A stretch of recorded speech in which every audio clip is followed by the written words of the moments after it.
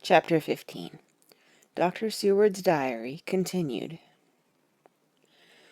For a while sheer anger mastered me. It was as if he had during her life struck Lucy on the face. I smote the table hard and rose up as I said to him, "Dr. Van Helsing, are you mad?" He raised his head and looked at me, and somehow the tenderness of his face calmed me at once. "Would I were," he said. "Madness were easy to bear compared with truth like this. Oh, my friend, why, think you, did I go so far round? Why take so long to tell you so simple a thing? Was it because I hate you and have hated you all my life? Was it because I wished to give you pain? Was it that I wanted, now so late, revenge for that time when you saved my life, and from a fearful death? Ah, no." "Forgive me," I said. He went on. "My friend, it was because I wished to be gentle in the breaking to you, for I know you have loved that so sweet lady. But even yet I do not expect you to believe. It is so hard to accept at once any abstract truth that we may doubt such to be possible when we have always believed the no of it. It is more hard still to accept so sad a concrete truth, and of such a one as Miss Lucy.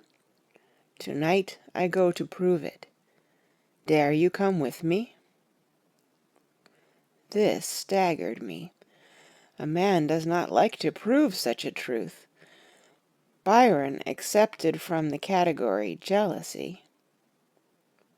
And prove the very truth he most abhorred. He saw my hesitation, and spoke. "The logic is simple, no madman's logic this time, jumping from tussock to tussock in a misty bog. If it be not true, then proof will be relief. At worst it will not harm. If it be true, ah, there is the dread, yet very dread should help my cause, for in it is some need of belief. Come, I tell you what I propose. First, that we go off now and see that child in the hospital. Dr. Vincent of the North Hospital, where the papers say the child is a friend of mine, and I think of yours, since you were in class at Amsterdam. He will let 2 scientists see his case, if he will not let 2 friends. We shall tell him nothing, but only that we wish to learn. And then—" "And then?" He took a key from his pocket and held it up. "And then we spend the night, you and I, in the churchyard where Lucy lies. This is the key that locked the tomb. I had it from the coffin man to give to Arthur." My heart sank within me, for I felt that there was some fearful ordeal before us. I could do nothing, however, so I plucked up what heart I could, and said that we had better hasten, as the afternoon was passing. We found the child awake. It had had a sleep and taken some food, and altogether was going on well. Dr. Vincent took the bandage from its throat and showed us the punctures. There was no mistaking the similarity to those which had been on Lucy's throat. They were smaller, and the edges looked fresher. That was all.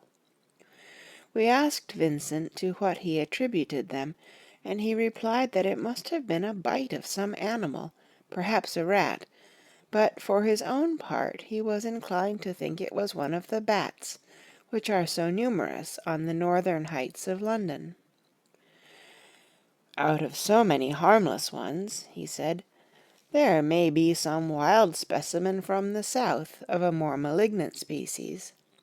Some sailor may have brought one home, and it managed to escape. or even from the zoological gardens a young one may have got loose, or one be bred there from a vampire. These things do occur, you know. Only 10 days ago a wolf got out, and was, I believe, traced up in this direction. For a week after, the children were playing nothing but Red Riding Hood on the heath, and in every alley in the place, until this Bloofer Lady scare came along, since when it has been quite a gala time with them. Even this poor little mite, when he woke up today, asked the nurse if he might go away. When she asked him why he wanted to go, he said he wanted to play with the Bloofer Lady. "I hope," said Van Helsing, "that when you are sending the child home, you will caution its parents to keep strict watch over it. These fancies to stray are most dangerous, and if the child were to remain out another night, it would probably be fatal. But in any case, I suppose you will not let it away for some days." "Certainly not. Not for a week at least. Longer if the wound is not healed."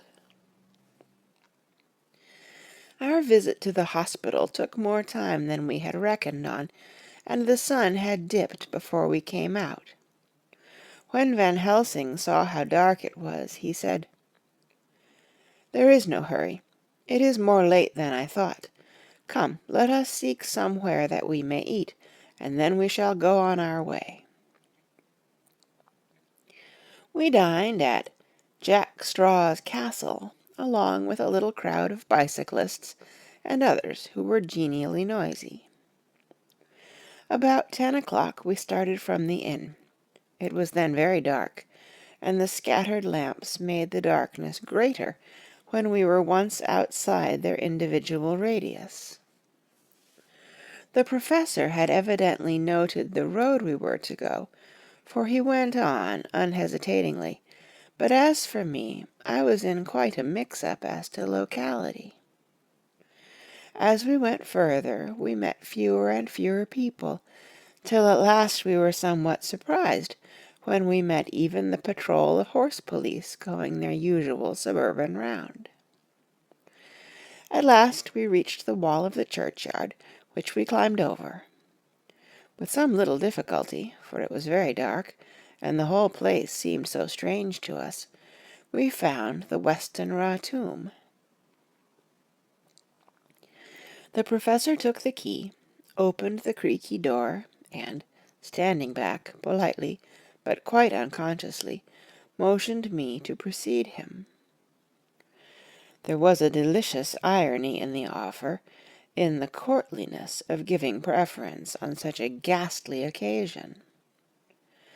My companion followed me quickly, and cautiously drew the door to, after carefully ascertaining that the lock was of falling, and not a spring one. In the latter case we should have been in a bad plight.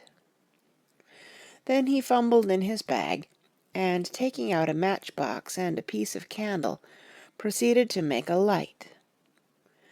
The tomb in the daytime, and when wreathed with fresh flowers, had looked grim and gruesome enough, but now, some days afterwards, when the flowers hung lank and dead, their whites turning to rust and their greens to browns, when the spider and the beetle had resumed their accustomed dominance, when time-discoloured stone, and dust-encrusted mortar, and rusty dank iron, and tarnished brass, and clouded silver plating gave back the feeble glimmer of a candle, the effect was more miserable and sordid than could have been imagined.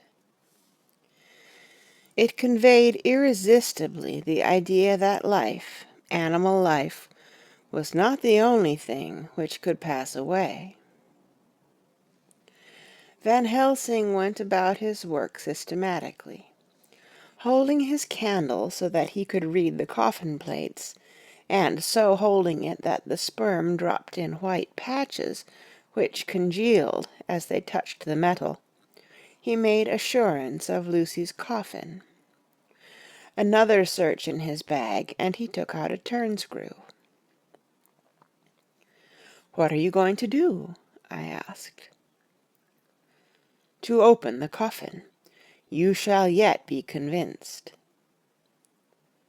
Straightway he began taking out the screws, and finally lifted off the lid, showing the casing of lead beneath.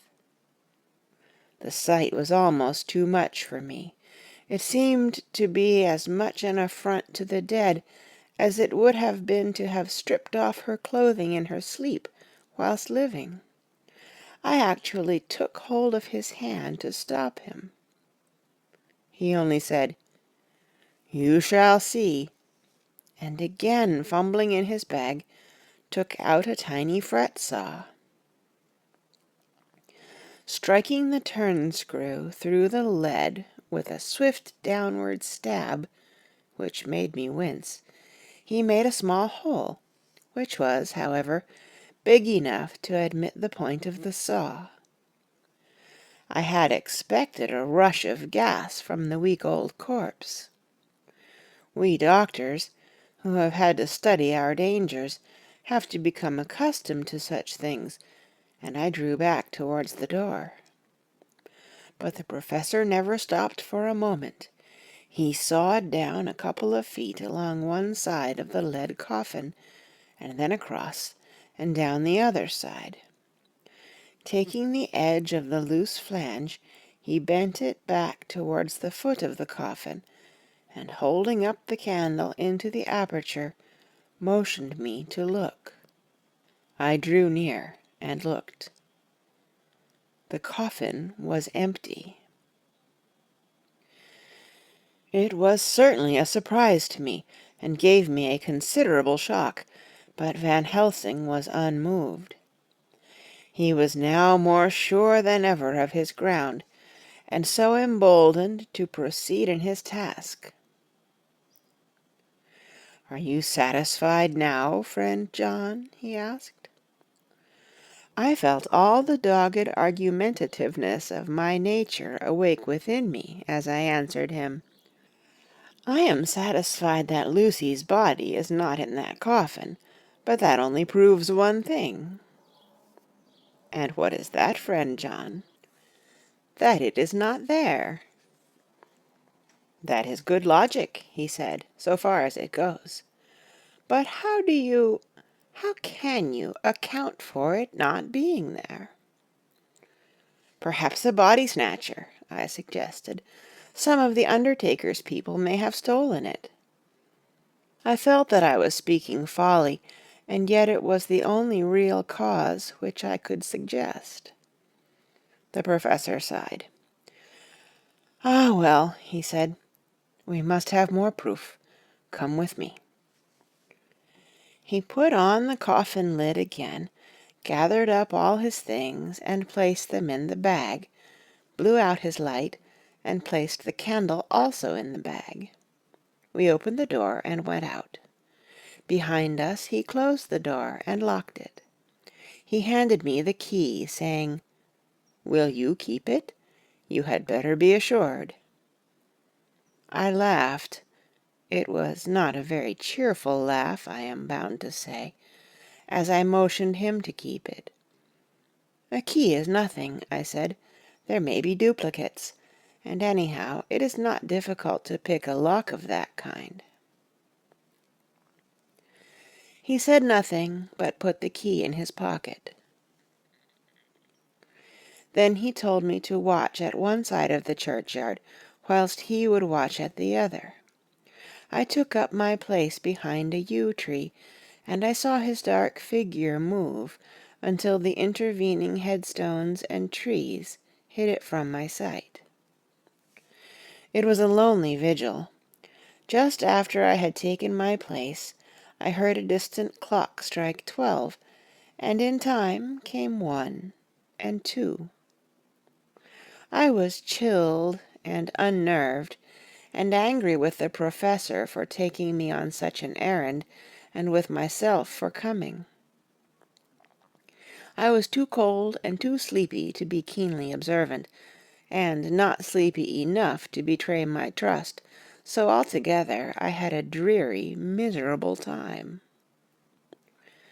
Suddenly, as I turned round, I thought I saw something like a white streak moving between two dark yew trees at the side of the churchyard farthest from the tomb. At the same time a dark mass moved from the professor's side of the ground, and hurriedly went towards it.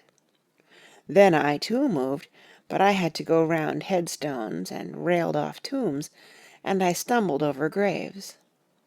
The sky was overcast, and somewhere far off an early cock crew. A little way off, beyond a line of scattered juniper trees, which marked the pathway to the church, a white, dim figure flitted in the direction of the tomb. The tomb itself was hidden by trees, and I could not see where the figure disappeared. I heard the rustle of actual movement where I had first seen the white figure, and, coming over, found the professor holding in his arms a tiny child. When he saw me, he held it out to me and said, "Are you satisfied now?" "No," I said, in a way that I felt was aggressive. "Do you not see the child?" "Yes, it is a child, but who brought it here? And is it wounded?" I asked. "We shall see," said the professor, and with one impulse we took our way out of the churchyard, he carrying the sleeping child. When we had got some little distance away, we went into a clump of trees, and struck a match, and looked at the child's throat. It was without a scratch or scar of any kind. "Was I right?" I asked triumphantly. "We were just in time," said the professor thankfully. We had now to decide what we were to do with the child, and so consulted about it. If we were to take it to a police station, we should have to give some account of our movements during the night. At least, we should have had to make some statement as to how we had come to find the child. So finally we decided that we would take it to the heath, and when we heard a policeman coming, we would leave it where he could not fail to find it. We would then seek our way home as quickly as we could. All fell out well. At the edge of Hampstead Heath, we heard a policeman's heavy tramp, and laying the child on the pathway, we waited and watched until he saw it as he flashed his lantern to and fro. We heard his exclamation of astonishment, and then we went away silently. By good chance we got a cab near the Spaniards, and drove to town. I cannot sleep, so I make this entry. But I must try to get a few hours' sleep, as Van Helsing is to call for me at noon. He insists that I shall go with him on another expedition. 27th of September. It was 2 o'clock before we found a suitable opportunity for our attempt. The funeral held at noon was all completed, and the last stragglers of the mourners had taken themselves lazily away, when, looking carefully from behind a clump of alder trees, we saw the sexton lock the gate after him. We knew then that we were safe till morning, did we desire it, but the professor told me that we should not want more than an hour at most. Again I felt that horrid sense of the reality of things, in which any effort of imagination seemed out of place, and I realized distinctly the perils of the law which we were incurring in our unhallowed work. Besides, I felt it was all so useless. Outrageous as it was to open a leaden coffin to see if a woman dead nearly a week were really dead, it now seemed the height of folly to open the tomb again, when we knew, from the evidence of our own eyesight, that the coffin was empty. I shrugged my shoulders, however, and rested silent, for Van Helsing had a way of going on his own road, no matter who remonstrated. He took the key, opened the vault, and again courteously motioned me to proceed.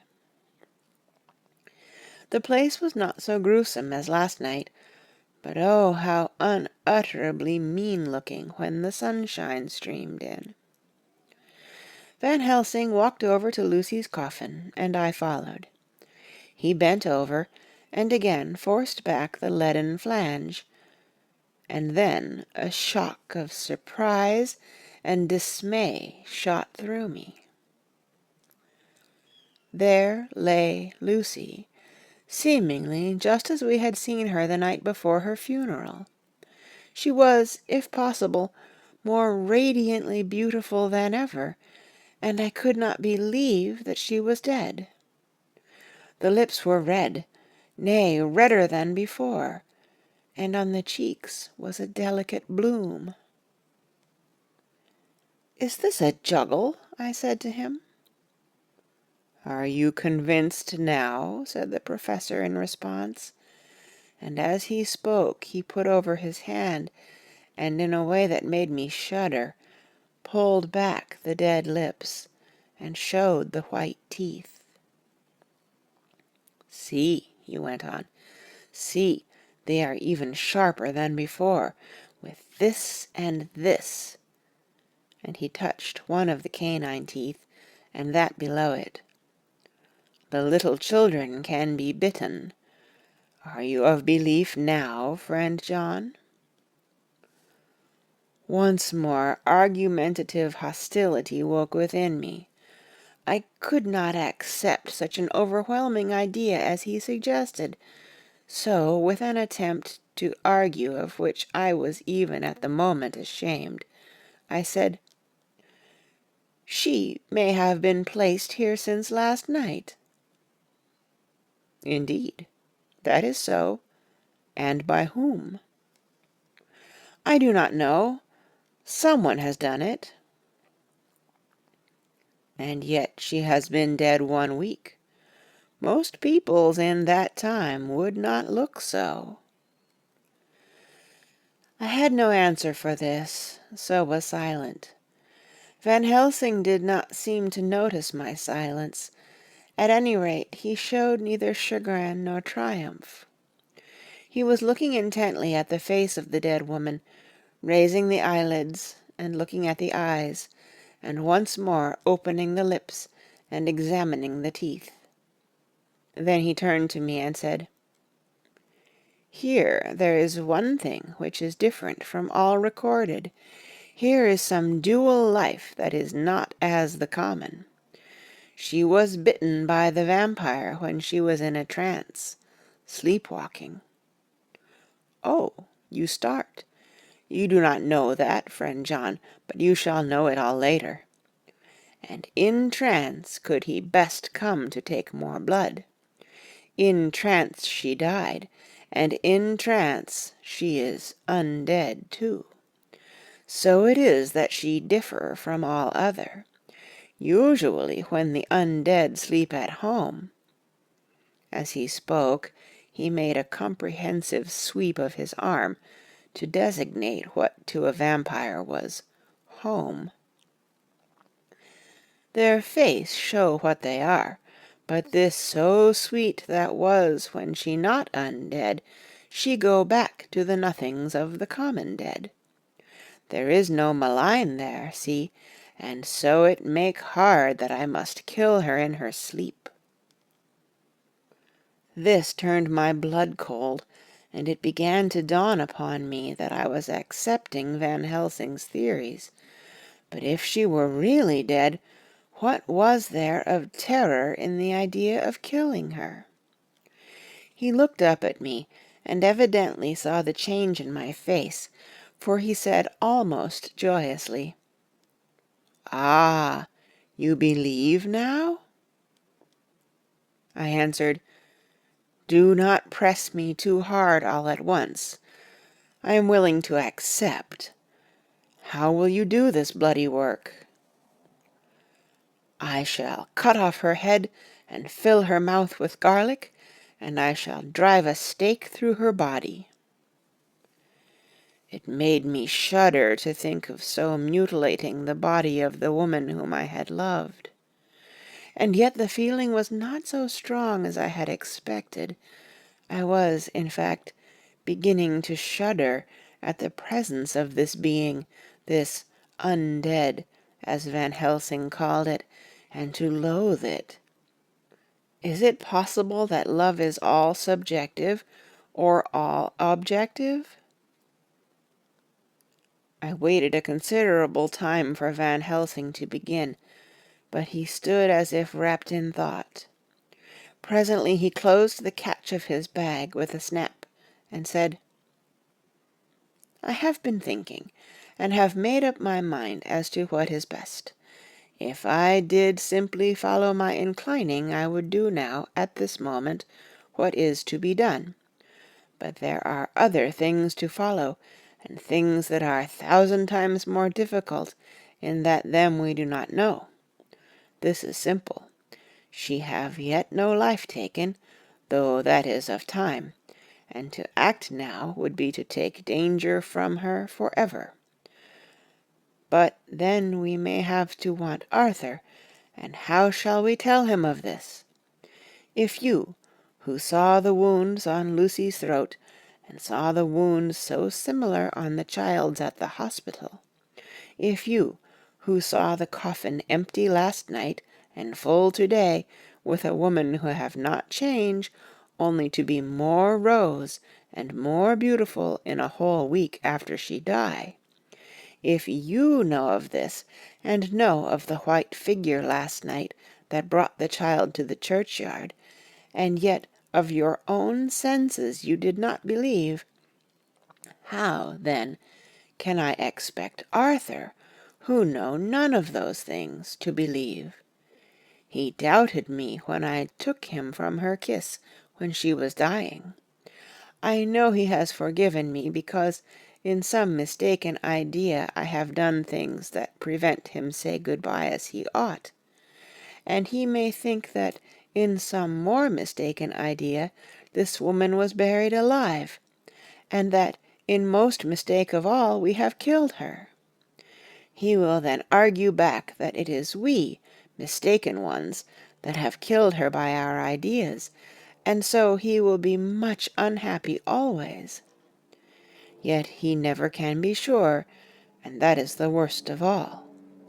And he will sometimes think that she he loved was buried alive, and that will paint his dreams with horrors of what she must have suffered, and again he will think that we may be right, and so his so beloved was, after all, an undead.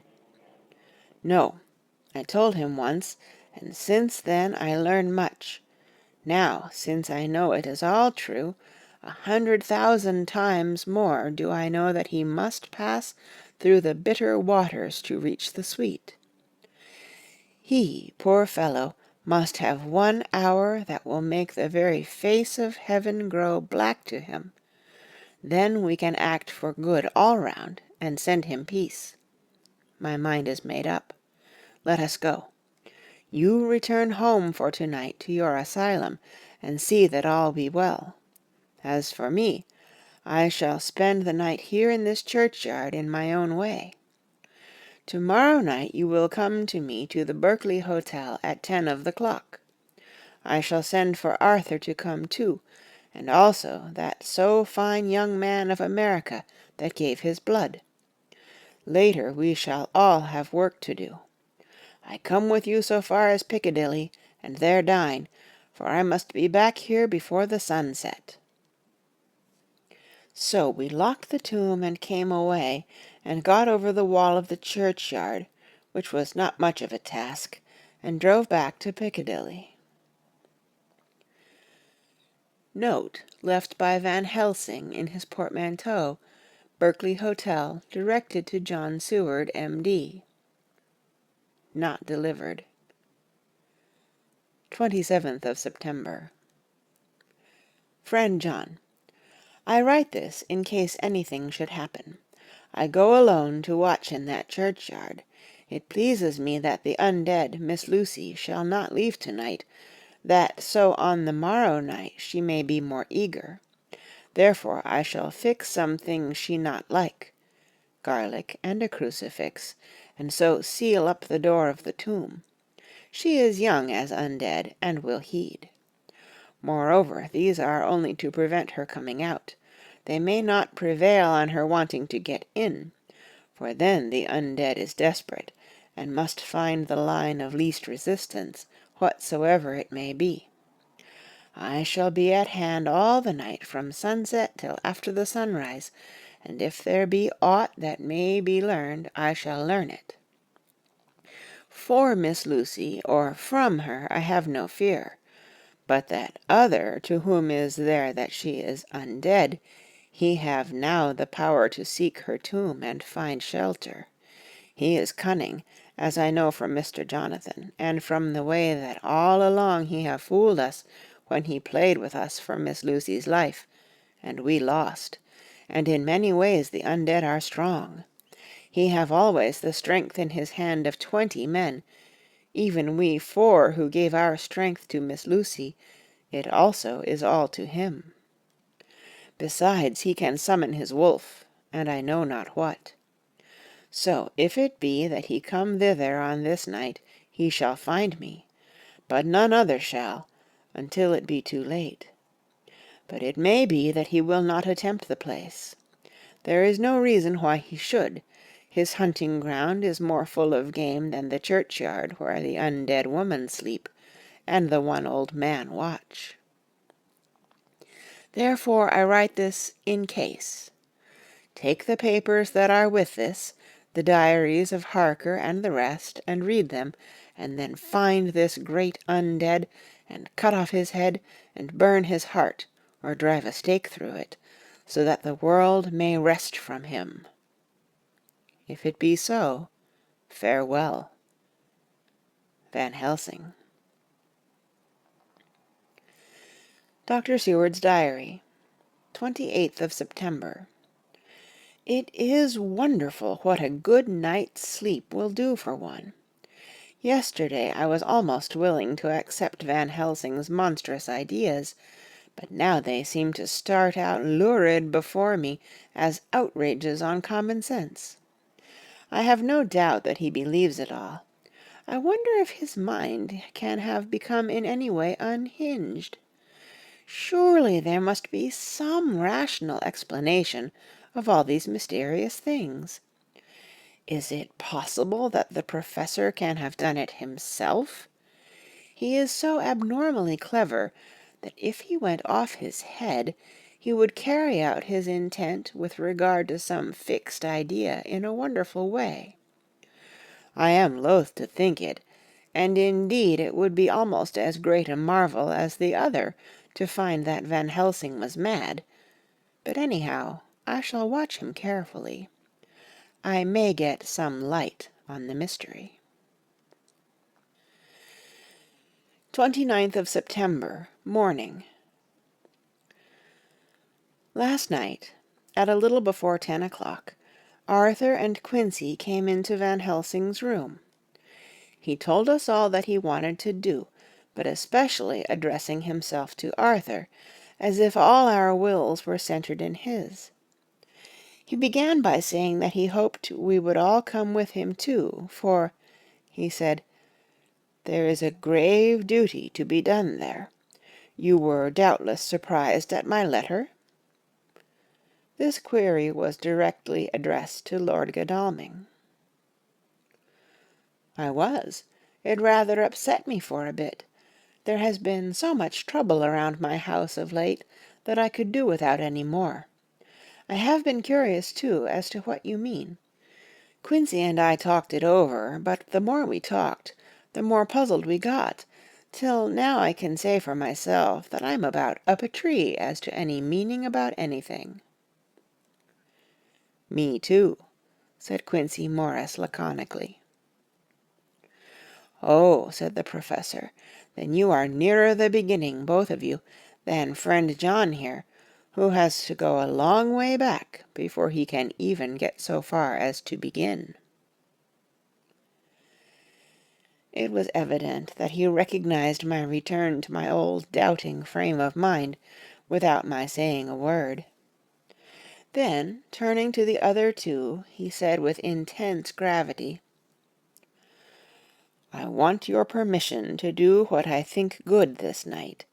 It is, I know, much to ask, and when you know what it is I propose to do, you will know, and only then, how much. Therefore, may I ask that you promise me in the dark, so that afterwards, though you may be angry with me for a time, I must not disguise from myself the possibility that such may be. You shall not blame yourselves for anything." "That's frank, anyhow," broke in Quincy. "I'll answer for the Professor. I don't quite see his drift, but I swear he's honest, and that's good enough for me." "I thank you, sir," said Van Helsing proudly. "I have done myself the honor of counting you one trusting friend, and such endorsement is dear to me." He held out a hand, which Quincy took.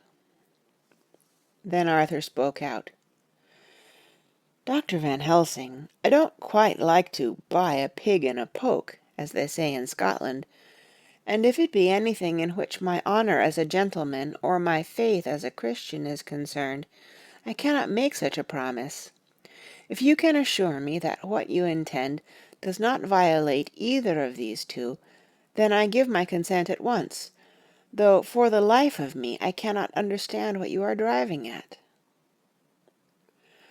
"I accept your limitation," said Van Helsing, "and all I ask of you is that if you feel it necessary to condemn any act of mine, you will first consider it well, and be satisfied that it does not violate your reservations."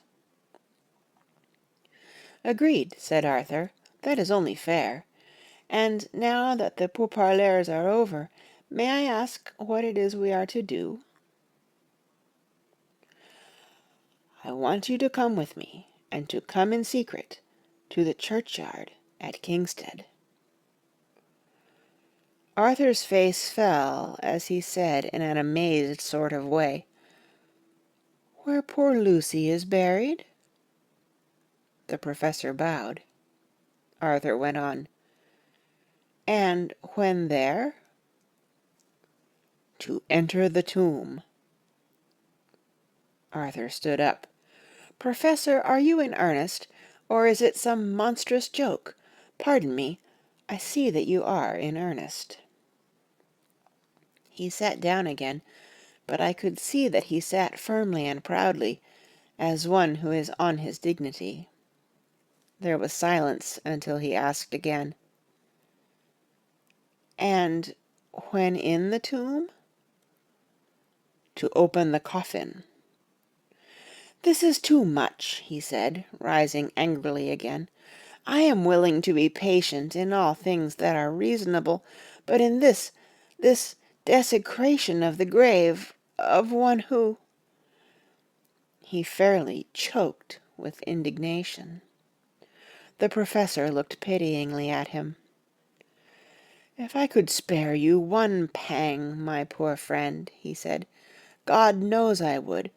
But this night our feet must tread in thorny paths, or later, and forever, the feet you love must walk in paths of flame." Arthur looked up with set white face and said, "Take care, sir, take care." "Would it not be well to hear what I have to say?" said Van Helsing, "and then you will at least know the limit of my purpose. Shall I go on?" "That's fair enough," broke in Morris. After a pause Van Helsing went on, evidently with an effort. "Miss Lucy is dead, is it not so? Yes, then there can be no wrong to her. But if she be not dead—" Arthur jumped to his feet. "Good God!" he cried. "What do you mean? Has there been any mistake? Has she been buried alive?" He groaned in anguish that not even hope could soften. "I did not say she was alive, my child. I did not think it. I go no further than to say that she might be undead." "Undead? Not alive? What do you mean? Is this all a nightmare, or what is it?" "There are mysteries which men can only guess at, which age by age they may solve only in part. Believe me, we are now on the verge of one, but I have not done. May I cut off the head of dead Miss Lucy?" "Heavens and earth, no!" cried Arthur, in a storm of passion. "Not for the wide world will I consent to any mutilation of her dead body.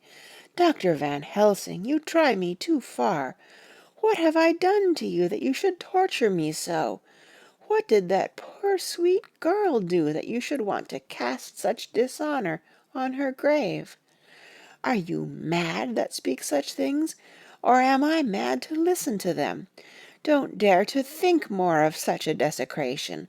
I shall not give my consent to anything you do. I have a duty to do in protecting her grave from outrage, and by God I shall do it." Van Helsing rose up from where he had all the time been seated, and said, gravely and sternly, "My Lord Godalming, I too have a duty to do, a duty to others, a duty to you, a duty to the dead, and by God I shall do it.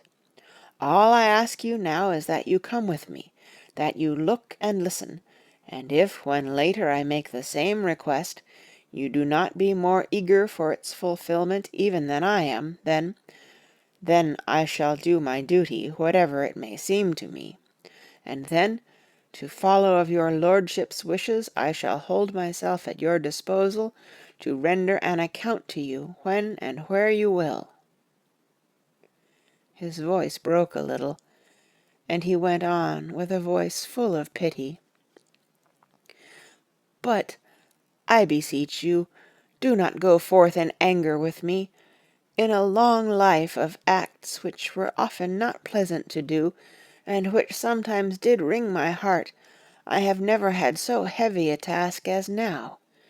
Believe me that if the time comes for you to change your mind towards me, one look from you will wipe away all this so sad hour, for I would do what a man can to save you from sorrow. Just think, for why should I give myself so much of labor and so much of sorrow? I have come here from my own land to do what I can of good, at the first to please my friend John, and then to help a sweet young lady, whom, too, I came to love. For her, I am ashamed to say so much, but I say it in kindness, I gave what you gave, the blood of my veins. I gave it, I, who was not like you her lover, but only her physician and her friend. I gave to her my nights and days, before death, after death. And if my death can do her good even now, when she is the dead undead, she shall have it freely." He said this with a very grave, sweet pride, and Arthur was much affected by it.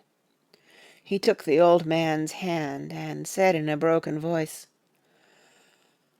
"Oh, it is hard to think of it, and I cannot understand, but at least I shall go with you, and wait." End of chapter 15. Chapter 16. Dr. Seward's Diary, continued. It was just a quarter before 12 o'clock when we got into the churchyard over the low wall. The night was dark, with occasional gleams of moonlight between the rents of the heavy clouds that scudded across the sky. We all kept somehow close together, with Van Helsing slightly in front as he led the way. When we had come close to the tomb, I looked well at Arthur, for I feared that the proximity to a place laden with so sorrowful a memory would upset him, but he bore himself well. I took it that the very mystery of the proceeding was in some way a counteractant to his grief. The professor unlocked the door, and seeing a natural hesitation amongst us for various reasons, solved the difficulty by entering first himself. The rest of us followed, and he closed the door. He then lit a dark lantern and pointed to the coffin. Arthur stepped forward hesitatingly. Van Helsing said to me, "You were with me here yesterday.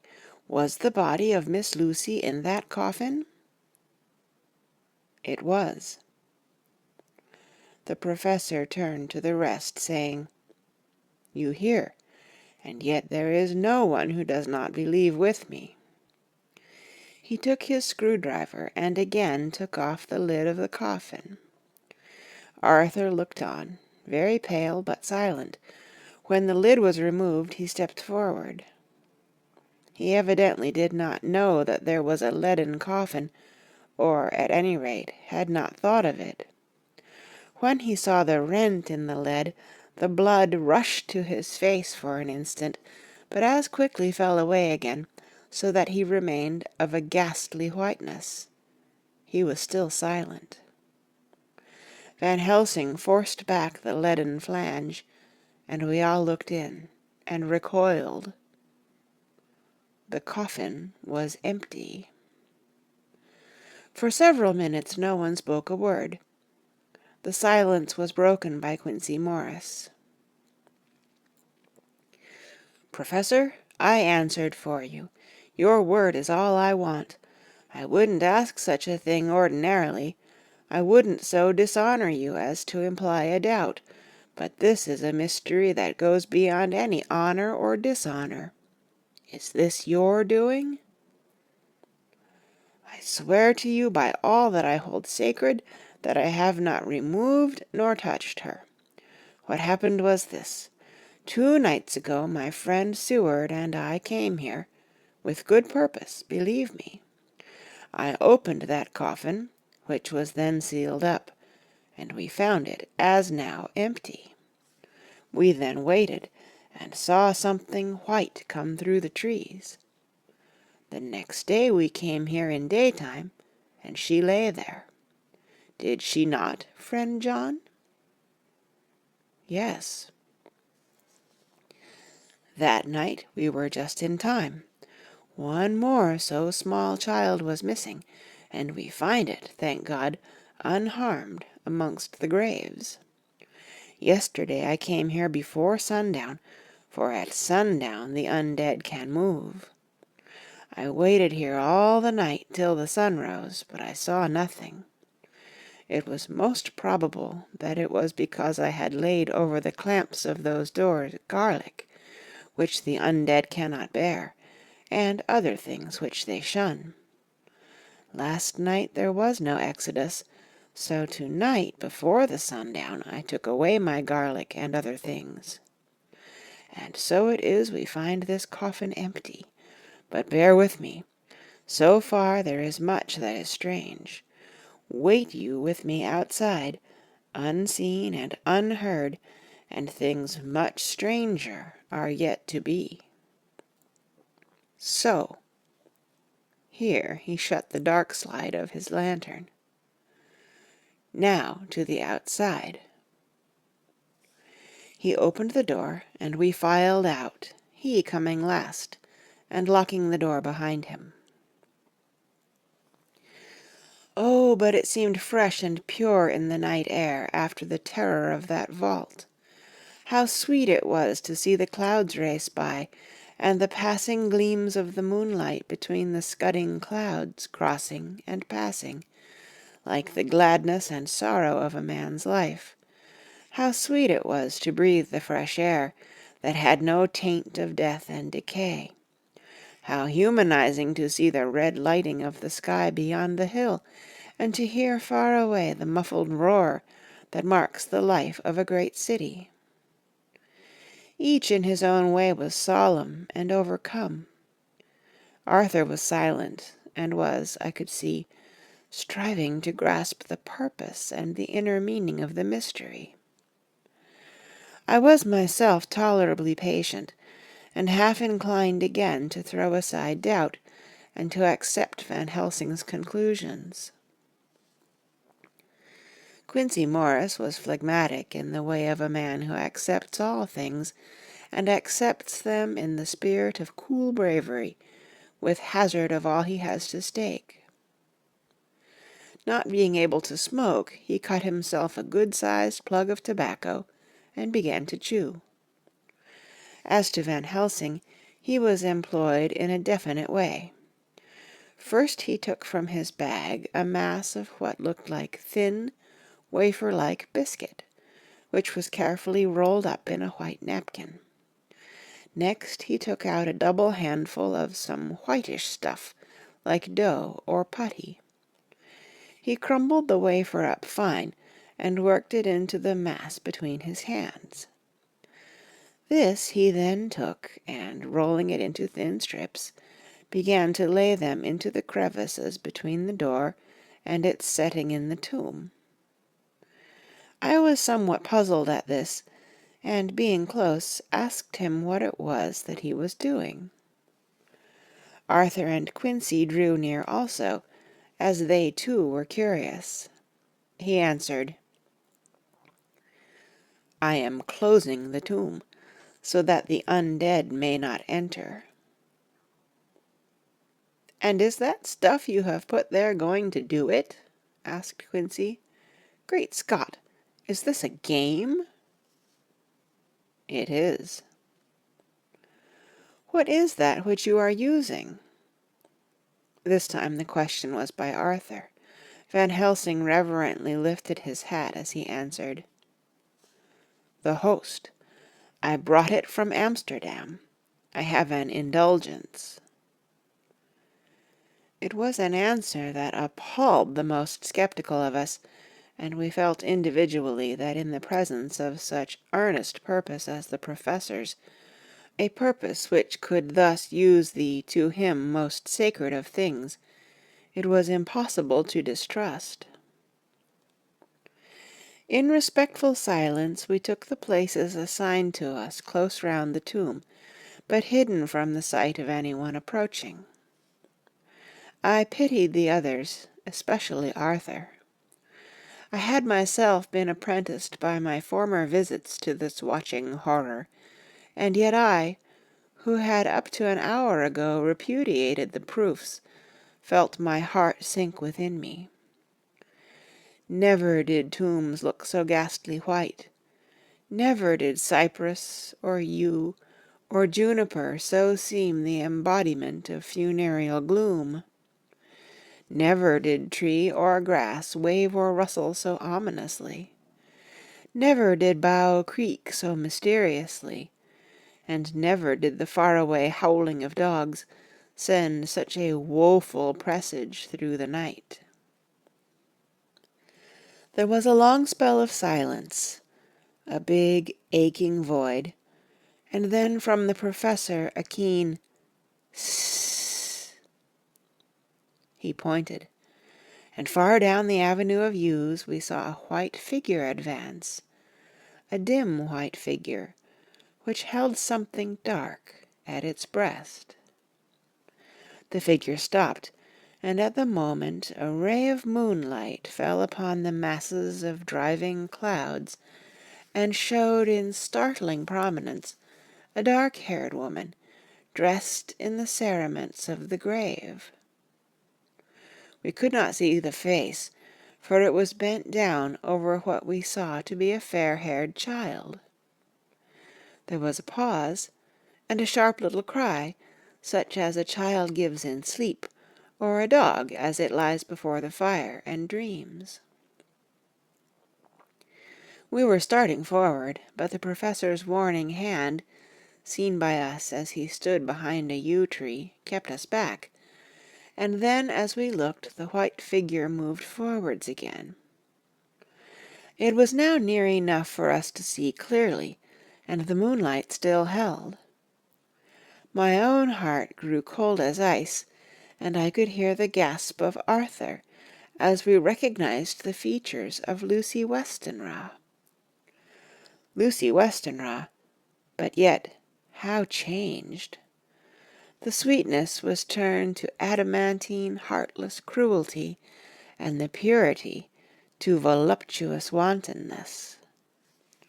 Van Helsing stepped out, and, obedient to his gesture, we all advanced too, the four of us ranged in a line before the door of the tomb. Van Helsing raised his lantern and drew the slide. By the concentrated light that fell on Lucy's face, we could see that the lips were crimson with fresh blood, and that the stream had trickled over her chin and stained the purity of her lawn death-robe. We shuddered with horror. I could see by the tremulous light that even Van Helsing's iron nerve had failed. Arthur was next to me, and if I had not seized his arm and held him up, he would have fallen. When Lucy, I call the thing that was before us Lucy because it bore her shape, saw us, she drew back with an angry snarl, such as a cat gives when taken unawares. Then her eyes ranged over us. Lucy's eyes in form and colour, but Lucy's eyes unclean and full of hell-fire instead of the pure, gentle orbs that we knew. At that moment the remnant of my love passed into hate and loathing. Had she then to be killed, I could have done it with savage delight. As she looked, her eyes blazed with unholy light, and the face became wreathed with a voluptuous smile. Oh God, how it made me shudder to see it! With a careless motion, she flung to the ground, callous as a devil, the child that up to now she had clutched strenuously to her breast, growling over it as a dog growls over a bone. The child gave a sharp cry and lay there moaning. There was a cold-bloodedness in the act which wrung a groan from Arthur. When she advanced to him with outstretched arms and a wanton smile, he fell back and hid his face in his hands. She still advanced, however, and with a languorous, voluptuous grace said, "Come to me, Arthur. Leave these others and come to me. My arms are hungry for you. Come, and we can rest together. Come, my husband, come." There was something diabolically sweet in her tones, something of the tingling of glass when struck, which rang through the brains even of us who heard the words addressed to another. As for Arthur, he seemed under a spell. Moving his hands from his face, he opened wide his arms. She was leaping for them, when Van Helsing sprang forward and held between them his little golden crucifix. She recoiled from it, and, with a suddenly distorted face, full of rage, dashed past him as if to enter the tomb. When within a foot or two of the door, however, she stopped, as if arrested by some irresistible force. Then she turned, and her face was shown in the clear burst of moonlight and by the lamp, which had now no quiver from Van Helsing's iron nerves. Never did I see such baffled malice on a face, and never, I trust, shall such ever be seen again by mortal eyes. The beautiful colour became livid, the eyes seemed to throw out sparks of hellfire, the brows were wrinkled, as though the folds of the flesh were the coils of Medusa's snakes, and the lovely blood-stained mouth grew to an open square, as in the passion masks of the Greeks and Japanese. If ever a face meant death, if looks could kill, we saw it at that moment. And so, for full half a minute, which seemed an eternity, she remained between the lifted crucifix and the sacred closing of her means of entry. Van Helsing broke the silence by asking Arthur, "Answer me, O my friend, am I to proceed in my work?" Arthur threw himself on his knees and hid his face in his hands as he answered, "Do as you will, friend, do as you will. There can be no horror like this ever any more." And he groaned in spirit. Quincey and I simultaneously moved towards him and took his arms. We could hear the click of the closing lantern as Van Helsing held it down. Coming close to the tomb, he began to remove from the chinks some of the sacred emblem which he had placed there. We all looked on in horrified amazement as we saw, when he stood back, the woman, with a corporeal body as real at that moment as our own, pass in through the interstice where scarce a knife blade could have gone. We all felt a glad sense of relief when we saw the professor calmly restoring the strings of putty to the edges of the door. When this was done, he lifted the child and said, "Come now, my friends, we can do no more till tomorrow. There is a funeral at noon, so here we shall all come before long after that. The friends of the dead will all be gone by 2, and when the sexton lock the gate, we shall remain. Then there is more to do, but not like this of tonight. As for this little one, he is not much harm, and by tomorrow night he shall be well. We shall leave him where the police will find him, as on the other night, and then to home." Coming close to Arthur, he said, "My friend Arthur, you have had a sore trial, but after, when you look back, you will see how it was necessary. You are now in the bitter waters, my child. By this time tomorrow you will, please God, have passed them, and have drunk of the sweet waters, so do not mourn overmuch. Till then I shall not ask you to forgive me." Arthur and Quincey came home with me, and we tried to cheer each other on the way. We had left the child in safety, and were tired, so we all slept with more or less reality of sleep. 29th of September, night. A little before 12 o'clock we three, Arthur, Quincey Morris, and myself, called for the professor. It was odd to notice that by common consent we had all put on black clothes. Of course Arthur wore black, for he was in deep mourning, but the rest of us wore it by instinct. We got to the churchyard by 1:30 and strolled about, keeping out of official observation, so that when the grave-diggers had completed their task, and the sexton, under the belief that everyone had gone, had locked the gate, we had the place all to ourselves. Van Helsing, instead of his little black bag, had with him a long leather one, something like a cricketing bag. It was manifestly of fair weight.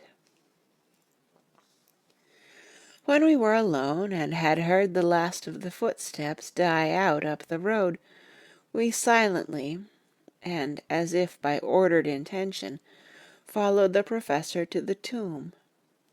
He unlocked the door, and we entered, closing it behind us. Then he took from his bag the lantern, which he lit, and also 2 wax candles, which, when lighted, he stuck, by melting their own ends, on other coffins, so that they might give light sufficient to work by. When he again lifted the lid off Lucy's coffin, we all looked, Arthur trembling like an aspen, and saw that the body lay there in all its death beauty. But there was no love in my own heart, nothing but loathing for the foul thing which had taken Lucy's shape without her soul. I could see even Arthur's face grow hard as he looked. Presently he said to Van Helsing, "Is this really Lucy's body, or only a demon in her shape?" "It is her body, and yet not it. But wait a while, and you all see her as she was, and is." She seemed like a nightmare of Lucy as she lay there, the pointed teeth, the blood-stained, voluptuous mouth, which it made one shudder to see, the whole carnal and unspiritual appearance seeming like a devilish mockery of Lucy's sweet purity. Van Helsing, with his usual methodicalness, began taking the various contents from his bag and placing them ready for use. First he took out a soldering iron and some plumbing solder, and then a small oil lamp, which gave out, when lit in a corner of the tomb, gas which burned at fierce heat with a blue flame. Then his operating knives, which he placed to hand, and last a round wooden stake, some 2½ or 3 inches thick, and about 3 feet long. One end of it was hardened by charring it in the fire, and was sharpened to a fine point. With this stake came a heavy hammer, such as in households is used in the coal cellar for breaking the lumps. To me, a doctor's preparations for work of any kind are stimulating and bracing, but the effect of these things on both Arthur and Quincy was to cause them a sort of consternation. They both, however, kept their courage, and remained silent and quiet. When all was ready, Van Helsing said, "Before we do anything, let me tell you this. It is out of the lore and experience of the ancients, and of all those who have studied the powers of the undead. When they become such, there comes with the change the curse of immortality. They cannot die, but must go on age after age, adding new victims and multiplying the evils of the world. For all that die from the preying of the undead become themselves undead, and prey on their kind. And so the circle goes on ever widening, like as the ripples from a stone thrown in the water. Friend Arthur, if you had met that kiss which you know of before poor Lucy die, or again, last night when you open your arms to her, you would in time, when you had died, have become Nosferatu, as they call it in Eastern Europe, and would all time make more of those undeads that so have filled us with horror. The career of this so unhappy dear lady is but just begun. Those children whose blood she suck are not as yet so much the worse, but if she live on, undead, more and more they lose their blood, and by her power over them they come to her, and so she draw their blood with that so wicked mouth. But if she die in truth, then all cease. The tiny wounds of the throats disappear, and they go back to their plays, unknowing ever of what has been. But of the most blessed of all, when this now undead be made to rest as true dead, then the soul of the poor lady whom we love shall again be free. Instead of working wickedness by night, and growing more debased in the assimilating of it by day, she shall take her place with the other angels. So that, my friend, it will be a blessed hand for her that shall strike the blow that sets her free. To this I am willing, but is there none amongst us who has a better right? Will it be no joy to think of hereafter in the silence of the night when sleep is not? It was my hand that sent her to the stars. It was the hand of him that loved her best, the hand that of all she would herself have chosen, had it been to her to choose. Tell me if there be such a one amongst us. We all looked at Arthur. He saw, too, what we all did, the infinite kindness which suggested that his should be the hand which would restore Lucy to us as a holy, and not an unholy, memory. He stepped forward and said bravely, though his hand trembled, and his face was as pale as snow, "My true friend, from the bottom of my broken heart I thank you. Tell me what I am to do, and I shall not falter." Van Helsing laid a hand on his shoulder and said, "Brave lad, a moment's courage, and it is done. This stake must be driven through her. It will be a fearful ordeal. Be not deceived in that. But it will be only a short time, and you will then rejoice more than your pain was great. From this grim tomb you will emerge as though you tread on air. But you must not falter when once you have begun. Only think that we, your true friends, are round you, and that we pray for you all the time." "Go on," said Arthur hoarsely. "Tell me what I am to do." "Take this stake in your left hand, ready to place the point over the heart, and the hammer in your right. Then, when we begin our prayer for the dead, I shall read him, I have here the book, and the others shall follow. Strike in God's name, so that all may be well with the dead that we love, and that the undead pass away."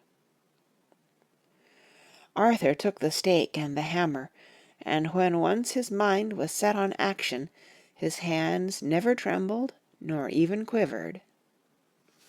Van Helsing opened his missal and began to read, and Quincey and I followed as well as we could. Arthur placed the point over the heart, and as I looked I could see its dint in the white flesh. Then he struck with all his might. The thing in the coffin writhed, and a hideous blood-curdling screech came from the opened red lips. The body shook and quivered and twisted in wild contortions. The sharp white teeth champed together till the lips were cut, and the mouth was smeared with a crimson foam. But Arthur never faltered. He looked like a figure of Thor, as his untrembling arm rose and fell, driving deeper and deeper the mercy-bearing stake, whilst the blood from the pierced heart welled and spurted up around it. His face was set, and high duty seemed to shine through it. The sight of it gave us courage, so that our voices seemed to ring through the little vault. And then the writhing and quivering of the body became less, and the teeth seemed to champ, and the face to quiver. Finally it lay still. The terrible task was over. The hammer fell from Arthur's hand. He reeled and would have fallen had we not caught him.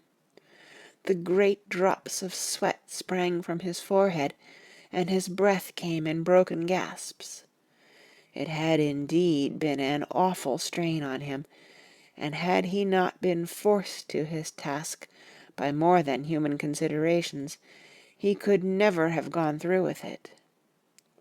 For a few minutes we were so taken up with him that we did not look towards the coffin. When we did, however, a murmur of startled surprise ran from one to the other of us. We gazed so eagerly that Arthur rose, for he had been seated on the ground, and came and looked too, and then a glad, strange light broke over his face, and dispelled altogether the gloom of horror that lay upon it. There, in the coffin, lay no longer the foul thing that we had so dreaded and grown to hate, that the work of her destruction was yielded as a privilege to the one best entitled to it, but Lucy, as we had seen her in her life, with her face of unequalled sweetness and purity. True that there were there, as we had seen them in life, the traces of care and pain and waste, but these were all dear to us, for they marked her truth to what we knew. One and all we felt that the holy calm that lay like sunshine over the wasted face and form was only an earthly token and symbol of the calm that was to reign forever. Van Helsing came and laid his hand on Arthur's shoulder and said to him, "And now, Arthur, my friend, dear lad, am I not forgiven?" The reaction of the terrible strain came as he took the old man's hand in his, and raising it to his lips, pressed it, and said, "Forgiven? God bless you, that you have given my dear one her soul again, and me peace." He put his hands on the professor's shoulder, and laying his head on his breast, cried for a while silently, whilst we stood unmoving.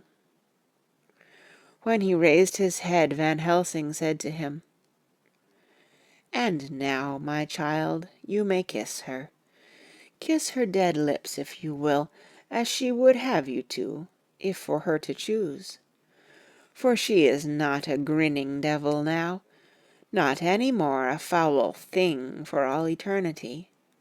No longer is she the devil's undead. She is God's true dead, whose soul is with him."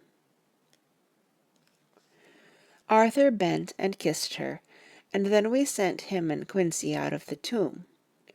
The professor and I sawed the top off the stake, leaving the point of it in the body.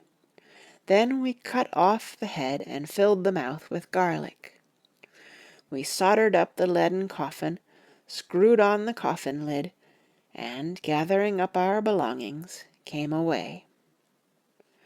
When the professor locked the door, he gave the key to Arthur. Outside the air was sweet, the sun shone, and the birds sang, and it seemed as if all nature were tuned to a different pitch. There was gladness and mirth and peace everywhere, for we were at rest ourselves on one account, and we were glad, though it was with a tempered joy.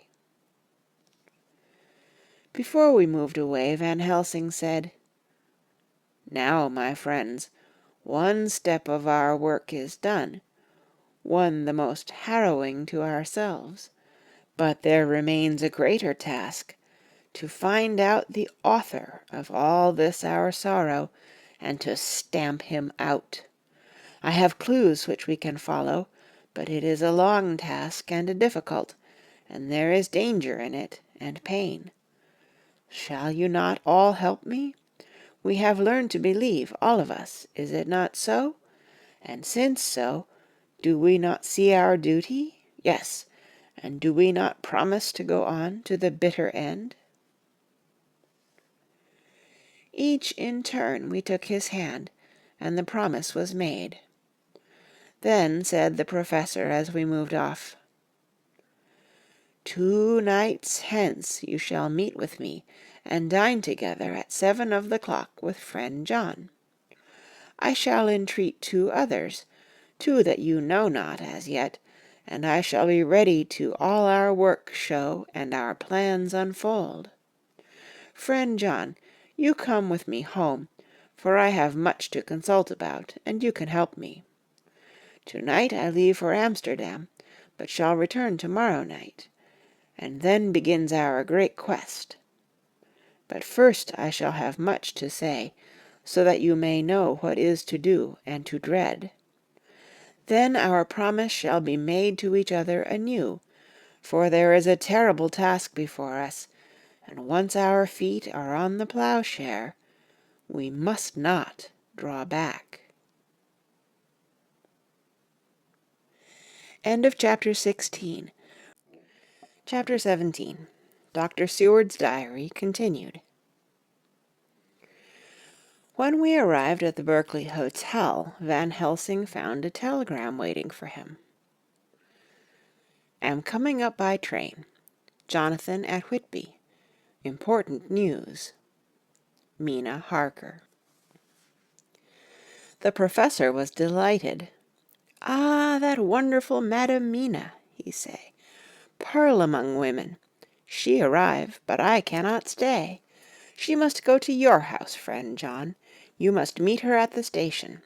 Telegraph her en route, so that she may be prepared." When the wire was despatched, he had a cup of tea. Over it he told me of a diary kept by Jonathan Harker when abroad, and gave me a typewritten copy of it, as also of Mrs. Harker's diary at Whitby. "Take these," he said, "and study them well. When I have returned, you will be master of all the facts, and we can then better enter on our inquisition. Keep them safe, for there is in them much of treasure. You will need all your faith, even you who have had such an experience as that of to-day. What is here told," he laid his hand heavily and gravely on the packet of papers as he spoke, "may be the beginning of the end to you and me and many another, or it may sound the knell of the undead who walk the earth.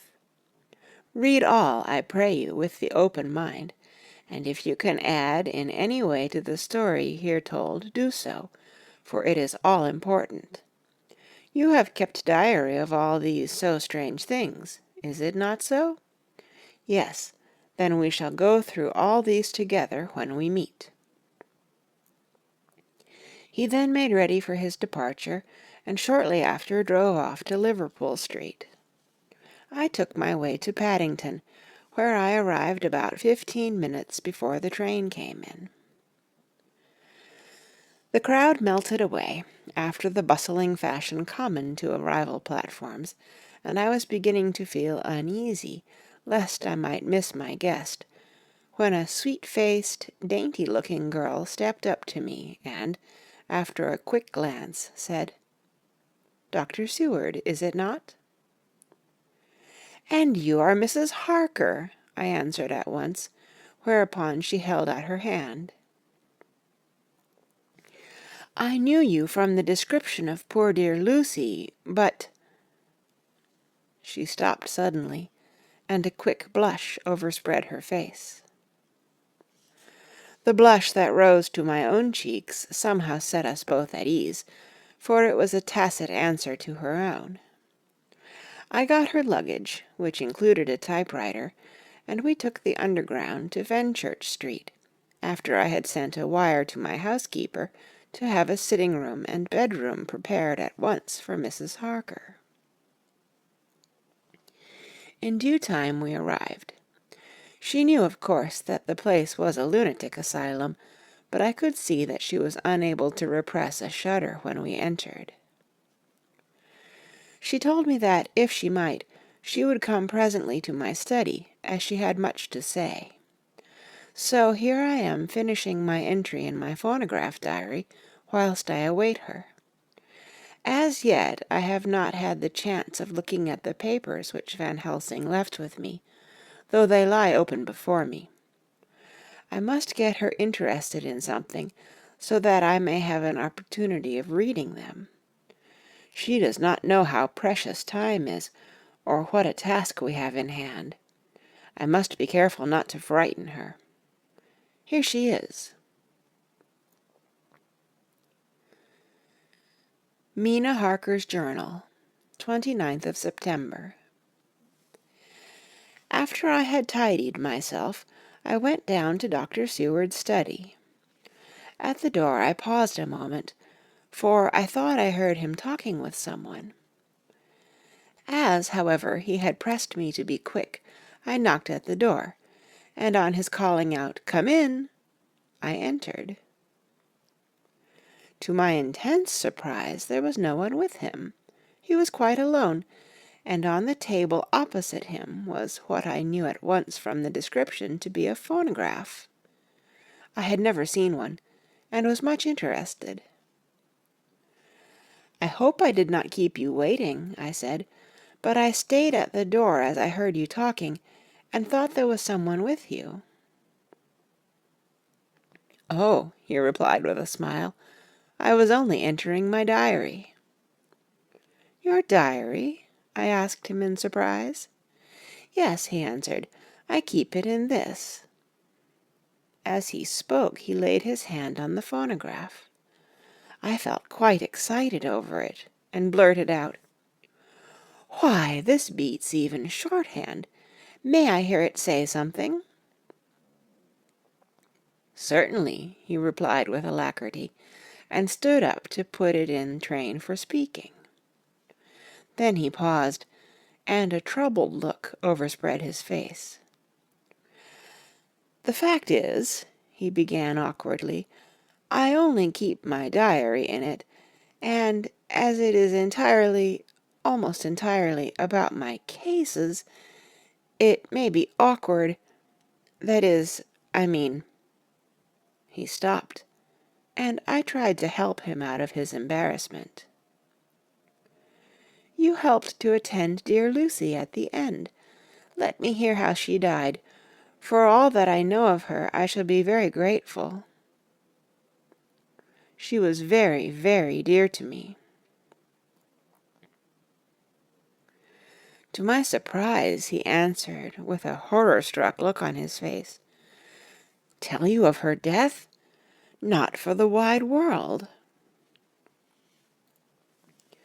"Why not?" I asked, for some grave, terrible feeling was coming over me. Again he paused, and I could see that he was trying to invent an excuse. At length he stammered out, "You see, I do not know how to pick out any particular part of the diary." Even while he was speaking, an idea dawned upon him, and he said with unconscious simplicity, in a different voice, and with the naivete of a child, "That's quite true, upon my honor. Honest Indian." I could not but smile, at which he grimaced. "I gave myself away that time," he said, "but do you know that, although I have kept the diary for months past, it never once struck me how I was going to find any particular part of it, in case I wanted to look it up." By this time my mind was made up that the diary of a doctor who attended Lucy might have something to add to the sum of our knowledge of that terrible being, and I said boldly, "Then, Dr. Seward, you had better let me copy it out for you on my typewriter." He grew to a positively deathly pallor as he said, "No, no, no! For all the world I wouldn't let you know that terrible story." Then it was terrible. My intuition was right.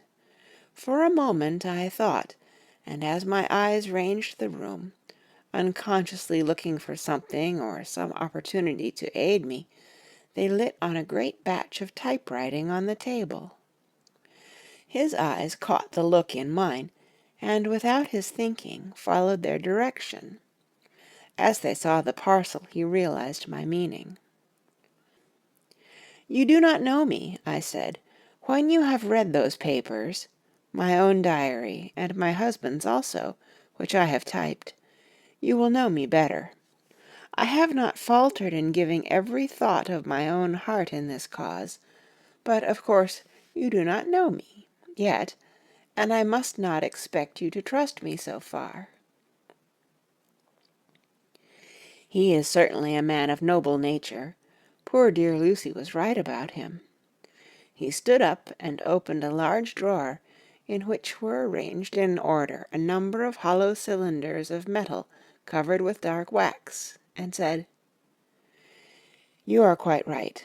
I did not trust you because I did not know you, but I know you now, and let me say that I should have known you long ago. I know that Lucy told you of me. She told me of you, too. May I make the only atonement in my power? Take the cylinders and hear them. The first half-dozen of them are personal to me, and they will not horrify you. Then you will know me better. Dinner will by then be ready. In the meantime, I shall read over some of these documents, and shall be better able to understand certain things." He carried the phonograph himself up to my sitting-room and adjusted it for me. Now I shall learn something pleasant, I am sure, for it will tell me the other side of a true love episode, of which I know one side already. Dr. Seward's Diary, 29th of September. I was so absorbed in that wonderful diary of Jonathan Harker and that other of his wife that I let the time run on without thinking. Mrs. Harker was not down when the maid came to announce dinner, so I said, "She is possibly tired. Let dinner wait an hour." And I went on with my work. I had just finished Mrs. Harker's diary when she came in. She looked sweetly pretty, but very sad, and her eyes were flushed with crying. This somehow moved me much. Of late I have had cause for tears, God knows, but the relief of them was denied me, and now the sight of those sweet eyes, brightened with recent tears, went straight to my heart. So I said, as gently as I could, "I greatly fear I have distressed you." "Oh no, not distressed me," she replied, "but I have been more touched than I can say by your grief. That is a wonderful machine, but it is cruelly true. It told me in its very tones the anguish of your heart. It was like a soul crying out to Almighty God. No one must hear them spoken ever again. See, I have tried to be useful. I have copied out the words on my typewriter, and none other need now hear your heart beat as I did." "No one need ever know, shall ever know," I said in a low voice. She laid her hand on mine and said very gravely, "Ah, but they must." "Must?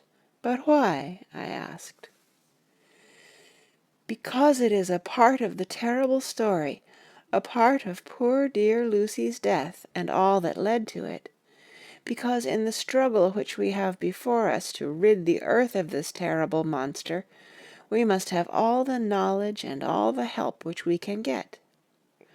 I think that the cylinders which you gave me contained more than you intended me to know, but I can see that there are in your record many lights to this dark mystery. You will let me help, will you not? I know all up to a certain point, and I see already, though your diary only took me to the 7th of September, how poor Lucy was beset, and how her terrible doom was being wrought out. Jonathan and I have been working day and night since Professor Van Helsing saw us. He has gone to Whitby to get more information, and he will be here tomorrow to help us. We need have no secrets amongst us. Working together, and with absolute trust, We can surely be stronger than if some of us were in the dark." She looked at me so appealingly, and at the same time manifested such courage and resolution in her bearing, that I gave in at once to her wishes. "You shall," I said, "do as you like in the matter. God forgive me if I do wrong. There are terrible things yet to learn of, but if you have so far travelled on the road to poor Lucy's death, you will not be content, I know, to remain in the dark. Nay, the end, the very end, may give you a gleam of peace. Come, there is dinner. We must keep one another strong for what is before us. We have a cruel and dreadful task. When you have eaten, you shall learn the rest, and I shall answer any questions you ask, if there be anything which you do not understand, though it was apparent to us who were present." Mina Harker's Journal, 29th of September. After dinner I came with Dr. Seward to his study. He brought back the phonograph from my room, and I took my typewriter. He placed me in a comfortable chair, and arranged the phonograph so that I could touch it without getting up, and showed me how to stop it in case I should want to pause. Then he very thoughtfully took a chair, with his back to me, so that I might be as free as possible, and began to read. I put the forked metal to my ears and listened. When the terrible story of Lucy's death, and all that followed, was done, I lay back in my chair powerless.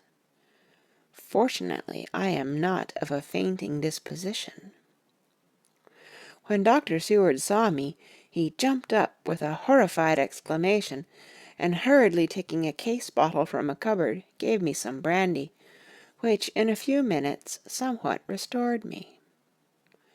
My brain was all in a whirl, and only that there came through all the multitude of horrors the holy ray of light that my dear, dear Lucy was at last at peace, I do not think I could have borne it without making a scene. It is all so wild and mysterious and strange that if I had not known Jonathan's experience in Transylvania, I could not have believed. As it was, I didn't know what to believe, and so got out of my difficulty by attending to something else. I took the cover off my typewriter and said to Dr. Seward, "Let me write this all out now. We must be ready for Dr. Van Helsing when he comes.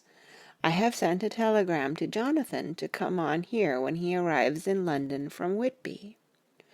In this matter, dates are everything, and I think that if we get all our material ready, and have every item put in chronological order, we shall have done much. You tell me that Lord Godalming and Mr. Morris are coming too. Let us be able to tell him when they come." He accordingly set the phonograph at a slow pace, and I began to typewrite from the beginning of the 7th cylinder. I used manifold, and so took 3 copies of the diary, just as I had done with all the rest. It was late when I got through, but Dr. Seward went about his work of going his round of the patients. When he had finished, he came back and sat near me, reading, so that I did not feel too lonely whilst I worked. How good and thoughtful he is! The world seems full of good men, even if there are monsters in it.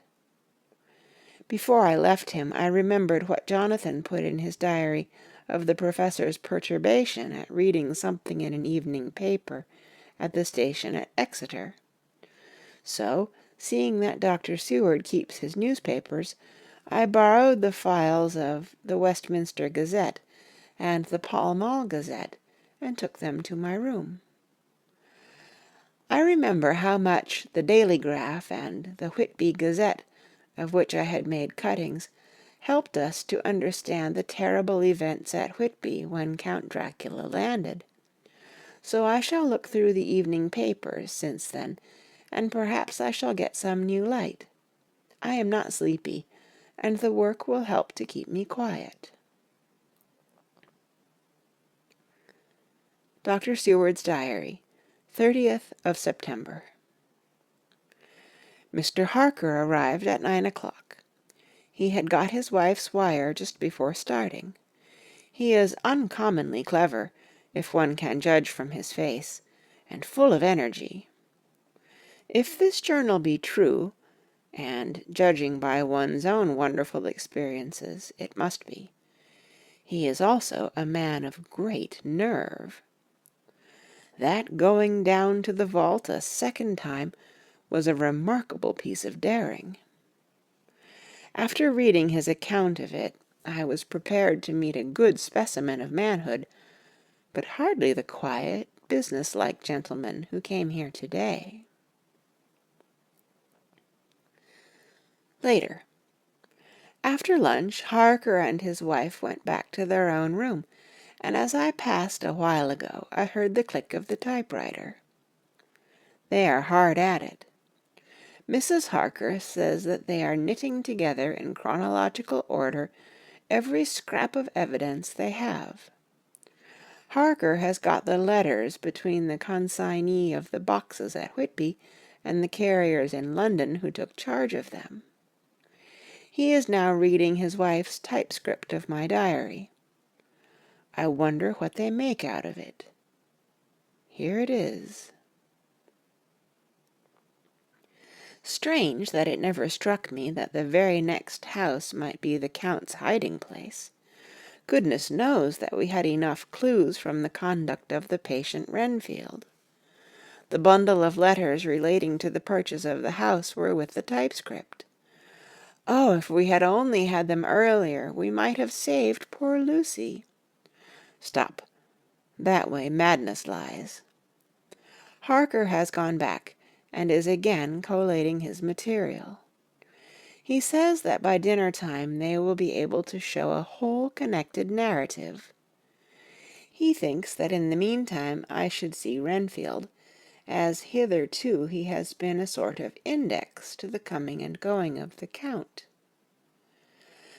I hardly see this yet, but when I get at the dates I suppose I shall. What a good thing that Mrs. Harker put my cylinders into type. We never could have found the dates otherwise. I found Renfield sitting placidly in his room with his hands folded, smiling benignly. At the moment he seemed as sane as anyone I ever saw. I sat down and talked with him on a lot of subjects, all of which he treated naturally. He then, of his own accord, spoke of going home, a subject he has never mentioned to my knowledge during his sojourn here. In fact, he spoke quite confidently of getting his discharge at once. I believe that, had I not had the chat with Harker and read the letters and the dates of his outbursts, I should have been prepared to sign for him after a brief time of observation. As it is, I am darkly suspicious. All those outbreaks were in some way linked with the proximity of the Count. What, then, does this absolute content mean? Can it be that his instinct is satisfied as to the vampire's ultimate triumph? Stay, he is himself zoophagous, and in his wild ravings outside the chapel door of the deserted house he always spoke of Master. This all seems confirmation of our idea. However, after a while I came away. My friend is just a little too sane at present to make it safe to probe him too deep with questions. He might begin to think, and then... So I came away.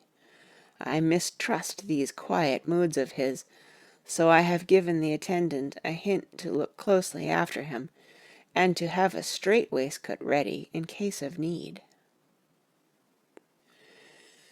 Jonathan Harker's Journal, 29th of September, in train to London. When I received Mr. Billington's courteous message that he would give me any information in his power, I thought it best to go down to Whitby and make, on the spot, such inquiries as I wanted. It was now my object to trace that horrid cargo of the Count's to its place in London. Later we may be able to deal with it.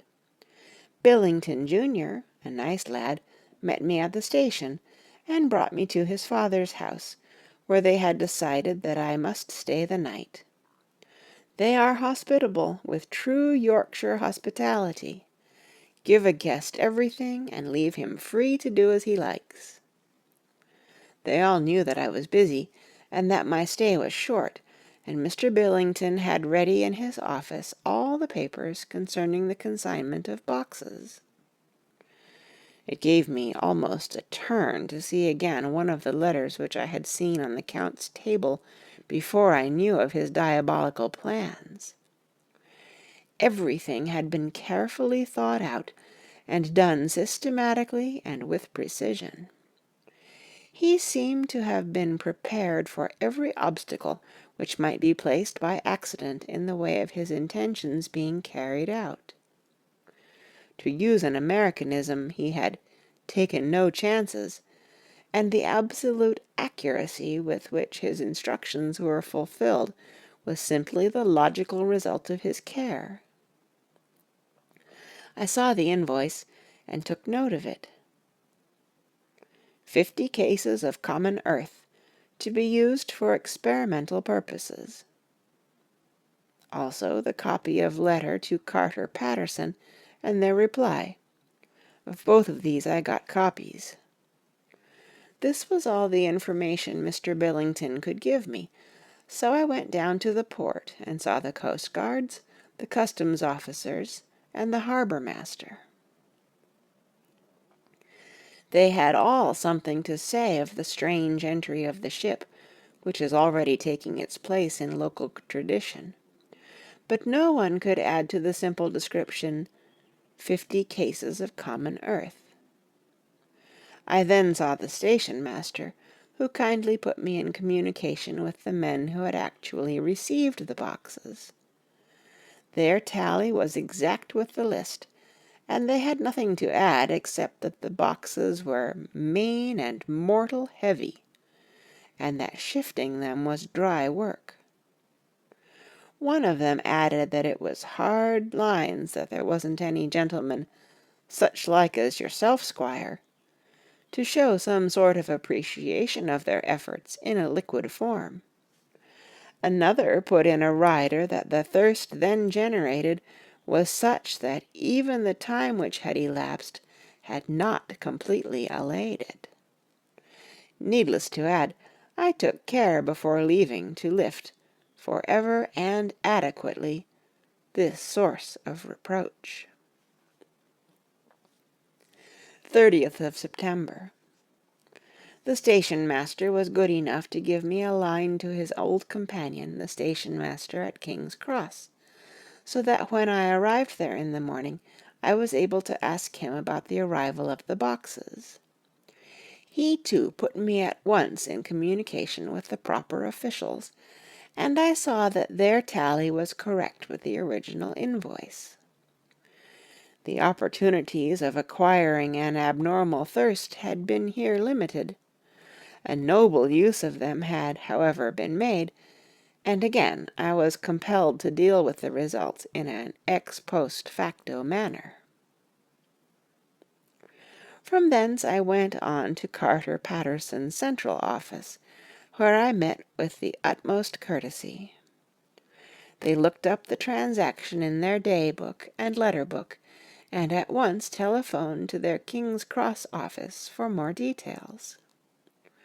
By good fortune, the men who did the teaming were waiting for work, and the official at once sent them over, sending also by one of them the way-bill and all the papers connected with the delivery of the boxes at Carfax. Here again I found the tally agreeing exactly. The carrier's men were able to supplement the paucity of the written words with a few details. These were, I shortly found, connected almost solely with the dusty nature of the job, and of the consequent thirst engendered in the operators. On my affording an opportunity, through the medium of the currency of the realm, of the allaying, at a later period, this beneficial evil, one of the men remarked, "That 'ere 'ouse, Governor, is the rummiest I ever was in. Blimey, but it ain't been touched since 100 years. There was dust that thick in the place that you might have slep on it without 'urting of your bones, and the place was that neglected that yer might have smelled old Jerusalem in it. But the old chapel, that took the cake, that did. Me and my mate, we thought we wouldn't niver get out quick enough. Lor, I wouldn't take less nor a quid a moment to stay there arter dark." Having been in the house, I could well believe him, but if he knew what I know, he would, I think, have raised his terms. Of one thing I am now satisfied, that all the boxes which arrived at Whitby from Varna in the Demeter were safely deposited in the old chapel at Carfax. There should be 50 of them there, unless any have since been removed, as from Dr. Seward's diary I fear. I shall try to see the carter who took away the boxes from Carfax when Renfield attacked them. By following up this clue, we may learn a good deal. Later. Mina and I have worked all day, and we have put all the papers into order.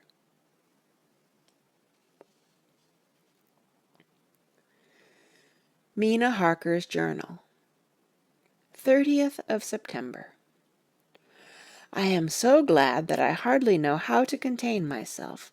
It is, I suppose, the reaction from the haunting fear which I have had, that this terrible affair and the reopening of his old wound might act detrimentally on Jonathan.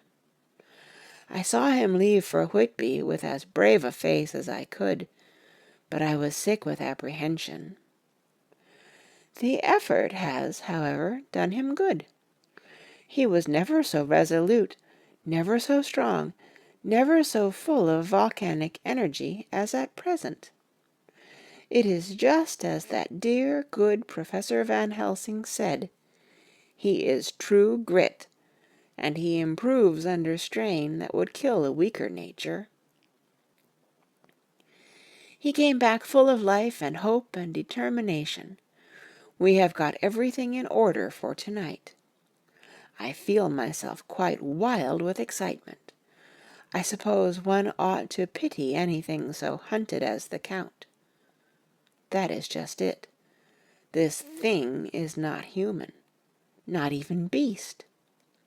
To read Dr. Seward's account of poor Lucy's death and what followed is enough to dry up the springs of pity in one's heart. Later. Lord Godalming and Mr. Morris arrived earlier than we expected. Dr. Seward was out on business and had taken Jonathan with him, so I had to see them.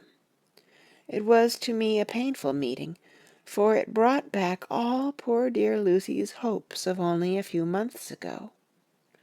Of course they had heard Lucy speak of me, and it seemed that Dr. Van Helsing, too, has been quite blowing my trumpet, as Mr. Morris expressed it. Poor fellows, neither of them is aware that I know all about the proposals they made to Lucy. They did not quite know what to say or do, as they were ignorant of the amount of my knowledge, so they had to keep on neutral subjects. However, I thought the matter over, and came to the conclusion that the best thing I could do would be to post them in affairs right up to date.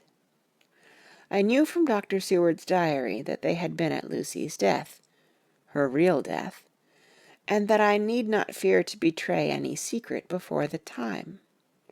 So I told them, as well as I could, that I had read all the papers and diaries, and that my husband and I, having typewritten them, had just finished putting them in order. I gave them each a copy to read in the library. When Lord Godalming got his and turned it over, it does make a pretty good pile, he said, "Did you write all this, Mrs. Harker?" I nodded, and he went on. "I don't quite see the drift of it, but you people are all so good and kind, and have been working so earnestly and so energetically, that all I can do is to accept your ideas blindfold and try to help you. I have had one lesson already in accepting facts that should make a man humble to the last hour of his life. Besides, I know you loved my poor Lucy." Here he turned away and covered his face with his hands. I could hear the tears in his voice. Mr. Morris, with instinctive delicacy, just laid a hand for a moment on his shoulder, and then walked quietly out of the room. I suppose there is something in woman's nature that makes a man free to break down before her and express his feelings on the tender or emotional side without feeling it derogatory to his manhood. For when Lord Godalming found himself alone with me, he sat down on the sofa and gave way utterly and openly. I sat down beside him and took his hand. I hope he didn't think it forward of me, and that if he ever thinks of it afterwards, he never will have such a thought. There I wrong him. I know he never will. He is too true a gentleman. I said to him, for I could see that his heart was breaking, "I loved dear Lucy, and I know what she was to you and what you were to her. She and I were like sisters, and now she is gone, will you not let me be like a sister to you in your trouble? I know what sorrows you have had, though I cannot measure the depth of them. If sympathy and pity can help in your affliction, won't you let me be of some little service, for Lucy's sake?" In an instant the poor dear fellow was overwhelmed with grief. It seemed to me that all that he had of late been suffering in silence found a vent at once. He grew quite hysterical, and raising his open hands, beat his palms together in a perfect agony of grief. He stood up and then sat down again, and the tears rained down his cheeks. I felt an infinite pity for him, and opened my arms unthinkingly. With a sob he laid his head on my shoulder, and cried like a wearied child, whilst he shook with emotion. We women have something of the mother in us that makes us rise above smaller matters when the mother spirit is invoked. I felt this big, sorrowing man's head resting on me, as though it were that of the baby that some day may lie on my bosom, and I stroked his hair as though he were my own child. I never thought at the time how strange it all was. After a little bit his sobs ceased, and he raised himself with an apology, though he made no disguise of his emotion. He told me that for days and nights past, weary days and sleepless nights, he had been unable to speak with anyone, as a man must speak in his time of sorrow. There was no woman whose sympathy could be given to him, or with whom, owing to the terrible circumstance with which his sorrow was surrounded, he could speak freely. "I know now how I suffered," he said, as he dried his eyes, "but I do not know even yet, and none other can ever know how much your sweet sympathy has been to me today. I shall know better in time, and believe me that, though I am not ungrateful now, my gratitude will grow with my understanding. You will let me be like a brother, will you not, for all our lives, for dear Lucy's sake?" "For dear Lucy's sake," I said, as we clasped hands. "Ay, and for your own sake," he added, "for if a man's esteem and gratitude are ever worth the winning, you have won mine today. If ever the future should bring you to a time when you need a man's help, believe me, you will not call in vain. God grant that no such time may ever come to you to break the sunshine of your life. But if it should ever come, promise me that you will let me know." He was so earnest, and his sorrow was so fresh, that I felt it would comfort him, so I said, "I promise." As I came along the corridor, I saw Mr. Morris looking out of a window. He turned as he heard my footsteps. "How is Art?" he said. Then, noticing my red eyes, he went on, "Ah, I see you have been comforting him. Poor old fellow, he needs it.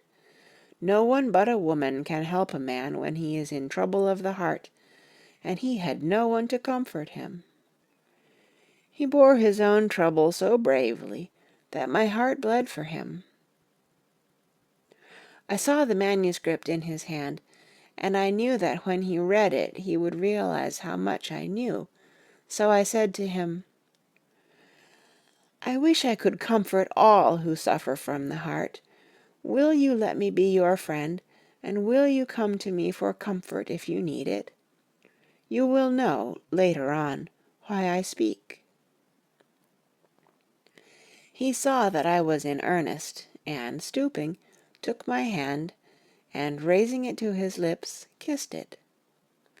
It seemed but poor comfort to so brave and unselfish a soul, and impulsively I bent over and kissed him. The tears rose in his eyes, and there was a momentary choking in his throat. He said quite calmly, "Little girl, you will never regret that true-hearted kindness so long as ever you live." Then he went into the study to his friend. Little girl, the very words he had used to Lucy, and oh, but he proved himself a friend. End of chapter 17. Chapter 18. Dr. Seward's Diary. 30th of September. I got home at 5 o'clock, and found that Godalming and Morris had not only arrived, but had already studied the transcript of the various diaries and letters which Harker and his wonderful wife had made and arranged. Harker had not yet returned from his visit to the carrier's men, of whom Dr. Hennessy had written to me. Mrs. Harker gave us a cup of tea, and I can honestly say that, for the first time since I have lived in it, this old house seemed like home. When we had finished, Mrs. Harker said, "Dr. Seward, may I ask a favor? I want to see your patient, Mr. Renfield. Do let me see him. What you have said of him in your diary interests me so much." She looked so appealing and so pretty that I could not refuse her, and there was no possible reason why I should, so I took her with me. When I went into the room, I told the man that a lady would like to see him, to which he simply answered, "Why?" "She is going through the house and wants to see everyone in it," I answered. "Oh, very well," he said. "Let her come in, by all means, but just wait a minute till I tidy up the place." His method of tidying was peculiar. He simply swallowed all the flies and spiders in the boxes, before I could stop him. It was quite evident that he feared, or was jealous of, some interference. When he had got through his disgusting task, he said cheerfully, "Let the lady come in," and sat down on the edge of his bed with his head down, but with his eyelids raised so that he could see her as she entered. For a moment I thought that he might have some homicidal intent.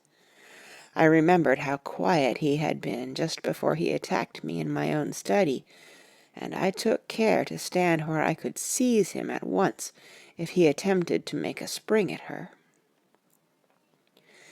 She came into the room with an easy gracefulness which would at once command the respect of any lunatic, for easiness is one of the qualities mad people most respect.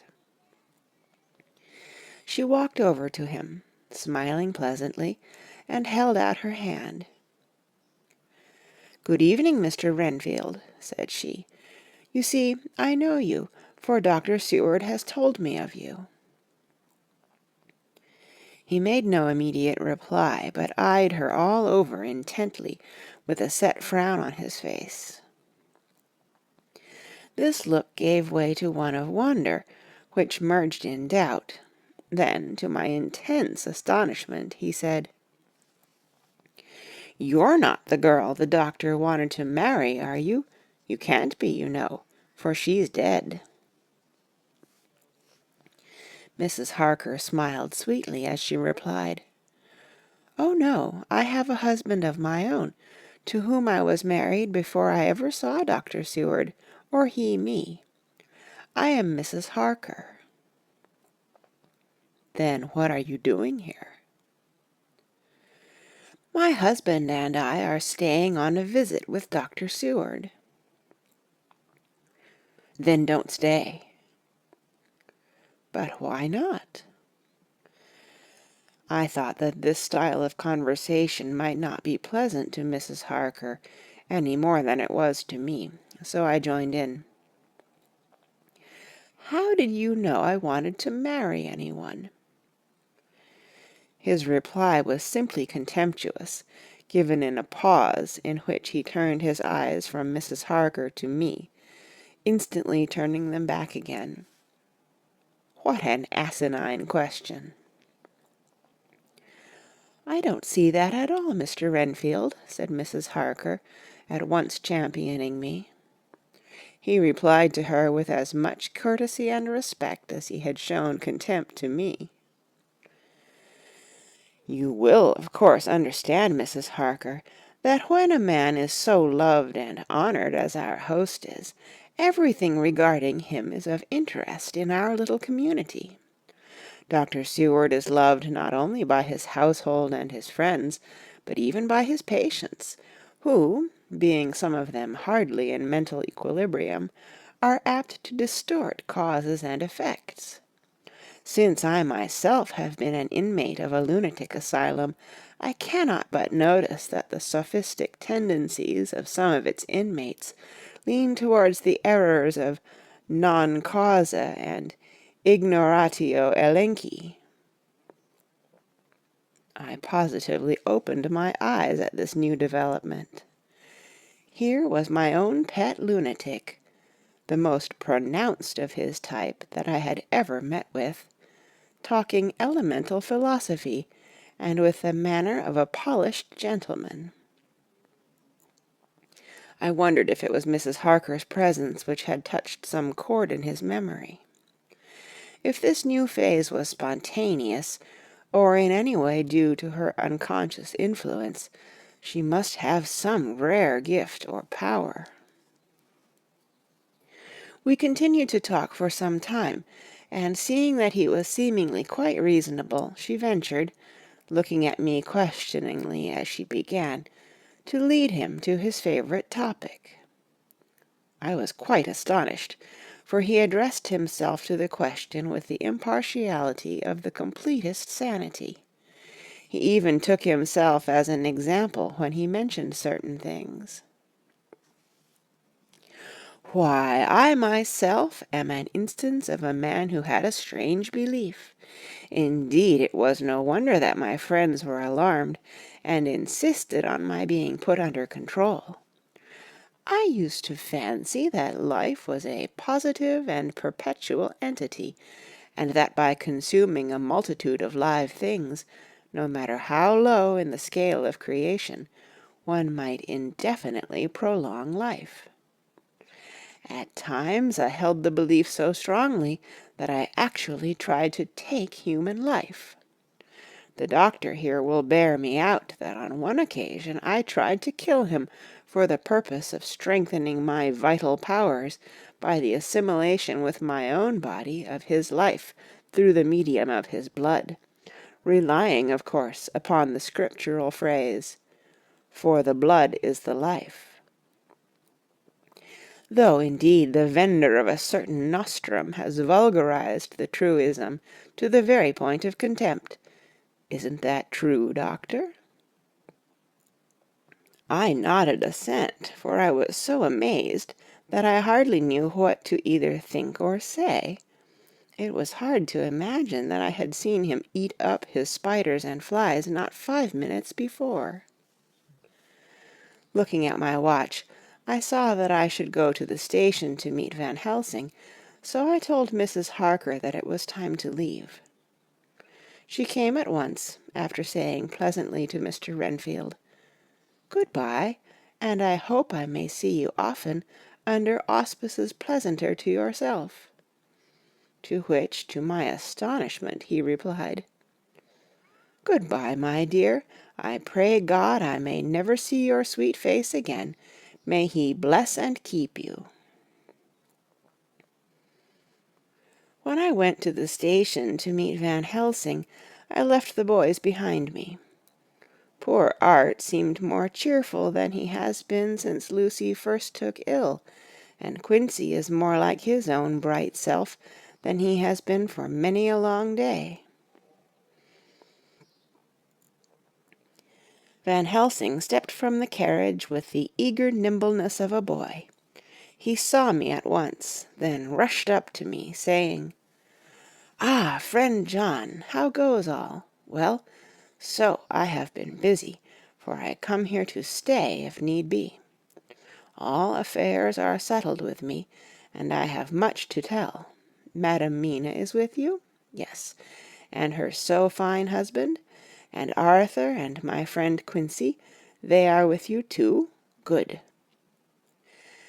As I drove to the house, I told him of what had passed, and of how my own diary had come to be of some use through Mrs. Harker's suggestion, at which the Professor interrupted me.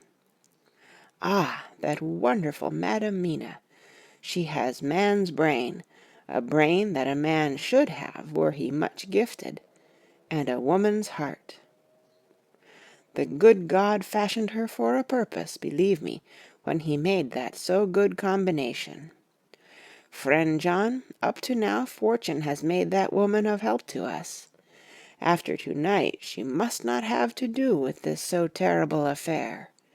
It is not good that she run a risk so great. We men are determined, nay, are we not pledged, to destroy this monster, but it is no part for a woman.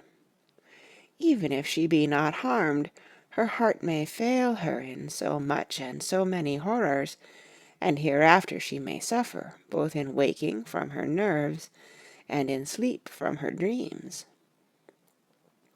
And besides, she is young woman, and not so long married. There may be other things to think of sometime, if not now. You tell me she has wrote all, then she must consult with us. But to-morrow she say good-bye to this work, and we go alone." I agreed heartily with him, and then I told him what we had found in his absence, that the house which Dracula had bought was the very next one to my own. He was amazed, and a great concern seemed to come on him. "Oh, that we had known it before," he said, "for then we might have reached him in time to save poor Lucy. However, The milk that is spilt cries not out afterwards, as you say. We shall not think of that, but go on our way to the end." Then he fell into a silence that lasted till we entered my own gateway. Before we went to prepare for dinner, he said to Mrs. Harker, "I am told, Madam Mina, by my friend John, that you and your husband have put up in exact order all things that have been, up to this moment." "Not up to this moment, Professor," she said impulsively, "but up to this morning." "But why not up to now? We have seen hitherto how good light all the little things have made. We have told our secrets, and yet no one who has told is the worse for it." Mrs. Harker began to blush, and taking a paper from her pockets, she said, "Dr. Van Helsing, will you read this, and tell me if it must go in? It is my record of to-day. I, too, have seen the need of putting down at present everything, however trivial, but there is little in this except what is personal. Must it go in?" The professor read it over gravely and handed it back, saying, "It need not go in if you do not wish it, but I pray that it may. It can but make your husband love you the more, and all us, your friends, more honor you, as well as more esteem and love." She took it back with another blush and a bright smile. And so now, up to this very hour, all the records we have are complete and in order. The professor took away one copy to study after dinner, and before our meeting, which is fixed for 9 o'clock. The rest of us have already read everything, so when we meet in the study we shall all be informed as to facts, and can arrange our plan of battle with this terrible and mysterious enemy. Mina Harker's Journal, 30th of September. When we met in Dr. Seward's study 2 hours after dinner, which had been at 6 o'clock, we unconsciously formed a sort of board or committee. Professor Van Helsing took the head of the table, to which Dr. Seward motioned him as he came into the room. He made me sit next to him on his right, and asked me to act as secretary. Jonathan sat next to me. Opposite us were Lord Godalming, Dr. Seward, and Mr. Morris, Lord Godalming being next the professor, and Dr. Seward in the center. The professor said, "I may, I suppose, take it that we are all acquainted with the facts that are in these papers." We all expressed assent, and he went on. "Then it were, I think, good that I tell you something of the kind of enemy with which we have to deal. I shall then make known to you something of the history of this man, which has been ascertained for me. So we then can discuss how we shall act, and we can take our measure according. There are such beings as vampires. Some of us have evidence that they exist. Even had we not the proof of our own unhappy experience, the teachings and the records of the past give proof enough for sane peoples. I admit that at the first I was skeptic.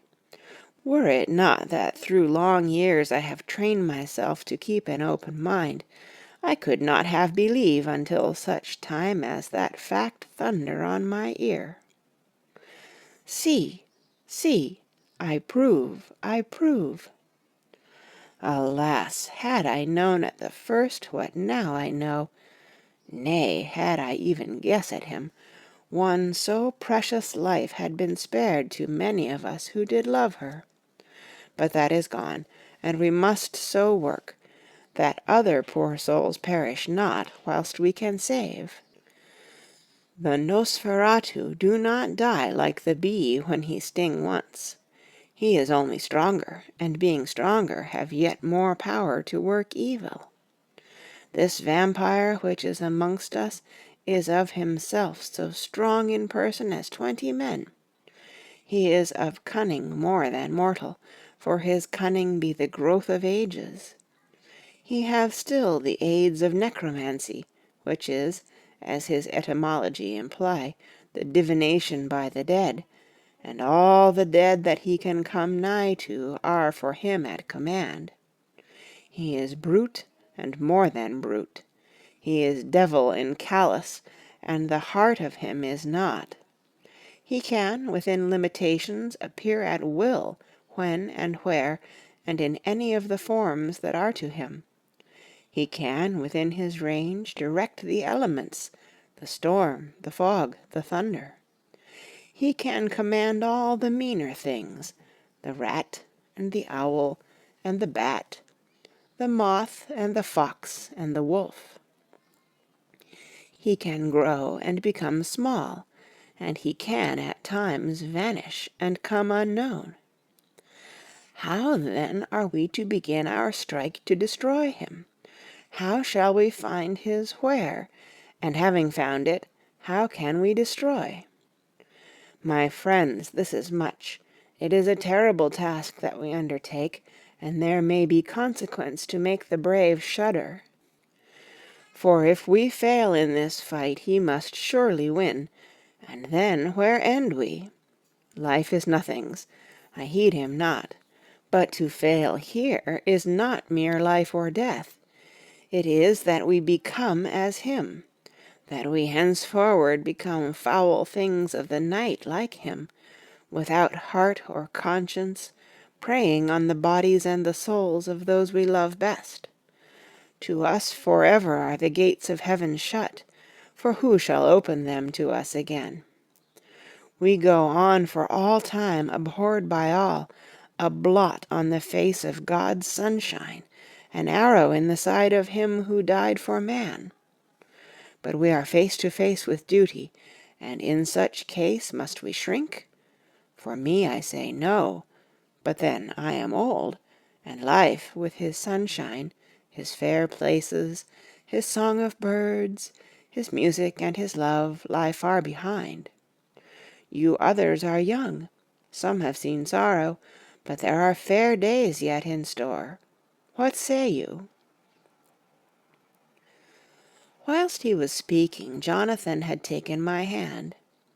I feared, oh so much, that the appalling nature of our danger was overcoming him, when I saw his hand stretch out, but it was life to me to feel its touch, so strong, so self-reliant, so resolute.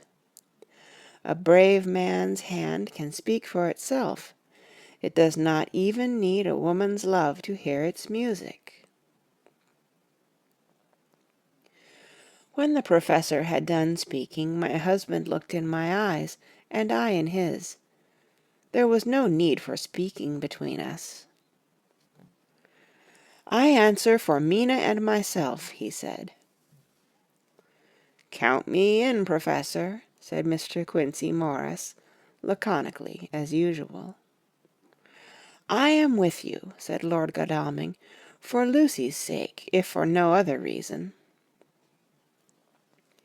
Dr. Seward simply nodded.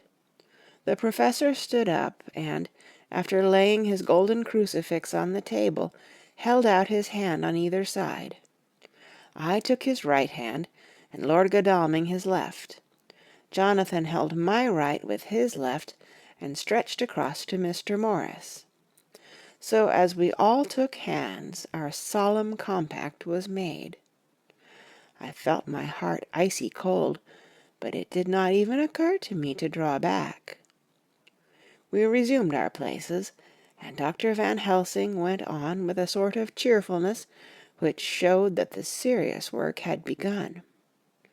It was to be taken as gravely and in as businesslike a way as any other transaction of life. "Well, you know what we have to contend against, but we too are not without strength. We have on our side power of combination. a power denied to the vampire kind. We have sources of science. We are free to act and think, and the hours of the day and the night are ours equally. In fact, so far as our powers extend, they are unfettered, and we are free to use them. We have self-devotion in a cause, and an end to achieve which is not a selfish one. These things are much. Now let us see how far the general powers arrayed against us are restrict, and how the individual cannot. In fine, let us consider the limitations of the vampire in general, and of this one in particular. All we have to go upon are traditions and superstitions. These do not at the first appear much, when the matter is one of life and death, nay, of more than either life or death. Yet must we be satisfied. In the first place, because we have to be. No other means is at our control. And secondly, because after all these things, tradition and superstition, are everything. Does not the belief in vampires rest for others, though not, alas, for us, on them? A year ago, which of us would have received such a possibility in the midst of our scientific, skeptical, matter-of-fact 19th century? We even scouted a belief that we saw justified under our very eyes. Take it, then, that the vampire, and the belief in his limitations and his cure, rest for the moment on the same base. For, let me tell you, he is known everywhere that men have been. In old Greece, in old Rome. He flourished in Germany all over, in France, in India, even in the Chersonese, and in China, so far from us in all ways, there even is he, and the peoples fear him at this day. He have follow the wake of the berserker Icelander, the devil-begotten Hun, the Slav, the Saxon, the Magyar. So far, then, we have all we may act upon, and let me tell you that very much of the beliefs are justified by what we have seen in our own so unhappy experience. The vampire live on, and cannot die by mere passing of the time. He can flourish when that he can fatten on the blood of the living. Even more, we have seen amongst us that he can even grow younger, that his vital faculties grow strenuous, and seem as though they refresh themselves when his special pabulum is plenty. But he cannot flourish without this diet. He eat not as others. Even friend Jonathan, who lived with him for weeks, did never see him to eat, never. He throws no shadow. He make in the mirror no reflect, as again Jonathan observe. He has the strength of many in his hand. Witness again Jonathan when he shut the door against the wolves, and when he help him from the diligence too. He can transform himself to wolf, as we gather from the ship arrival in Whitby, when he tear open the dog. He can be as bat, as Madam Mina saw him on the window at Whitby, and as friend John saw him fly from this so near house, and as my friend Quincy saw him at the window of Miss Lucy. He can come in mist which he create. That noble ship's captain proved him of this. But from what we know, the distance he can make this mist is limited, and it can only be round himself. He come on moonlight rays as elemental dust, as again Jonathan saw those sisters in the castle of Dracula. He become so small. We ourselves saw Miss Lucy, ere she was at peace, slip through a hair-breadth space at the tomb door. He can, when once he find his way, come out from anything or into anything, no matter how close it be bound, or even fused up with fire, solder you call it. He can see in the dark. No small power this, in a world which is one half shut from the light. Ah, but hear me through. He can do all these things, yet he is not free. Nay, he is even more prisoner than the slave of the galley, than the madman in his cell. He cannot go where he lists. He who is not of nature has yet to obey some of nature's laws. Why, we know not. He may not enter anywhere at the first, unless there be some one of the household who bid him to come, though afterwards he can come as he please. His power ceases, as does that of all evil things, at the coming of the day. Only at certain times can he have limited freedom. If he be not at the place whither he is bound, he can only change himself at noon or at exact sunrise or sunset. These things are we told, and in this record of ours we have proof by inference. Thus, whereas he can do as he will within his limit, when he have his earth home, his coffin home, his hell home, the place unhallowed, as we saw when he went to the grave of the suicide at Whitby. Still, at other time he can only change when the time come. It is said, too, that he can only pass running water at the slack or the flood of the tide. Then there are things which so afflict him that he has no power, as the garlic that we know of, and as of things sacred, as this symbol, my crucifix, that was amongst us even now when we resolve. To them he is nothing, but in their presence he take his place far off, and silent with respect. There are others too, which I shall tell you of, lest in our seeking we may need them. The branch of wild rose on his coffin keep him that he move not from it. A sacred bullet fired into the coffin kill him so that he be true dead.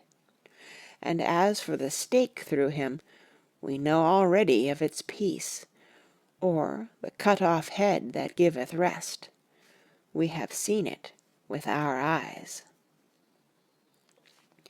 Thus, when we find the habitation of this man that was, we can confine him to his coffin and destroy him, if we obey what we know. But he is clever.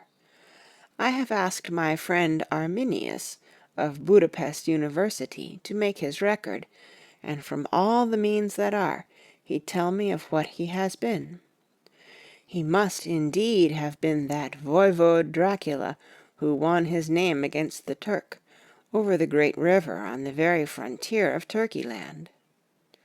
If it be so, then was he no common man, for in that time, and for centuries after, he was spoken of as the cleverest and the most cunning, as well as the bravest of the sons of the land beyond the forest. That mighty brain and that iron resolution went with him to his grave, and are even now arrayed against us. The Draculas were, says Arminius, a great and noble race, though now and again were scions who were held by their coevals to had dealings with the evil one. They learned his secrets in the Scholomance, amongst the mountains over Lake Hermannstadt, where the devil claims the 10th scholar as his due. In the records are such words as Stregoica, witch, Ordog and Pokol, Satan and hell, and in one manuscript this very Dracula is spoken of as vampire, which we all understand too well. There have been from the loins of this very one great men and good women, and their graves make sacred the earth where alone this foulness can dwell. For it is not the least of its terrors that this evil thing is rooted deep in all good. In soil barren of holy memories it cannot rest. Whilst they were talking, Mr. Morris was looking steadily at the window, and now he got up quietly and went out of the room. There was a little pause, and then the professor went on. And now we must settle what we do. We have here much data, and we must proceed to lay out our campaign. We know from the inquiry of Jonathan that from the castle to Whitby came 50 boxes of earth, all of which were delivered at Carfax. We also know that at least some of these boxes have been removed. It seems to me that our first step should be to ascertain whether all the rest remain in the house beyond that wall where we look today, or whether any more have been removed. If the latter, we must trace... Here we were interrupted in a very startling way. Outside the house came the sound of a pistol shot. The glass of the window was shattered with a bullet, which, ricocheting from the top of the embrasure, struck the far wall of the room. I am afraid I am at heart a coward, for I shrieked out. The men all jumped to their feet. Lord Godalming flew over to the window and threw up the sash. As he did so, we heard Mr. Morris's voice without. "Sorry, I fear I have alarmed you. I shall come in and tell you about it." A minute later he came in and said, "It was an idiotic thing of me to do, and I ask your pardon, Mrs. Harker, most sincerely. I fear I must have frightened you terribly. But the fact is that whilst the Professor was talking, there came a big bat, and sat on the window-sill. I have got such a horror of the damned brutes from recent events that I cannot stand them, and I went out to have a shot, as I have been doing of late of evenings, whenever I have seen one. You used to laugh at me for it then, Art." "Did you hit it?" asked Dr. Van Helsing. "I don't know. I fancy not, for it flew away into the wood." Without saying any more, he took his seat, and the Professor began to resume his statement. "We must trace each of these boxes, and when we are ready, we must either capture or kill this monster in his lair, or we must, so to speak, sterilize the earth, so that no more he can seek safety in it. Thus in the end we may find him in his form of man between the hours of noon and sunset, and so engage with him when he is at his most weak. And now for you, Madam Mina, this night is the end until all be well. You are too precious to us to have such risk. When we part tonight, you no more must question. We shall tell you all in good time. We are men and able to bear, but you must be our star and our hope, and we shall act all the more free that you are not in the danger, such as we are." All the men, even Jonathan, seemed relieved, but it did not seem to me good that they should brave danger, and perhaps lessen their safety, strength being the best safety, through care of me. But their minds were made up, and though it was a bitter pill for me to swallow, I could say nothing, save to accept their chivalrous care of me. Mr. Morris resumed the discussion. "As there is no time to lose, I vote we have a look at his house right now. Time is everything with him, and swift action on our part may save another victim." I own that my heart began to fail me when the time for action came so close, but I did not say anything, for I had a greater fear that if I appeared as a drag or a hindrance to their work, they might even leave me out of their counsels altogether. They have now gone off to Carfax, with means to get into the house. Manlike, they had told me to go to bed and sleep, as if a woman can sleep when those she loves are in danger. I shall lie down and pretend to sleep, lest Jonathan have added anxiety about me when he returns. Dr. Seward's Diary, 1st of October, 4 a.m. Just as we were about to leave the house, an urgent message was brought to me from Renfield, to know if I would see him at once, as he had something of the utmost importance to say to me. I told the messenger to say that I would attend to his wishes in the morning. I was busy just at the moment. The attendant added, "He seems very importunate, sir. I have never seen him so eager. I don't know but what, if you don't see him soon, he will have one of his violent fits." I knew the man would not have said this without some cause, so I said, "All right, I'll go now," and I asked the others to wait a few minutes for me, as I had to go and see my patient. "Take me with you, friend John," said the professor. "His case in your diary interests me much, and it had bearing, too, now and again on our case. I should much like to see him, and especially when his mind is disturbed." "May I come also?" asked Lord Godalming. "Me too," said Quincey Morris. "May I come?" said Harker. I nodded, and we all went down the passage together.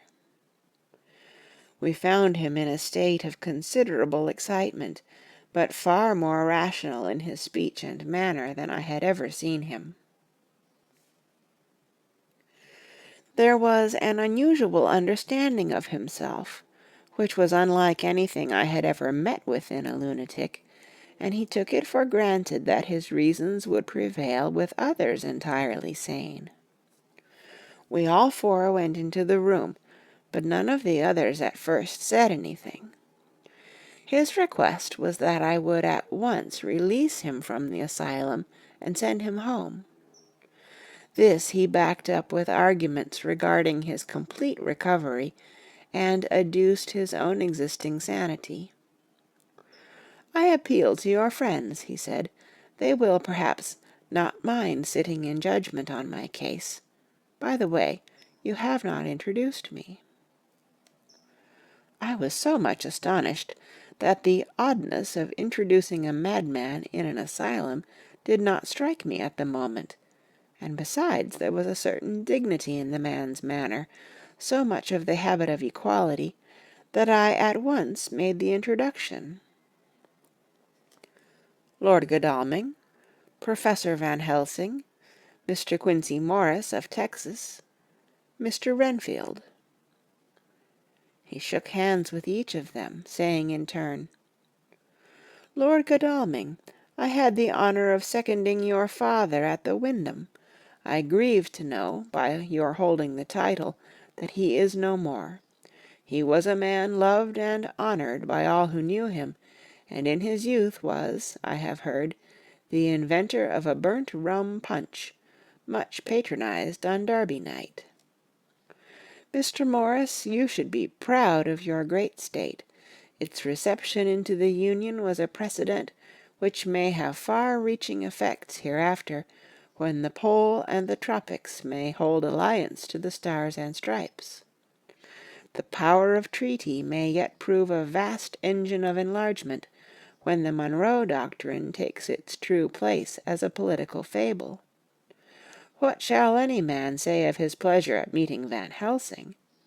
Sir, I make no apology for dropping all forms of conventional prefix. When an individual has revolutionized therapeutics by his discovery of the continuous evolution of brain matter, conventional forms are unfitting, since they would seem to limit him to one of a class. You, gentlemen, who by nationality, by heredity, or by the possession of natural gifts, are fitted to hold your respective places in the moving world, I take to witness that I am as sane as at least the majority of men who are in full possession of their liberties. And I am sure that you, Dr. Seward, humanitarian and medico-jurist as well as scientist, will deem it a moral duty to deal with me as one to be considered as under exceptional circumstances." He made this last appeal with a courtly air of conviction, which was not without its own charm. I think we were all staggered. For my own part, I was under the conviction, despite my knowledge of the man's character and history, that his reason had been restored, and I felt under a strong impulse to tell him that I was satisfied as to his sanity, and would see about the necessary formalities for his release in the morning. I thought it better to wait, however, before making so grave a statement, for of old I knew the sudden changes to which this particular patient was liable. So I contented myself with making a general statement that he appeared to be improving very rapidly, that I would have a longer chat with him in the morning, and would then see what I could do in the direction of meeting his wishes. This did not at all satisfy him, for he said quickly, "But I fear, Dr. Seward, that you hardly apprehend my wish. I desire to go at once, here, now, this very hour, this very moment, if I may. Time presses, and in our implied agreement with the old scytheman, it is of the essence of the contract. I am sure it is only necessary to put before so admirable a practitioner as Dr. Seward so simple, yet so momentous a wish, to ensure its fulfillment."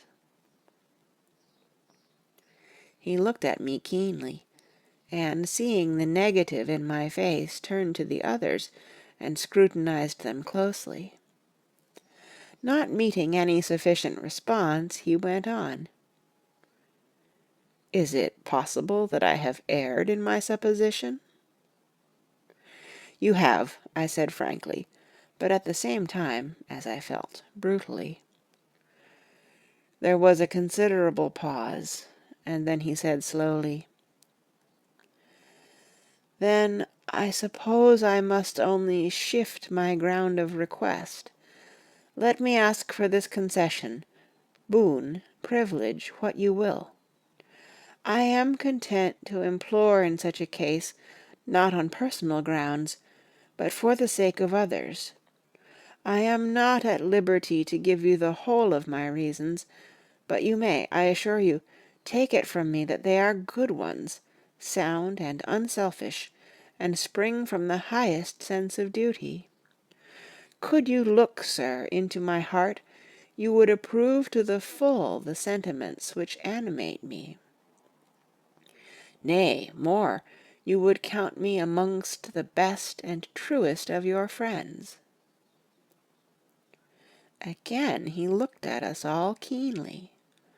I had a growing conviction that this sudden change of his entire intellectual method was but yet another form or phase of his madness, and so determined to let him go on a little longer, knowing from experience that he would, like all lunatics, give himself away in the end. Van Helsing was gazing at him with a look of utmost intensity, his bushy eyebrows almost meeting with the fixed concentration of his look. He said to Renfield, in a tone which did not surprise me at the time, but only when I thought of it afterwards, for it was as of one addressing an equal, "Can you not tell frankly your real reason for wishing to be free tonight? I will undertake that if you will satisfy even me, a stranger, without prejudice, and with the habit of keeping an open mind, Dr. Seward will give you, at his own risk and on his own responsibility, the privilege you seek." He shook his head sadly, and with a look of poignant regret on his face. The professor went on. "Come, sir, bethink yourself. You claim the privilege of reason in the highest degree, since you seek to impress us with your complete reasonableness. You do this, whose sanity we have reason to doubt, since you are not yet released from medical treatment for this very defect. If you will not help us in our effort to choose the wisest course, How can we perform the duty which you yourself put upon us? Be wise and help us, and if we can, we shall aid you to achieve your wish." He still shook his head as he said, "Dr. Van Helsing, I have nothing to say. Your argument is complete, and if I were free to speak I should not hesitate a moment, but I am not my own master in the matter. I can only ask you to trust me. If I am refused, the responsibility does not rest with me." I thought it was now time to end the scene, which was becoming too comically grave, so I went towards the door, simply saying, "Come, my friends, we have work to do. Good night." As, however, I got near the door, a new change came over the patient. He moved towards me so quickly that for the moment I feared that he was about to make another homicidal attack. My fears, however, were groundless, for he held up his 2 hands imploringly, and made his petition in a moving manner.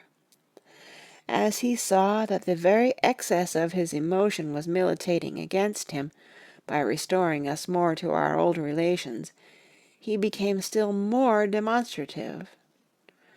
I glanced at Van Helsing, and saw my conviction reflected in his eyes, so I became a little more fixed in my manner, if not more stern, and motioned to him that his efforts were unavailing.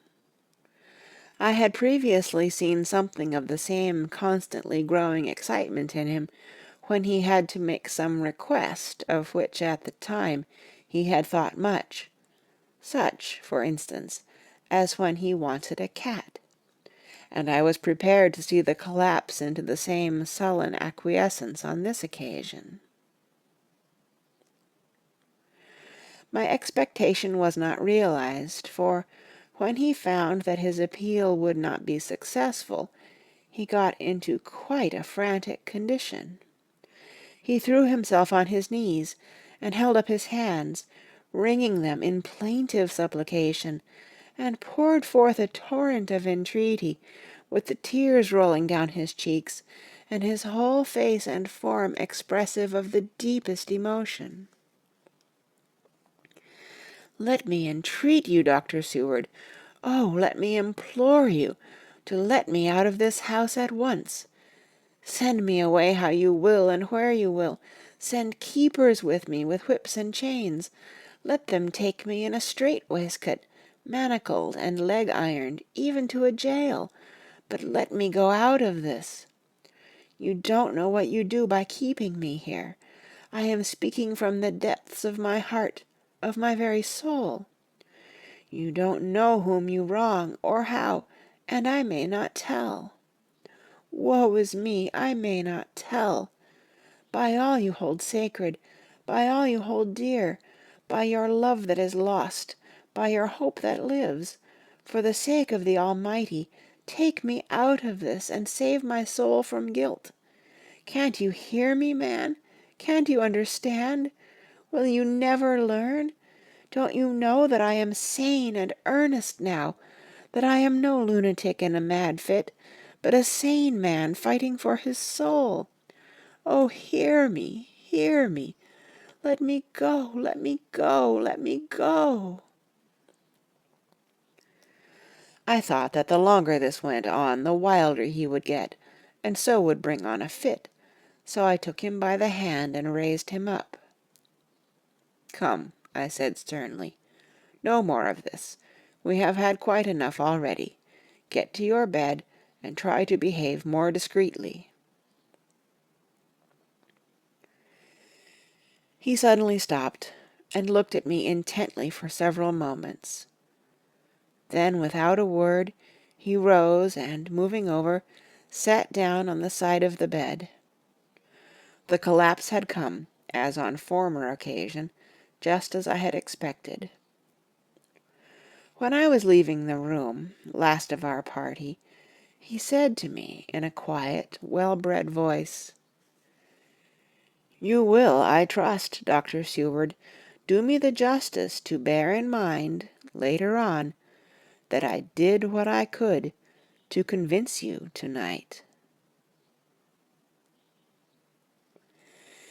End of chapter 18. Chapter 19. Jonathan Harker's Journal. 1st of October, 5 a.m. I went with the party to the search with an easy mind, for I think I never saw Mina so absolutely strong and well. I am so glad that she consented to hold back and let us men do the work.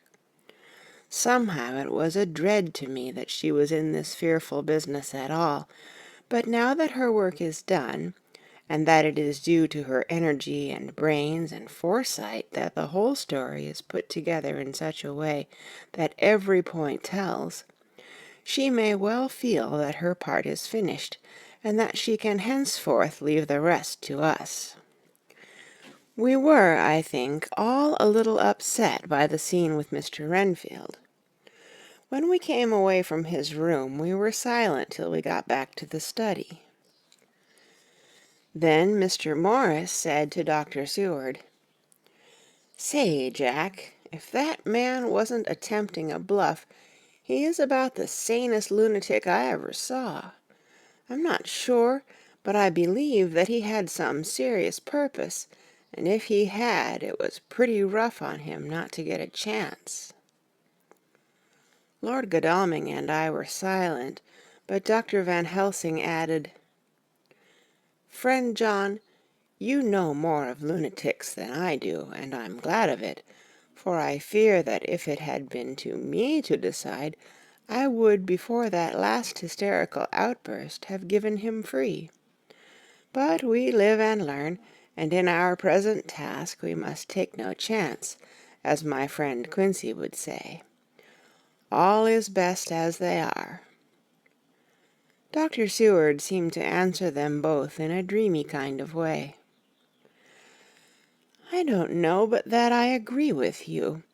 If that man had been an ordinary lunatic, I would have taken my chance of trusting him, but he seems so mixed up with the Count in an indexy kind of way that I am afraid of doing anything wrong by helping his fads. I can't forget how he prayed with almost equal fervor for a cat, and then tried to tear my throat out with his teeth. Besides, he called the Count Lord and Master, and he may want to get out to help him in some diabolical way. That horrid thing has the wolves and the rats and his own kind to help him, so I suppose he isn't above trying to use a respectable lunatic. He certainly did seem earnest, though. I only hope we have done what is best.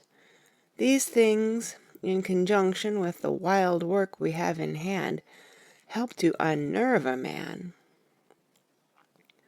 The professor stepped over, and laying his hand on his shoulder, said, in his grave, kindly way, "Friend John, have no fear. We are trying to do our duty in a very sad and terrible case. We can only do as we deem best. What else have we to hope for, except the pity of the good God?"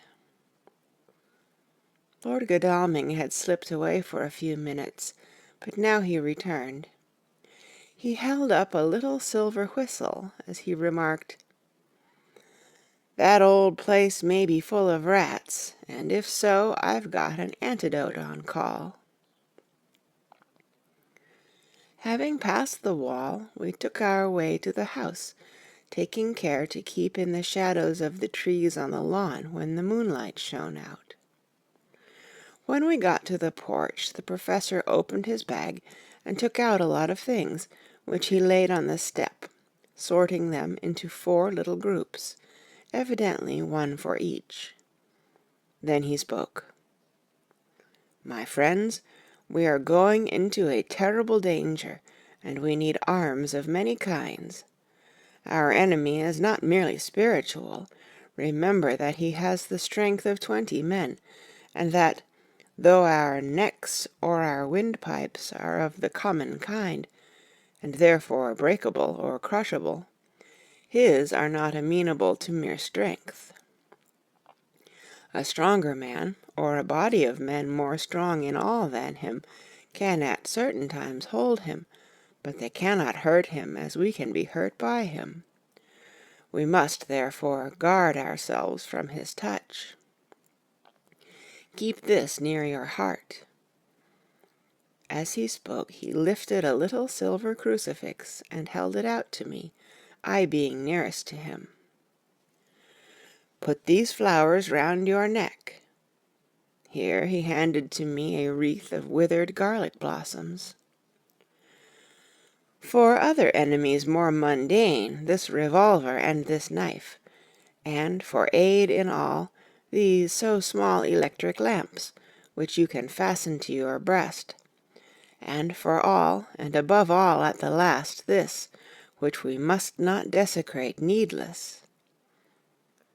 This was a portion of sacred wafer, which he put in an envelope and handed to me. Each of the others was similarly equipped. "Now," he said, "friend John, where are the skeleton keys? If so that we can open the door, we need not break house by the window, as before at Miss Lucy's." Dr. Seward tried one or two skeleton keys, his mechanical dexterity as a surgeon standing him in good stead. Presently he got one to suit. After a little play back and forward, the bolt yielded, and with a rusty clang shot back. We pressed on the door, the rusty hinges creaked, and it slowly opened. It was startlingly like the image conveyed to me in Dr. Seward's diary of the opening of Miss Westenra's tomb. I fancy that the same idea seemed to strike the others, for with one accord they shrank back. The professor was the first to move forward, and stepped into the open door. "In manus tuas, Domine," he said, crossing himself as he passed over the threshold. We closed the door behind us, lest when we should have lit our lamps they should possibly attract attention from the road. The professor carefully tried the lock, lest we might not be able to open it from within should we be in a hurry making our exit. Then we all lit our lamps and proceeded on our search. The light from the tiny lamps fell in all sorts of odd forms as the rays crossed each other, or the opacity of our bodies threw great shadows. I could not for my life get away from the feeling that there was someone else amongst us. I suppose it was the recollection, so powerfully brought home to me by the grim surroundings, of that terrible experience in Transylvania. I think the feeling was common to us all, for I noticed that the others kept looking over their shoulders at every sound and every new shadow, just as I felt myself doing. The whole place was thick with dust. The floor was seemingly inches deep, except where there were recent footsteps, in which, on holding down my lamp, I could see marks of hobnails where the dust was cracked. The walls were fluffy and heavy with dust, and in the corners were masses of spiders' webs, whereon the dust had gathered, till they looked like old tattered rags, as the weight had torn them partly down. On a table in the hall was a great bunch of keys, with a time-yellowed label on each. They had been used several times, for on the table were several similar rents in the blanket of dust, similar to that exposed when the professor lifted them. He turned to me and said, "You know this place, Jonathan. You have copied maps of it, and you know it at least more than we do. Which is the way to the chapel?" I had an idea of its direction, though on my former visit I had not been able to get admission to it. So I led the way, and after a few wrong turnings, found myself opposite a low, arched, oaken door, ribbed with iron bands. "This is the spot," said the Professor, as he turned his lamp on a small map of the house, copied from the file of my original correspondence regarding the purchase. With a little trouble we found the key on the bunch and opened the door. We were prepared for some unpleasantness, for as we were opening the door, a faint, malodorous air seemed to exhale through the gaps, but none of us ever expected such an odor as we encountered. None of the others had met the Count at all at close quarters, and when I had seen him he was either in the fasting stage of his existence in his rooms, or, when he was gloated with fresh blood, in a ruined building open to the air. But here the place was small and close, and the long disuse had made the air stagnant and foul. There was an earthy smell, as of some dry miasma, which came through the fouler air. But as to the odor itself, how shall I describe it? It was not alone that it was composed of all the ills of mortality, and with the pungent, acrid smell of blood, but it seemed as though corruption had become itself corrupt. Faugh! It sickens me to think of it. Every breath exhaled by that monster seemed to have clung to the place and intensified its loathsomeness.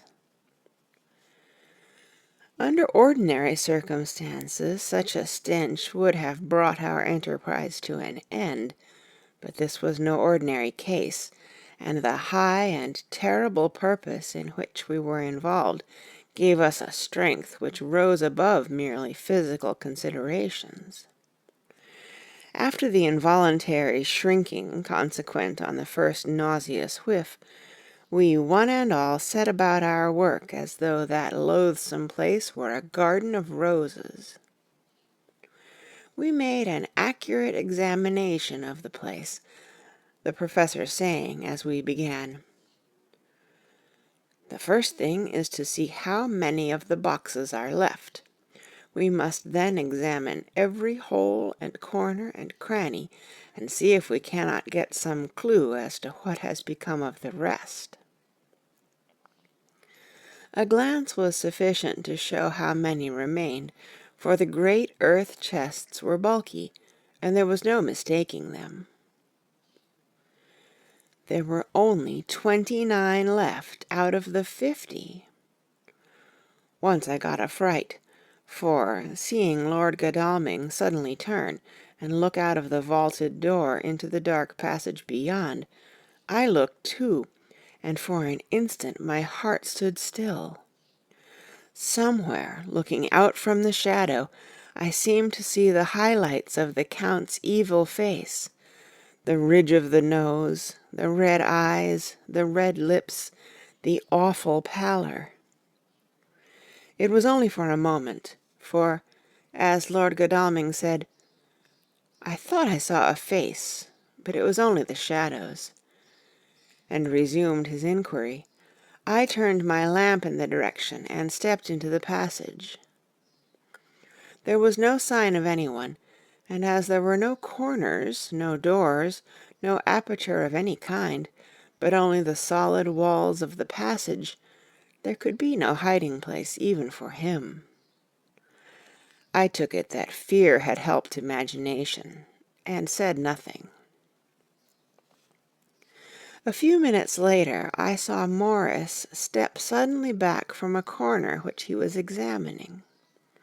We all followed his movements with our eyes, for undoubtedly some nervousness was growing on us, and we saw a whole mass of phosphorescence which twinkled like stars. We all instinctively drew back. The whole place was becoming alive with rats. For a moment or two we stood appalled, all save Lord Godalming, who was seemingly prepared for such an emergency. Rushing over to the great iron-bound oaken door, which Dr. Seward had described from the outside, and which I had seen myself, he turned the key in the lock, drew the bolts, and swung the door open. Then, taking his little silver whistle from his pocket, he blew a low, shrill call. It was answered from behind Dr. Seward's house by the yelping of dogs, and after about a minute 3 terriers came dashing round the corner of the house. Unconsciously we had all moved towards the door, and as we moved I noticed that the dust had been much disturbed. The boxes which had been taken out had been brought this way. But even in the minute that had elapsed, the number of rats had vastly increased. They seemed to swarm over the place all at once, till the lamplight, shining on their moving dark bodies and glittering baleful eyes, made the place look like a bank of earth set with fireflies. The dogs dashed on, but at the threshold suddenly stopped and snarled, and then, simultaneously lifting their noses, began to howl in most lugubrious fashion. The rats were multiplying in thousands, and we moved out. Lord Godalming lifted one of the dogs, and carrying him in, placed him on the floor. The instant his feet touched the ground he seemed to recover his courage, and rushed at his natural enemies. They fled before him so fast that before he had shaken the life out of a score, the other dogs, who had by now been lifted in the same manner, had but small prey ere the whole mass had vanished. With their going it seemed as if some evil presence had departed, for the dogs frisked about and barked merrily as they made sudden darts at their prostrate foes, and turned them over and over, and tossed them in the air with vicious shakes. We all seemed to find our spirits rise. Whether it was the purifying of the deadly atmosphere by the opening of the chapel door, or the relief which we experienced in finding ourselves in the open, I know not, but most certainly the shadow of dread seemed to slip from us like a robe, and the occasion of our coming lost something of its grim significance, though we did not slacken a whit in our resolution. We closed the outer door, and barred and locked it, and, bringing the dogs with us, began our search of the house. We found nothing throughout except dust in extraordinary proportions, and all untouched save for my own footsteps when I had made my first visit. Never once did the dogs exhibit any symptom of uneasiness, and even when we returned to the chapel they frisked about as though they had been rabbit hunting in a summer wood. The morning was quickening in the east when we emerged from the front. Dr. Van Helsing had taken the key of the hall door from the bunch, and locked the door in orthodox fashion, putting the key into his pocket when he had done. "So far," he said, "our night has been eminently successful. No harm has come to us, such as I feared might be, and yet we have ascertained how many boxes are missing. More than all do I rejoice that this, our first and perhaps our most difficult and dangerous step, has been accomplished without the bringing thereinto our most sweet Madam Mina, or troubling her waking or sleeping thoughts with sights and sounds and smells of horror, which she might never forget. One lesson, too, we have learned, if it be allowable to argue a particulari, that the brute beasts which are to the Count's command are yet themselves not amenable to his spiritual power. For look, these rats that would come to his call, just as from his castle top he summoned the wolves to your going and to that poor mother's cry, though they come to him, they run pell-mell from the so little dogs of my friend Arthur. We have other matters before us, other dangers, other fears, and that monster, he has not used his power over the brute world for the only or the last time tonight. So be it that he has gone elsewhere. Good. It has given us opportunity to cry check in some ways in this chess game, which we play for the stake of human souls. And now let us go home. The dawn is close at hand, and we have reason to be content with our first night's work. It may be ordained that we have many nights and days to follow, if full of peril, but we must go on, and from no danger shall we shirk. The house was silent when we got back, save for some poor creature who was screaming away in one of the distant wards, and a low moaning sound from Renfield's room. The poor wretch was doubtless torturing himself, after the manner of the insane, with needless thoughts of pain. I came tiptoe into our own room, and found Mina asleep, breathing so softly that I had to put my ear down to hear it. She looks paler than usual. I hope the meeting tonight has not upset her. I am truly thankful that she is to be left out of our future work, and even of our deliberations. It is too great a strain for a woman to bear. I did not think so at first, but I know better now. Therefore I am glad that it is settled. There may be things which would frighten her to hear, and yet to conceal them from her might be worse than to tell her if once she suspected that there was any concealment. Henceforth our work is to be a sealed book to her, till at least such time as we can tell her that all is finished, and the earth free from a monster of the nether world. I dare say it will be difficult to begin to keep silence after such confidence as ours, but I must be resolute, and tomorrow I shall keep dark over tonight's doings, and shall refuse to speak of anything that has happened. I rest on the sofa, so as not to disturb her. 1st of October, later. I suppose it was natural that we should all have overslept ourselves, for the day was a busy one, and the night had no rest at all. Even Mina must have felt its exhaustion, for though I slept till the sun was high, I was awake before her, and had to call 2 or 3 times before she awoke. Indeed, she was so sound asleep that for a few seconds she did not recognize me, but looked at me with a sort of blank terror, as one looks who has been waked out of a bad dream. She complained a little of being tired, and I let her rest till later in the day. We now know of 21 boxes having been removed, and if it be that several were taken in any of these removals, we may be able to trace them all. Such will, of course, immensely simplify our labor, and the sooner the matter is attended to, the better. I shall look up Thomas Snelling today. Dr. Seward's Diary, 1st of October.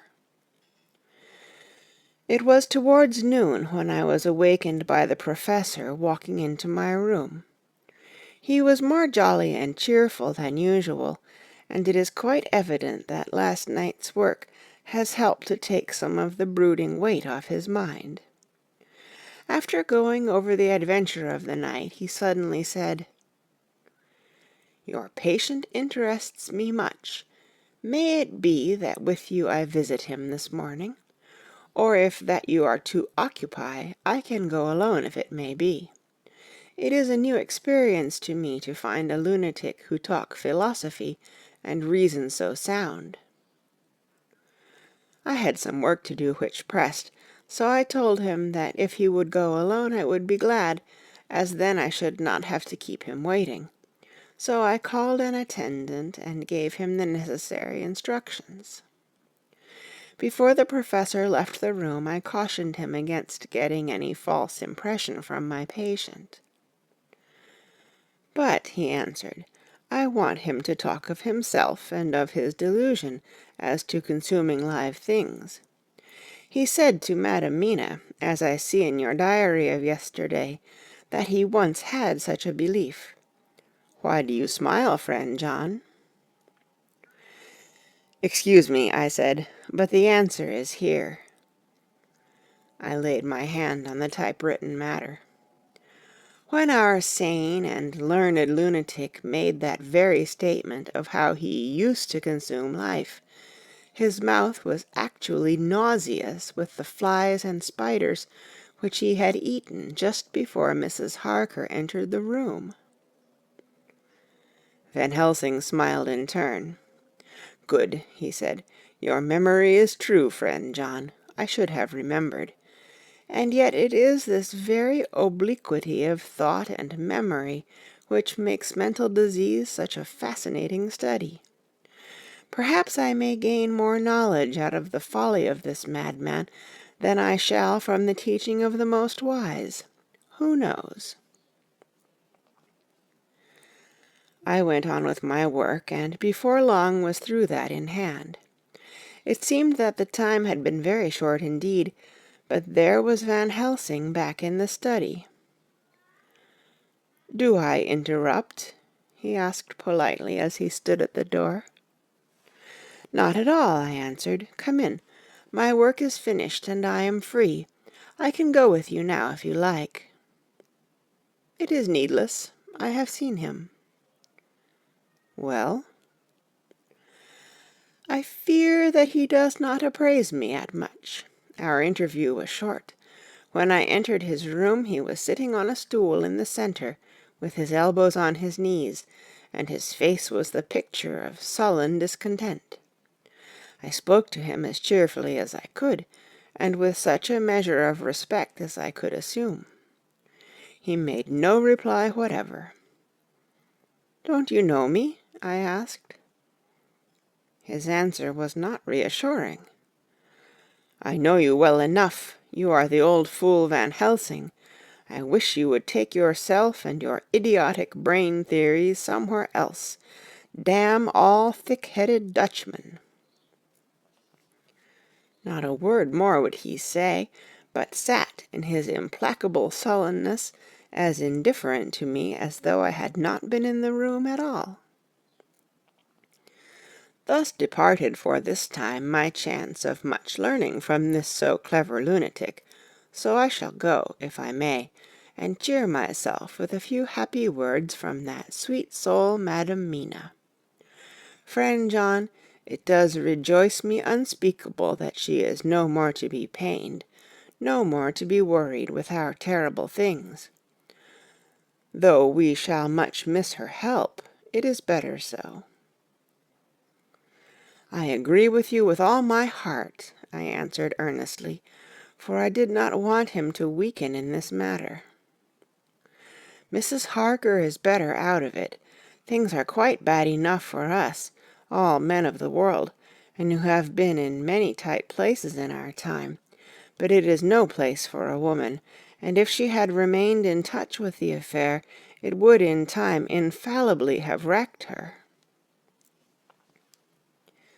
So Van Helsing has gone to confer with Mrs. Harker and Harker.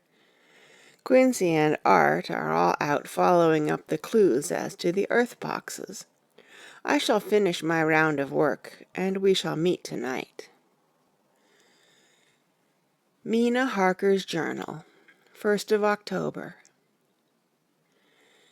It is strange to me to be kept in the dark as I am today. After Jonathan's full confidence for so many years, to see him manifestly avoid certain matters, and those the most vital of all. This morning I slept late after the fatigues of yesterday, and though Jonathan was late too, he was the earlier.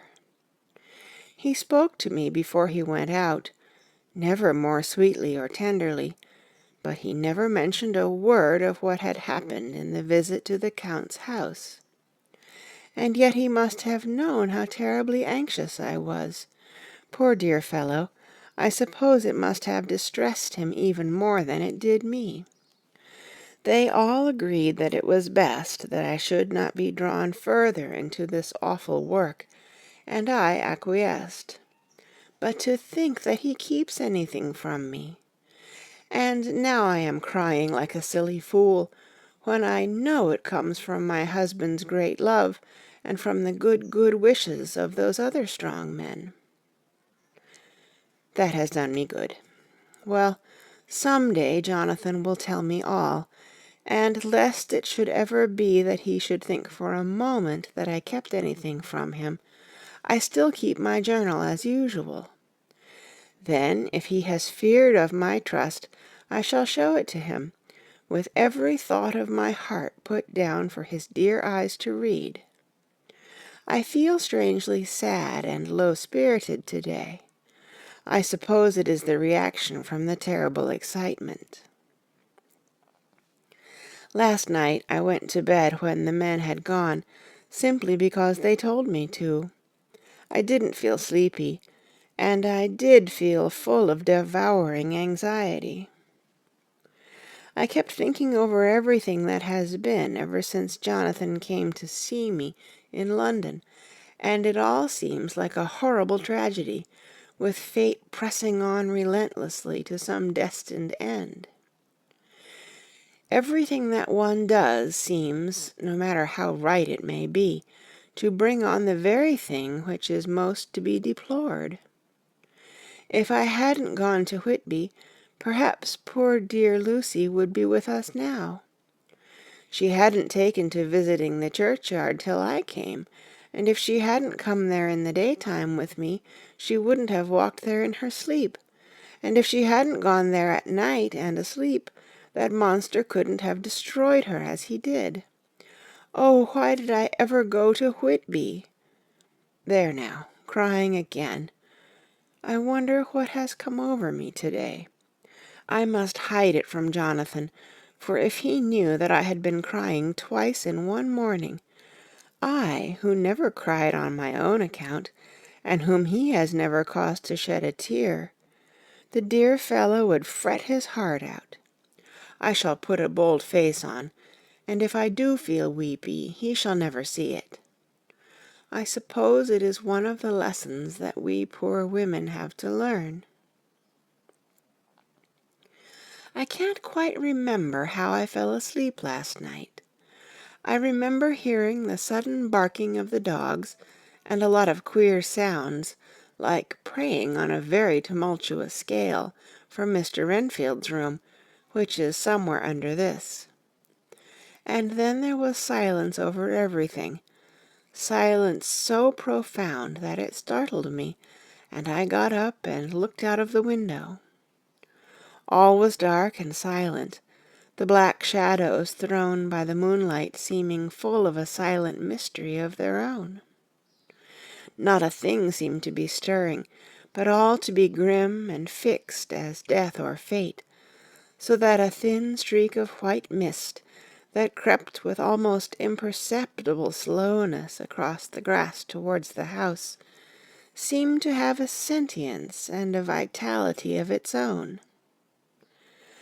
I think that the digression of my thoughts must have done me good, for when I got back to bed I found a lethargy creeping over me.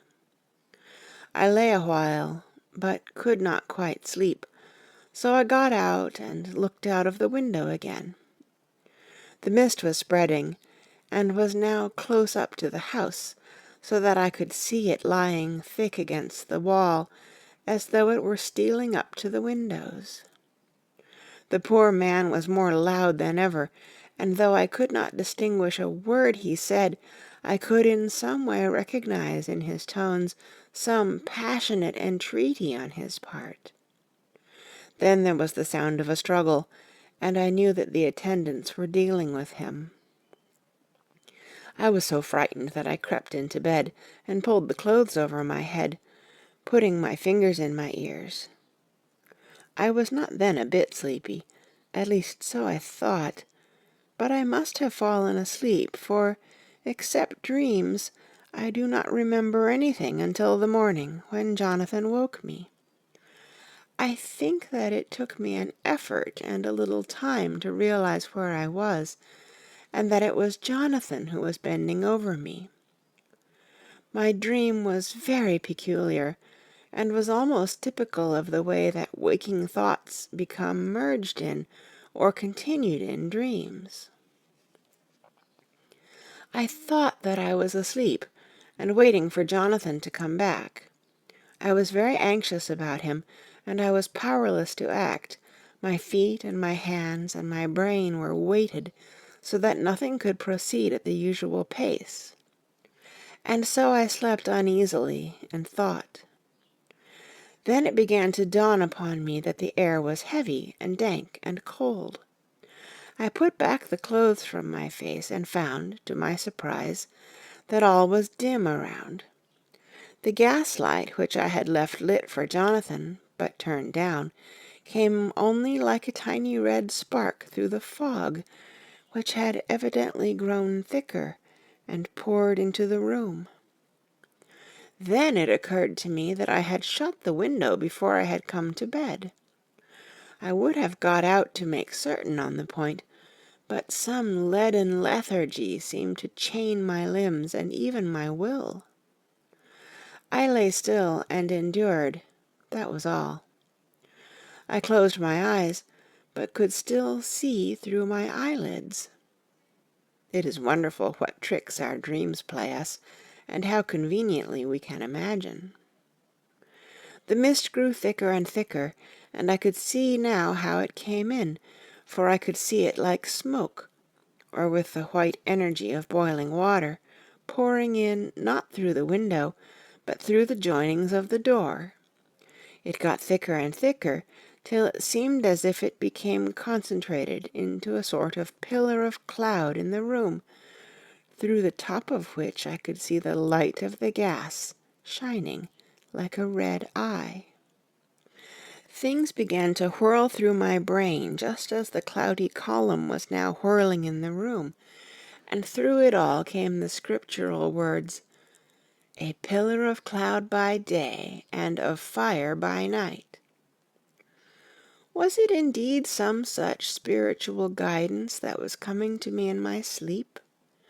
But the pillar was composed of both the day and the night guiding, for the fire was in the red eye, which at the thought got a new fascination for me, till as I looked, the fire divided, and seemed to shine on me through the fog like two red eyes, such as Lucy told me of in her momentary mental wandering when, on the cliff, the dying sunlight struck the windows of St. Mary's Church.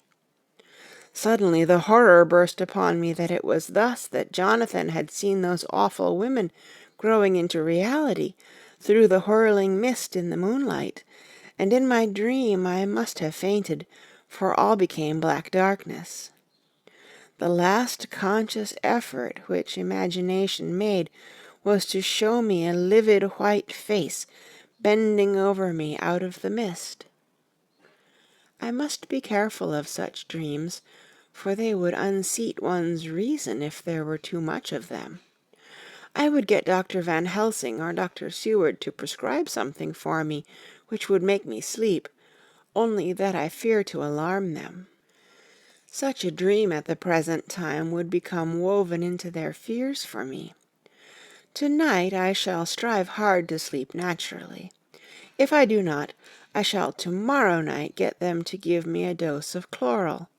That cannot hurt me for once, and it will give me a good night's sleep. Last night tired me more than if I had not slept at all. 2nd of October, 10 p.m. Last night I slept, but did not dream. I must have slept soundly, for I was not waked by Jonathan coming to bed, but the sleep has not refreshed me, for today I feel terribly weak and spiritless. I spent all yesterday trying to read, or lying down dozing. In the afternoon Mr. Renfield asked if he might see me. Poor man, he was very gentle, and when I came away he kissed my hand and bade God bless me. Some way it affected me much. I am crying when I think of him. This is a new weakness, of which I must be careful. Jonathan would be miserable if he knew I had been crying. He and the others were out till dinner time, and they all came in tired. I did what I could to brighten them up, and I suppose that the effort did me good, for I forgot how tired I was. After dinner they sent me to bed, and all went off to smoke together, as they said, but I knew that they wanted to tell each other of what had occurred to each during the day. I could see from Jonathan's manner that he had something important to communicate.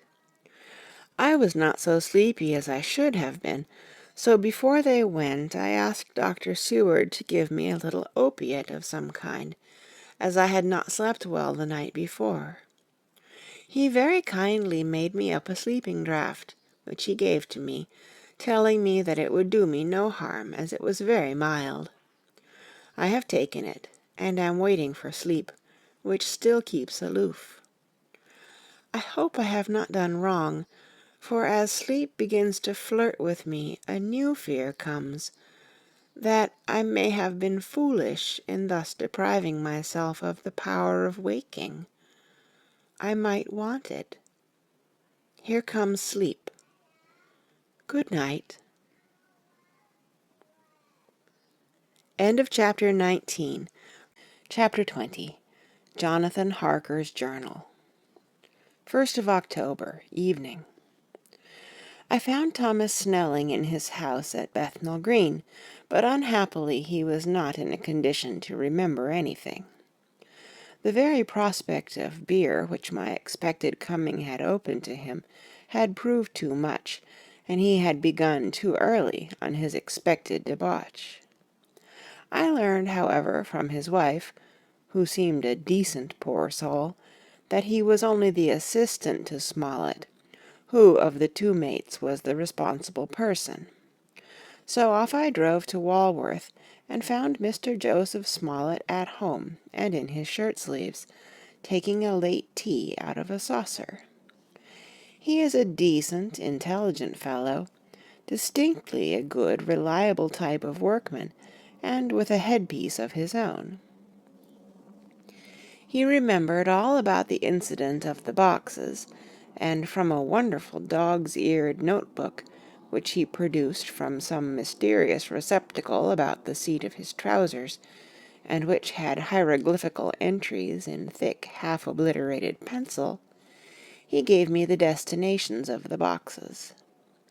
There were, he said, 6 in the cartload which he took from Carfax and left at 197 Chicksend Street, Mile End, Newtown, and another 6 which he deposited at Jamaica Lane, Bermondsey. If then the Count meant to scatter these ghastly refuges of his over London, these places were chosen as the first of delivery, so that later he might distribute more fully. The systematic manner in which this was done made me think that he could not mean to confine himself to 2 sides of London. He was now fixed on the far east of the northern shore, on the east of the southern shore, and on the south. The north and west were surely never meant to be left out of his diabolical scheme, let alone the city itself, and the very heart of fashionable London in the southwest and west. I went back to Smollett, and asked him if he could tell us if any other boxes had been taken from Carfax. He replied, "Well, governor, you've treated me very handsome." I had given him half a sovereign. "And I'll tell yer all I know. I heard a man by the name of Bloxham say 4 nights ago in the 'Are and 'Ounds, in Pincher's Alley, as how he and his mate had a rare dusty job in an old 'ouse at Perfect. There ain't a many such jobs as this 'ere, and I'm thinking that maybe Sam Bloxham could tell 'ee summat." I asked if he could tell me where to find him. I told him that if he could get me the address, it would be worth another half-sovereign to him. So he gulped down the rest of his tea and stood up, saying that he was going to begin the search then and there. At the door he stopped and said, "Look here, guv'nor, there ain't no sense in me a-keeping you here. I may find Sam soon, or I mayn't, but anyhow he ain't like to be in a way to tell ye much tonight. Sam is a rare one when he starts on the booze. If you can give me an envelope with a stamp on it, and put your address on it, I'll find out where Sam is to be found, and post it ye tonight. But ye'd better be up arter him soon in the morning, or maybe you won't catch him, for Sam gets off main early. Never mind the booze the night afore." This was all practical, so one of the children went off with a penny to buy an envelope and a sheet of paper, and to keep the change. When she came back, I addressed the envelope and stamped it, and when Smollett had again faithfully promised to post the address when found, I took my way to home. We're on the track, anyhow. I am tired tonight, and want sleep. Mina is fast asleep, and looks a little too pale. Her eyes look as though she had been crying.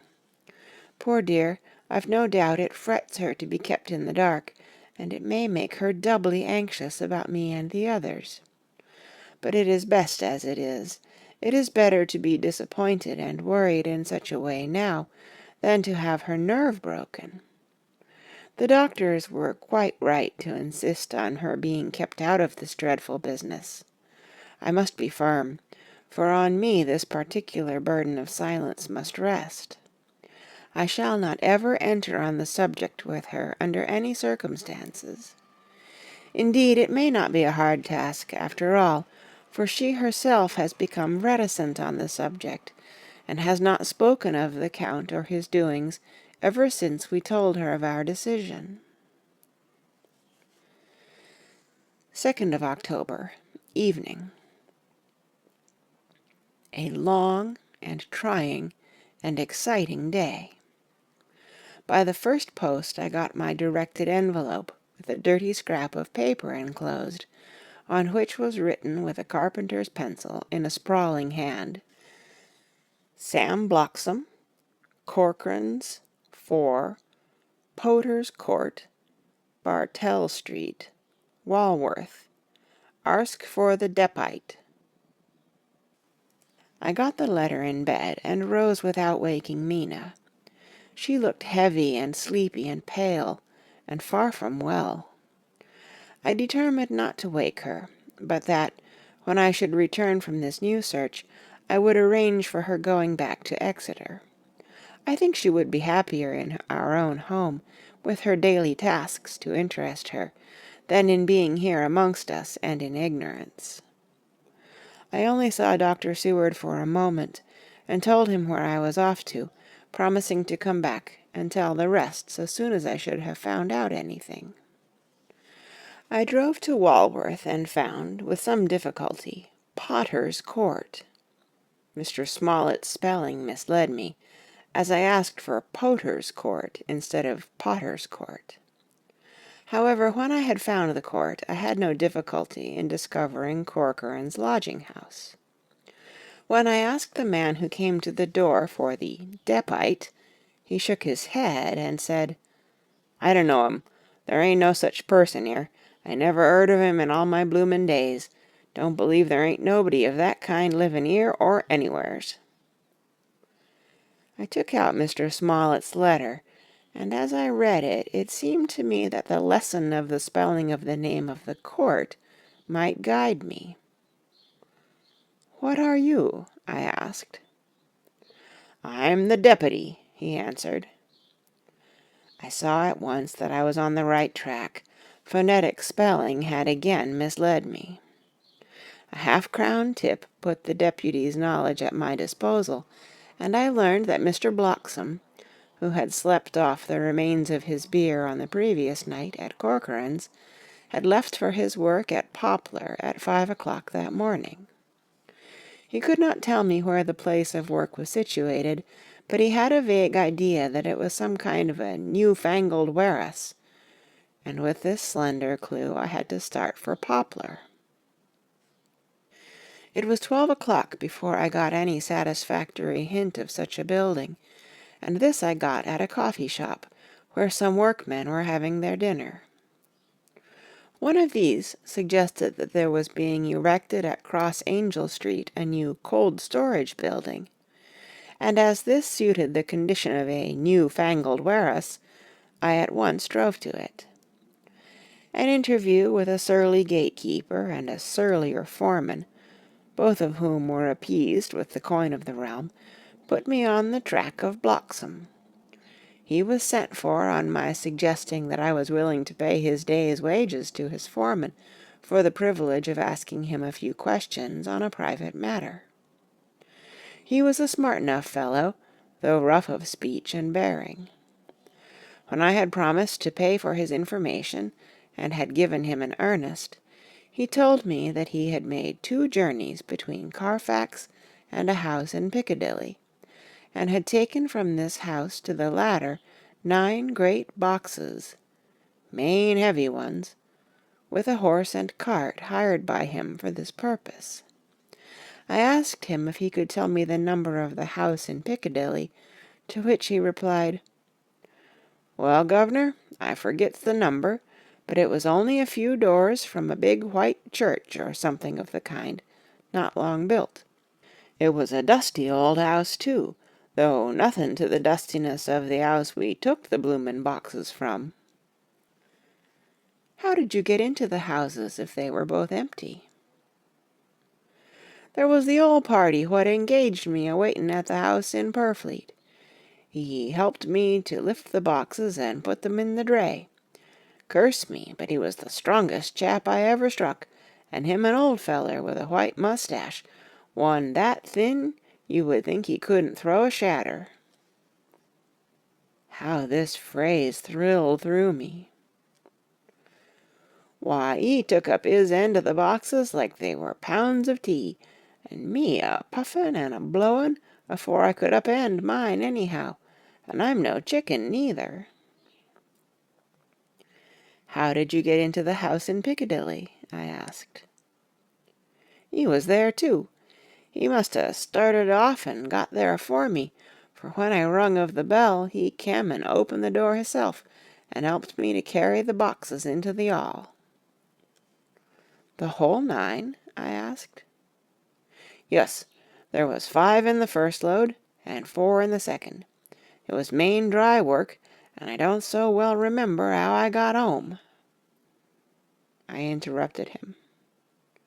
"Were the boxes left in the hall?" "Yus, it was a big 'all, and there was nothing else in it." I made one more attempt to further matters. "You didn't have any key?" "Never used no key nor nothink. The old gent, he opened the door hisself and shut it again when I drove off. I don't remember the last time, but that was the beer." "And you can't remember the number of the house?" "No, sir, but you needn't have no difficulty about that. It's a high un with a stone front with a bow on it, and high steps up to the door. I know them steps, havin' had to carry the boxes up with 3 loafers what come round to earn a copper.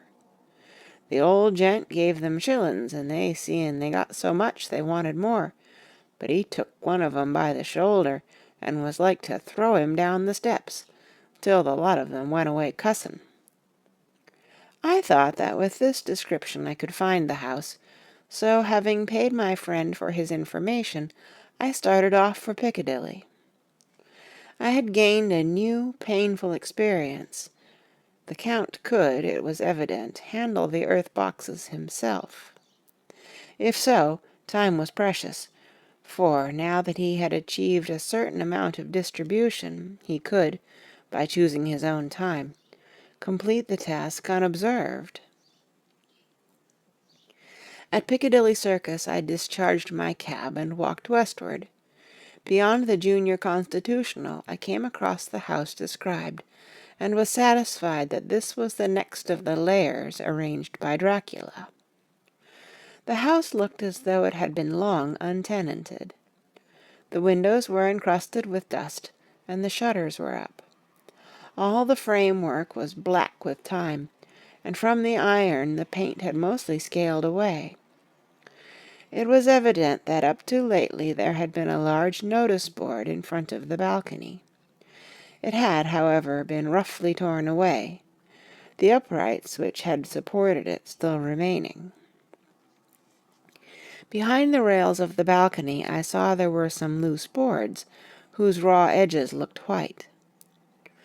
I would have given a good deal to have been able to see the notice board intact, as it would, perhaps, have given some clue to the ownership of the house.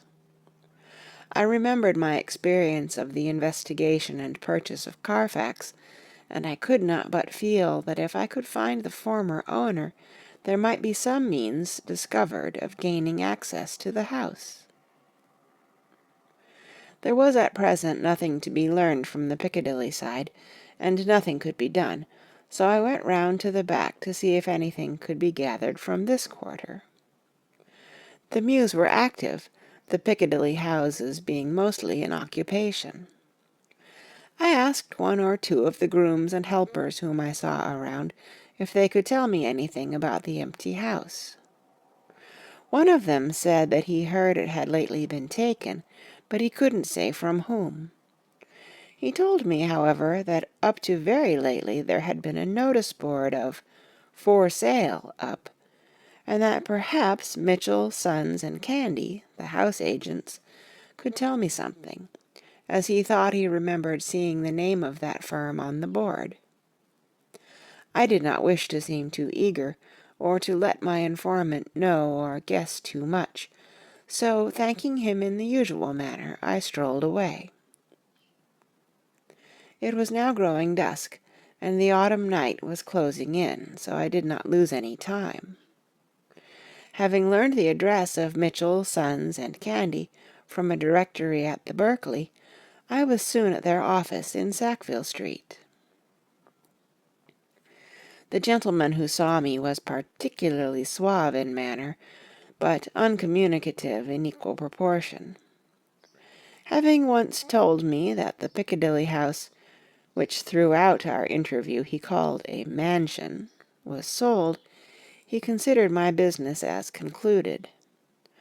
When I asked who had purchased it, he opened his eyes a thought wider, and paused a few seconds before replying. "It is sold, sir." "Pardon me," I said with equal politeness, "but I have a special reason for knowing who purchased it."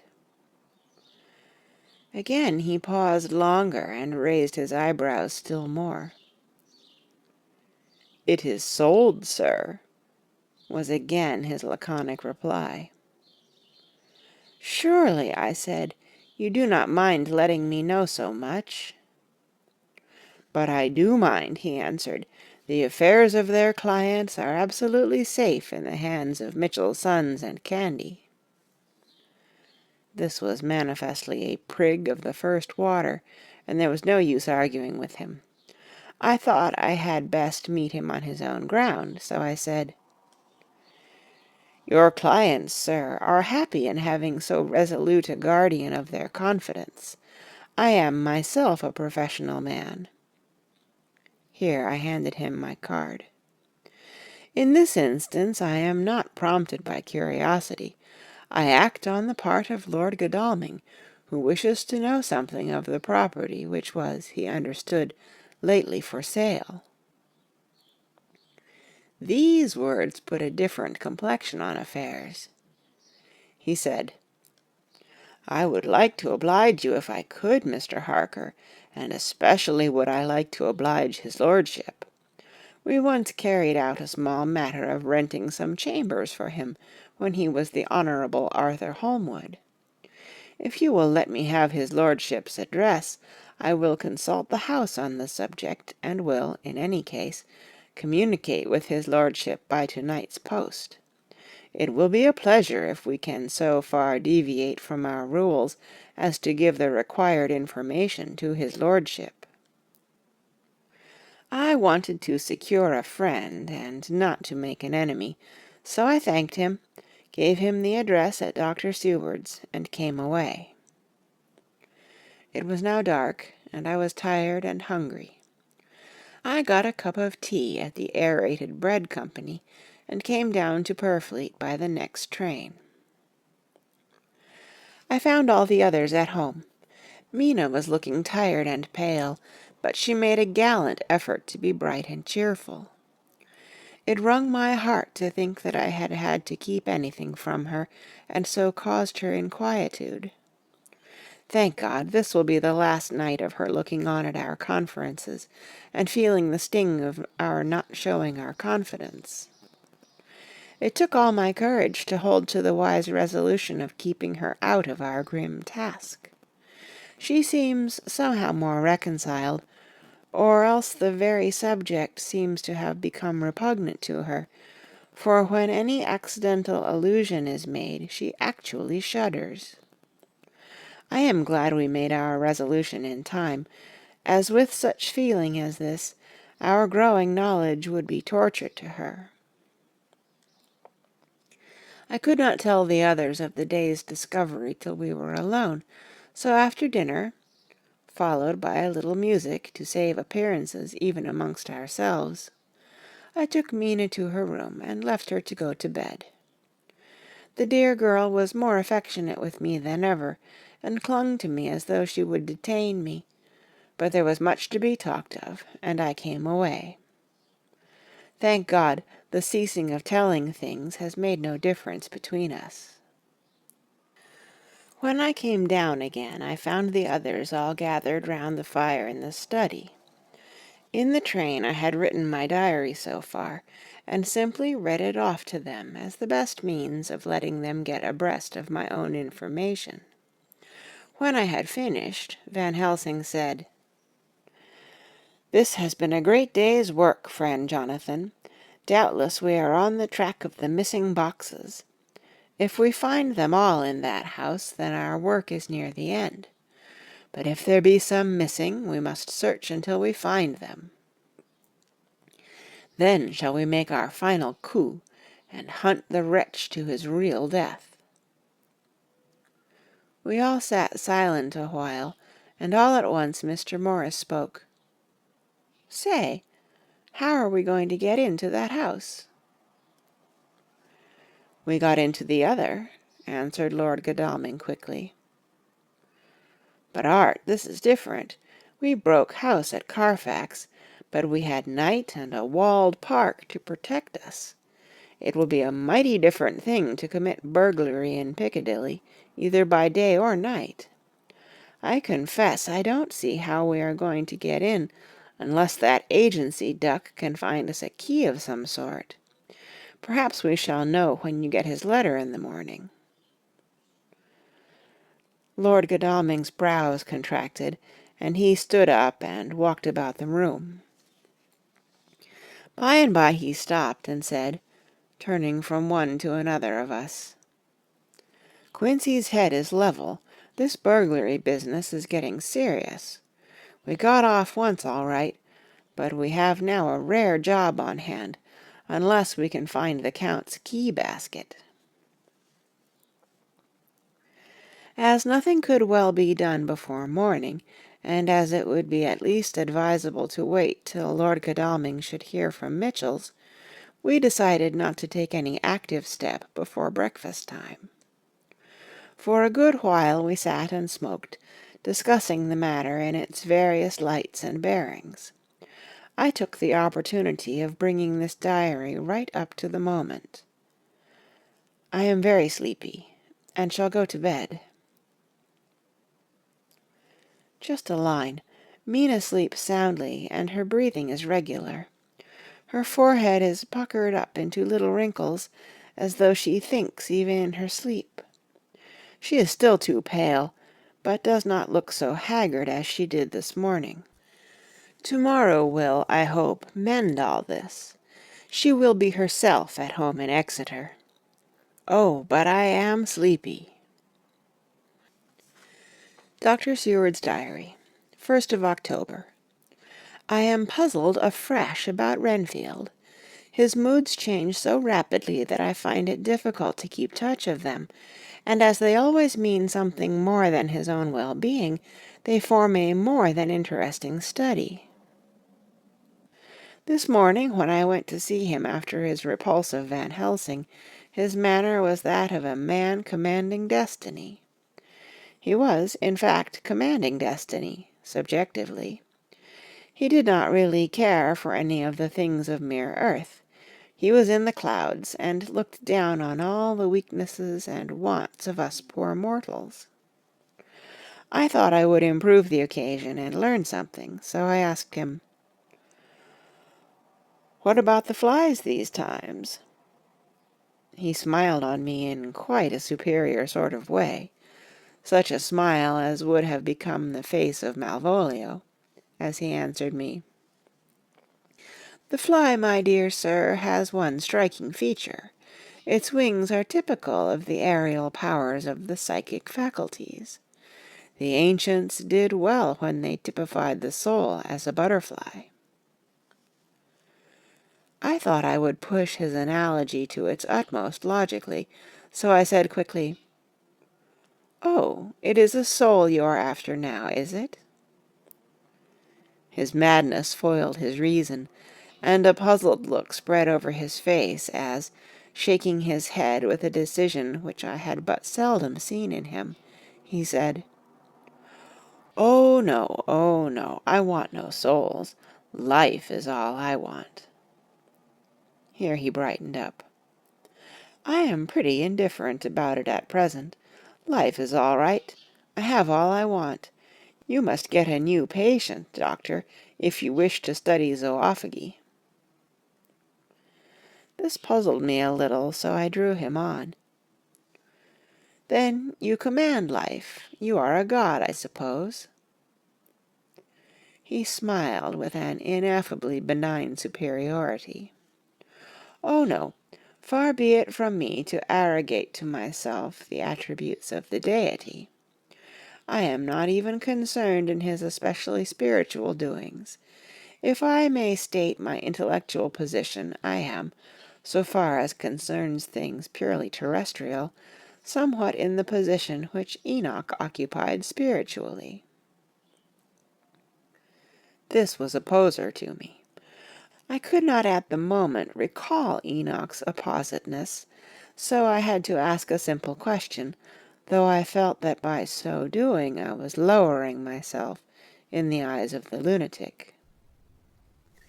"And why with Enoch?" "Because he walked with God." I could not see the analogy, but did not like to admit it, so I harked back to what he had denied. "So you don't care about life, and you don't want souls. Why not?" I put my question quickly and somewhat sternly, on purpose to disconcert him. The effort succeeded. For an instant he unconsciously relapsed into his old servile manner, bent low before me, and actually fawned upon me as he replied, "I don't want any souls, indeed, I don't. I couldn't use them if I had them. They would be no manner of use to me. I couldn't eat them, or—" He suddenly stopped, and the old cunning look spread over his face, like a wind-sweep on the surface of the water. "And, doctor, as to life, what is it after all? When you've got all you require, and you know that you will never want, that is all. I have friends, good friends, like you, Dr. Seward."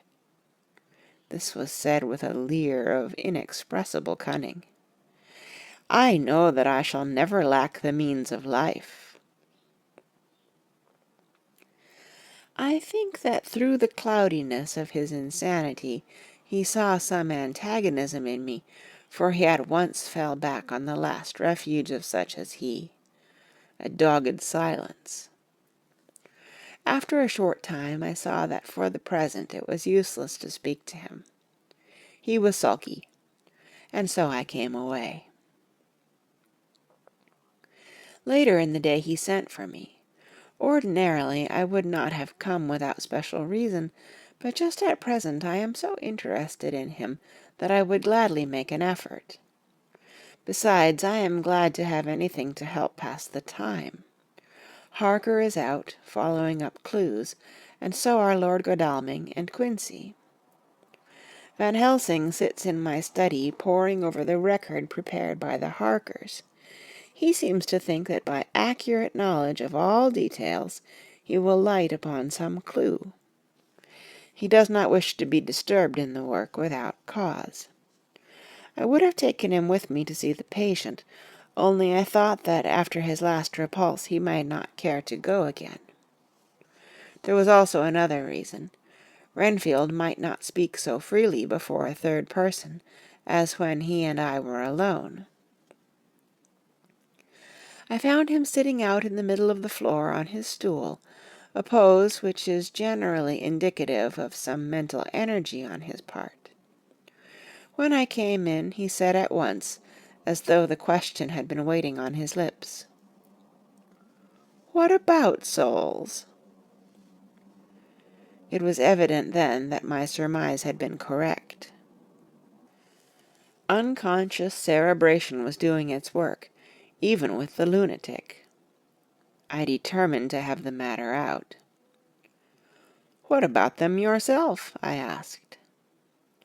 He did not reply for a moment, but looked all round him, and up and down, as though he expected to find some inspiration for an answer. "I don't want any souls," he said in a feeble, apologetic way. The matter seemed preying on his mind, and so I determined to use it, to be cruel only to be kind. So I said, "You like life, and you want life?" "Oh, yes, but that is all right. You needn't worry about that." "But," I asked, "how are we to get the life without getting the soul also?" This seemed to puzzle him, so I followed it up. "A nice time you'll have some time when you're flying out there, with the souls of thousands of flies and spiders and birds and cats, buzzing and twittering and meowing all round you. You've got their lives, you know, and you must put up with their souls." Something seemed to affect his imagination, for he put his fingers to his ears and shut his eyes, screwing them up tightly, just as a small boy does when his face is being soaped. There was something pathetic in it that touched me. It also gave me a lesson, for it seemed that before me was a child, only a child, though the features were worn and the stubble on the jaws was white. It was evident that he was undergoing some process of mental disturbance, and, knowing how his past moods had interpreted things seemingly foreign to himself, I thought I would enter into his mind as well as I could, and go with him. The first step was to restore confidence, so I asked him, speaking pretty loud so that he would hear me through his closed ears, "Would you like some sugar to get your flies round again?" He seemed to wake up all at once and shook his head. With a laugh he replied, "Not much. Flies are poor things after all." After a pause he added, "But I don't want their souls buzzing round me all the same." "Or spiders?" I went on. "Blow spiders! What's the use of spiders? There isn't anything in them to eat or—" He stopped suddenly, as though reminded of a forbidden topic. So, I thought to myself, this is the second time he has suddenly stopped at the word drink. What does it mean? Renfield seemed himself aware of having made a lapse, for he hurried on, as though to distract my attention from it. "I don't take any stock at all in such matters. Rats and mice and other small deer, as Shakespeare has called it. Chicken feed of the larder, they might be called. I'm past all that sort of nonsense. You might as well ask a man to eat molecules with a pair of chopsticks as to try to interest me about the lesser carnivora when I know of what is before me." "I see," I said. "You want big things that you can make your teeth meet in? How would you like to breakfast on an elephant?" "What ridiculous nonsense you are talking." He was getting too wide awake, so I thought I would press him hard. "I wonder," I said reflectively, "what an elephant's soul is like." The effect I desired was obtained, for he at once fell from his high horse and became a child again. "I don't want an elephant's soul, or any soul at all," he said. For a few moments he sat despondently. Suddenly he jumped to his feet, with his eyes blazing and all the signs of intense cerebral excitement. "To hell with you and your souls!" he shouted. "Why do you plague me about souls? Haven't I got enough to worry and pain and distract me already, without thinking of souls?" He looked so hostile that I thought he was in for another homicidal fit, so I blew my whistle. The instant, however, that I did so, he became calm, and said apologetically, "Forgive me, doctor. I forgot myself. You do not need any help. I am so worried in my mind that I am apt to be irritable. If you only knew the problem I have to face, and that I am working out, you would pity and tolerate and pardon me. Pray do not put me in a strait waistcoat. I want to think, and I cannot think freely when my body is confined. I am sure you will understand." He had evidently self-control, so when the attendants came I told them not to mind, and they withdrew. Renfield watched them go. When the door was closed, he said, with considerable dignity and sweetness, "Dr. Seward, you have been very considerate towards me. Believe me that I am very, very grateful to you." I thought it well to leave him in this mood, and so I came away. There is certainly something to ponder over in this man's state. Several points seem to make what the American interviewer calls a story, if one could only get them in proper order. Here they are. Will not mention drinking. Fears the thought of being burdened with the soul of anything. Has no dread of wanting life in the future. Despises the meaner forms of life altogether, though he dreads being haunted by their souls. Logically, all these things point one way. He has assurance of some kind that he will acquire some higher life. He dreads the consequence, the burden of a soul. Then it is a human life he looks to. And the assurance? Merciful God, the Count has been to him, and there is some new scheme of terror afoot. Later, I went after my round to Van Helsing, and told him my suspicion. He grew very grave, and, after thinking the matter over for a while, asked me to take him to Renfield. I did so. As we came to the door, we heard the lunatic within singing gaily, as he used to do in the time which now seems so long ago. When we entered, we saw with amazement that he had spread out his sugar as of old. The flies, lethargic with the autumn, were beginning to buzz into the room. We tried to make him talk of the subject of our previous conversation, but he would not attend. He went on with his singing, just as though we had not been present. He had got a scrap of paper and was folding it into a notebook. We had to come away as ignorant as we went in. His is a curious case indeed. We must watch him tonight. Letter. Mitchell, Sons, and Candy to Lord Godalming. 1st of October. My lord, we are at all times only too happy to meet your wishes. We beg, with regard to the desire of your lordship, expressed by Mr. Harker on your behalf, to supply the following information concerning the sale and purchase of number 347, Piccadilly. The original vendors are the executors of the late Mr. Archibald Winter Suffield. The purchaser is a foreign nobleman, Count de Ville, who effected the purchase himself, paying the purchase money in notes over the counter, if your lordship will pardon us using so vulgar an expression. Beyond this we know nothing whatever of him. We are, my lord, your lordship's humble servants, Mitchell, Sons, and Candy. Dr. Seward's Diary, 2nd of October.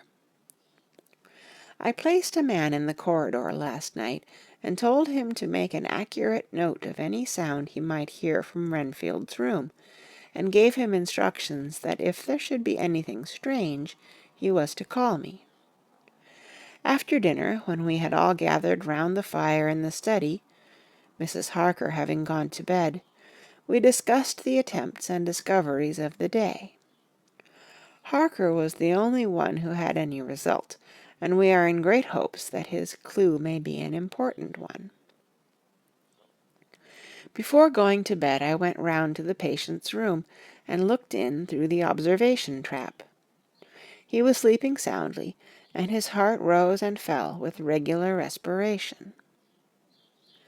This morning the man on duty reported to me that a little after midnight he was restless, and kept saying his prayers somewhat loudly. I asked him if that was all. He replied that it was all he heard. There was something about his manner so suspicious that I asked him point blank if he had been asleep.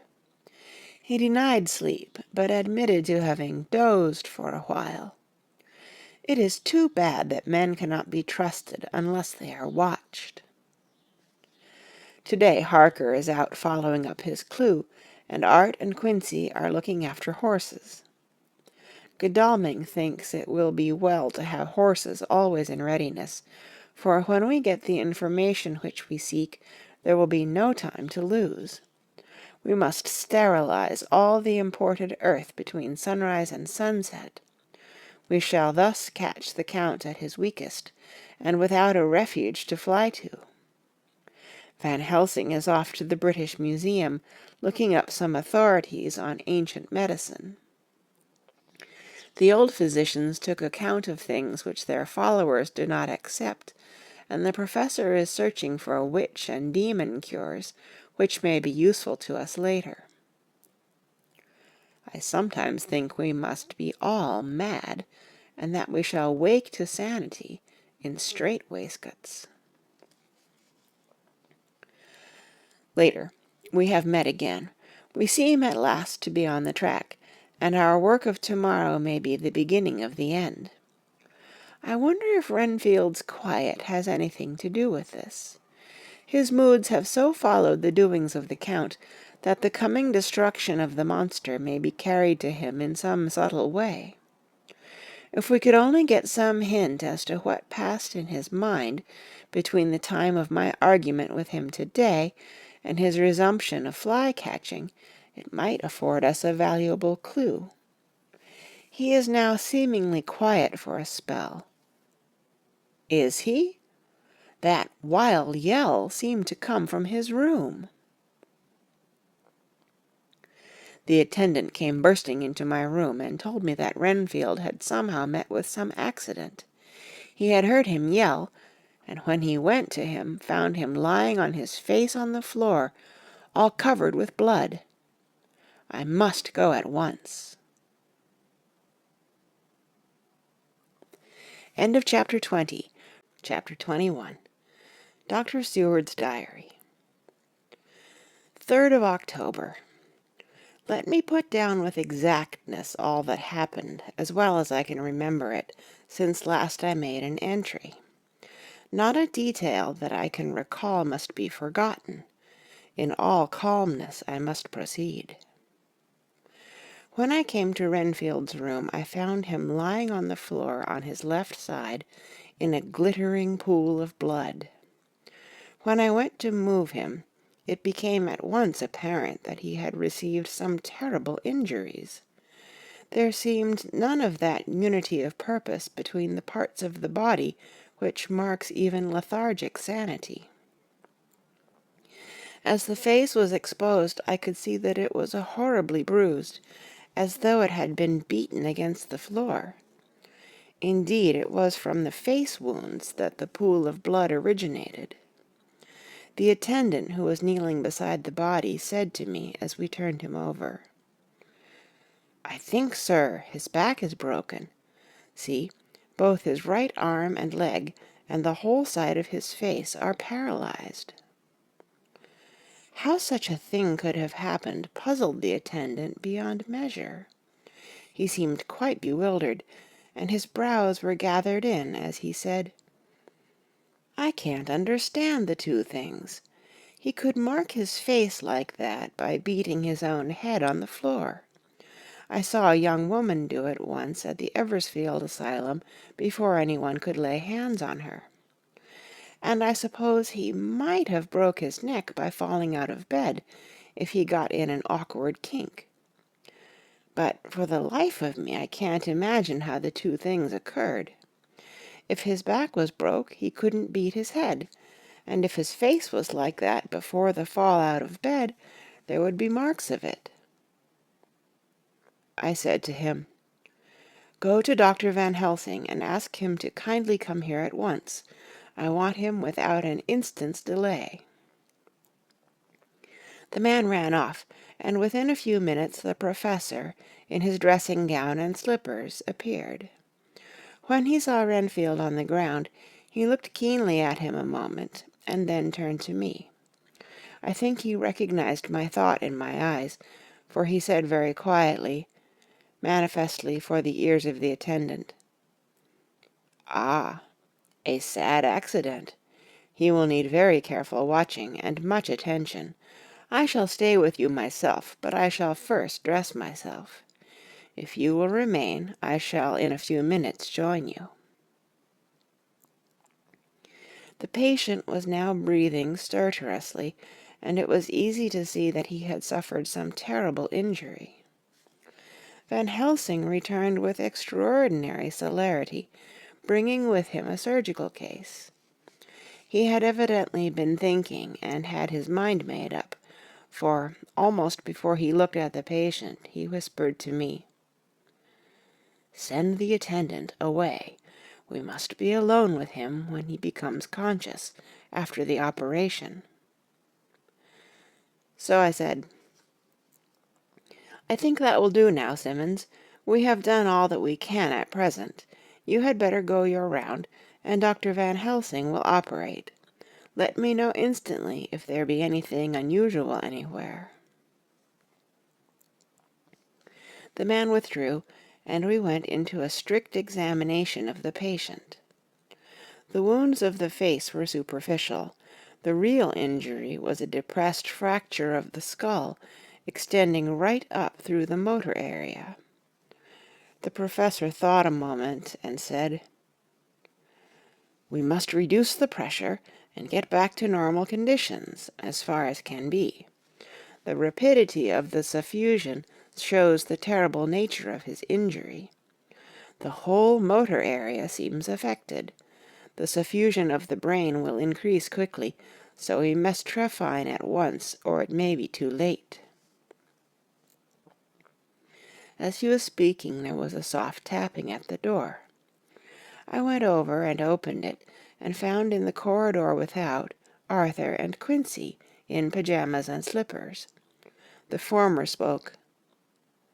"I heard your man call up Dr. Van Helsing and tell him of an accident, so I woke Quincy, or rather called for him, as he was not asleep.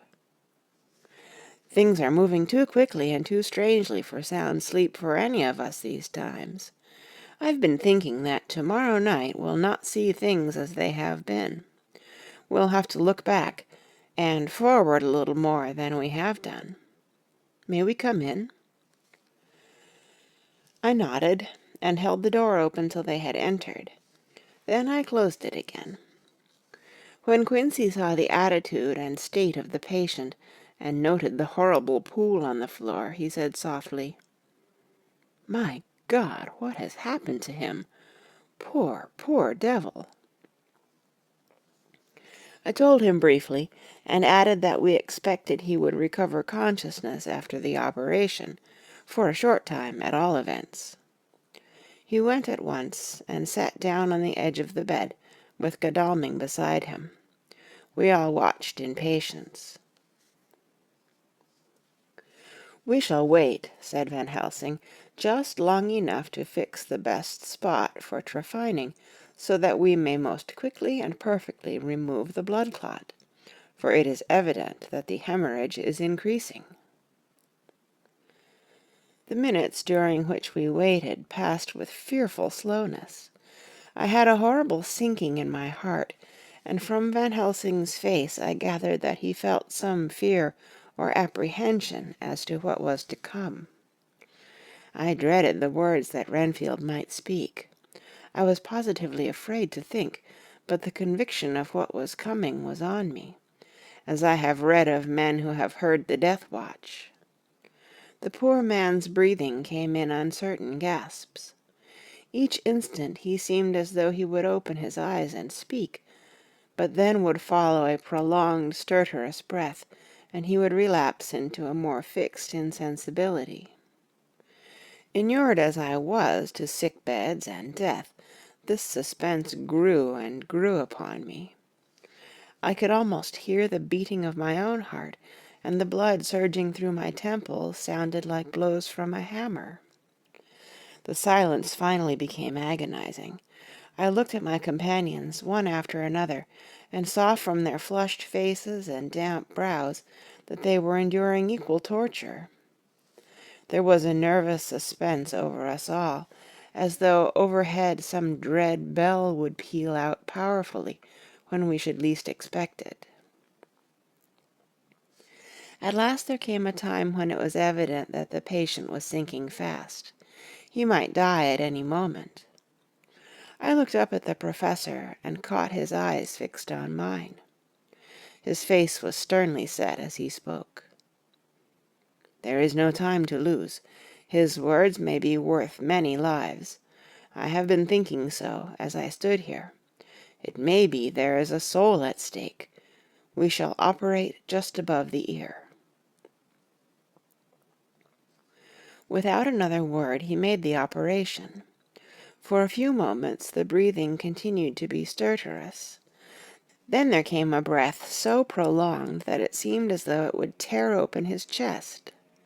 Suddenly his eyes opened and became fixed in a wild, helpless stare. This was continued for a few moments. Then it softened into a glad surprise, and from the lips came a sigh of relief. He moved convulsively, and as he did so, said, "I'll be quiet, doctor. Tell them to take off the strait-waistcoat. I have had a terrible dream, and it has left me so weak that I cannot move. What's wrong with my face? It feels all swollen, and it smarts dreadfully." He tried to turn his head, but even with the effort his eyes seemed to grow glassy again, so I gently put it back. Then Van Helsing said in a quiet, grave tone, "Tell us your dream, Mr. Renfield." As he heard the voice, his face brightened through its mutilation, and he said, "That is Dr. Van Helsing. How good it is of you to be here. Give me some water, my lips are dry, and I shall try to tell you. I dreamed—" He stopped and seemed fainting.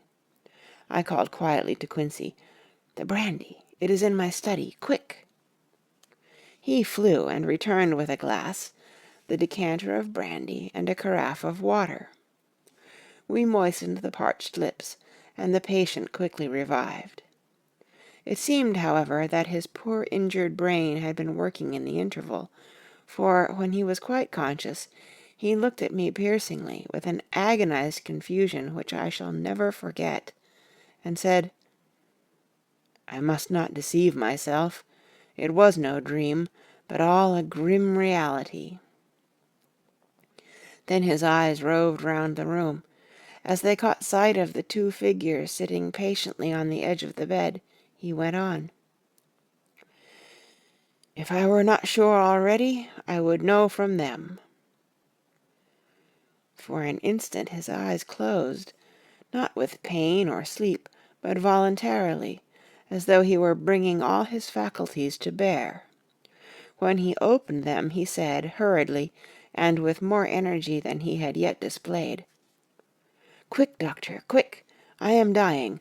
I feel that I have but a few minutes, and then I must go back to death, or worse.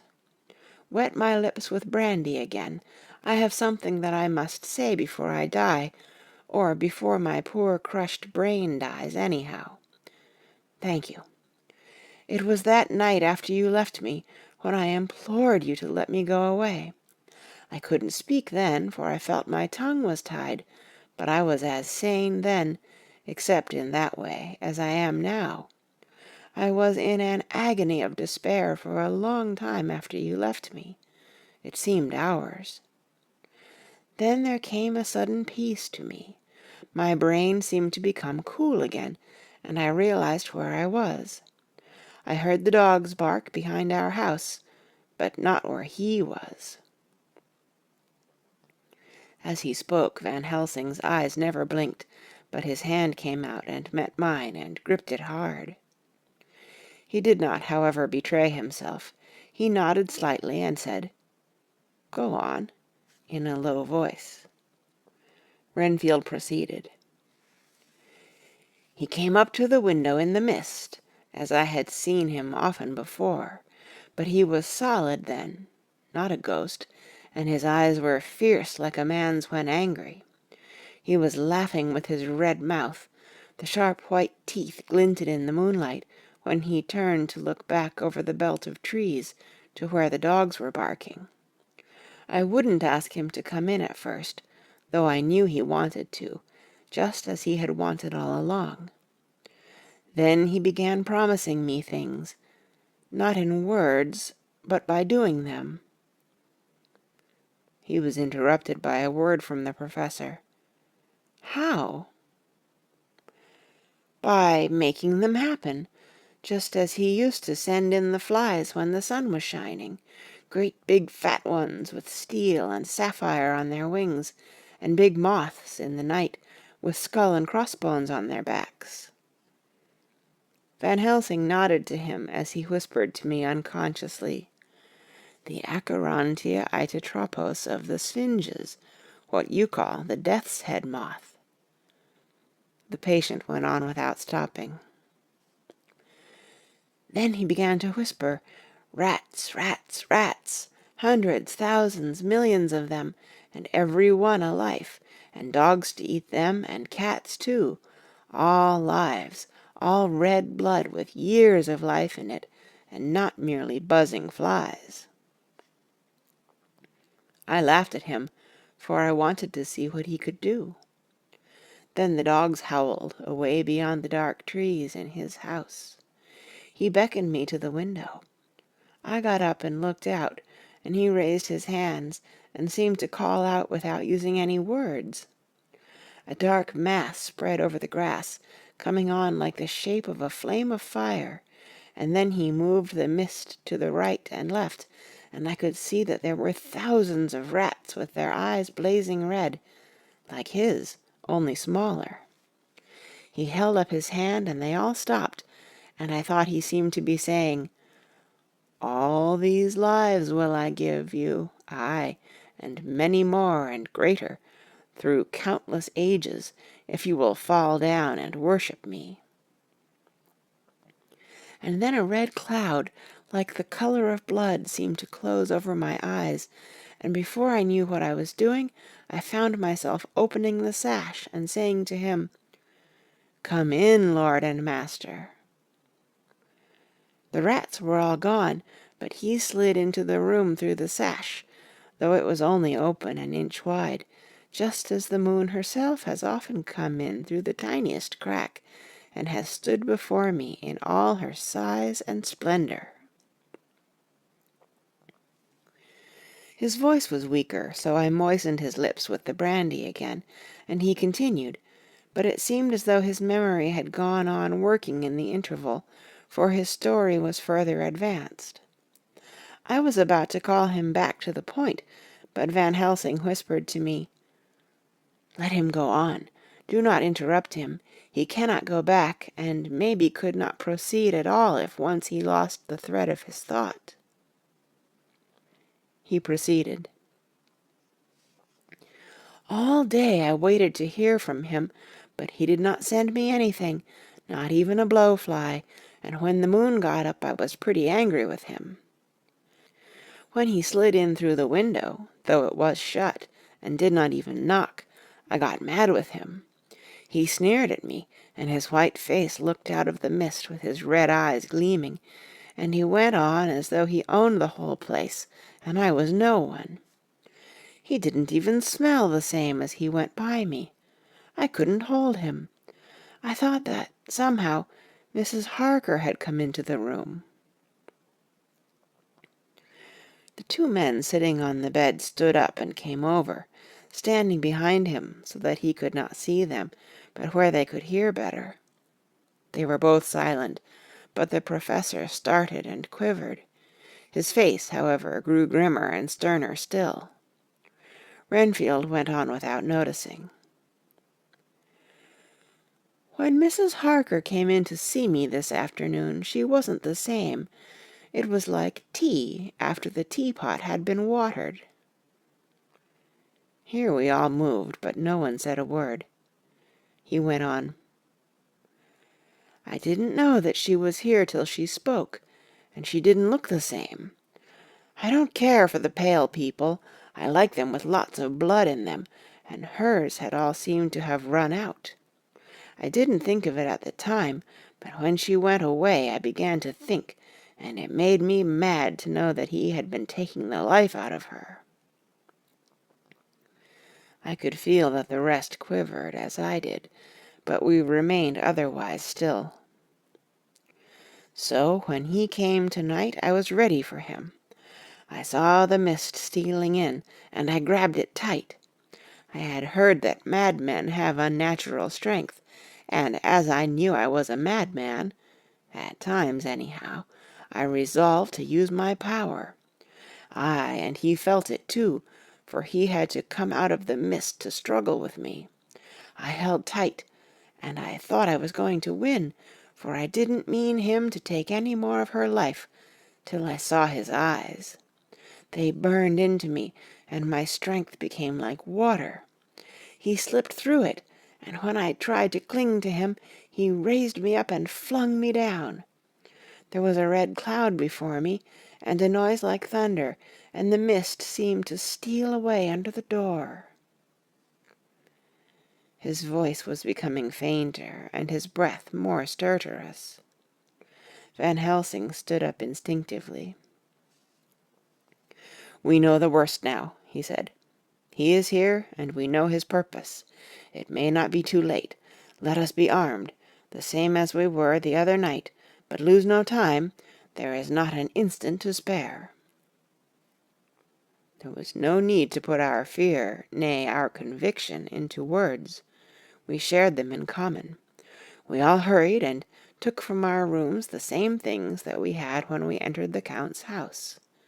The Professor had his ready, and as we met in the corridor he pointed to them significantly as he said, "They never leave me, and they shall not till this unhappy business is over. Be wise also, my friends. It is no common enemy that we deal with. Alas, alas, that dear Madam Mina should suffer." He stopped. His voice was breaking, and I do not know if rage or terror predominated in my own heart. Outside the Harkers' door we paused. Art and Quincy held back, and the latter said, "Should we disturb her?" "We must," said Van Helsing grimly. "If the door be locked, I shall break it in." "May it not frighten her terribly?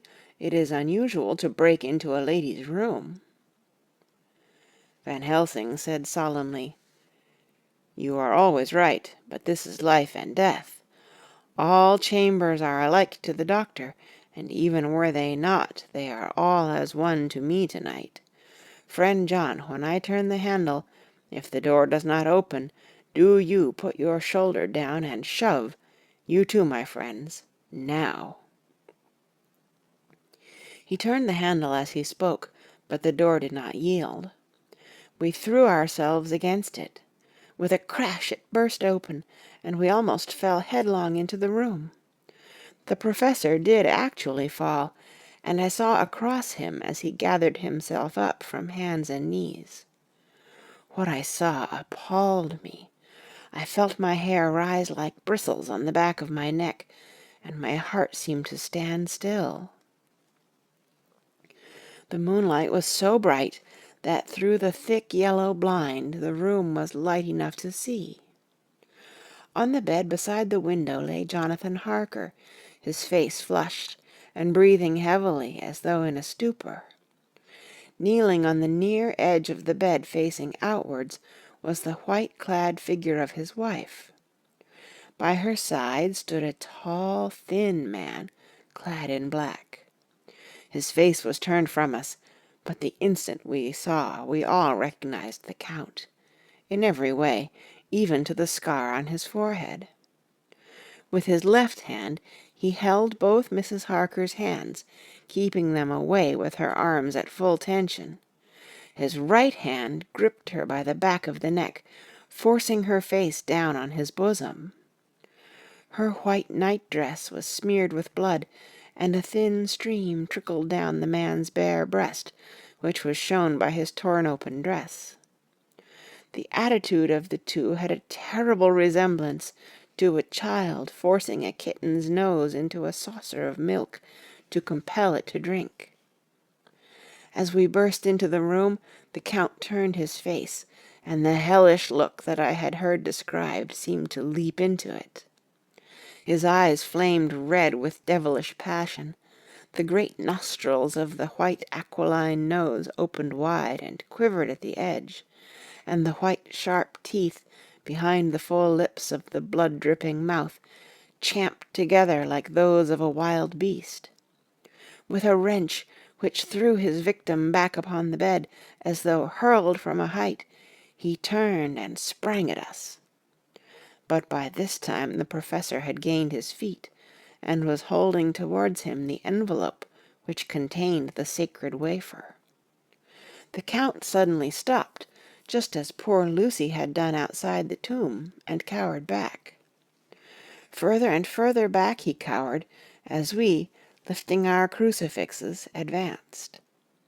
The moonlight suddenly failed, as a great black cloud sailed across the sky, and when the gaslight sprang up under Quincy's match, we saw nothing but a faint vapor.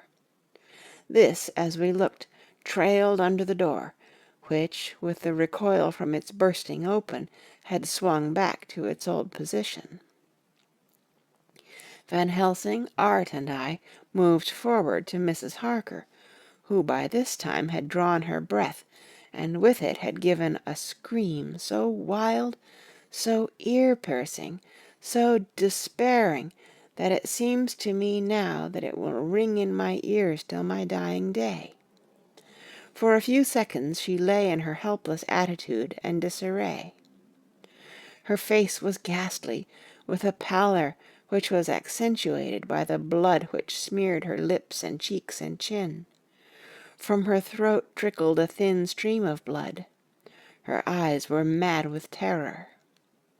Then she put before her face her poor crushed hands, which bore on their whiteness the red mark of the Count's terrible grip, and from behind them came a low, desolate wail, which made the terrible scream seem only the quick expression of an endless grief.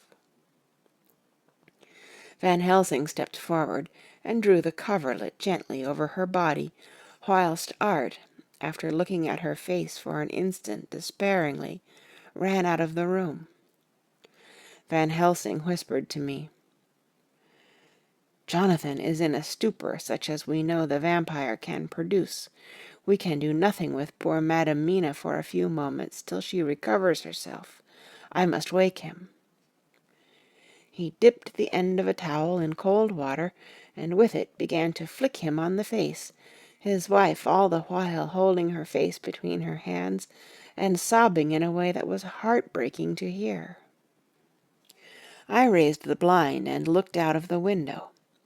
There was much moonshine, and as I looked I could see Quincey Morris run across the lawn and hide himself in the shadow of a great yew tree.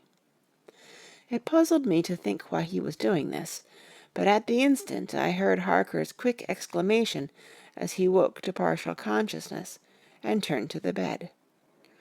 On his face, as there might well be, was a look of wild amazement. He seemed dazed for a few seconds, and then full consciousness seemed to burst upon him all at once, and he started up. His wife was aroused by the quick movement, and turned to him with her arms stretched out, as though to embrace him. Instantly, however, she drew them in again, and putting her elbows together, held her hands before her face, and shuddered till the bed beneath her shook. "In God's name, what does this mean?" Harker cried out. "Dr. Seward, Dr. Van Helsing, what is it? What has happened? What is wrong? Mina, dear, what is it? What does that blood mean? My God, my God! Has it come to this?"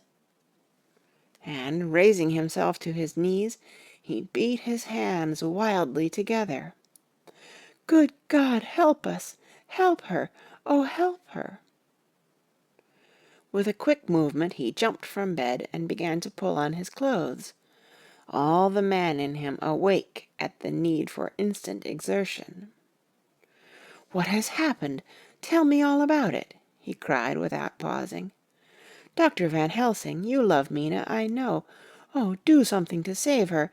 It cannot have gone too far yet. Guard her while I look for him."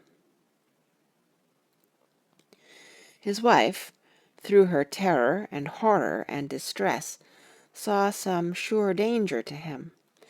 Instantly forgetting her own grief, she seized hold of him and cried out, "No, no, Jonathan, you must not leave me.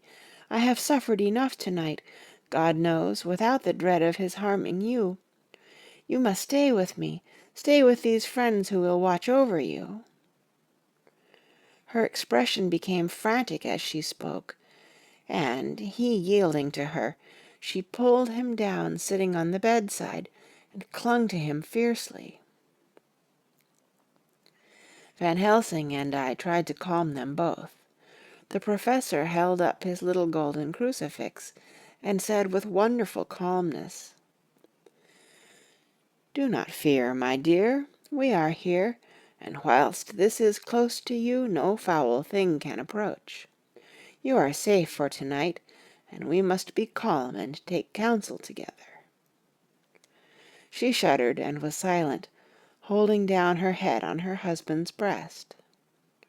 When she raised it, his white night-robe was stained with blood where her lips had touched, and where the thin, open wound in her neck had sent forth drops.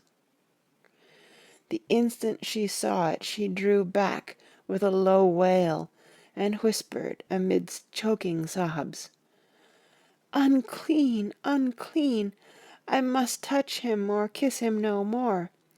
Oh, that it should be that it is I who am now his worst enemy, and whom he may have most cause to fear." To this he spoke out resolutely. "Nonsense, Mina! It is a shame to me to hear such a word. I would not hear it of you, and I shall not hear it from you. May God judge me by my deserts, and punish me with more bitter suffering than even this hour, if by any act or will of mine anything ever come between us." He put out his arms and folded her to his breast, and for a while she lay there sobbing. He looked at us over her bowed head, with eyes that blinked damply above his quivering nostrils. His mouth was set as steel. After a while her sobs became less frequent and more faint, and then he said to me, speaking with a studied calmness which I felt tried his nervous power to the utmost, "And now, Dr. Seward, tell me all about it. Too well I know the broad fact. Tell me all that has been."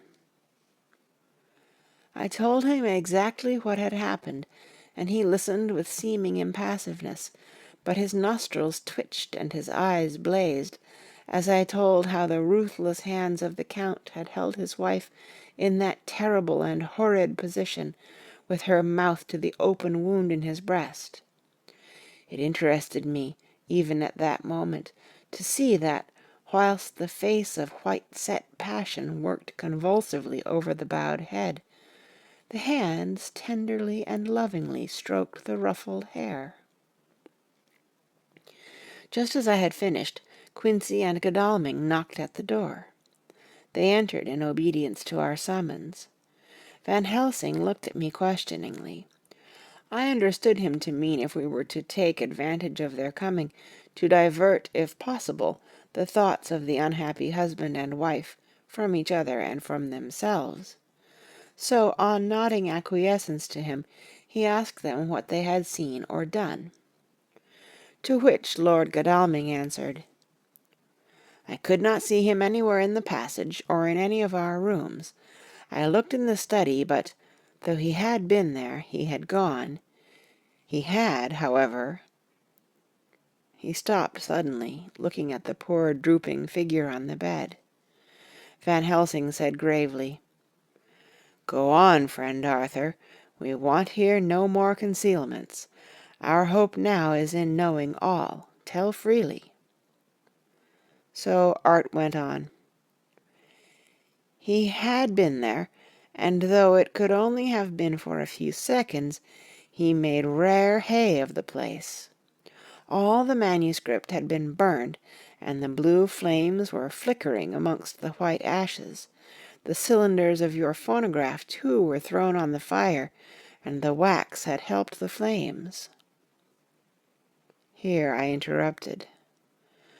"Thank God there is the other copy in the safe."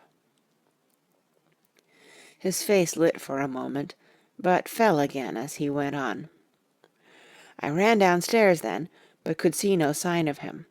I looked into Renfield's room, but there was no trace there except—" Again he paused.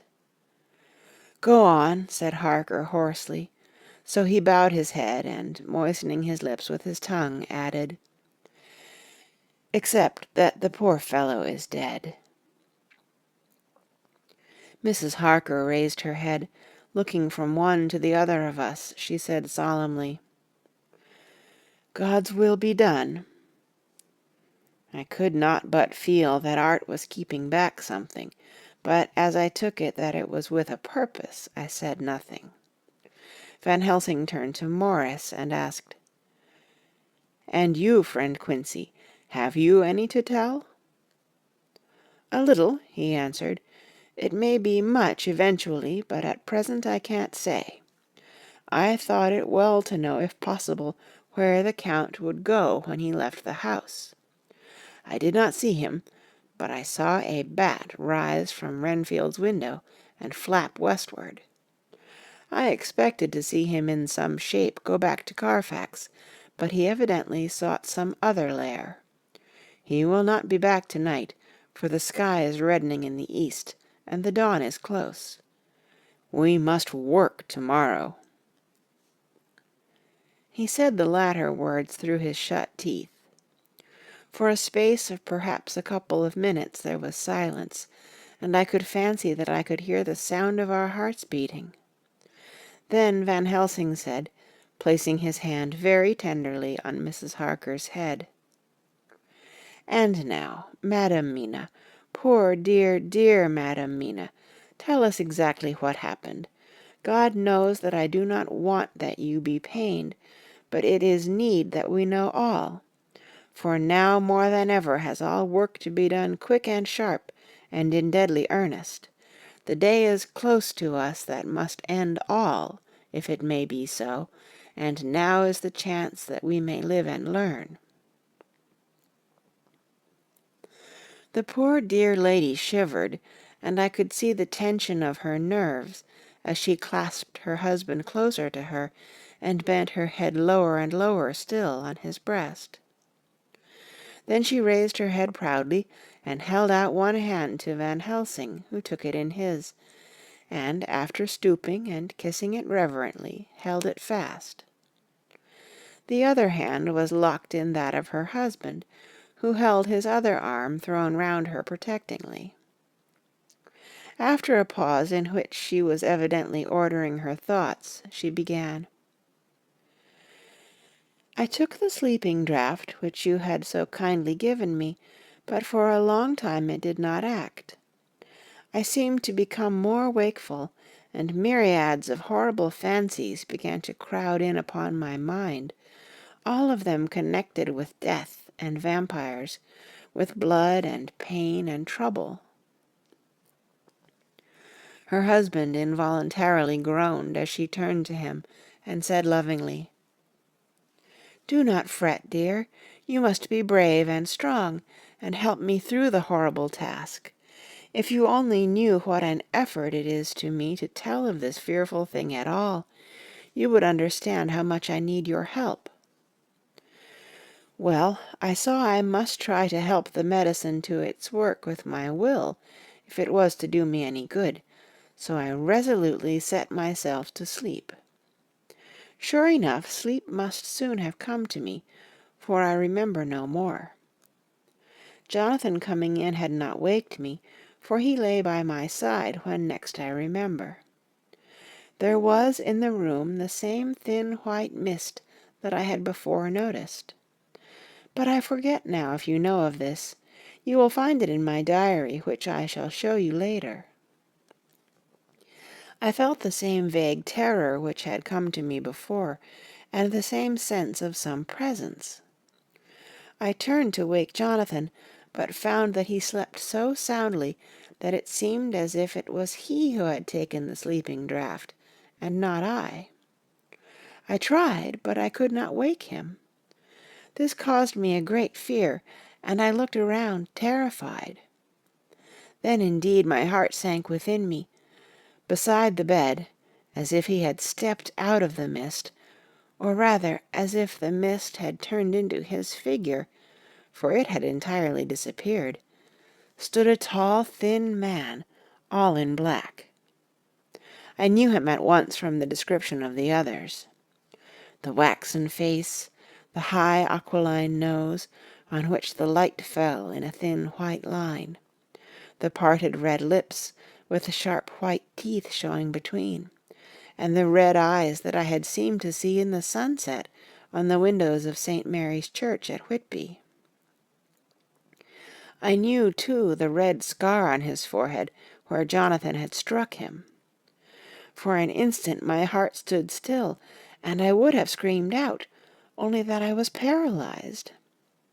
In the pause he spoke in a sort of keen, cutting whisper, pointing as he spoke to Jonathan. "Silence! If you make a sound, I shall take him and dash his brains out before your very eyes." I was appalled, and was too bewildered to do or say anything. With a mocking smile he placed one hand upon my shoulder, and, holding me tight, bared my throat with the other, saying as he did so, "First, a little refreshment to reward my exertions. You may as well be quiet. It is not the first time or the second that your veins have appeased my thirst." I was bewildered, and strangely enough I did not want to hinder him. I suppose it is a part of the horrible curse that such is, when his touch is on his victim. And oh, my God, pity me! He placed his reeking lips upon my throat. Her husband groaned again. She clasped his hand harder and looked at him pityingly, as if he were the injured one, and went on. I felt my strength fading away, and I was in a half swoon. How long this horrible thing lasted I know not, but it seemed that a long time must have passed before he took his foul, awful, sneering mouth away. I saw it drip with the fresh blood.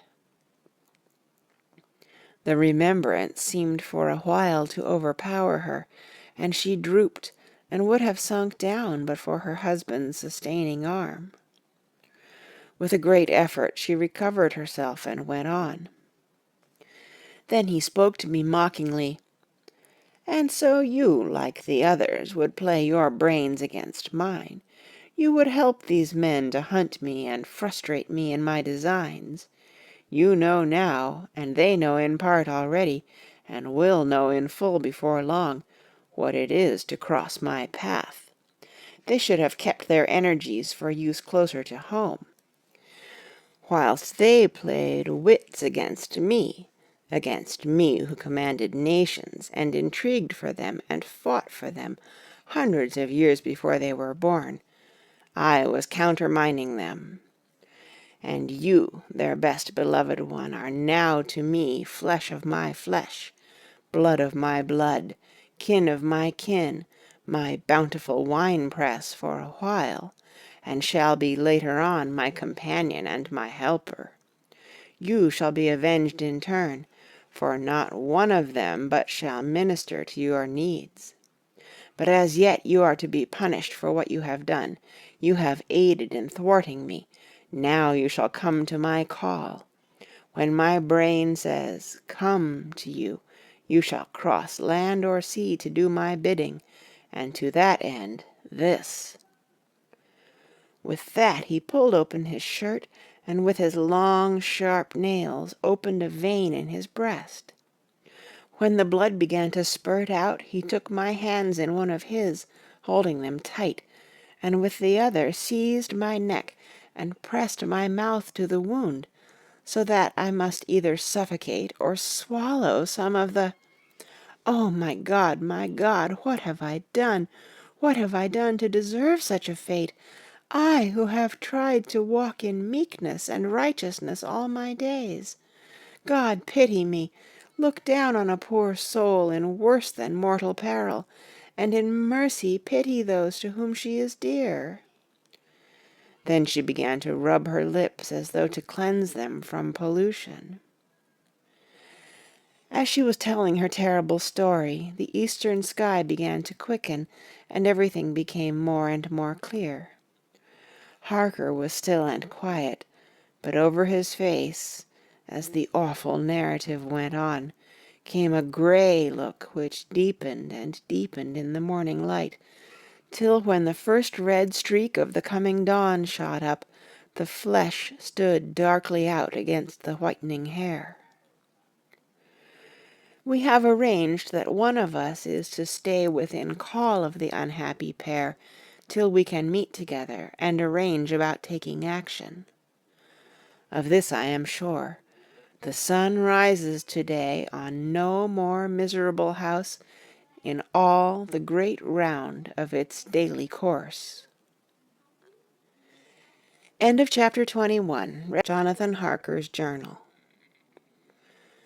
3rd of October. As I must do something or go mad, I write this diary. It is now 6 o'clock, and we are to meet in the study in half an hour and take something to eat. For Dr. Van Helsing and Dr. Seward are agreed that if we do not eat, we cannot work our best. Our best will be, God knows, required today. I must keep writing at every chance, for I dare not stop to think. All, big and little, must go down. Perhaps at the end the little things may teach us most. The teaching, big or little, could not have landed Mina or me anywhere worse than we are today. However, we must trust and hope. Poor Mina told me just now, with the tears running down her dear cheeks, that it is in trouble and trial that our faith is tested, that we must keep on trusting, and that God will aid us up to the end. The end! Oh, my God, what end? To work, to work! When Dr. Van Helsing and Dr. Seward had come back from seeing poor Renfield, we went gravely into what was to be done. First, Dr. Seward told us that when he and Dr. Van Helsing had gone down to the room below, they had found Renfield lying on the floor, all in a heap. His face was all bruised and crushed in, and the bones of the neck were broken. Dr. Seward asked the attendant who was on duty in the passage if he had heard anything. He said that he had been sitting down, he confessed to half dozing, when he heard loud voices in the room, and then Renfield had called out loudly several times, "God! God! God!" After that there was the sound of falling, and when he entered the room he found him lying on the floor, face down, just as the doctors had seen him. Van Helsing asked if he had heard voices or a voice, and he said he could not say, that at first it had seemed to him as if there were two, but as there was no one in the room it could have been only one. He could swear to it, if required, that the word God was spoken by the patient. Dr. Seward said to us, when we were alone, that he did not wish to go into the matter. The question of an inquest had to be considered, and it would never do to put forward the truth, as no one would believe it.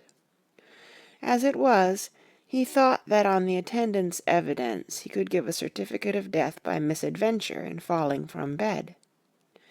In case the coroner should demand it, there would be a formal inquest, necessarily to the same result. When the question began to be discussed as to what should be our next step, the very first thing we decided was that Mina should be in full confidence, that nothing of any sort, no matter how painful, should be kept from her. She herself agreed as to its wisdom, and it was pitiful to see her so brave, and yet so sorrowful, and in such a depth of despair. "There must be no concealment," she said. "Alas, we have had too much already, and besides there is nothing in all the world that can give me more pain than I have already endured, than I suffer now.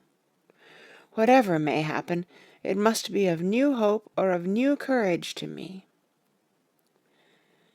Van Helsing was looking at her fixedly as she spoke, and said suddenly but quietly, "But, dear Madam Mina, are you not afraid, not for yourself, but for others from yourself, after what has happened?" Her face grew set in its lines, but her eyes shone with the devotion of a martyr as she answered, "Ah, no, for my mind is made up." "To what?" he asked gently, whilst we were all very still, for each in our own way we had a sort of vague idea of what she meant. Her answer came with direct simplicity, as though she were simply stating a fact. "Because if I find in myself, and I shall watch keenly for it, a sign of harm to any that I love, I shall die." "You would not kill yourself?" he asked hoarsely. "I would, if there were no friend who loved me, who would save me such a pain and so desperate an effort." She looked at him meaningly as she spoke. He was sitting down, but now he rose and came close to her, and put his hand on her head as he said solemnly, "My child, there is such an one, if it were for your good. For myself, I could hold it in my account with God to find such an euthanasia for you, even at this moment if it were best, nay, were it safe. But, my child." For a moment he seemed choked, and a great sob rose in his throat. He gulped it down and went on. "There are here some who would stand between you and death. You must not die. You must not die by any hand, but least of all by your own. Until the other, who has fouled your sweet life, is true dead, you must not die. For if he is still with the quick undead, your death would make you even as he is.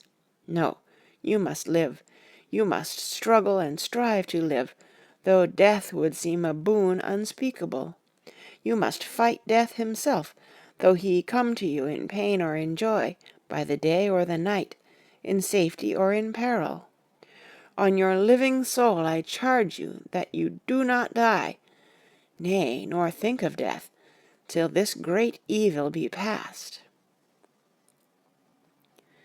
The poor dear grew white as death, and shook and shivered, as I have seen a quicksand shake and shiver at the incoming of the tide. We were all silent. We could do nothing. At length she grew more calm, and turning to him said sweetly, but oh so sorrowfully, as she held out her hand, "I promise you, my dear friend, that if God will let me live, I shall strive to do so, till, if it may be in his good time, this horror may have passed away from me." She was so good and brave that we all felt that our hearts were strengthened to work and endure for her, and we began to discuss what we were to do. I told her that she was to have all the papers in the safe, and all the papers or diaries and phonographs we might hereafter use, and was to keep the record as she had done before. She was pleased with the prospect of anything to do, if pleased could be used in connection with so grim an interest.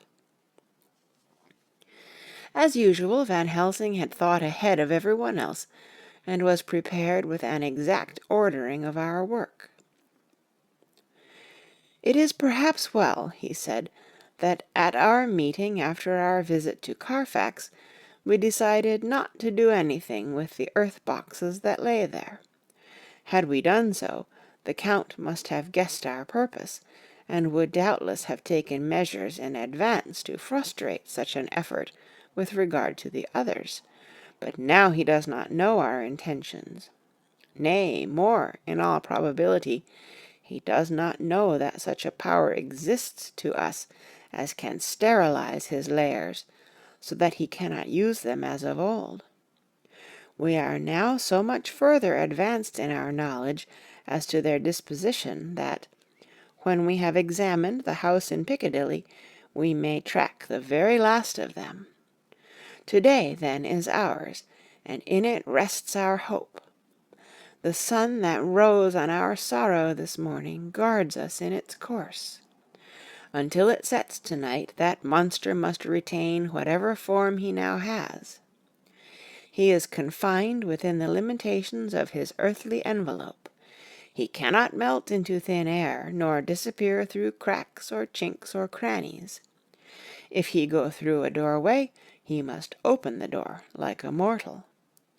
And so we have this day to hunt out all his lairs and sterilize them. So we shall, if we have not yet catch him and destroy him, drive him to bay in some place where the catching and the destroying shall be, in time, sure." Here I started up, for I could not contain myself at the thought that the minutes and seconds, so preciously laden with Mina's life and happiness, were flying from us, since whilst we talked action was impossible. But Van Helsing held up his hand warningly. "Nay, friend Jonathan," he said, "in this the quickest way home is the longest way, so your proverbs say. We shall all act and act with desperate quick, when the time has come. But think, in all probable the key of the situation is in that house in Piccadilly. The Count may have many houses which he has bought. Of them he will have deeds of purchase, keys, and other things. He will have paper that he write on. He will have his book of checks. There are many belongings that he must have somewhere. Why not in this place, so central, so quiet, where he come and go by the front or the back at all hour, when in the very vast of the traffic there is none to notice? We shall go there and search that house, and when we learn what it holds, then we do what our friend Arthur call, in his phrases of hunt, stop the earths. And so we run down our old fox. So, is it not? Then let us come at once, I cried. We are wasting the precious, precious time. The professor did not move, but simply said, And how are we to get into that house in Piccadilly? Anyway, I cried, we shall break in if need be. And your police, where will they be, and what will they say? I was staggered, but I knew that if he wished to delay he had a good reason for it, so I said, as quietly as I could, Don't wait more than need be. You know, I am sure, what torture I am in. Ah, my child, that I do, and indeed there is no wish of me to add to your anguish. But just think, what can we do until all the world be at movement? Then will come our time. I have thought and thought, and it seems to me that the simplest way is the best of all. Now we wish to get into the house, but we have no key. Is it not so? I nodded. Now suppose that you were, in truth, the owner of that house, and could not still get in, and think there was to you no conscience of the housebreaker, what would you do? I should get a respectable locksmith, and set him to work to pick the lock for me. And your police, they would interfere, would they not? Oh, no, not if they knew the man was properly employed. Then, he looked at me as keenly as he spoke, all that is in doubt is the conscience of the employer, and the belief of your policeman as to whether or no that employer has a good conscience or a bad one. Your police must indeed be zealous men and clever, oh so clever, in reading the heart, that they trouble themselves in such matter. No, no, my friend Jonathan, you go take the lock off 100 empty house in this your London, or of any city in the world, and if you do it as such things are rightly done, and at the time such things are rightly done, no one will interfere. I have read of a gentleman who owned a so fine house in London, and when he went for months of summer to Switzerland and lock up his house, some burglar came and broke window at back and got in. Then he went and made open the shutters in front, and walk out and in through the door, before the very eyes of the police. Then he have an auction in that house, and advertise it, and put up big notice, and when the day come, he sell off by a great auctioneer all the goods of that other man who own them. Then he go to a builder, and he sell him that house, making an agreement that he pull it down and take all away within a certain time. And your police and other authority help him all they can. And when that owner come back from his holiday in Switzerland, he find only an empty hole where his house had been. This was all done en règle, and in our work we shall be en règle too. We shall not go so early that the policemen who have then little to think of shall deem it strange, but we shall go after 10 o'clock, when there are many about, and such things would be done were we indeed owners of the house. I could not but see how bright he was, and the terrible despair of Mina's face became relaxed a thought. There was hope in such good counsel. Van Helsing went on. When once within that house, we may find more clues. At any rate, some of us can remain there whilst the rest find the other places where there be more earth boxes, at Bermondsey and Mile End." Lord Godalming stood up. "I can be of some use here," he said. "I shall wire to my people to have horses and carriages where they will be most convenient." "Look here, old fellow," said Morris.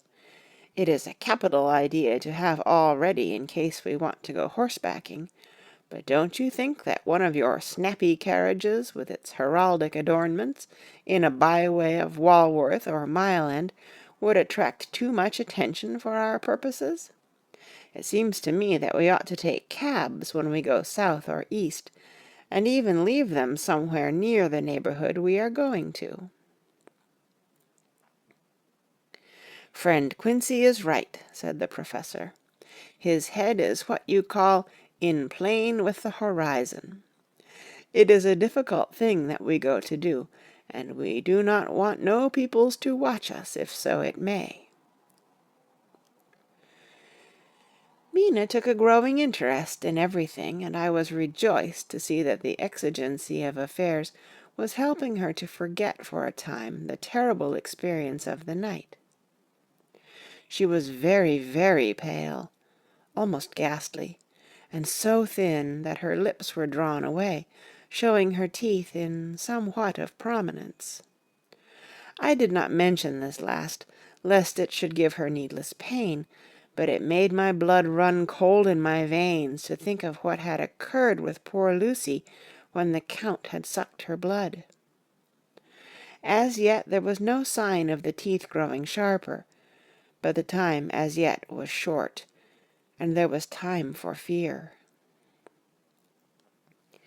When we came to the discussion of the sequence of our efforts and of the disposition of our forces, there were new sources of doubt. It was finally agreed that before starting for Piccadilly we should destroy the Count's lair close at hand. In case he should find it out too soon, we should thus be still ahead of him in our work of destruction, and his presence in his purely material shape, and at his weakest, might give us some new clue. As to the disposal of forces, it was suggested by the Professor that, after our visit to Carfax, we should all enter the house in Piccadilly, that the 2 doctors and I should remain there, whilst Lord Godalming and Quincy found the lairs at Walworth and Mile End, and destroyed them. It was possible, if not likely, the Professor urged, that the Count might appear in Piccadilly during the day, and that if so we might be able to cope with him then and there. At any rate, we might be able to follow him in force. To this plan I strenuously objected, and so far as my going was concerned, for I said that I intended to stay and protect Mina. I thought that my mind was made up on the subject, but Mina would not listen to my objection. She said that there might be some law matter in which I could be useful, that amongst the Count's papers might be some clue which I could understand out of my experience in Transylvania, and that, as it was, all the strength we could muster was required to cope with the Count's extraordinary power. I had to give in, for Mina's resolution was fixed. She said that it was the last hope for her that we should all work together. "As for me," she said, "I have no fear. Things have been as bad as they can be, and whatever may happen must have in it some element of hope or comfort. Go, my husband. God can, if he wishes it, guard me as well alone as with anyone present." So I started up, crying out, "Then in God's name let us come at once, for we are losing time. The Count may come to Piccadilly earlier than we think." "Not so," said Van Helsing, holding up his hand. "But why?" I asked.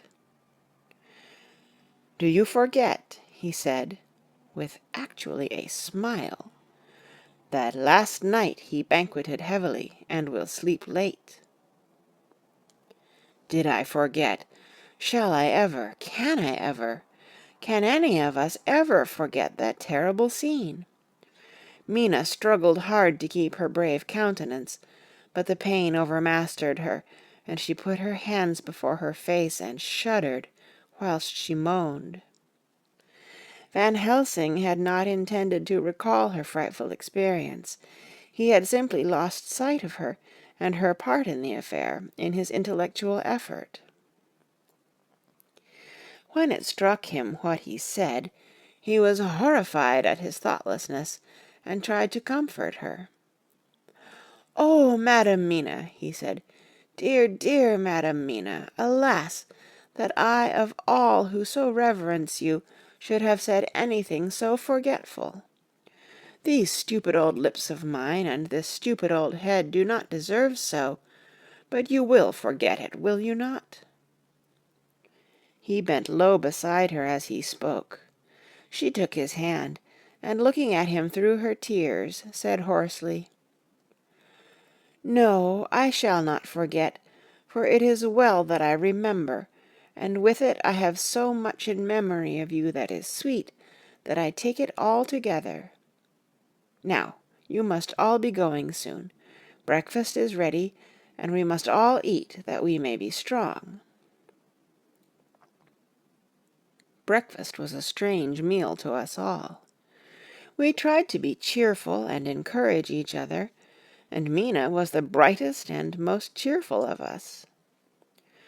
When it was over, Van Helsing stood up and said, "Now, my dear friends, we go forth to our terrible enterprise. Are we all armed, as we were on that night when first we visited our enemy's lair? Armed against ghostly as well as carnal attack?" We all assured him. "Then it is well. Now, Madam Mina, you are in any case quite safe here until the sunset, and before then we shall return, if... We shall return. But before we go, let me see you armed against personal attack. I have myself, since you came down, prepared your chamber by the placing of things of which we know, so that he may not enter. Now let me guard yourself. On your forehead I touch this piece of sacred wafer, in the name of the Father, the Son, and—" There was a fearful scream, which almost froze our hearts to hear. As he had placed the wafer on Mina's forehead, it had seared it, had burned into the flesh, as though it had been a piece of white-hot metal. My poor darling's brain had told her the significance of the fact as quickly as her nerves received the pain of it, and the two so overwhelmed her that her overwrought nature had its voice in that dreadful scream. But the words to her thought came quickly. The echo of the scream had not ceased to ring on the air when there came the reaction, and she sank on her knees on the floor in an agony of abasement.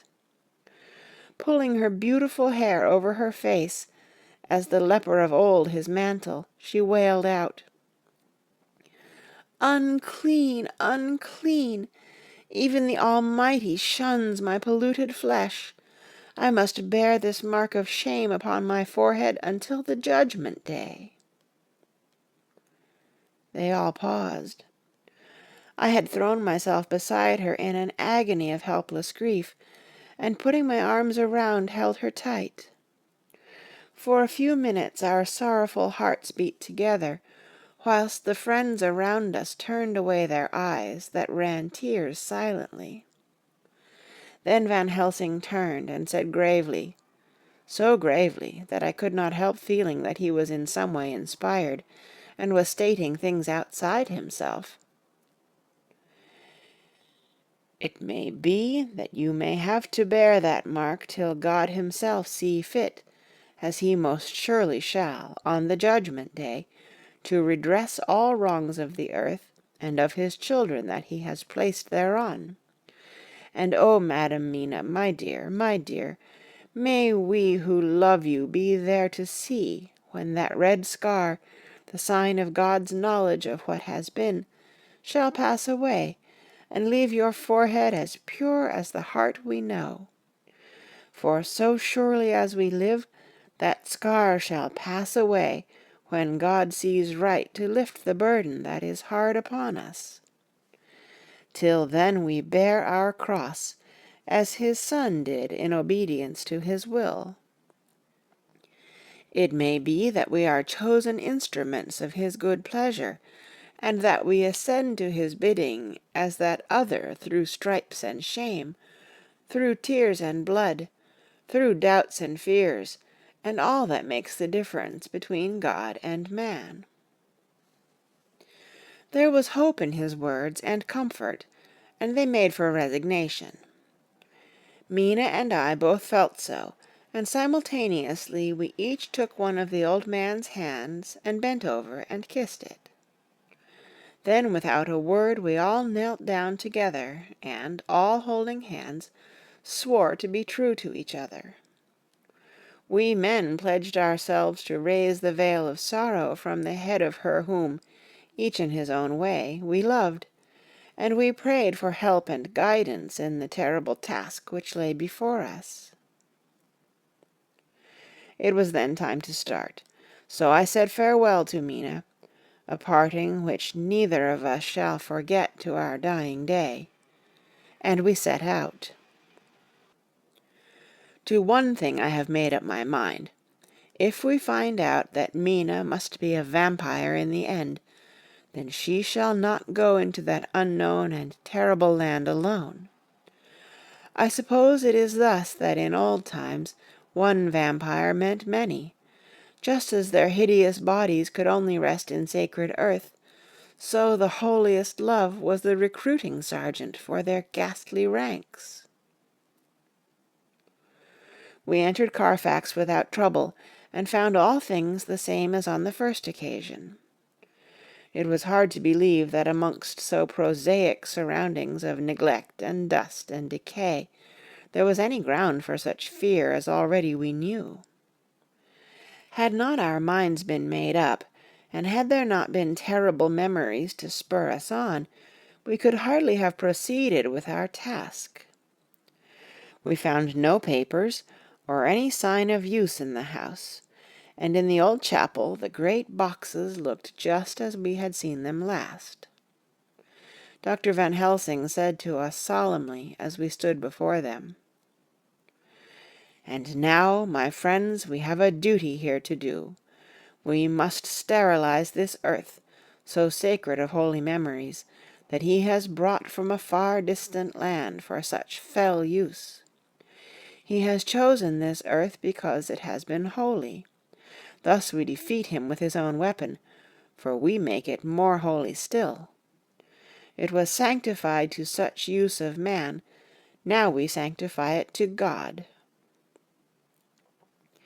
As he spoke, he took from his bag a screwdriver and a wrench, and very soon the top of one of the cases was thrown open.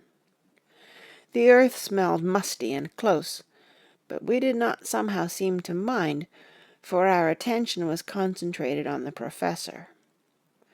Taking from his box a piece of the sacred wafer, he laid it reverently on the earth, and then shutting down the lid began to screw it home, we aiding him as he worked. One by one we treated in the same way each of the great boxes, and left them as we had found them to all appearance, but in each was a portion of the host. When we closed the door behind us, the professor said solemnly, "So much is already done. If it may be that with all the others we can be so successful, then the sunset of this evening may shine on Madam Mina's forehead all white as ivory, and with no stain." As we passed across the lawn on our way to the station to catch our train, we could see the front of the asylum. I looked eagerly, and in the window of my own room saw Mina. I waved my hand to her, and nodded to tell that our work there was successfully accomplished. She nodded in reply to show that she understood. The last I saw, she was waving her hand in farewell. It was with a heavy heart that we sought the station and just caught the train, which was steaming in as we reached the platform. I have written this in the train. Piccadilly, 12:30 o'clock. Just before we reached Fenchurch Street, Lord Godalming said to me, "Quincey and I will find a locksmith. You had better not come with us in case there should be any difficulty, for under the circumstances it wouldn't seem so bad for us to break into an empty house. But you are a solicitor, and the Incorporated Law Society might tell you that you should have known better." I demurred as to my not sharing any danger even of odium, but he went on, "Besides, it will attract less attention if there are not too many of us. My title will make it all right with the locksmith, and with any policeman that may come along. You had better go with Jack and the Professor, and stay in the Green Park, somewhere in sight of the house, and when you see the door opened and the smith has gone away, do you all come across. We shall be on the lookout for you, and shall let you in." "The advice is good," said Van Helsing. So we said no more. Godalming and Morris hurried off in a cab, we following in another. At the corner of Arlington Street our contingent got out and strolled into the Green Park. My heart beat as I saw the house on which so much of our hope was centered, looming up grim and silent in its deserted condition amongst its more lively and spruce-looking neighbors. We sat down on a bench within good view, and began to smoke cigars, so as to attract as little attention as possible. The minutes seemed to pass with leaden feet as we waited for the coming of the others. At length we saw a four-wheeler drive up. Out of it, in leisurely fashion, got Lord Godalming and Morris, and down from the box descended a thick-set working-man with his rush-woven basket of tools. Morris paid the cabman, who touched his hat and drove away. Together the two ascended the steps, and Lord Godalming pointed out what he wanted done. The workman took off his coat leisurely and hung it on one of the spikes of the rail, saying something to a policeman who just then sauntered along. The policeman nodded acquiescence, and the man, kneeling down, placed his bag beside him. After searching through it, he took out a selection of tools which he produced to lay beside him in orderly fashion. Then he stood up, looked into the keyhole, blew into it, and, turning to his employers, made some remark. Lord Godalming smiled, and the man lifted a good-sized bunch of keys. Selecting one of them, he began to probe the lock, as if feeling his way with it. After fumbling about for a bit, he tried a second and then a third. All at once the door opened under a slight push from him, and he and the two others entered the hall. We sat still. My own cigar burnt furiously, but Van Helsing's went cold altogether. We waited patiently as we saw the workman come out and bring his bag.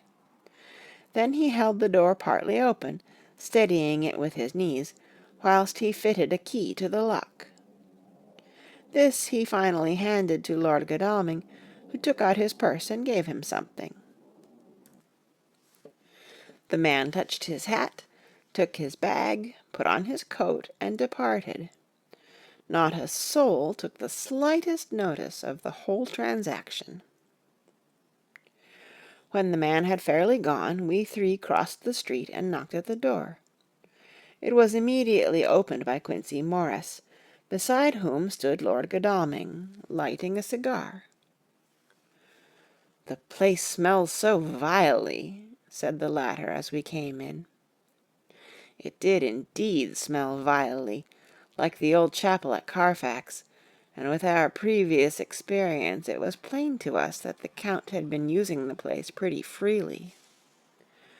We moved to explore the house, all keeping together in case of attack, for we knew we had a strong and wily enemy to deal with, and as yet we did not know whether the Count might not be in the house.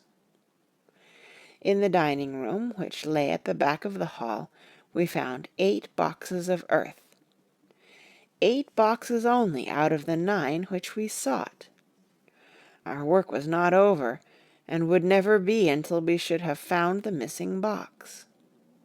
First we opened the shutters of the window which looked out across a narrow stone-flagged yard at the blank face of a stable, pointed to look like the front of a miniature house. There were no windows in it, so we were not afraid of being overlooked. We did not lose any time in examining the chests.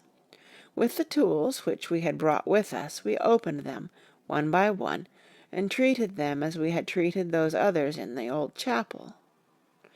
It was evident to us that the Count was not at present in the house, and we proceeded to search for any of his effects.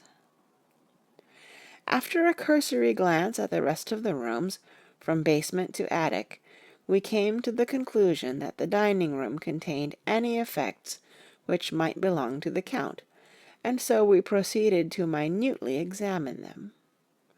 They lay in a sort of orderly disorder on the great dining-room table.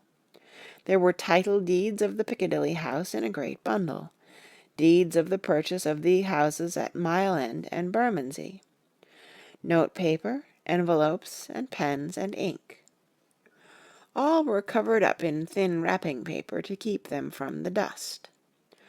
There were also a clothes brush, a brush and comb, and a jug and basin, the latter containing dirty water which was reddened as if with blood.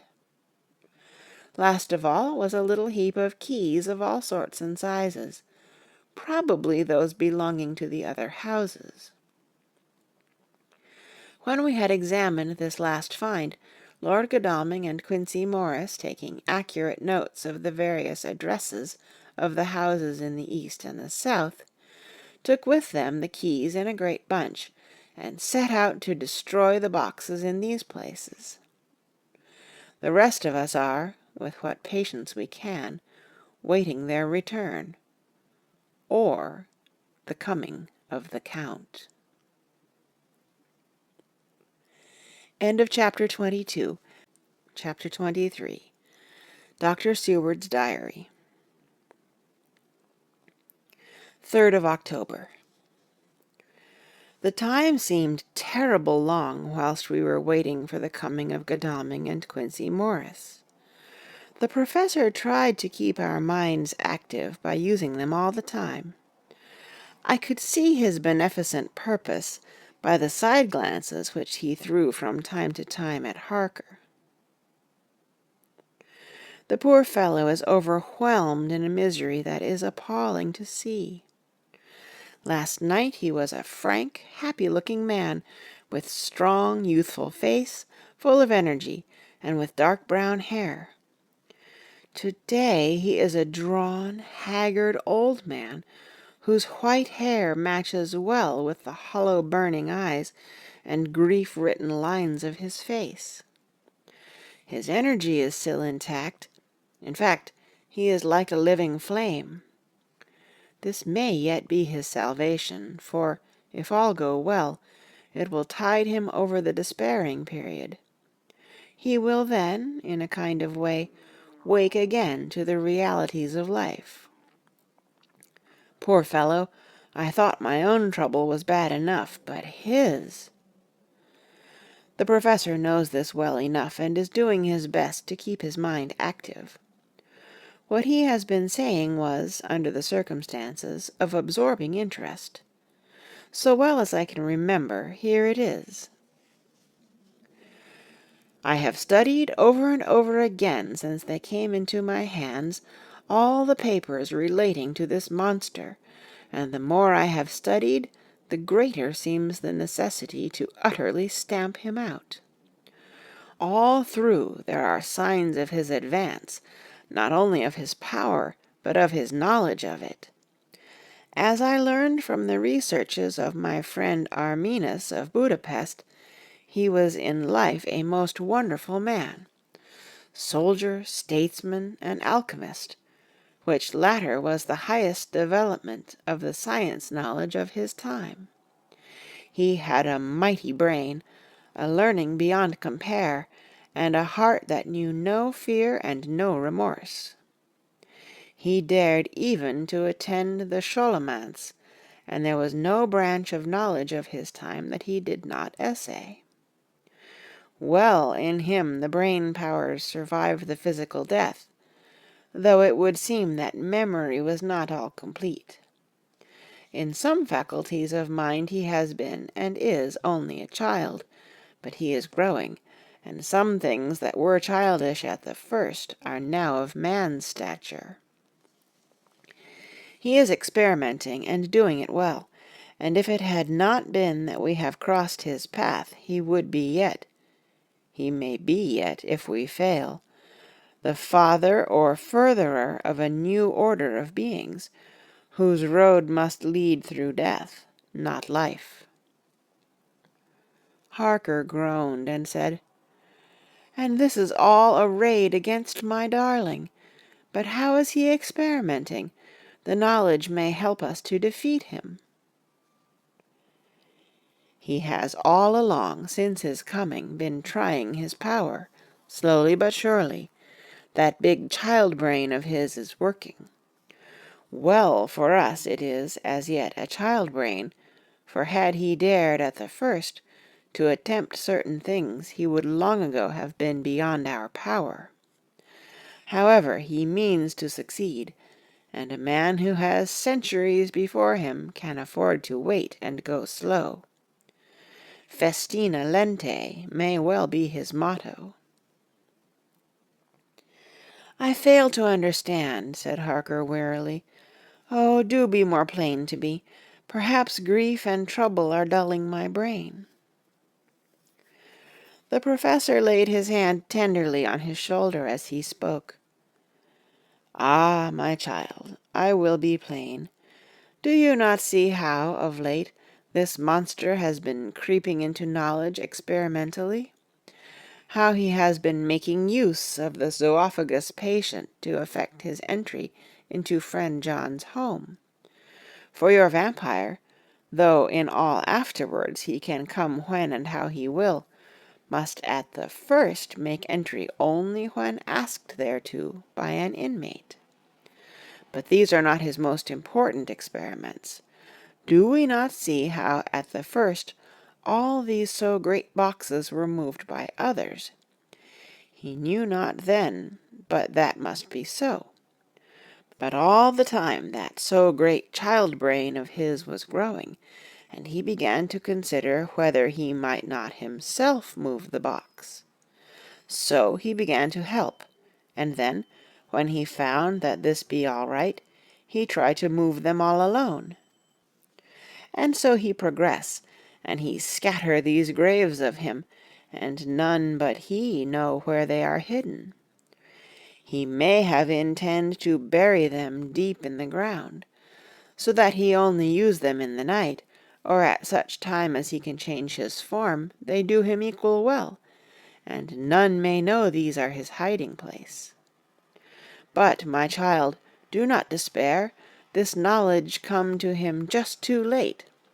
Already all of his lairs but one be sterilized as for him, and before the sunset this shall be so. Then he have no place where he can move and hide. I delayed this morning so that we might be sure. Is there not more at stake for us than for him? Then why we not be even more careful than him? By my clock it is 1 hour, and already, if all be well, friend Arthur and Quincy are on their way to us. Today is our day, and we must go sure if slow, and lose no chance. See, there are 5 of us, when those absent ones return." Whilst he was speaking, we were startled by a knock at the hall door, the double postman's knock of the telegraph boy. We all moved out to the hall with one impulse, and Van Helsing, holding up his hand to us to keep silence, stepped to the door and opened it. The boy handed in a despatch. The professor closed the door again, and, after looking at the direction, opened it and read aloud. Look out for D. He has just now, 12:45, come from Carfax hurriedly and hastened towards the south. He seems to be going the round and may want to see you. Mina. There was a pause, broken by Jonathan Harker's voice. Now, God be thanked, we shall soon meet. Van Helsing turned to him quickly and said, God will act in his own way and time. Do not fear, and do not rejoice as yet, for what we wish for at the moment may be our undoings. I care for nothing now, he answered hotly, except to wipe out this brute from the face of creation. I would sell my soul to do it. Oh, hush, hush, my child, said Van Helsing. God does not purchase souls in this wise, and the devil, though he may purchase, does not keep faith. But God is merciful and just, and knows your pain and your devotion to that dear Madam Mina. Think you how her pain would be doubled did she but hear your wild words. Do not fear any of us. We are all devoted to this cause, and today shall see the end. The time is coming for action. Today this vampire is limit to the powers of man, and till sunset he may not change. It will take him time to arrive here. See, it is 20 minutes past 1, and there are yet some times before he can hither come, be he never so quick. What we must hope for is that my Lord Arthur and Quincey arrive first. About half an hour after we had received Mrs. Harker's telegram, there came a quiet, resolute knock at the hall door. It was just an ordinary knock, such as is given hourly by thousands of gentlemen, but it made the professor's heart and mine beat loudly.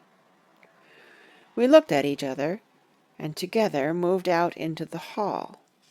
We each held ready to use our various armaments, the spiritual in the left hand, the mortal in the right.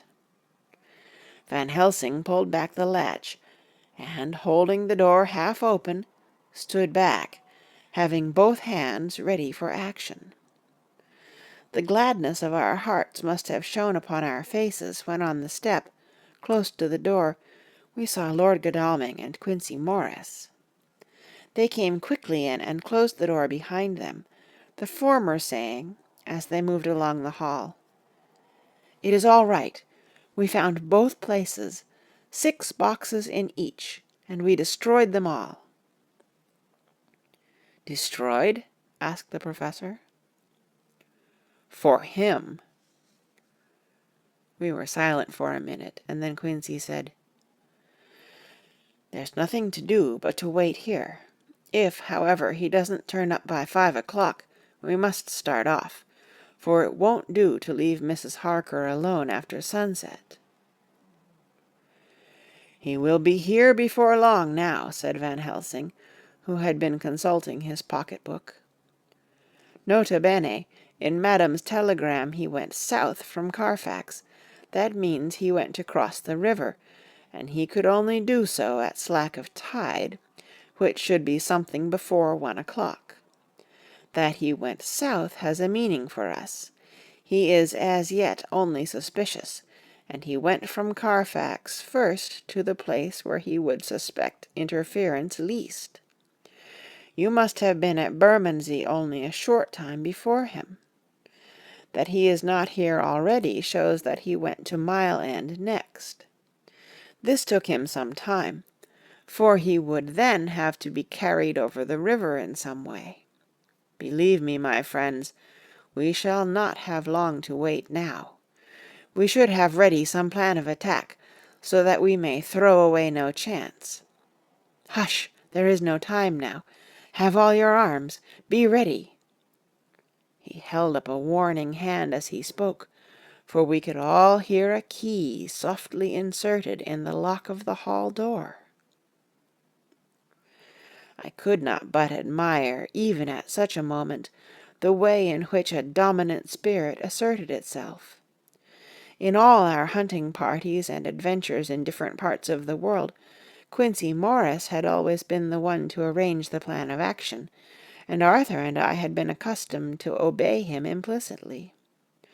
Now the old habit seemed to be renewed instinctively. With a swift glance around the room, he at once laid out our plan of attack, and without speaking a word, with a gesture, placed us each in position. Van Helsing, Harker, and I were just behind the door, so that when it was opened the Professor could guard it whilst we two stepped between the incomer and the door.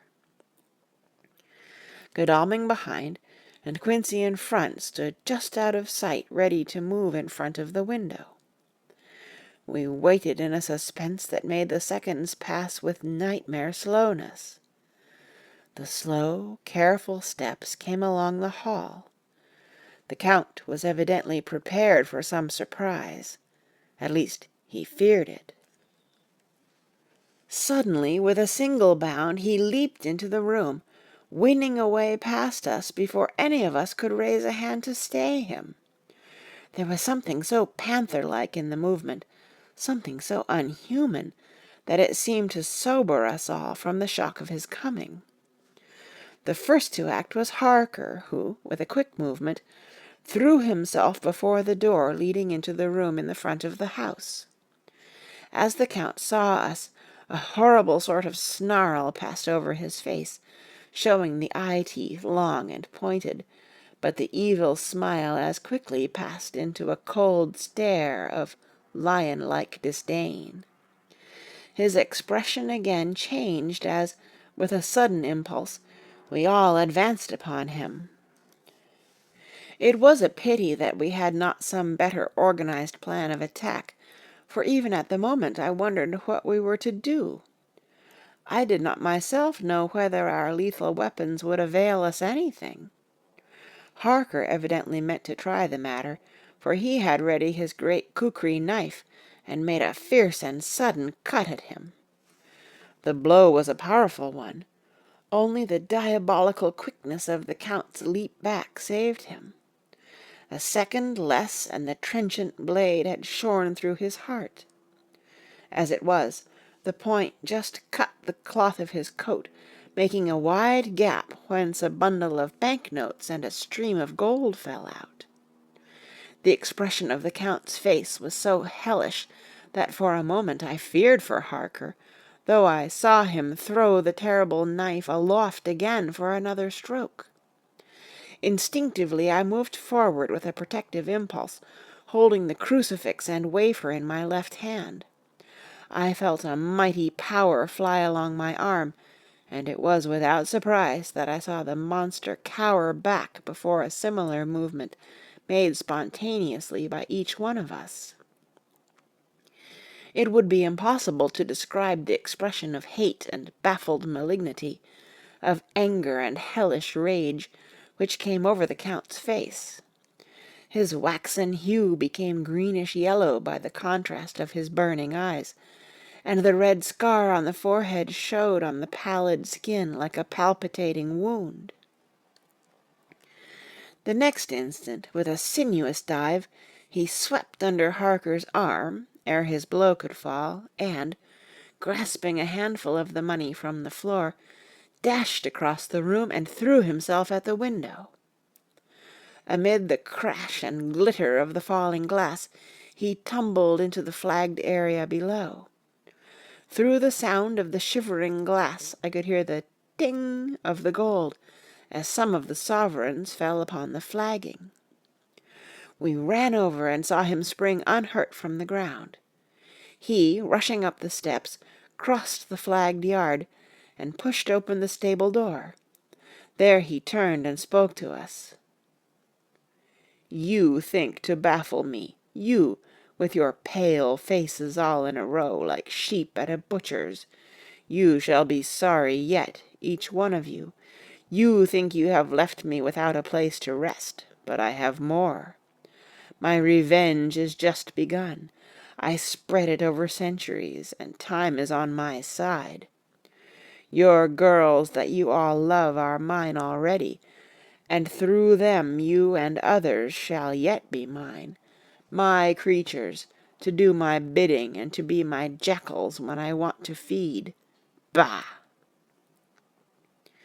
With a contemptuous sneer he passed quickly through the door, and we heard the rusty bolt creak as he fastened it behind him.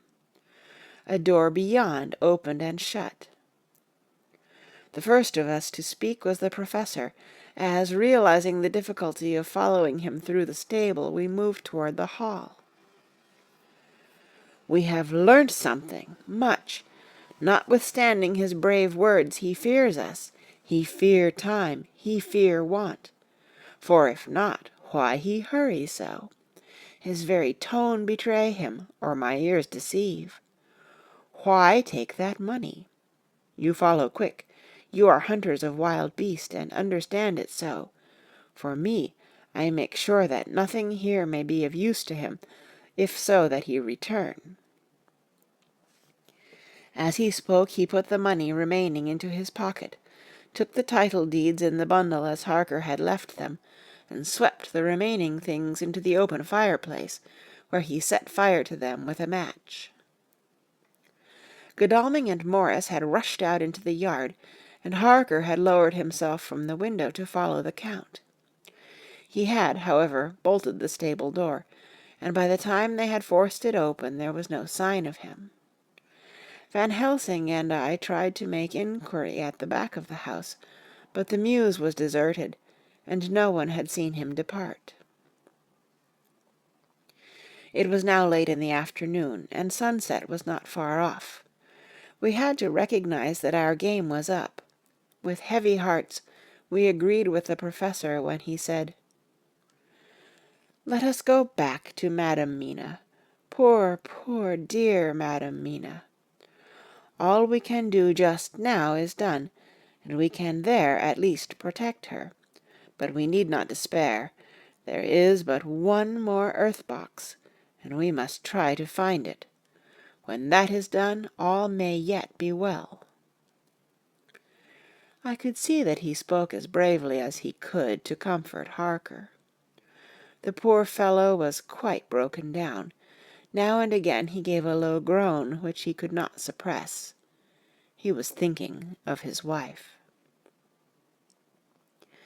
With sad hearts we came back to my house, where we found Mrs. Harker waiting us, with an appearance of cheerfulness which did honour to her bravery and unselfishness. When she saw our faces, her own became as pale as death. For a second or two her eyes were closed as if she were in secret prayer, and then she said cheerfully, "I can never thank you all enough. Oh, my poor darling." As she spoke, she took her husband's grey head in her hands and kissed it. "Lay your poor head here and rest it. All will yet be well, dear. God will protect us, if he so will it in his good intent." The poor fellow groaned. There was no place for words in his sublime misery. We had a sort of perfunctory supper together, and I think it cheered us all up somewhat. It was, perhaps, the mere animal heat of food to hungry people, for none of us had eaten anything since breakfast, or the sense of companionship may have helped us, but anyhow we were all less miserable, and saw the morrow as not altogether without hope.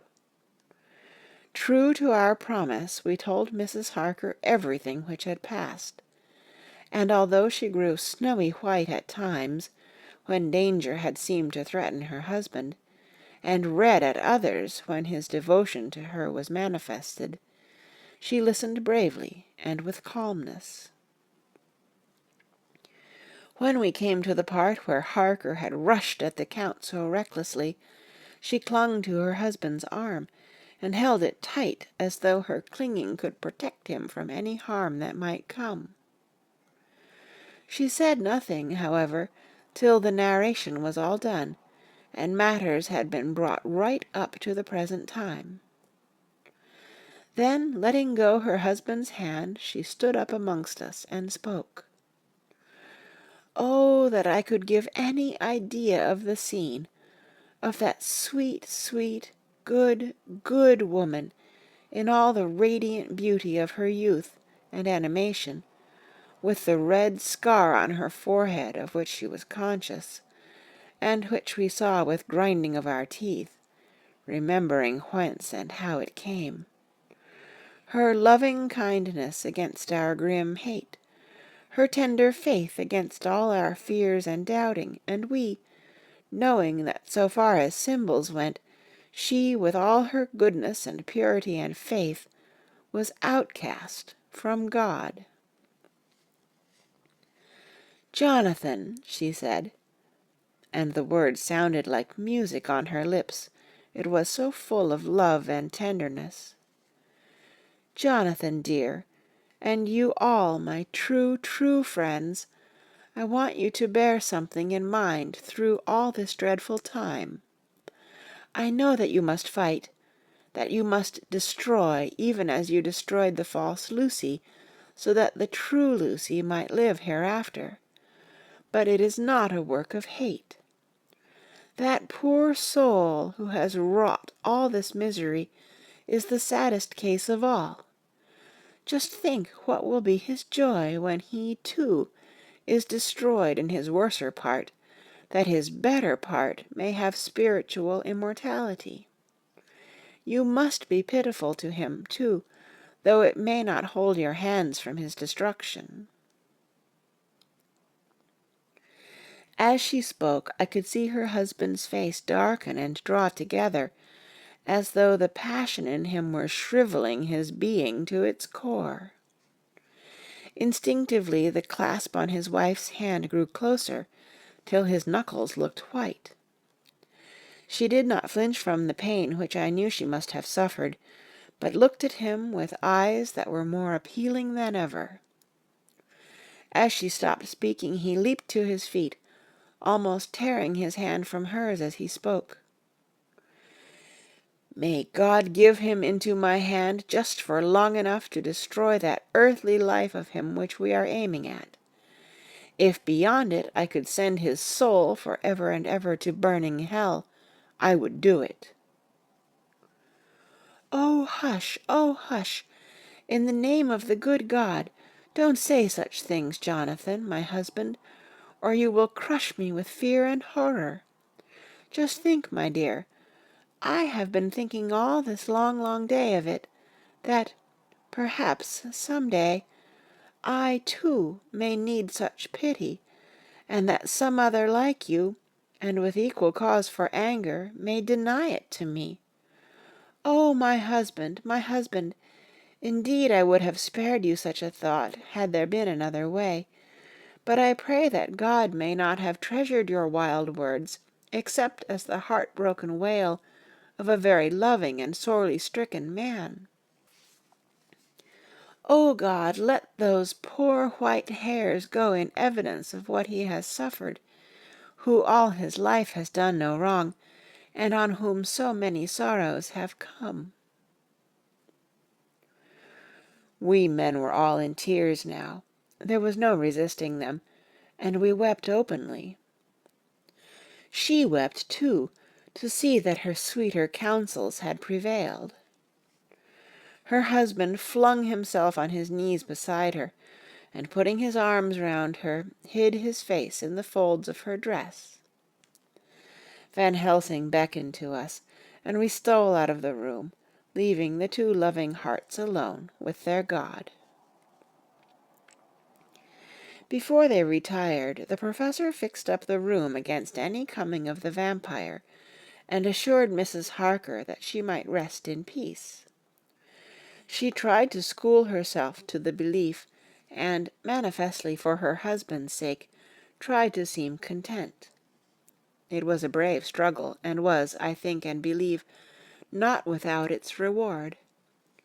Van Helsing had placed at hand a bell which either of them was to sound in case of any emergency. When they had retired, Quincey, Godalming, and I arranged that we should sit up, dividing the night between us, and watch over the safety of the poor stricken lady. The first watch falls to Quincey, so the rest of us shall be off to bed as soon as we can. Godalming has already turned in, for his is the second watch. Now that my work is done, I, too, shall go to bed. Jonathan Harker's Journal. 3rd and 4th of October, close to midnight. I thought yesterday would never end. There was over me a yearning for sleep, in some sort of blind belief that to wake would be to find things changed, and that any change must now be for the better. Before we parted, we discussed what our next step was to be, but we could arrive at no result. All we knew was that one earth box remained, and that the Count alone knew where it was. If he chooses to lie hidden, he may baffle us for years, and in the meantime, the thought is too horrible. I dare not think of it even now. This I know, that if ever there was a woman who was all perfection, that one is my poor, wronged darling. I love her 1,000 times more for her sweet pity of last night, a pity that made my own hate of the monster seem despicable. Surely God will not permit the world to be the poorer by the loss of such a creature. This is hope to me. We are all drifting reefwards now, and faith is our only anchor. Thank God, Mina is sleeping, and sleeping without dreams. I fear what her dreams might be like, with such terrible memories to ground them in. She has not been so calm within my seeing since the sunset. Then, for a while, there came over her face a repose, which was like spring after the blasts of March. I thought at the time that it was the softness of the red sunset on her face, but somehow now I think it has a deeper meaning. I am not sleepy myself, though I am weary, weary to death. However, I must try to sleep, for there is tomorrow to think of, and there is no rest for me until... Later. I must have fallen asleep, for I was awaked by Mina, who was sitting up in bed, with a startled look on her face. I could see easily, for we did not leave the room in darkness. She had placed a warning hand over my mouth, and now she whispered in my ear. "Hush! There is someone in the corridor." I got up softly, and crossing the room, gently opened the door. Just outside, stretched on a mattress, lay Mr. Morris, wide awake. He raised a warning hand for silence as he whispered to me, "Hush! Go back to bed. It is all right. One of us will be here all night. We don't mean to take any chances." His look and gesture forbade discussion, so I came back and told Mina. She sighed, and positively a shadow of a smile stole over her poor pale face, as she put her arms round me and said softly, "Oh, thank God for good brave men." With a sigh she sank back again to sleep. I write this now as I am not sleepy, though I must try again. 4th of October, morning. Once again during the night I was wakened by Mina. This time we had all had a good sleep, for the grey of the coming dawn was making the windows into sharp oblongs, and the gas flame was like a speck rather than a disk of light. She said to me hurriedly, "Go, call the professor. I want to see him at once." "Why?" I asked. "I have an idea. I suppose it must have come in the night, and matured without my knowing it. He must hypnotize me before the dawn, and then I shall be able to speak. Go quick, dearest. The time is getting close." I went to the door. Dr. Seward was resting on the mattress, and, seeing me, he sprang to his feet. "Is anything wrong?" he asked in alarm. "No," I replied, "but Mina wants to see Dr. Van Helsing at once." "I will go," he said, and hurried into the professor's room. In 2 or 3 minutes later Van Helsing was in the room in his dressing gown, and Mr. Morris and Lord Godalming were with Dr. Seward at the door, asking questions. When the professor saw Mina, a positive smile, ousted the anxiety of his face. He rubbed his hands as he said, "Oh, my dear Madam Mina, this is indeed a change. See, friend Jonathan, we have got our dear Madam Mina, as of old, back to us to-day." Then, turning to her, he said cheerfully, "And what am I to do for you? For at this hour you do not want me for nothings." "I want you to hypnotize me," she said. "Do it before the dawn, for I feel that then I can speak, and speak freely. Be quick, for the time is short." Without a word he motioned her to sit up in bed. Looking fixedly at her, he commenced to make passes in front of her, and from over the top of her head downward, with each hand in turn. Mina gazed at him fixedly for a few minutes, during which my own heart beat like a trip-hammer, for I felt that some crisis was at hand. Gradually her eyes closed, and she sat stock still. Only by the gentle heaving of her bosom could one know that she was alive. The professor made a few more passes and then stopped, and I could see that his forehead was covered with great beads of perspiration. Mina opened her eyes, but she did not seem the same woman. There was a far-away look in her eyes, and her voice had a sad dreaminess which was new to me. Raising his hand to impose silence, the professor motioned to me to bring the others in. They came on tiptoe, closing the door behind them, and stood at the foot of the bed, looking on. Mina appeared not to see them. The stillness was broken by Van Helsing's voice speaking in a low, level tone, which would not break the current of her thoughts. "Where are you?" The answer came in a neutral way. "I do not know. Sleep has no place it can call its own."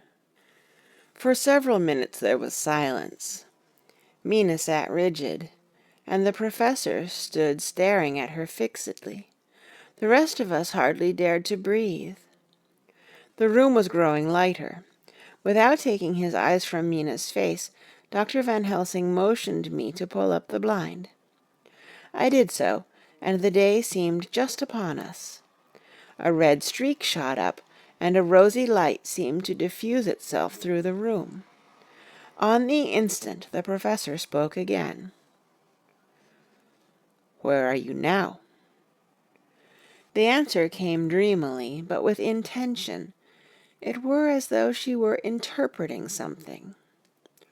I have heard her use the same tone when reading her shorthand notes. "I do not know.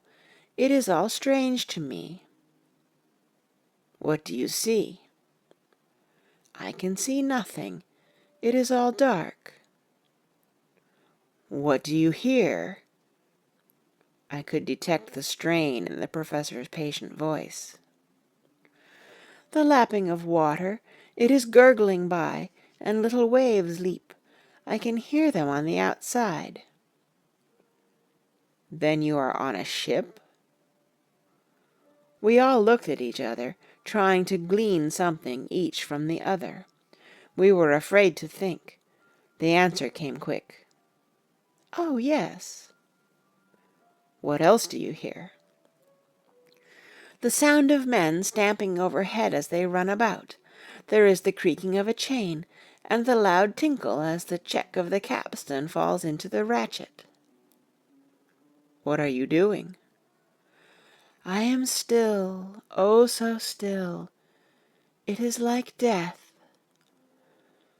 The voice faded away into a deep breath as of one sleeping, and the open eyes closed again. By this time the sun had risen, and we were all in the full light of day. Dr. Van Helsing placed his hands on Mina's shoulders, and laid her head down softly on her pillow. She lay like a sleeping child for a few moments, and then, with a long sigh, awoke and stared in wonder to see us all around her. "Have I been talking in my sleep?" was all she said. She seemed, however, to know the situation without telling, though she was eager to know what she had told. The professor repeated the conversation, and she said, "Then there is not a moment to lose. It may not be yet too late." Mr. Morris and Lord Godalming started for the door, but the professor's calm voice called them back. "Stay, my friends. That ship, wherever it was weighing anchor whilst she spoke. There are many ships weighing anchor at the moment in your so great port of London. Which of them is it that you seek? God be thanked that we have once again a clue, though whither it may lead us we know not. We have been blind somewhat, blind after the manner of men, since when we can look back we see what we might have seen looking forward, if we had been able to see what we might have seen. Alas, but that sentence is a puddle, is it not? We can know now what was in the Count's mind when he seized that money, though Jonathan's so fierce knife put him in the danger that even he dread. He meant escape. Hear me, escape. He saw that, with but one earth-box left, and a pack of men following like dogs after a fox, this London was no place for him.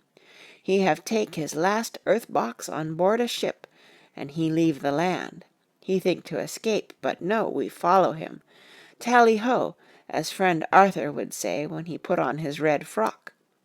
Our old fox is wily, oh so wily, and we must follow with wile. I too am wily, and I think his mind in a little while.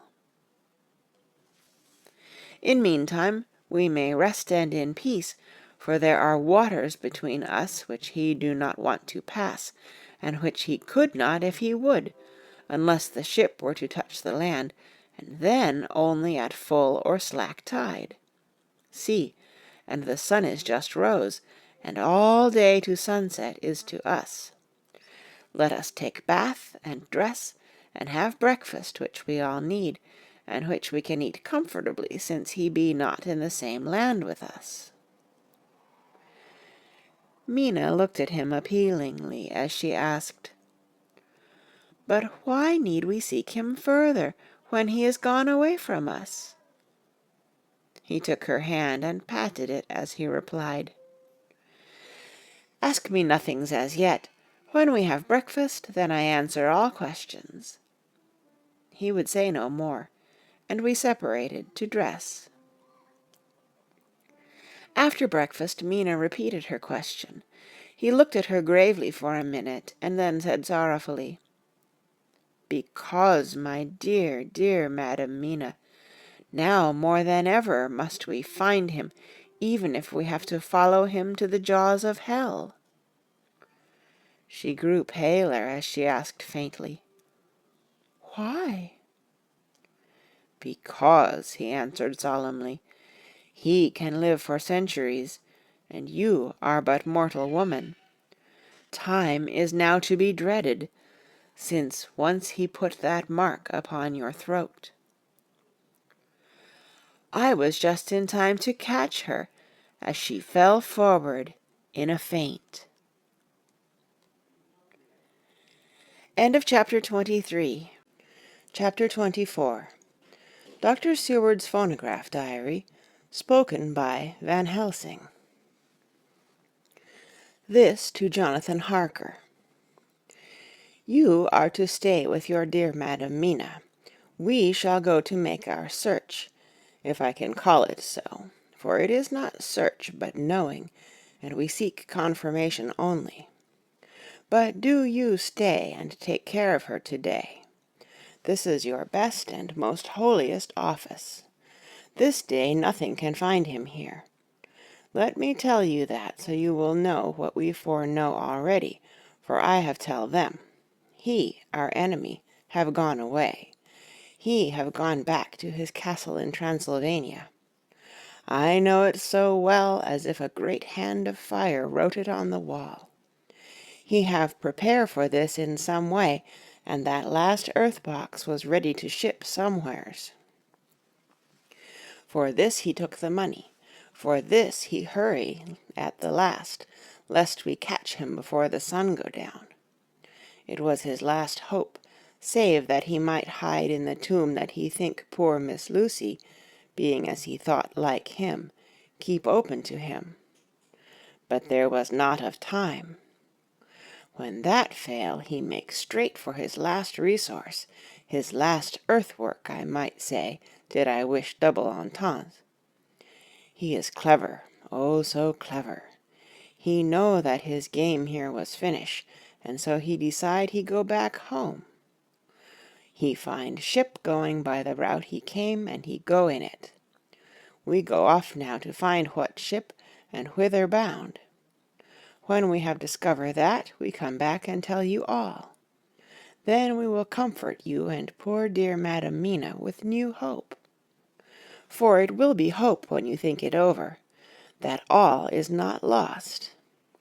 This very creature that we pursue, he take hundreds of years to get so far as London, and yet in one day, when we know of the disposal of him, we drive him out. He is finite, though he is powerful to do much harm, and suffers not as we do. But we are strong, each in our purpose, and we are all more strong together. Take heart afresh, dear husband of Madam Mina. This battle is but begun, and in the end we shall win, so sure as that God sits on high to watch over his children. Therefore be of much comfort till we return. Van Helsing. Jonathan Harker's Journal, 4th of October. When I read to Mina Van Helsing's message in the phonograph, the poor girl brightened up considerably. Already the certainty that the Count is out of the country has given her comfort, and comfort is strength to her. For my own part, now that his horrible danger is not face to face with us, it seems almost impossible to believe in it. Even my own terrible experiences in Castle Dracula seem like a long-forgotten dream. Here in the crisp autumn air, in the bright sunlight. Alas, how can I disbelieve?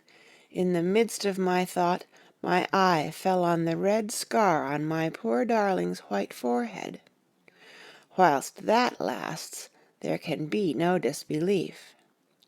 And afterwards the very memory of it will keep faith crystal clear. Mina and I fear to be idle, so we have been over all the diaries again and again. Somehow, although the reality seems greater each time, the pain and the fear seem less. There is something of a guiding purpose manifest throughout, which is comforting. Mina says that perhaps we are the instruments of ultimate good. It may be. I shall try to think as she does. We have never spoken to each other yet of the future. It is better to wait till we see the professor and the others after their investigations. The day is running by more quickly than I ever thought a day could run for me again. It is now 3 o'clock. Mina Harker's Journal, 5th of October, 5 p.m. Our meeting for report. Present, Professor Van Helsing, Lord Godalming, Dr. Seward, Mr. Quincy Morris, Jonathan Harker, Mina Harker.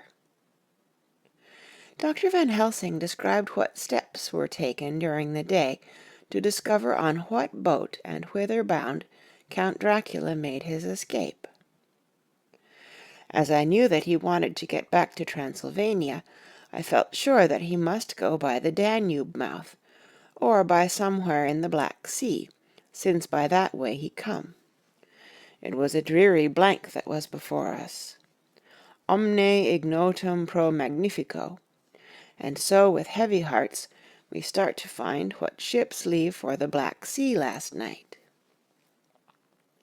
He was in sailing ship, since Madam Mina tell of sails being set. These not so important as to go in your list of the shipping in the Times, and so we go, by suggestion of Lord Godalming, to your Lloyd's, where are note of all ships that sail, however so small. There we find that only one Black Sea-bound ship go out with the tide. She is the Tsarina Catherine, and she sail from Doolittle's wharf for Varna, and thence on to other parts and up the Danube. So, said I, this is the ship whereon is the Count. So off we go to Doolittle's wharf, and there we find a man in an office of wood so small that the man look bigger than the office. From him we inquire of the goings of the Tsarina Catherine.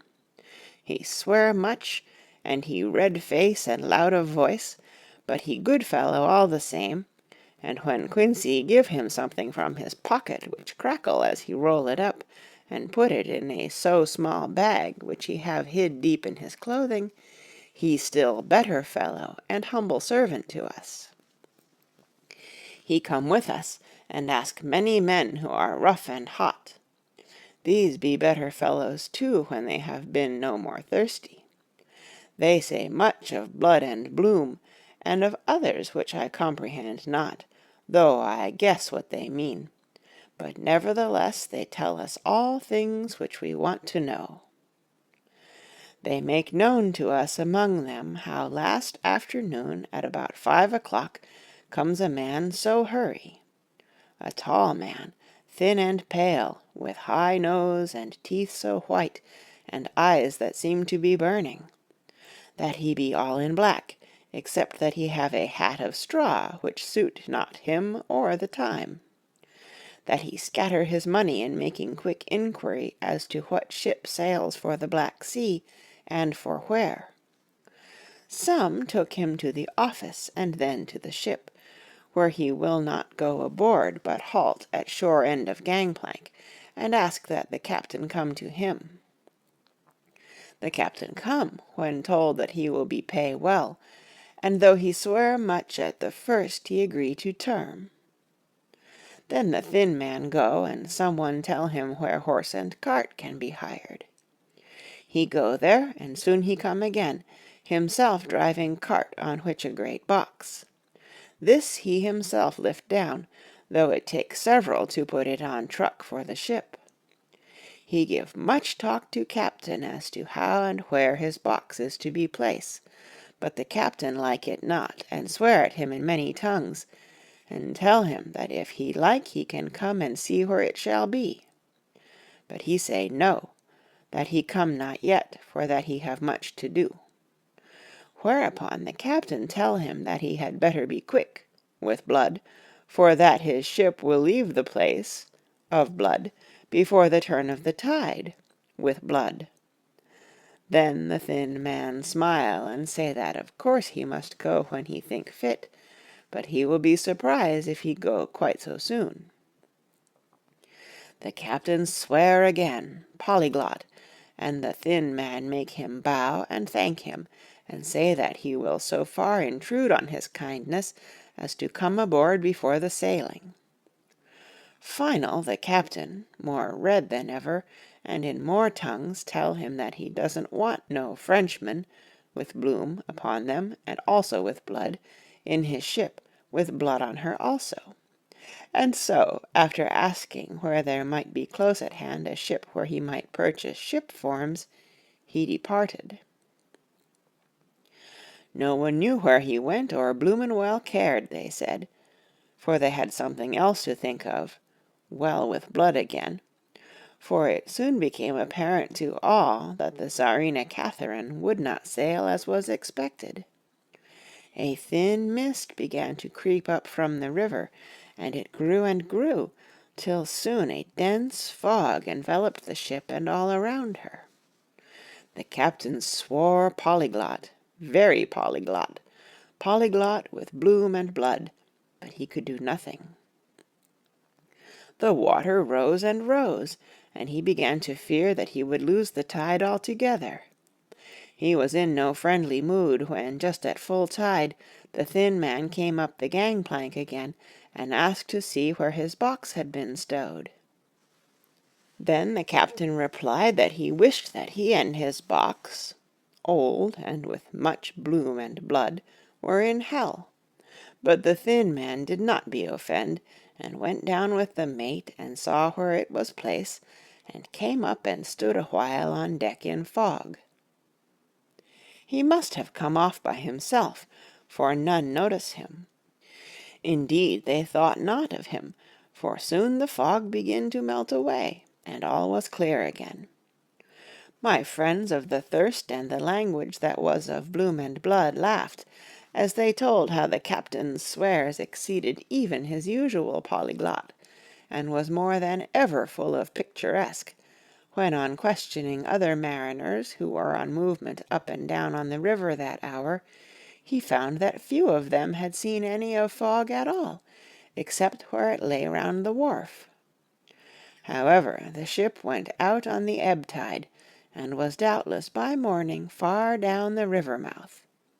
She was by then, when they told us, well out to sea. And so, my dear Madam Mina, it is that we have to rest for a time, for our enemy is on the sea, with the fog at his command, on his way to the Danube mouth. To sail a ship takes time, go she never so quick, and when we start we go on land more quick, and we meet him there.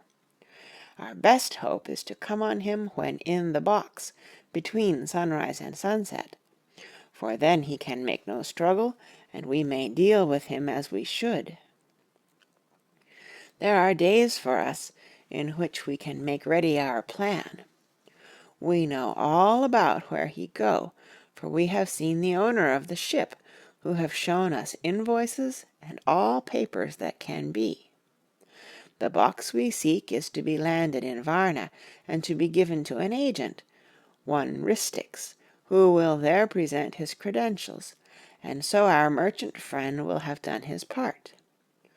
When he asks if there be any wrong, for that so he can telegraph and have inquiry made at Varna, we say no, for what is to be done is not for police or of the customs.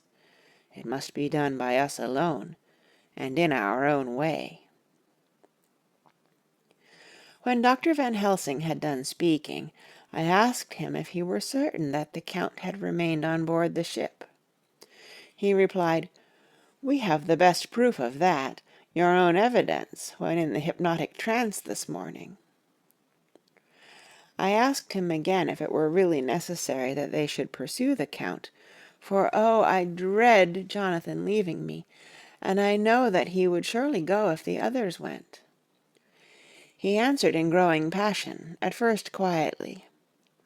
As he went on, however, he grew more angry and more forceful, till in the end we could not but see wherein was at least some of that personal dominance which made him so long a master amongst men. Yes, it is necessary, necessary, necessary, for your sake in the first, and then for the sake of humanity. This monster has done much harm already, in the narrow scope where he find himself, and in the short time when as yet he was only as a body groping his so small measure in darkness and not knowing. All this have I told these others. You, my dear Madam Mina, will learn it in the phonograph of my friend John, or in that of your husband. I have told them how the measure of leaving his own barren land, barren of peoples, and coming to a new land, where life of man teems till they are like the multitude of standing corn, was the work of centuries. Were another of the undead, like him, to try to do what he has done, perhaps not all the centuries of the world that have been, or that will be, could aid him. With this one, all the forces of nature that are occult and deep and strong must have worked together in some wondrous way. The very place where he have been alive, undead for all these centuries, is full of strangeness of the geologic and chemical world. There are deep caverns and fissures that reach none know whither. There have been volcanoes, some of whose openings still send out waters of strange properties, and gases that kill or make to vivify. Doubtless there is something magnetic or electric in some of these combinations of occult forces, which work for physical life in strange way, and in himself were from the first some great qualities. In a hard and warlike time he was celebrate, that he have more iron nerve, more subtle brain, more braver heart than any man. In him some vital principle have in strange way found their utmost, and as his body keep strong and grow and thrive, so his brain grow too.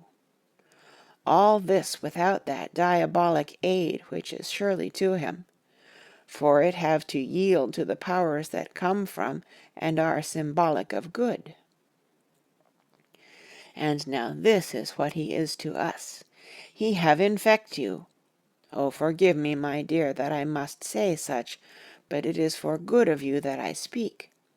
He infect you in such wise that even if he do no more, you have only to live in your own old sweet way, and so in time, death, which is of man's common lot, and with God's sanction, shall make you like to him.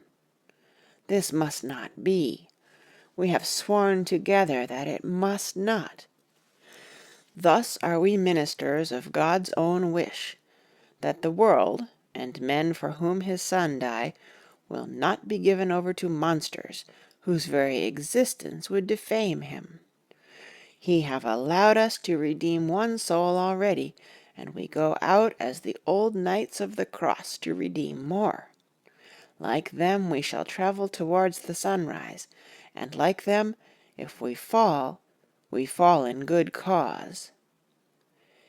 He paused, and I said, But will not the Count take his rebuff wisely? Since he has been driven from England, will he not avoid it, as a tiger does the village from which he has been hunted? Aha, he said, your simile of the tiger good for me, and I shall adopt him. Your man-eater, as they of India call the tiger, who has once tasted blood of the human, care no more for the other prey, but prowl unceasing till he get him. This that we hunt from our village is a tiger too, a man-eater, and he never cease to prowl. Nay, in himself he is not one to retire and stay afar. In his life, his living life, he go over the Turkey frontier, and attack his enemy on his own ground. He be beaten back, but did he stay?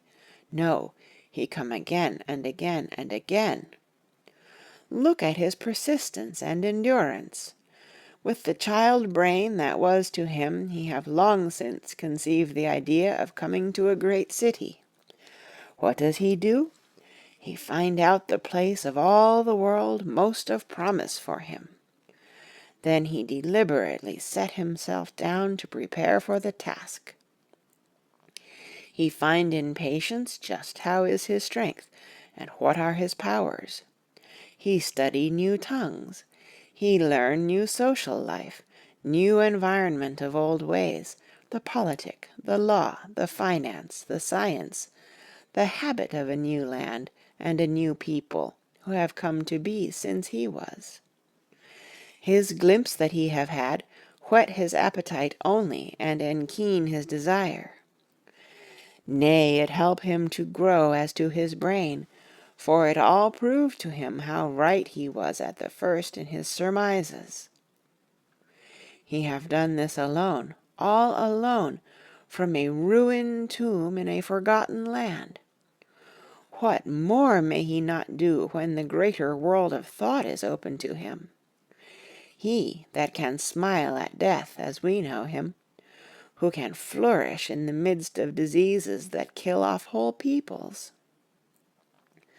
Oh, if such an one was to come from God and not the devil, what a force for good might he not be in this old world of ours! But we are pledged to set the world free.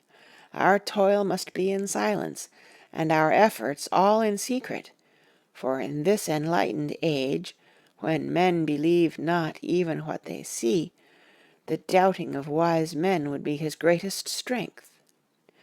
It would be at once his sheath and his armor, and his weapons to destroy us, his enemies, who are willing to peril even our own souls for the safety of one we love, for the good of mankind, and for the honor and glory of God. After a general discussion, it was determined that for tonight nothing be definitely settled, that we should all sleep on the facts and try to think out the proper conclusions.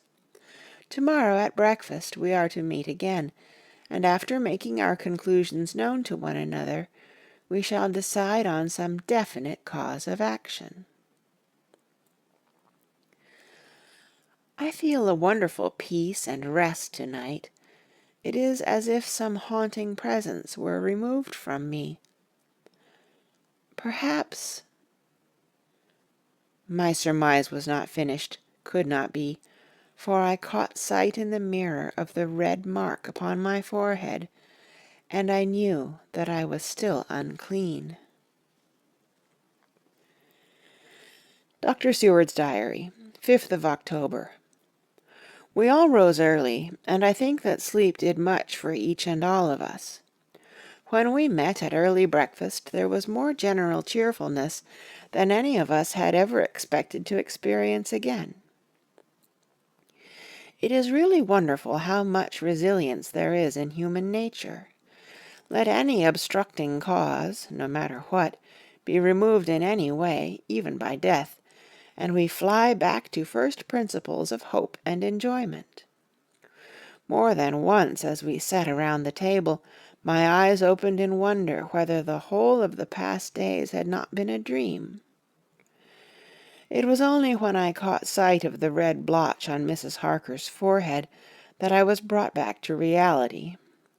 Even now, when I am gravely revolving the matter, it is almost impossible to realize that the cause of all our trouble is still existent. Even Mrs. Harker seems to lose sight of her trouble for whole spells. It is only now and again, when something recalls it to her mind, that she thinks of her terrible scar. We are to meet here in my study in half an hour, and decide on our course of action. I see only one immediate difficulty. I know it by instinct rather than reason. We shall all have to speak frankly, and yet I fear that in some mysterious way poor Mrs. Harker's tongue is tied. I know that she forms conclusions of her own, and from all that has been I can guess how brilliant and how true they must be, but she will not or cannot give them utterance. I have mentioned this to Van Helsing, and he and I are to talk it over when we are alone. I suppose it is some of that horrid poison which has got into her veins beginning to work. The Count had his own purposes when he gave her what Van Helsing called the vampire's baptism of blood. Well, there may be a poison that distills itself out of good things. In an age when the existence of ptomaines is a mystery, we should not wonder at anything. One thing I know, that if my instinct be true regarding poor Mrs. Harker's silences, then there is a terrible difficulty, an unknown danger, in the work before us. The same power that compels her silence may compel her speech. I dare not think further, for so I should in my thoughts dishonor a noble woman. Van Helsing is coming to my study a little before the others. I shall try to open the subject with him. Later.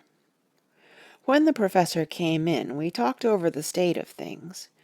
I could see that he had something on his mind which he wanted to say, but felt some hesitancy about broaching the subject.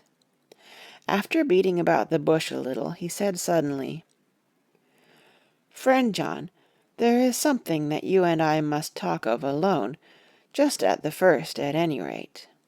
Later, we may have to take the others into our confidence." Then he stopped, so I waited. He went on.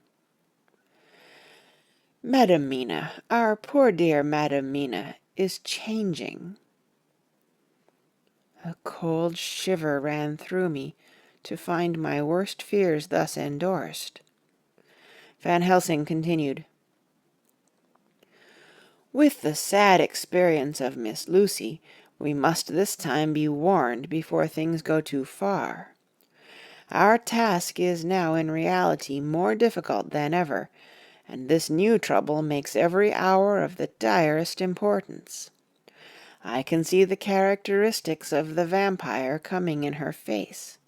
It is now but very, very slight, but it is to be seen if we have eyes to notice without prejudge. Her teeth are some sharper, and at times her eyes are more hard. But these are not all. There is to her the silence now often, as so it was with Miss Lucy.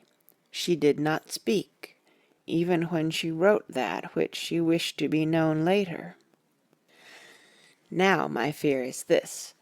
If it be that she can, by our hypnotic trance, tell what the Count see and hear, is it not more true that he who have hypnotized her first, and who have drink of her very blood, and make her drink of his, should, if he will, compel her mind to disclose to him that which she know?" I nodded acquiescence, and he went on. "Then what we must do is to prevent this. We must keep her ignorant of our intent, and so she cannot tell what she know not. This is a painful task, oh, so painful that it heart-break me to think of, but it must be. When to-day we meet, I must tell her that, for reason which we will not to speak, she must not more be of our counsel, but be simply guarded by us." He wiped his forehead, which had broken out in profuse perspiration at the thought of the pain which he might have to inflict upon the poor soul already so tortured. I knew that it would be some sort of comfort to him if I told him that I also had come to the same conclusion, for at any rate it would take away the pain of doubt. I told him, and the effect was as I expected.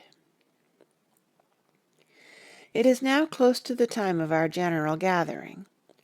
Van Helsing has gone away to prepare for the meeting, and his painful part of it. I really believe his purpose is to be able to pray alone. Later. At the very outset of our meeting, a great personal relief was experienced by both Van Helsing and myself. Mrs. Harker had sent a message by her husband to say that she would not join us at present, as she thought it better that we should be free to discuss our movements without her presence to embarrass us. The professor and I looked at each other for an instant, and somehow we both seemed relieved. For my own part, I thought that if Mrs. Harker realized the danger herself, It was much pain as well as much danger averted. Under the circumstances we agreed, by a questioning look and answer, with finger on lip, to preserve silence in our suspicions until we should have been able to confer alone again. We went at once into our plan of campaign. Van Helsing roughly put the facts before us first. The Tsarina Catherine left the Thames yesterday morning. It will take her at the quickest speed she has ever made at least 3 weeks to reach Varna, but we can travel overland to the same place in 3 days. Now, if we allow for 2 days less for the ship's voyage, owing to such weather influences as we know that the Count can bring to bear, and if we allow a whole day and night for any delays which may occur to us, then we have a margin of nearly 2 weeks. Thus, in order to be quite safe, we must leave here on 17th at latest. Then we shall at any rate be in Varna a day before the ship arrives, and be able to make such preparations as may be necessary. Of course we shall all go armed against evil things, spiritual as well as physical. Here Quincey Morris added, I understand that the Count comes from a wolf country, and it may be that he shall get there before us. I propose that we add Winchesters to our armament. I have a kind of belief in a Winchester when there is any trouble of that sort around. Do you remember, Art, when we had the pack after us at Tobolsk? What wouldn't we have given then for a repeater apiece? Good, said Van Helsing. Winchesters it shall be. Quincey's head is level at all times, but most so when there is to hunt. Metaphor be more dishonour to science than wolves be of danger to man. In the meantime we can do nothing here, and as I think that Varna is not familiar to any of us, why not go there more soon? It is as long to wait here as there. To-night and to-morrow we can get ready, and then, if all be well, we 4 can set out on our journey.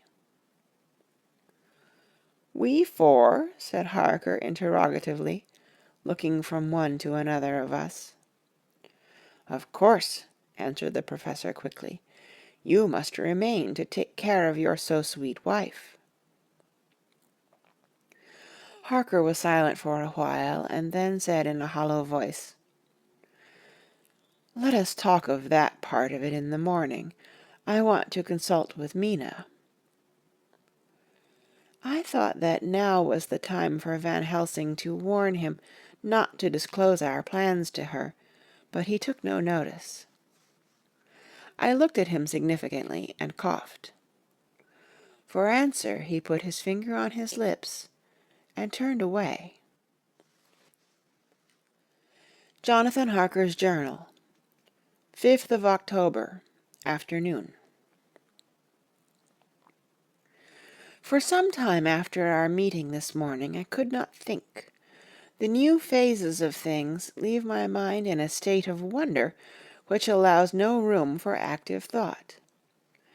Mina's determination not to take any part in the discussion set me thinking, and as I could not argue the matter with her, I could only guess. I am as far as ever from a solution now. The way the others received it, too, puzzled me. The last time we talked of the subject we agreed that there was to be no more concealment of anything amongst us. Mina is sleeping now, calmly and sweetly, like a little child. Her lips are curved, and her face beams with happiness. Thank God there are such moments still for her. Later. How strange it all is.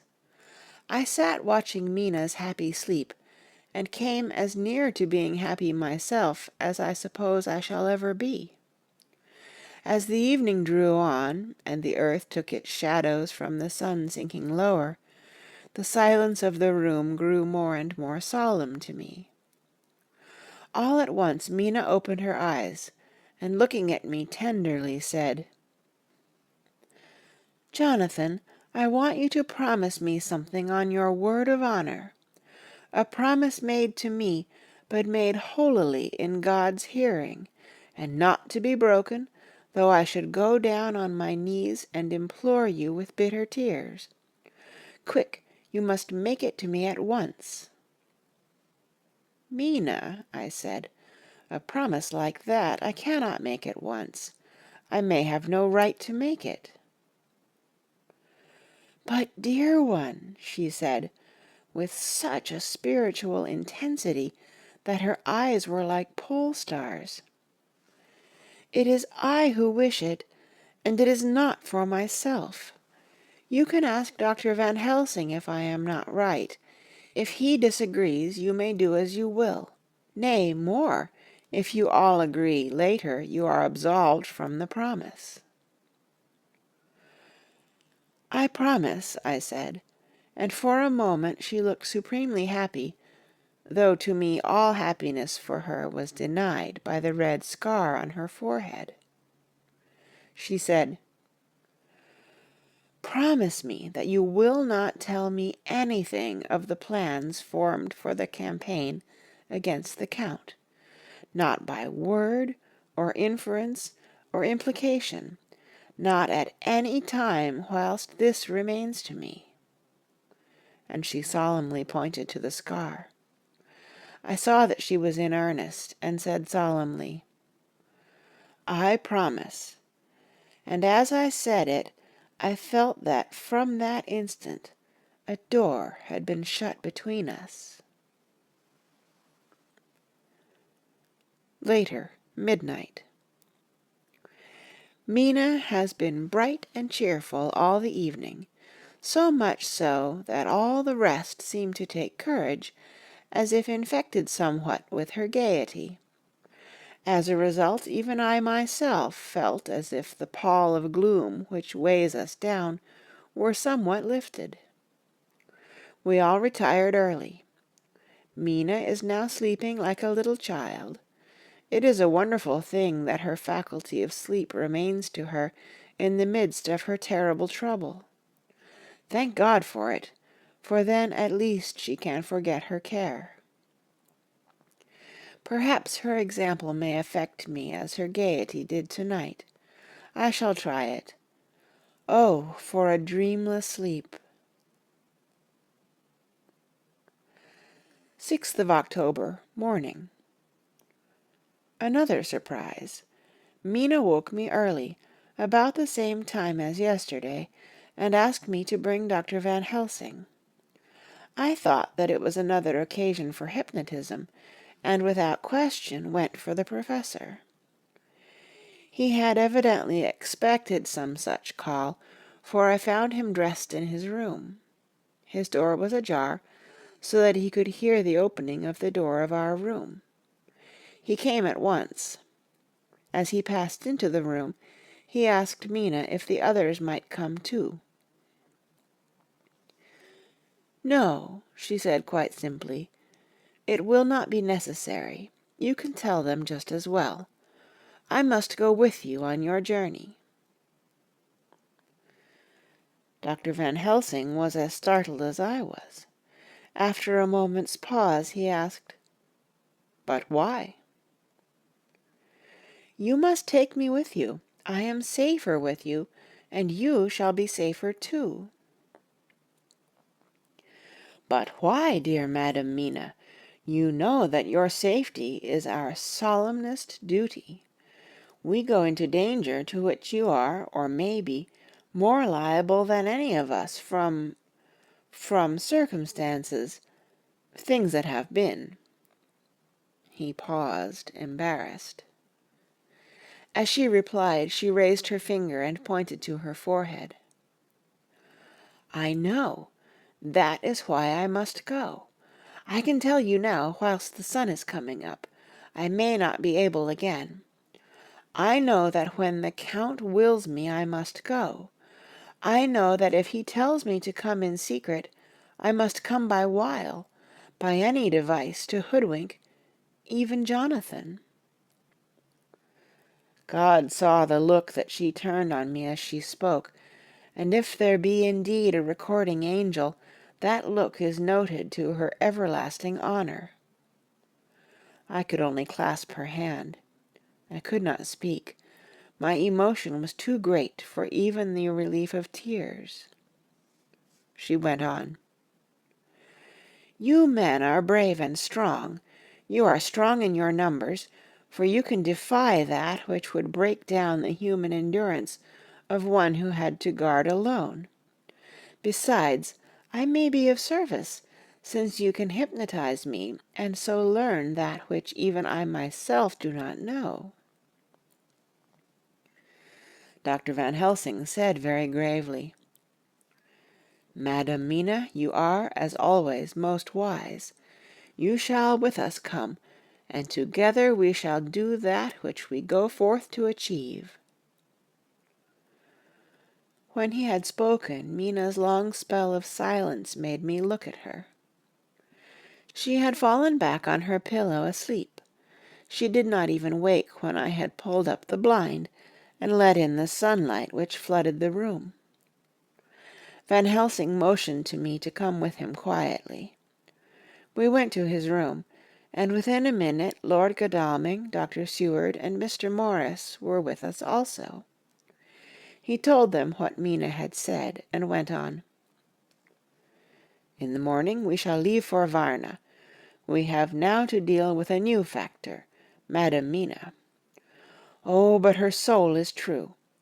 It is to her an agony to tell us so much as she has done, but it is most right, and we are warned in time. There must be no chance lost, and in Varna we must be ready to act the instant when that ship arrives." "What shall we do exactly?" asked Mr. Morris laconically. The professor paused before replying. "We shall at the first board that ship. Then, when we have identified the box, we shall place a branch of the wild rose on it. This we shall fasten, for when it is there none can emerge. So at least says the superstition. And to superstition must we trust at the first. It was man's faith in the early, and it have its root in faith still. Then, when we get the opportunity that we seek, when none are near to see, we shall open the box, and all will be well." "I shall not wait for any opportunity," said Morris. "When I see the box I shall open it and destroy the monster, though there were 1,000 men looking on, and if I am to be wiped out for it the next moment." I grasped his hand instinctively, and found it as firm as a piece of steel. I think he understood my look. I hope he did. "Good boy," said Dr. Van Helsing. "Brave boy. Quincy is all man. God bless him for it. My child, believe me, none of us shall lag behind or pause from any fear. I do but say what we may do, what we must do. But indeed, we cannot say what we shall do. There are so many things which may happen, and their ways and their ends are so various, that until the moment we may not say. We shall all be armed, in all ways, and when the time for the end has come, our effort shall not be lack. Now let us today put all our affairs in order. Let all things which touch on others dear to us, and who on us depend, be complete, for none of us can tell what, or when, or how the end may be. As for me, my own affairs are regulate, and as I have nothing else to do, I shall go make arrangements for the travel. I shall have all tickets and so forth for our journey." There was nothing further to be said, and we parted. I shall now settle up all my affairs of earth, and be ready for whatever may come. Later. It is all done. My will is made, and all complete. Mina, if she survive, is my sole heir. If it should not be so, then the others who have been so good to us shall have remainder. It is now drawing towards the sunset. Mina's uneasiness calls my attention to it. I am sure that there is something on her mind which the time of exact sunset will reveal. These occasions are becoming harrowing times for us all, for each new sunrise and sunset opens up some new danger, some new pain, which, however, may in God's will be means to a good end. I write all these things in the diary, since my darling must not hear them now, but if it may be that she can see them again, they shall be ready. She is calling to me. End of chapter 24. Chapter 25. Dr. Seward's Diary. 11th of October, evening. Jonathan Harker has asked me to note this, as he says he is hardly equal to the task, and he wants an exact record kept. I think that none of us were surprised when we were asked to see Mrs. Harker a little before the time of sunset. We have of late come to understand that sunrise and sunset are to her times of peculiar freedom, when her old self can be manifest without any controlling force subduing or restraining her, or inciting her to action. This mood or condition begins some half hour or more before actual sunrise or sunset, and lasts till either the sun is high, or whilst the clouds are still aglow with the rays streaming above the horizon. At first there is a sort of negative condition, as if some tie were loosened, and then the absolute freedom quickly follows. When, however, the freedom ceases, the change back or relapse comes quickly, preceded only by a spell of warning silence. Tonight, when we met, she was somewhat constrained, and bore all the signs of an internal struggle. I put it down myself to her making a violent effort at the earliest instant she could do so. A very few minutes, however, gave her complete control of herself. Then, motioning to her husband to sit beside her on the sofa, where she was half reclining, she made the rest of us bring chairs up close. Taking her husband's hand in hers, she began, "We are all here together in freedom, for perhaps the last time. I know, dear, I know that you will always be with me to the end." This was to her husband, whose hand had, as we could see, tightened upon hers.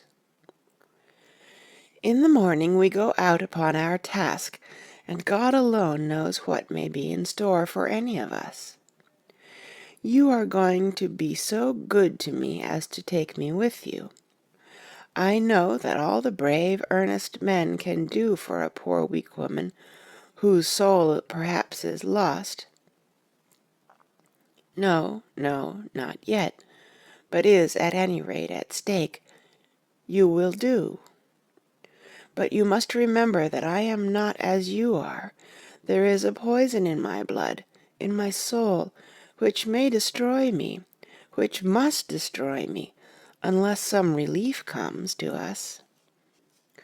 Oh, my friends, you know as well as I do that my soul is at stake, and though I know there is one way out for me, you must not and I must not take it." She looked appealingly to us all in turn, beginning and ending with her husband. "What is that way?" asked Van Helsing in a hoarse voice. "What is that way which we must not, may not take?"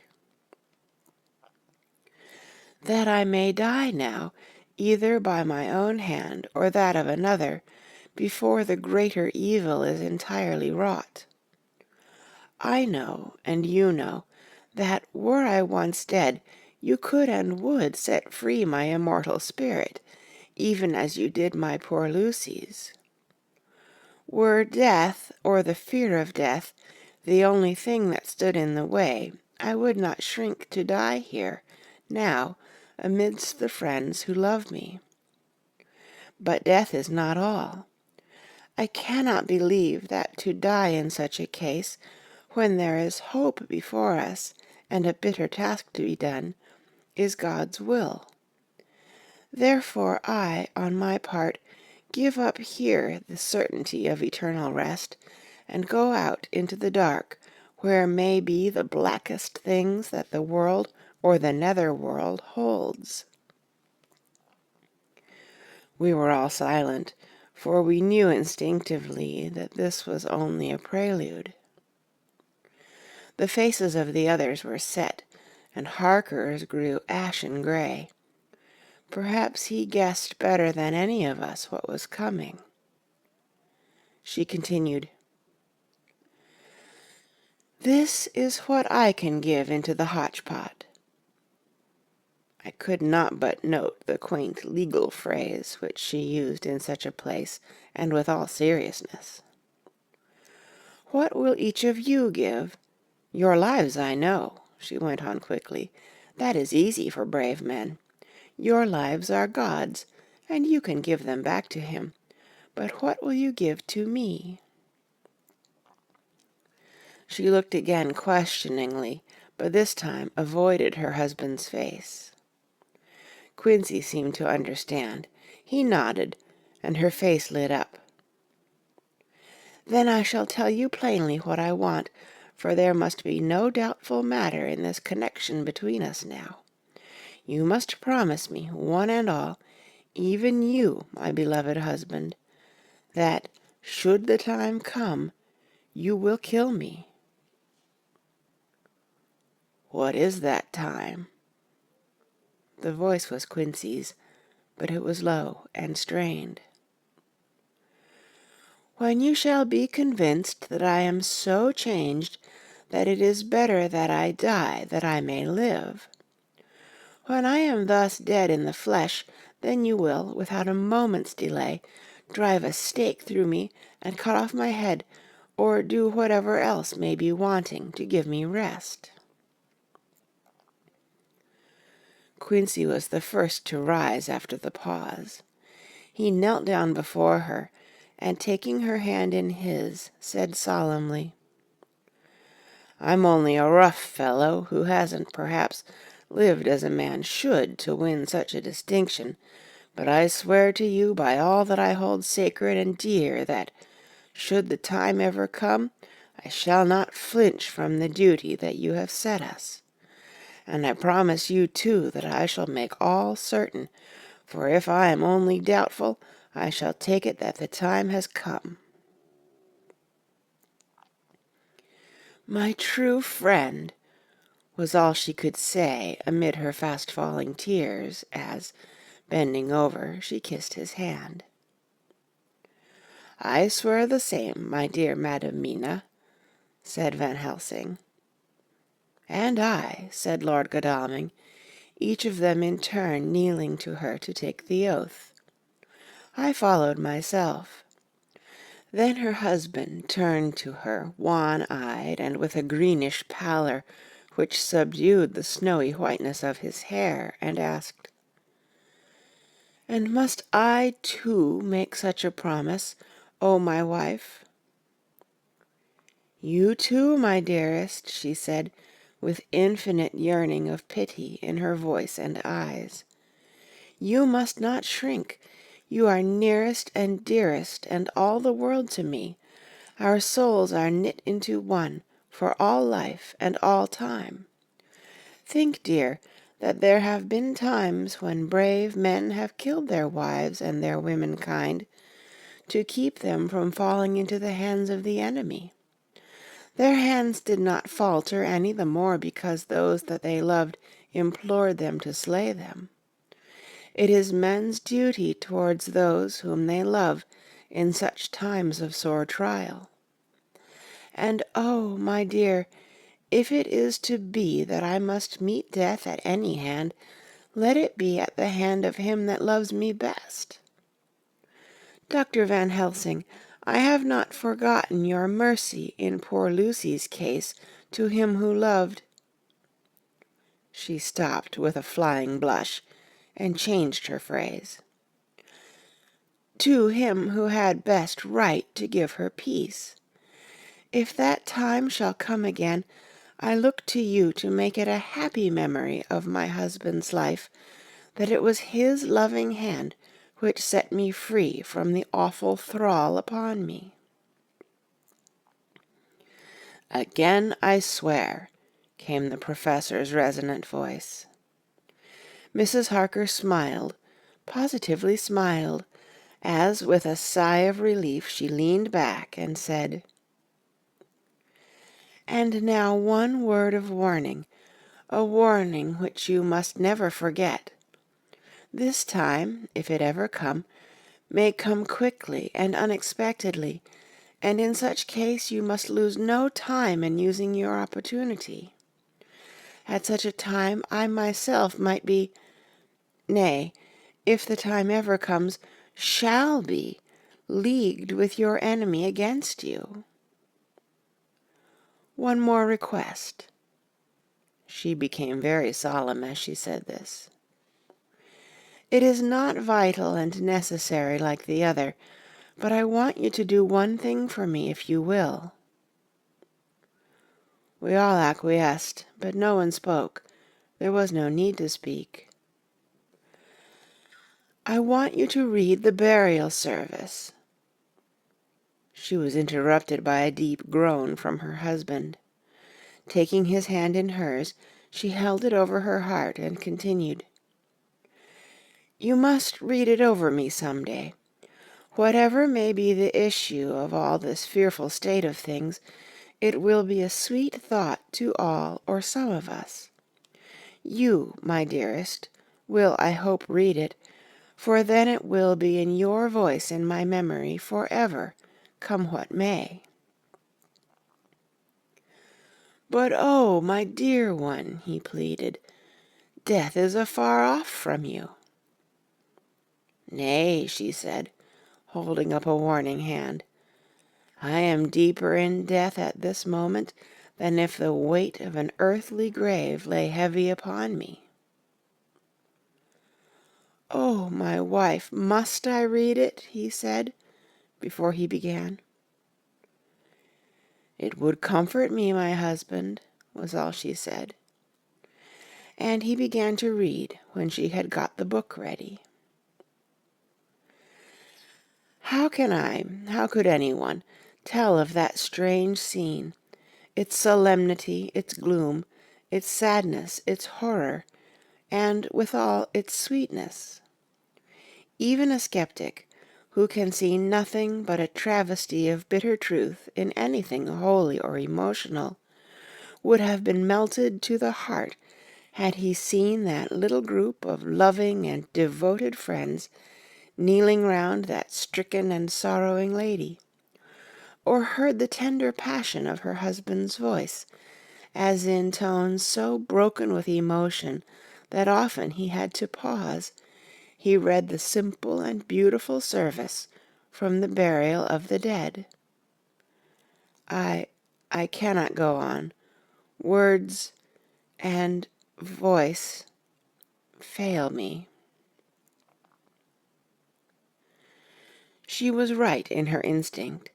Strange as it all was, bizarre as it may hereafter seem even to us who felt its potent influence at the time, it comforted us much, and the silence, which showed Mrs. Harker's coming relapse from her freedom of soul, did not seem so full of despair to any of us as we had dreaded. Jonathan Harker's Journal, 15th of October, Varna. We left Charing Cross on the morning of the 12th, got to Paris the same night, and took the places secured for us in the Orient Express. We travelled night and day, arriving here at about 5 o'clock. Lord Godalming went to the consulate to see if any telegram had arrived for him, whilst the rest of us came on to this hotel, the Odessus. The journey may have had incidents. I was, however, too eager to get on to care for them. Until the Tsarina Catherine comes into port, there will be no interest for me in anything in the wide world. Thank God Mina is well, and looks to be getting stronger. Her colour is coming back. She sleeps a great deal. Throughout the journey she slept nearly all the time. Before sunrise and sunset, however, she is very wakeful and alert, and it has become a habit for Van Helsing to hypnotize her at such times. At first some effort was needed, and he had to make many passes, but now she seems to yield at once as if by habit, and scarcely any action is needed. He seems to have power at these particular moments to simply will, and her thoughts obey him. He always asks her what she can see and hear. She answers to the first, "Nothing, all is dark," and to the second, "I can hear the waves lapping against the ship, and the water rushing by. Canvas and cordage strain, and masts and yards creak. The wind is high, I can hear it in the shrouds, and the bow throws back the foam." It is evident that the Tsarina Catherine is still at sea, hastening on her way to Varna. Lord Godalming has just returned. He had 4 telegrams, one each day since we started, and all to the same effect, that the Tsarina Catherine had not been reported to Lloyd's from anywhere. He had arranged before leaving London that his agent should send him every day a telegram saying if the ship had been reported. He was to have a message even if she were not reported, so that he might be sure that there was a watch being kept at the other end of the wire. We had dinner and went to bed early. Tomorrow we are to see the vice-consul, and to arrange, if we can, about getting on board the ship as soon as she arrives. Van Helsing says that our chance will be to get on the boat between sunrise and sunset. The Count, even if he takes the form of a bat, cannot cross the running water of his own volition, and so cannot leave the ship. As he dare not change to man's form without suspicion, which he evidently wishes to avoid, he must remain in the box. If then we can come on board after sunrise, he is at our mercy, for we can open the box and make sure of him, as we did of poor Lucy, before he wakes. What mercy he shall get from us will not count for much. We think that we shall not have much trouble with officials or the seamen. Thank God, this is the country where bribery can do anything, and we are well supplied with money. We have only to make sure that the ship cannot come into port between sunset and sunrise without our being warned, and we shall be safe. Judge Moneybag will settle this case, I think. 16th of October.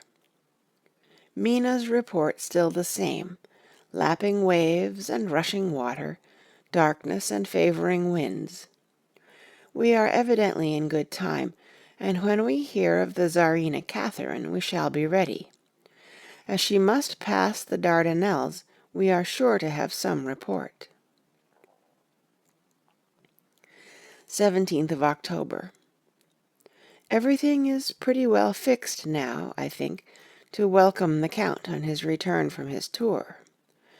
Godalming told the shippers that he fancied that the box sent aboard might contain something stolen from a friend of his, and got a half consent that he might open it at his own risk.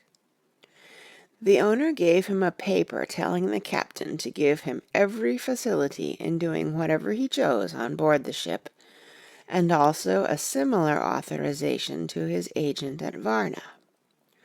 We have seen the agent, who was much impressed with Godalming's kindly manner to him, and we are all satisfied that whatever he can do to aid our wishes will be done.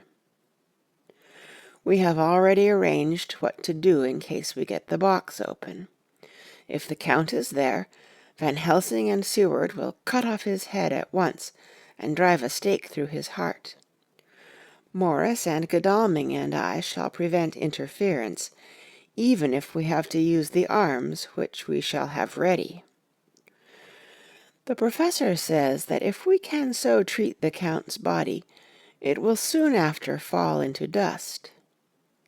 In such case there would be no evidence against us, in case any suspicion of murder were aroused.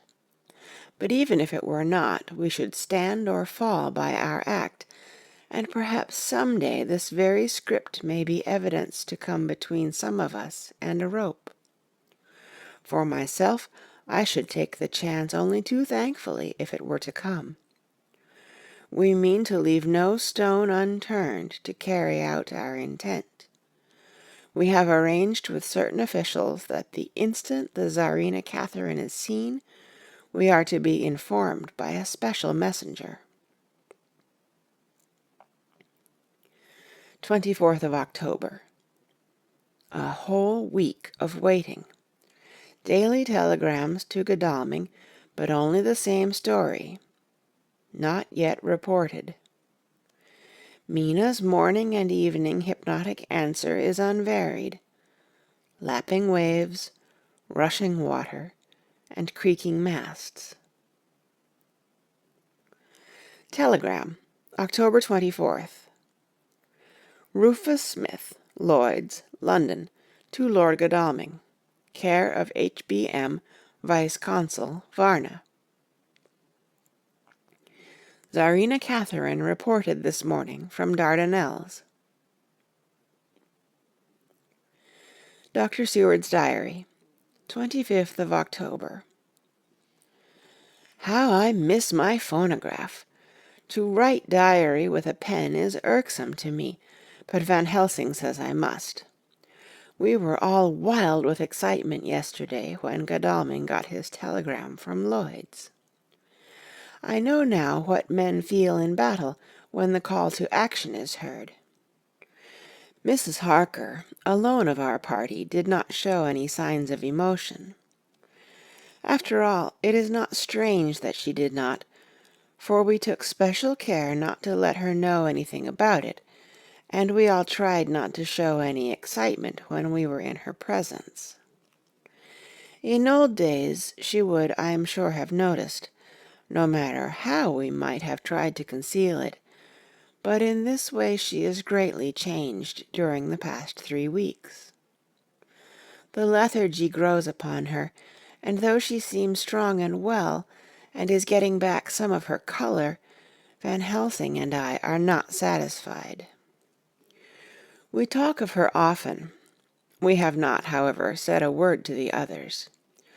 It would break poor Harker's heart, certainly his nerve, if he knew that we had even a suspicion on the subject. Van Helsing examines, he tells me, her teeth very carefully whilst she is in the hypnotic condition, for he says that so long as they do not begin to sharpen, there is no active danger of a change in her. If this change should come, it would be necessary to take steps. We both know what those steps would have to be, though we do not mention our thoughts to each other. We should neither of us shrink from the task, awful though it be to contemplate. Euthanasia is an excellent and a comforting word. I am grateful to whoever invented it. It is only about 24 hours' sail from the Dardanelles to here, at the rate the Tsarina Catherine has come from London. She should therefore arrive some time in the morning, but as she cannot possibly get in before then, we are all about to retire early. We shall get up at 1 o'clock, so as to be ready. 25th of October, noon. No news yet of the ship's arrival. Mrs. Harker's hypnotic report this morning was the same as usual, so it is possible that we may get news at any moment. We men are all in a fever of excitement, except Harker, who is calm. His hands are cold as ice, and an hour ago I found him whetting the edge of the great Gurkha knife, which he now always carries with him. It will be a bad lookout for the Count if the edge of that kukri ever touches his throat, driven by that stern, ice-cold hand.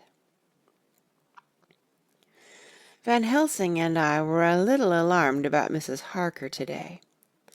About noon she got into a sort of lethargy which we did not like. Although we kept silence to the others, we were neither of us happy about it. She had been restless all the morning, so that we were at first glad to know that she was sleeping. When, however, her husband mentioned casually that she was sleeping so soundly that he could not wake her, we went to her room to see for ourselves.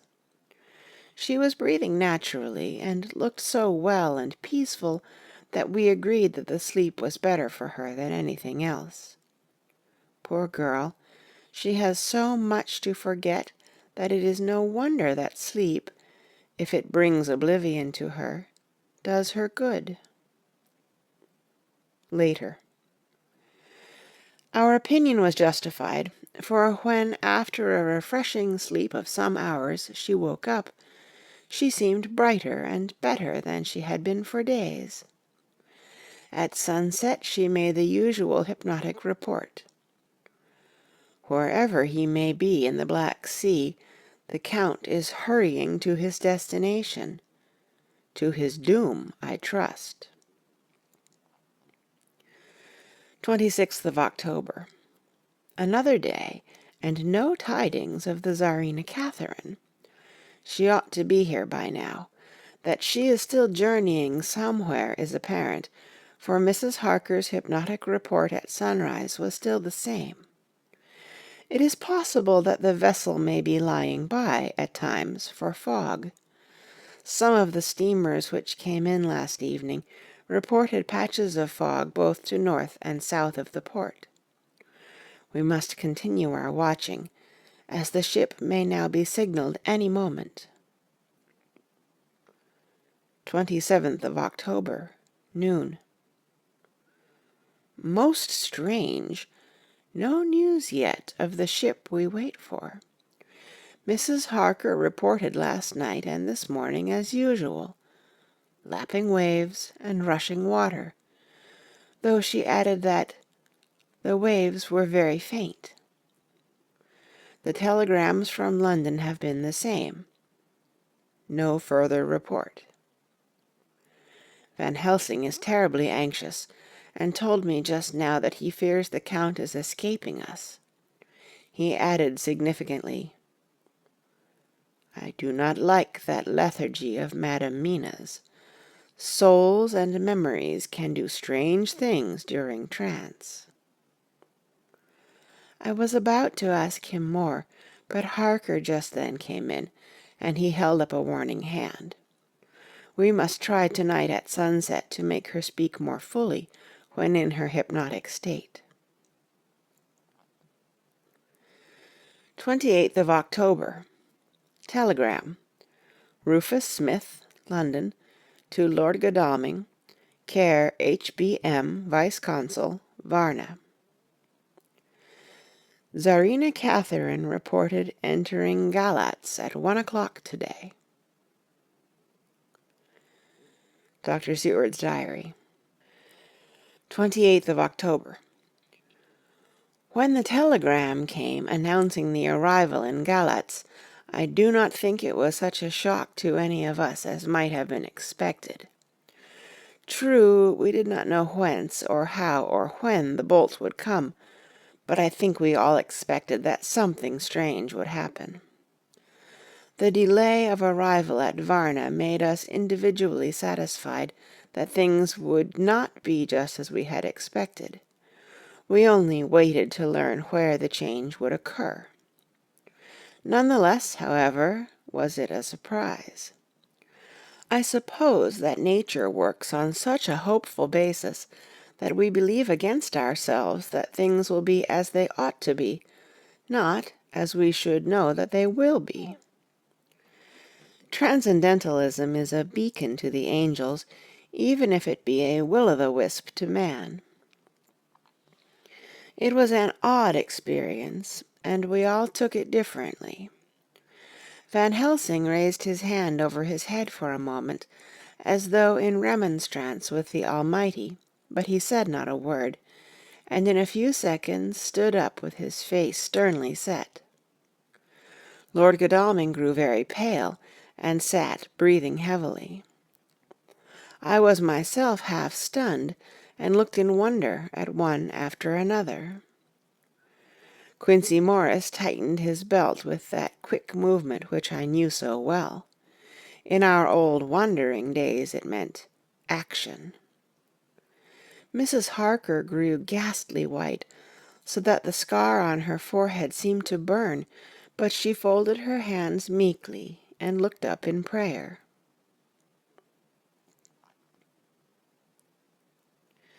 Harker smiled, actually smiled, the dark, bitter smile of one who is without hope.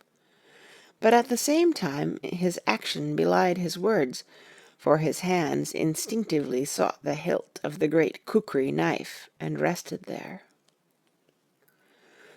"When does the next train start for Galatz?" said Van Helsing to us generally. "At 6:30 tomorrow morning." We all started, for the answer came from Mrs. Harker. "How on earth do you know?" said Art. "You forget, or perhaps you do not know, though Jonathan does, and so does Dr. Van Helsing, that I am the train fiend.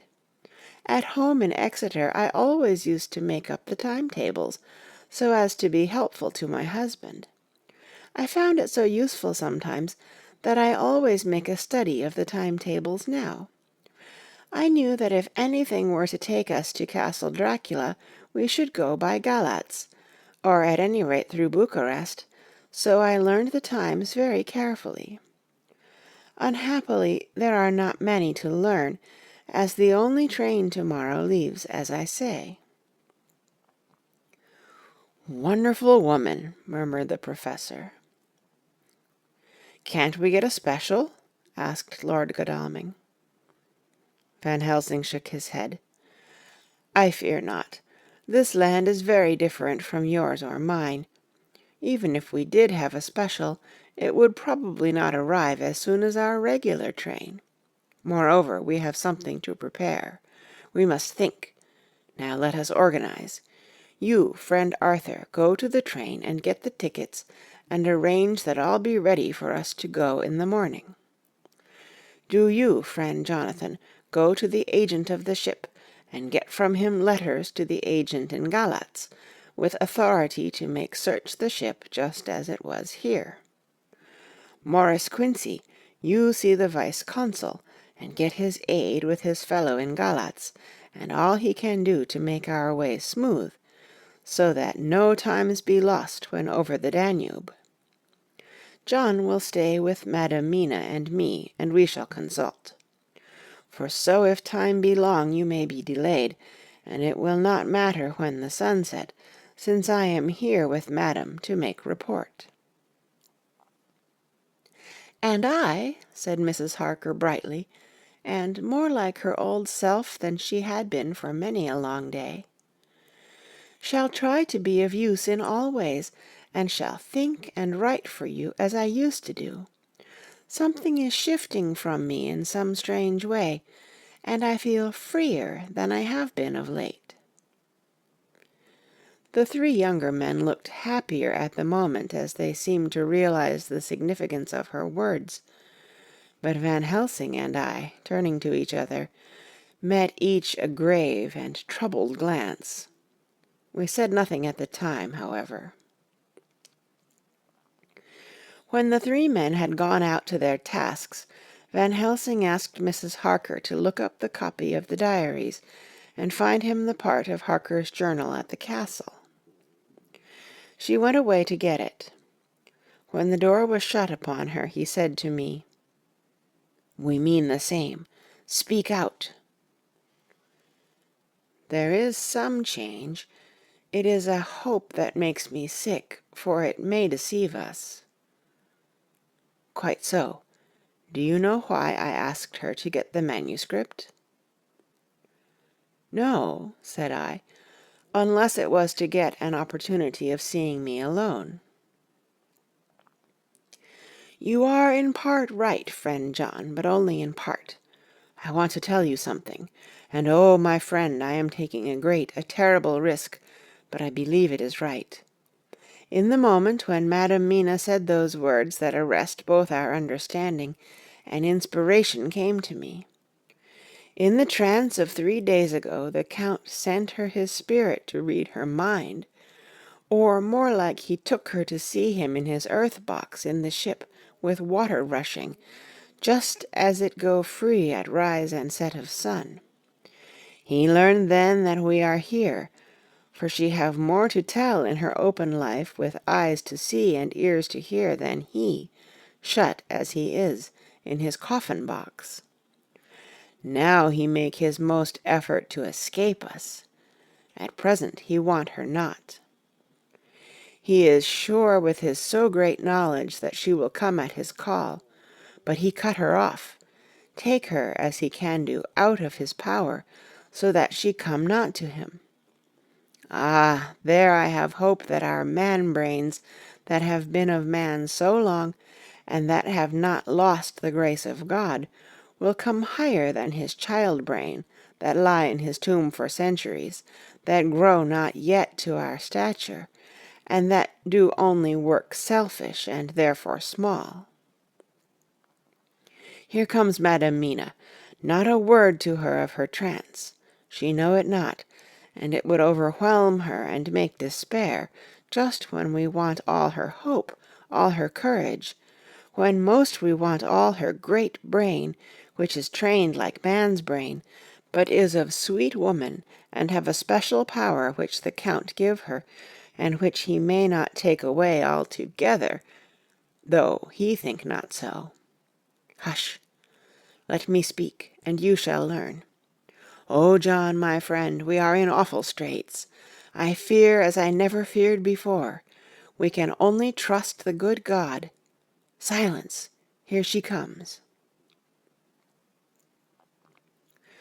I thought that the professor was going to break down and have hysterics, just as he had when Lucy died, but with a great effort he controlled himself, and was at perfect nervous poise when Mrs. Harker tripped into the room, bright and happy-looking, and, in the doing of work, seemingly forgetful of her misery. As she came in, she handed a number of sheets of typewriting to Van Helsing. He looked over them gravely, his face brightening up as he read. Then, holding the pages between his finger and thumb, he said, "Friend John, to you with so much of experience already, and you too, dear Madam Mina, that are young, here is a lesson. Do not fear ever to think. A half-thought has been buzzing often in my brain, but I fear to let him loose his wings. Here now, with more knowledge, I go back to where that half-thought come from, and I find that he be no half-thought at all. That be a whole thought, though so young that he is not yet strong to use his little wings. Nay, like the ugly duck of my friend Hans Andersen, he be no duck thought at all, but a big swan thought that sail nobly on big wings when the time come for him to try them. See, I read here what Jonathan have written. That other of his race who, in a later age, again and again brought his forces over the great river into Turkey land, who, when he was beaten back, came again and again and again, though he had to come alone from the bloody field where his troops were being slaughtered, since he knew that he alone could ultimately triumph. What does this tell us? Not much, no. The Count's child thought see nothing, therefore he speaks so free. Your man thought see nothing, my man thought see nothing till just now. No, but there comes another word from someone who speak without thought, because she, too, know not what it mean, what it might mean. Just as there are elements which rest, yet when in nature's course they move on their way, and they touch, then poof, and there comes a flash of light heaven-wide, that blind and kill and destroy some, but that show up all earth below for leagues and leagues. Is it not so? Well, I shall explain. To begin, have you ever studied the philosophy of crime? Yes and no. You, John, yes, for it is a study of insanity. You, no, Madam Mina, for crime touch you not but once. Still your mind works true, and argues not a particulari ad universale. There is this peculiarity in criminals. It is so constant, in all countries and at all times, that even police, who know not much from philosophy, come to know it empirically, that it is. That is to be empiric. The criminal always work at one crime. That is, the true criminal who seems predestinate to crime, and who will of none other.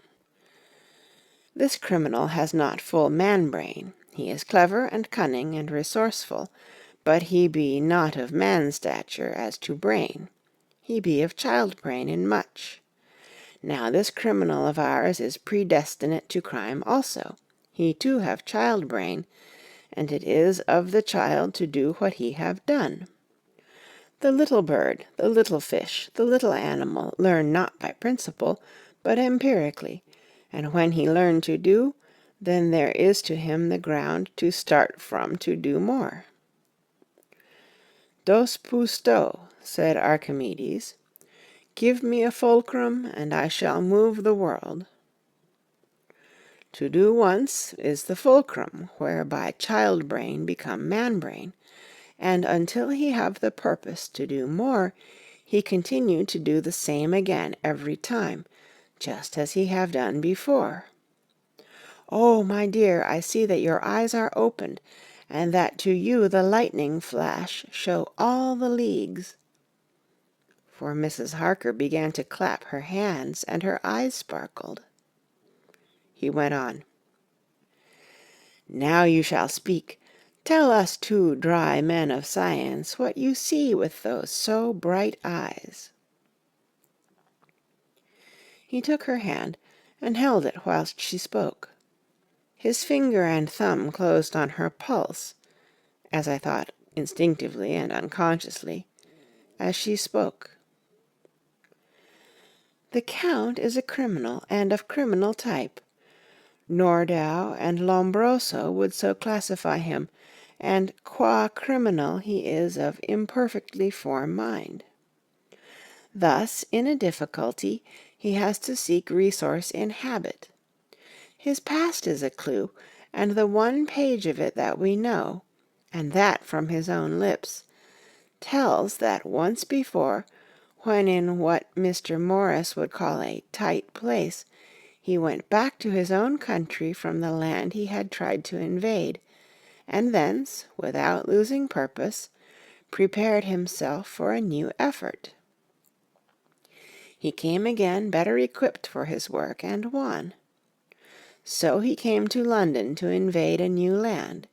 He was beaten, and when all hope of success was lost and his existence in danger, he fled back over the sea to his home, just as formerly he had fled back over the Danube from Turkeyland. "Good, good! Oh, you so clever lady!" said Van Helsing enthusiastically, as he stooped and kissed her hand. A moment later he said to me, as calmly as though we had been having a sick-room consultation, 72 only, and in all this excitement I have hope." Turning to her again, he said with keen expectation, "But go on, go on. There is more to tell if you will. Be not afraid. John and I know. I do in any case, and shall tell you if you are right. Speak without fear." "I will try to, but you will forgive me if I seem egotistical." "Nay, fear not. You must be egotist, for it is of you that we think."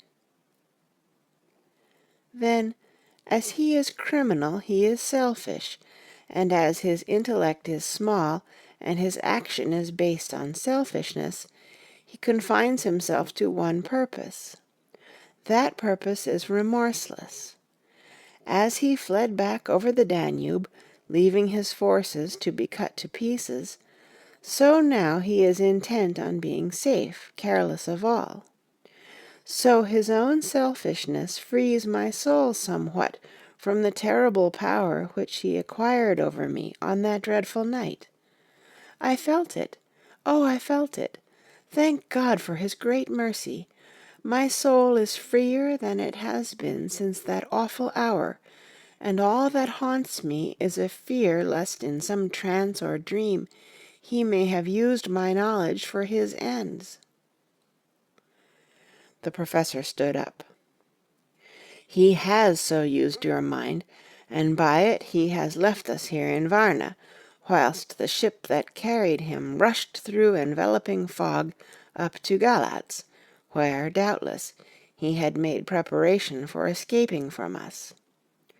But his child mind only saw so far, and it may be that, as ever in God's providence, the very thing that the evildoer most reckoned on for his selfish good turns out to be his chiefest harm. The hunter is taken in his own snare, as the great psalmist says. For now that he think he is free from every trace of us all, and that he has escaped us with so many hours to him, then his selfish child-brain will whisper him to sleep. He think, too, that as he cut himself off from knowing your mind, there can be no knowledge of him to you. There is where he fail. That terrible baptism of blood which he give you makes you free to go to him in spirit, as you have as yet done in your times of freedom, when the sun rise and set. At such times you go by my volition, and not by his, and this power to good of you and others, as you have won from your suffering at his hands. This is now all the more precious that he know it not, and to guard himself have even cut himself off from his knowledge of our where. We, however, are not selfish, and we believe that God is with us through all this blackness, and these many dark hours. We shall follow him, and we shall not flinch, even if we peril ourselves that we become like him.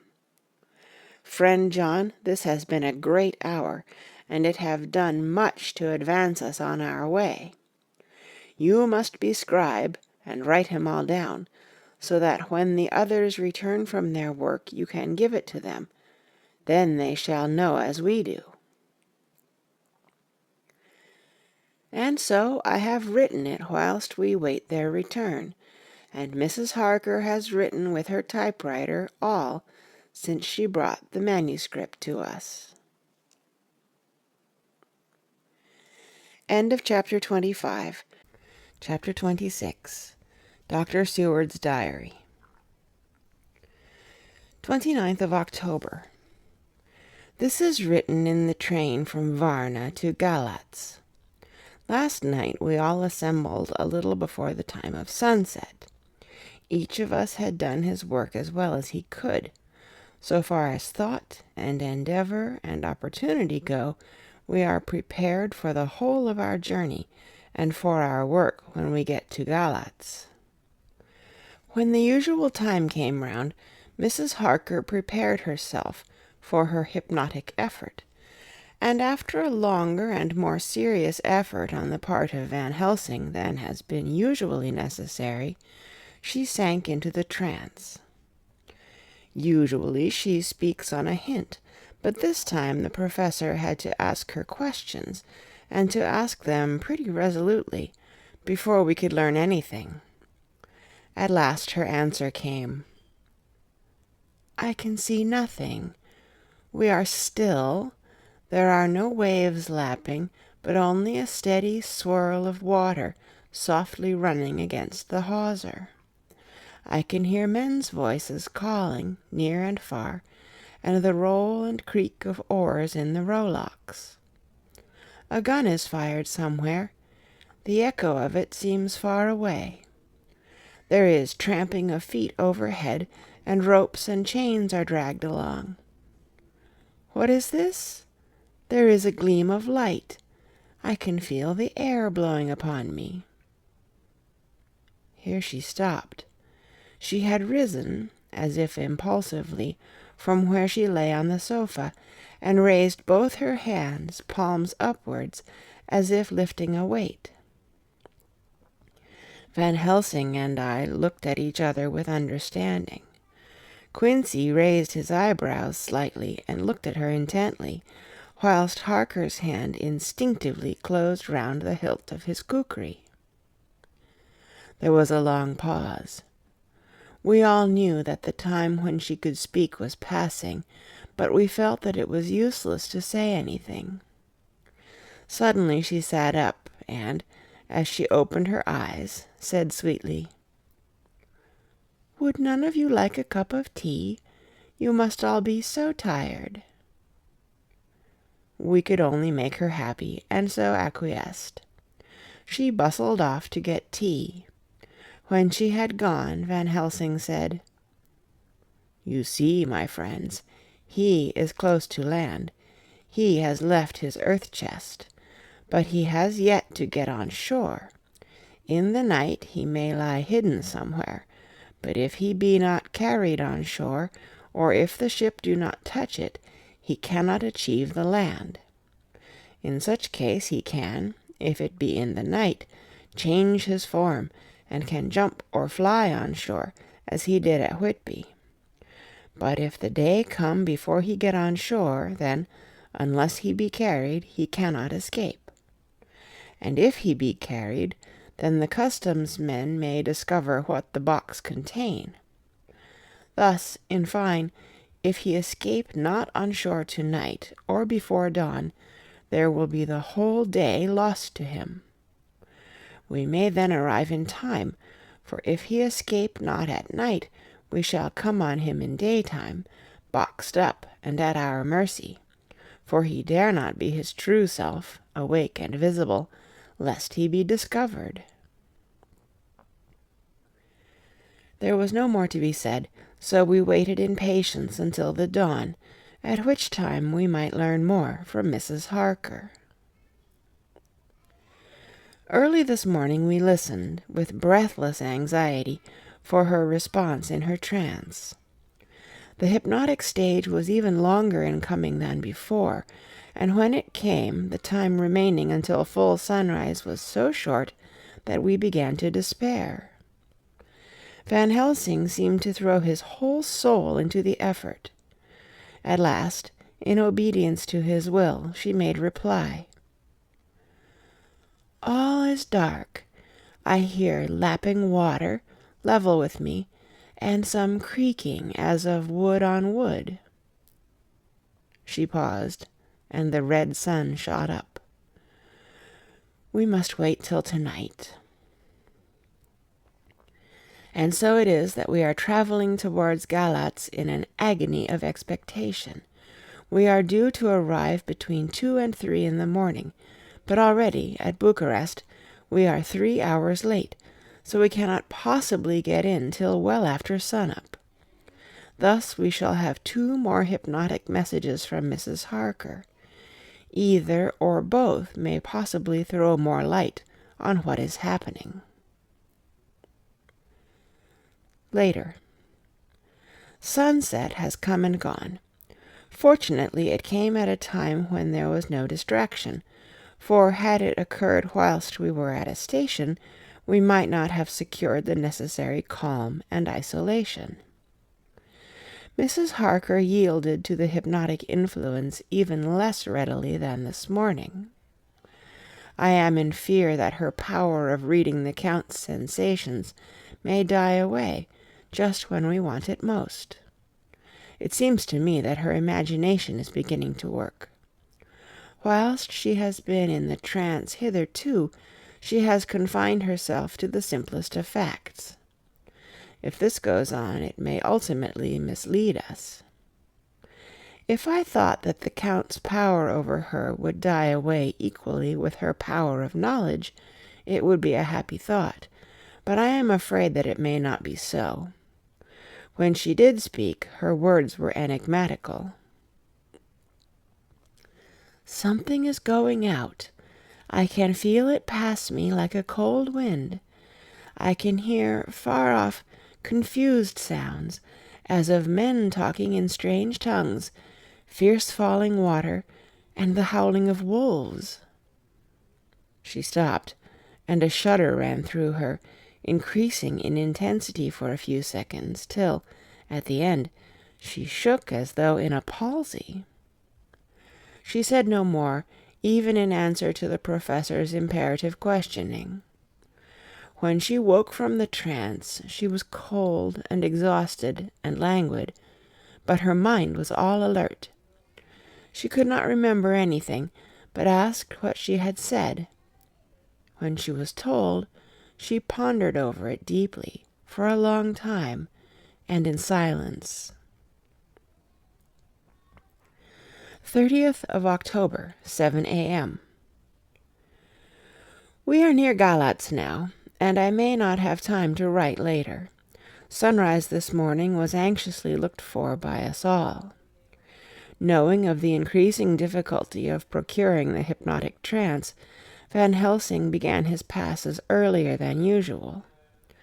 They produced no effect, however, until the regular time, when she yielded with a still greater difficulty, only a minute before the sun rose. The professor lost no time in his questioning.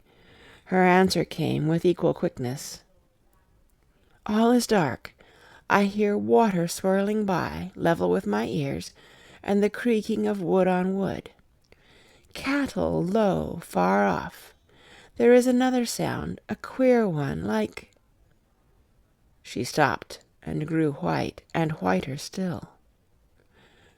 Go on, speak, I command you, said Van Helsing in an agonized voice. At the same time there was despair in his eyes, for the risen sun was reddening even Mrs. Harker's pale face. She opened her eyes, and we all started as she said, sweetly and seemingly with the utmost unconcern, "Oh, Professor, why ask me to do what you know I can't? I don't remember anything."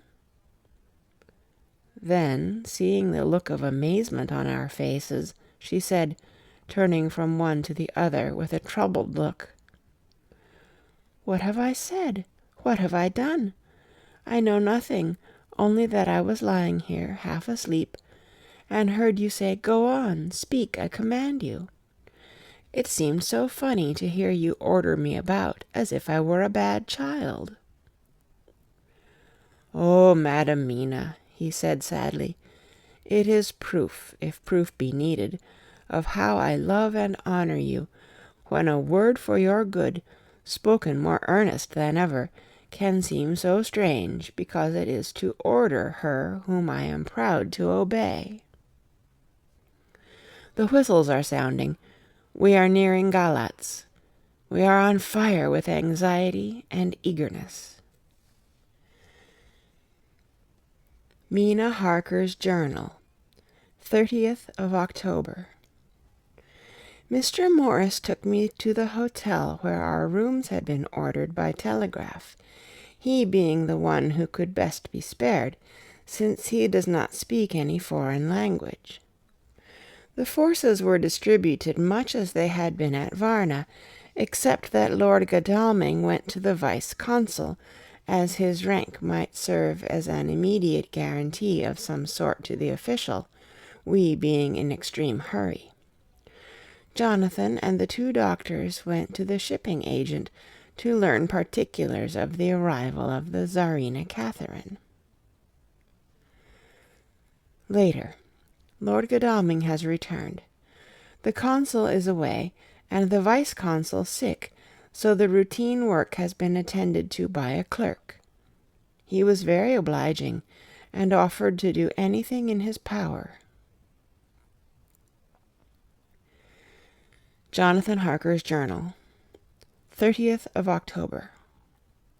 At 9 o'clock, Dr. Van Helsing, Dr. Seward, and I called on Messrs. Mackenzie and Steinkopf, the agents of the London firm of Hapgood. They had received a wire from London in answer to Lord Godalming's telegraphed request, asking us to show them any civility in their power. They were more than kind and courteous, and took us at once on board the Tsarina Catherine, which lay at anchor out in the river harbour. There we saw the captain, Donaldson by name, who told us of his voyage. He said that in all his life he had never had so favourable a run. "Man," he said, "but it made us afeard, for we expected that we should have to pay for it with some rare piece of ill luck, so as to keep up the average. It's no canny to run fra London to the Black Sea wi' a wind ahint ye, as though the Deil himself were blawing on your sail for his ain purpose. And a' the time we could no speer a thing. Gin we were nigh a ship or a port or a headland, a fog fell on us and travelled wi' us, till when after it had lifted and we looked out, the Deil a thing could we see. We ran by Gibraltar wi'out being able to signal, until we came to the Dardanelles and had to wait to get our permit to pass. We never were within hail o' aught. At first I inclined to slack off sail and beat about till the fog was lifted, but whiles I thocht that if the Deil was minded to get us into the Black Sea quick, he was like to do it whether we would or no.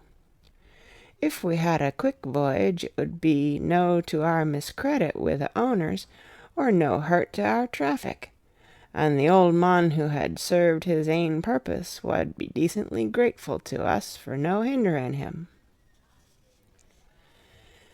This mixture of simplicity and cunning, of superstition and commercial reasoning, aroused Van Helsing, who said, "Mine friend, that devil is more clever than he is thought by some, and he know when he meet his match." The skipper was not displeased with the compliment, and went on. "When we got past the Bosphorus, the men began to grumble. Some of them, the Romanians, came and asked me to heave overboard a big box, which had been put on board by a queer-looking old man just before we had started for London. I had seen them speer at the fellow, and put out their 2 fingers when they saw him, to guard against the evil eye. Man, but the superstition of foreigners is perfectly ridiculous. I sent them about their business pretty quick, but as just after a fog closed in on us, I felt a wee bit as they did anent something, though I wouldn't say it was agin the big box.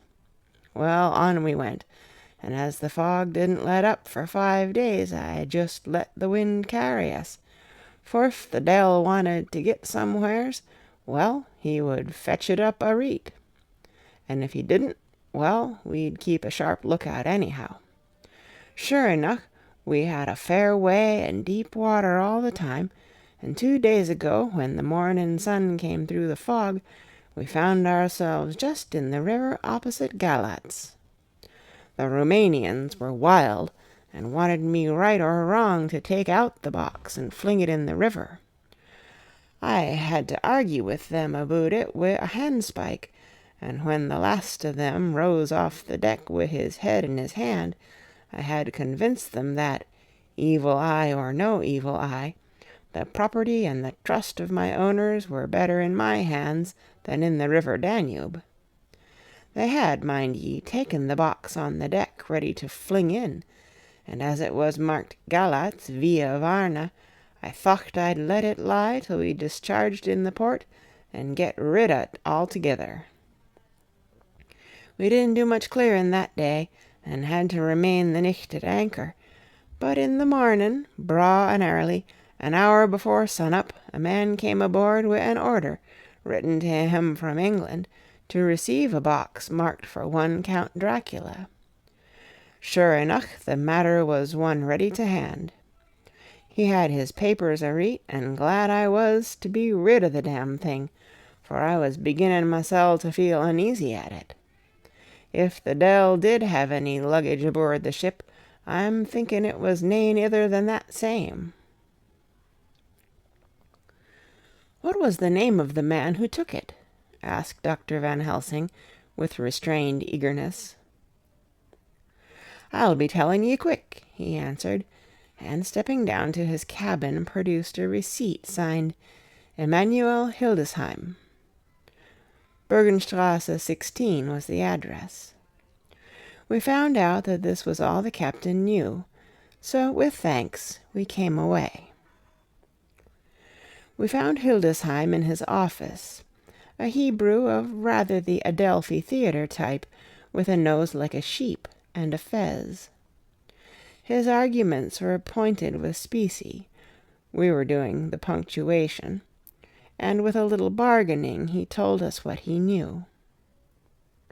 This turned out to be simple but important.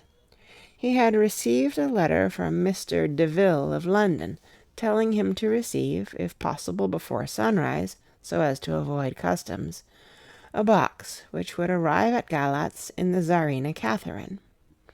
This he was to give in charge to a certain Petrov Skinsky, who dealt with the Slovaks who traded down the river to the port. He had been paid for his work by an English banknote, which had been duly cashed for gold at the Danube International Bank. When Skinsky had come to him, he had taken him to the ship and handed over the box, so as to save porterage. That was all he knew. We then sought for Skinsky, but were unable to find him. One of his neighbors, who did not seem to bear him any affection, said that he had gone away 2 days before, no one knew whither. This was corroborated by his landlord, who had received by messenger the key of the house, together with the rent due, in English money. This had been between 10 and 11 o'clock last night. We were at a standstill again. Whilst we were talking, one came running and breathlessly gasped out that the body of Skinsky had been found inside the wall of the churchyard of St. Peter, and that the throat had been torn open as if by some wild animal. Those we had been speaking with ran off to see the horror, the women crying out, "This is the work of a Slovak!" We hurried away, lest we should have been in some way drawn into the affair, and so detained. As we came home, we could arrive at no definite conclusion. We were all convinced that the box was on its way, by water, to somewhere, but where that might be we would have to discover. With heavy hearts we came home to the hotel, to Mina. When we met together, the first thing was to consult as to taking Mina again into our confidence. Things are getting desperate, and it is at least a chance, though a hazardous one. As a preliminary step, I was released from my promise to her. Mina Harker's Journal, 30th of October, evening. They were so tired and worn out and dispirited that there was nothing to be done till they had some rest, so I asked them all to lie down for half an hour, whilst I should enter everything up to the moment. I feel so grateful to the man who invented the traveller's typewriter, and to Mr. Morris for getting this one for me. I should have felt quite astray doing the work if I had to write with a pen. It is all done. Poor dear, dear Jonathan! What he must have suffered! What must he be suffering now? He lies on the sofa, hardly seeming to breathe, and his whole body appears in collapse. His brows are knit, his face is drawn with pain. Poor fellow, maybe he is thinking, and I can see his face all wrinkled up with the concentration of his thoughts. Oh, if I could only help it all! I shall do what I can. I have asked Dr. Van Helsing, and he has got me all the papers that I have not yet seen. Whilst they are resting, I shall go over all carefully, and perhaps I may arrive at some conclusion. I shall try to follow the professor's example, and think without prejudice on the facts before me. I do believe that under God's providence I have made a discovery. I shall get the maps and look over them. I am more than ever sure that I am right. My new conclusion is ready, so I shall get our party together and read it. They can judge it. It is well to be accurate, and every minute is precious. Mina Harker's memorandum, entered in her journal. Ground of inquiry. Count Dracula's problem is to get back to his own place. A. He must be brought back by someone. This is evident, for had he power to move himself as he wished, he could go either as man or wolf or bat, or in some other way. He evidently fears discovery or interference, in the state of helplessness in which he must be, confined as he is between dawn and sunset, in his wooden box. B. How is he to be taken? Here a process of exclusions may help us. By road, by rail, by water. 1. By road, there are endless difficulties, especially in leaving the city. X. There are people, and people are curious, and investigate. A hint, a surmise, a doubt as to what might be in the box would destroy him. Y. There are, or there may be, customs and octroi officers to pass. Z. His pursuers might follow. This is his highest fear, and in order to prevent his being betrayed, he has repelled, so far as he can, even his victim, me. 2. By rail. There is no one in charge of the box. It would have to take its chance of being delayed, and delay would be fatal, with enemies on the track. True, he might escape at night, but what would he be if left in a strange place, with no refuge that he could fly to? This is not what he intends, and he does not mean to risk it. 3. By water. Here is the safest way in one respect, but with most danger in another. On the water he is powerless except at night. Even then he can only summon fog and storm and snow and his wolves. But were he wrecked, the living water would engulf him, helpless, and he would indeed be lost. He could have the vessel drive to land, but if it were unfriendly land, wherein he was not free to move, his position would still be desperate. We know from the record that he was on the water, so what we have to do is to ascertain what water. The first thing is to realize exactly what he has done as yet. We may then get a light on what his later task is to be. Firstly, we must differentiate between what he did in London as part of his general plan of action, when he was pressed for moments and had to arrange as best he could. Secondly, we must see, as well as we can surmise it from the facts we know of, what he has done here. As to the first, he evidently intended to arrive at Galatz, and sent invoice to Varna to deceive us, lest we should ascertain his means of exit from England. His immediate and sole purpose then was to escape. The proof of this is in the letter of instructions sent to Emanuel Hildesheim to clear and take away the box before sunrise. There is also the instruction to Petrov Skinsky. These we must only guess at, but there must have been some letter or message, since Skinsky came to Hildesheim. That, so far, his plans were successful, we know. The Tsarina Catherine made a phenomenally quick journey, so much so that Captain Donelson's suspicions were aroused. But his superstition, united with his canniness, played the Count's game for him, and he ran with his favouring wind through fogs and all, till he brought up blindfold at Galatz. That the Count's arrangements were well made has been proved. Hildesheim cleared the box, took it off, and gave it to Skinsky. Skinsky took it, and here we lose the trail. We only know that the box is somewhere on the water, moving along. The customs and the octroi, if there be any, have been avoided.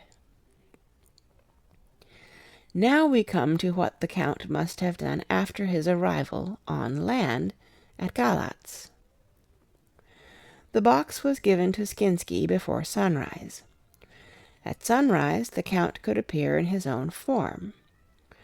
Here we ask why Skinsky was chosen at all to aid in the work.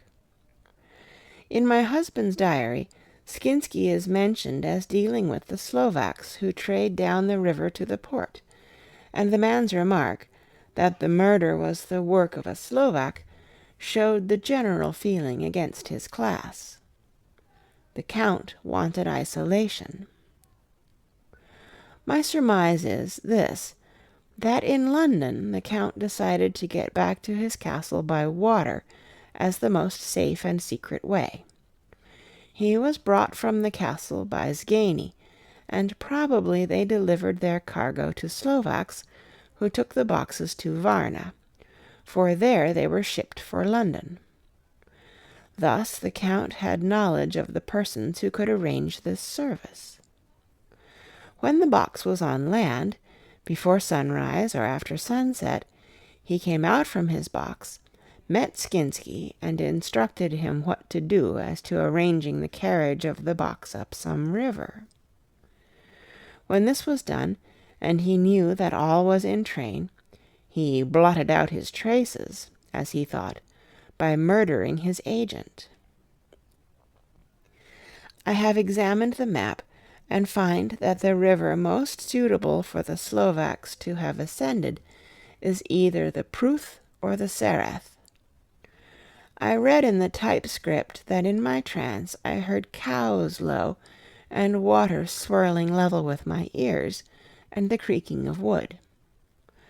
The Count in his box, then, was on a river in an open boat, propelled probably either by oars or poles, for the banks are near, and it is working against stream. There would be no such sound if floating downstream.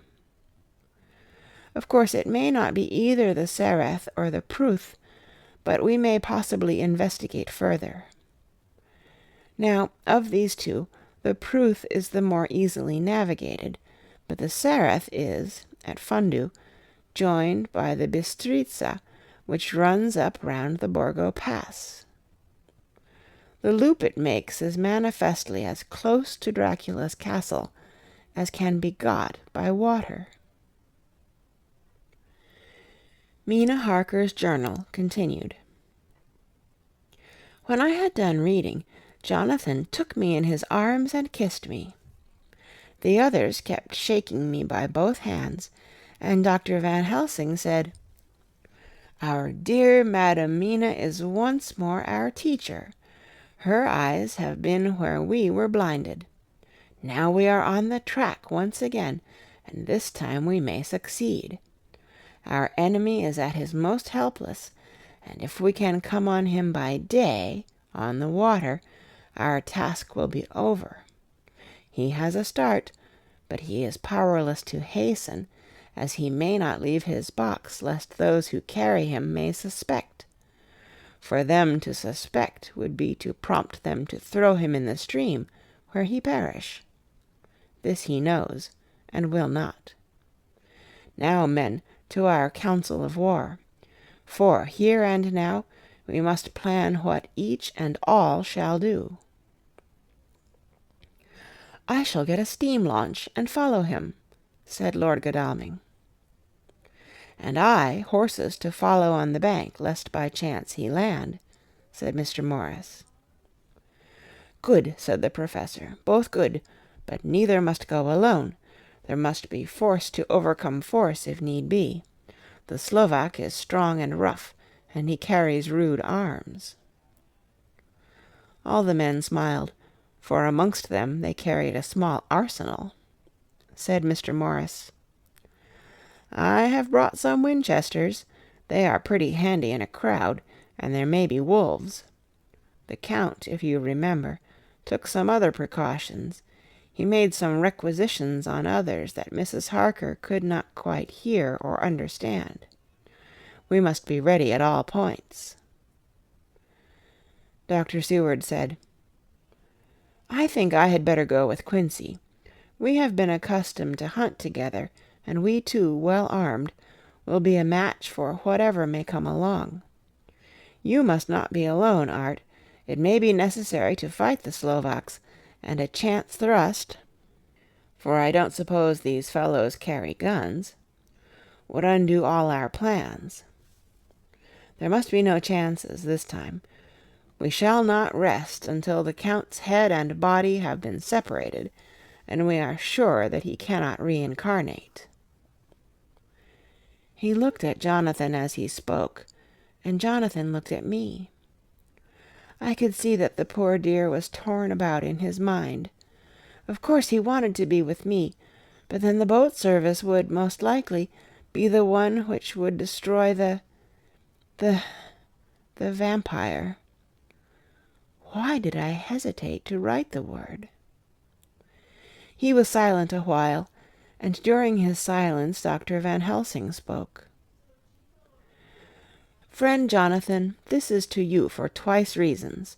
First, because you are young and brave and can fight, and all energies may be needed at the last.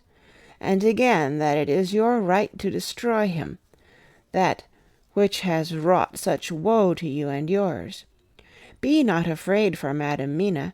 She will be my care, if I may. I am old. My legs are not so quick to run as once, and I am not used to ride so long, or to pursue as need be, or to fight with lethal weapons. But I can be of other service. I can fight in other way. And I can die, if need be, as well as younger men. Now let me say that what I would is this. While you, my Lord Godalming, and friend Jonathan, go in your so swift little steamboat up the river, and whilst John and Quincy guard the bank where perchance he might be landed, I will take Madam Mina right into the heart of the enemy's country. Whilst the old fox is tied in his box, floating on the running stream whence he cannot escape to land, where he dares not raise the lid of his coffin-box, lest his Slovak carriers should in fear leave him to perish, we shall go in the track where Jonathan went, from Bistritz over the Borgo, and find our way to the castle of Dracula.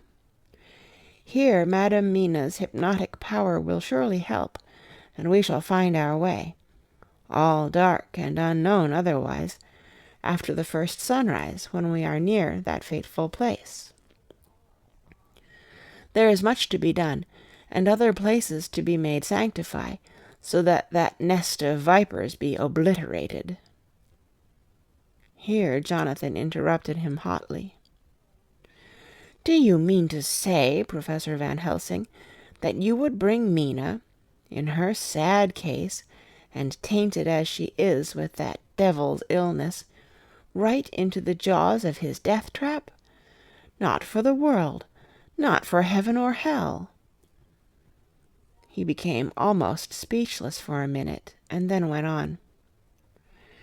"Do you know what that place is? Have you seen that awful den of hellish infamy, with the very moonlight alive with grisly shapes, and every speck of dust that whirls in the wind a devouring monster in embryo? Have you felt the vampire's lips upon your throat?" Here he turned to me, and as his eyes lit on my forehead, he threw up his arms with a cry. "Oh, my God, what have we done to have this terror upon us?" And he sank down on the sofa in a collapse of misery. The professor's voice, as he spoke in clear, sweet tones, which seemed to vibrate in the air, calmed us all. "Oh, my friend, it is because I would save Madam Mina from that awful place that I would go. God forbid that I should take her into that place. There is work, wild work, to be done there, that her eyes may not see. We men here, all save Jonathan, have seen with their own eyes what is to be done before that place can be purified. Remember that we are in terrible straits. If the Count escape us this time, and he is strong and subtle and cunning, he may choose to sleep him for a century, and then in time our dear one," he took my hand, "would come to him to keep him company, and would be as those others that you, Jonathan, saw. You have told us of their gloating lips. You heard their ribald laugh as they clutched the moving bag that the Count threw to them. You shudder, and well may it be. Forgive me that I make you so much pain, but it is necessary. My friend, is it not a dire need for the which I am giving, possibly, my life? If it were that anyone went into that place to stay, it is I who would have to go to keep them company." "Do as you will," said Jonathan, with a sob that shook him all over. "We are in the hands of God." Later. Oh, it did me good to see how those brave men worked. How can women help loving men when they are so earnest and so true and so brave? And, too, it made me think of the wonderful power of money. What can it not do when it is properly applied, and what might it do when basely used? I felt so thankful that Lord Godalming is rich, and that both he and Mr. Morris, who also has plenty of money, are willing to spend it so freely. For if they did not, our little expedition could not start, either so promptly or so well equipped, as it will within another hour. It is not 3 hours since it was arranged what part each of us was to do, and now Lord Godalming and Jonathan have a lovely steam launch, with steam up ready to start at a moment's notice. Dr. Seward and Mr. Morris have 6 good horses, well appointed. We have all the maps and appliances of various kinds that can be had. Professor Van Helsing and I are to leave by the 11:40 train tonight for Veresti, where we are to get a carriage to drive to the Borgo Pass. We are bringing a good deal of ready money, as we are to buy a carriage and horses. We shall drive ourselves, for we have no one whom we can trust in the matter. The professor knows something of a great many languages, so we shall get on all right. We have all got arms, even for me a large-bore revolver. Jonathan would not be happy unless I was armed like the rest. Alas, I cannot carry one arm that the rest do. The scar on my forehead forbids that. Dear Dr. Van Helsing comforts me by telling me that I am fully armed, as there may be wolves. The weather is getting colder every hour, and there are snow flurries which come and go as warnings. Later. It took all my courage to say good-bye to my darling. We may never meet again. Courage, Mina. The professor is looking at you keenly. His look is a warning. There must be no tears now, unless it may be that God will let them fall in gladness. Jonathan Harker's Journal, October 30th, night. I am writing this in the light from the furnace door of the steam launch. Lord Godalming is firing up. He is an experienced hand at the work, as he has had for years a launch of his own on the Thames, and another on the Norfolk Broads. Regarding our plans, we finally decided that Mina's guess was correct, and that if any waterway was chosen for the Count's escape back to his castle, the Sareth, and then the Bistritza at its junction, would be the one. We took it that somewhere about the 47th degree north latitude would be the place chosen for the crossing the country between the river and the Carpathians. We have no fear in running at good speed up the river at night. There is plenty of water, and the banks are wide enough apart to make steaming, even in the dark, easy enough. Lord Godalming tells me to sleep for a while, as it is enough for the present for one to be on watch. But I cannot sleep. How can I, with the terrible danger hanging over my darling, and her going out into that awful place? My only comfort is that we are in the hands of God. Only for that faith it would be easier to die than to live, and so be quit of all the trouble. Mr. Morris and Dr. Seward were off on their long ride before we started. They are to keep up the right bank, far enough off to get on higher lands, where they can see a good stretch of river and avoid the following of its curves.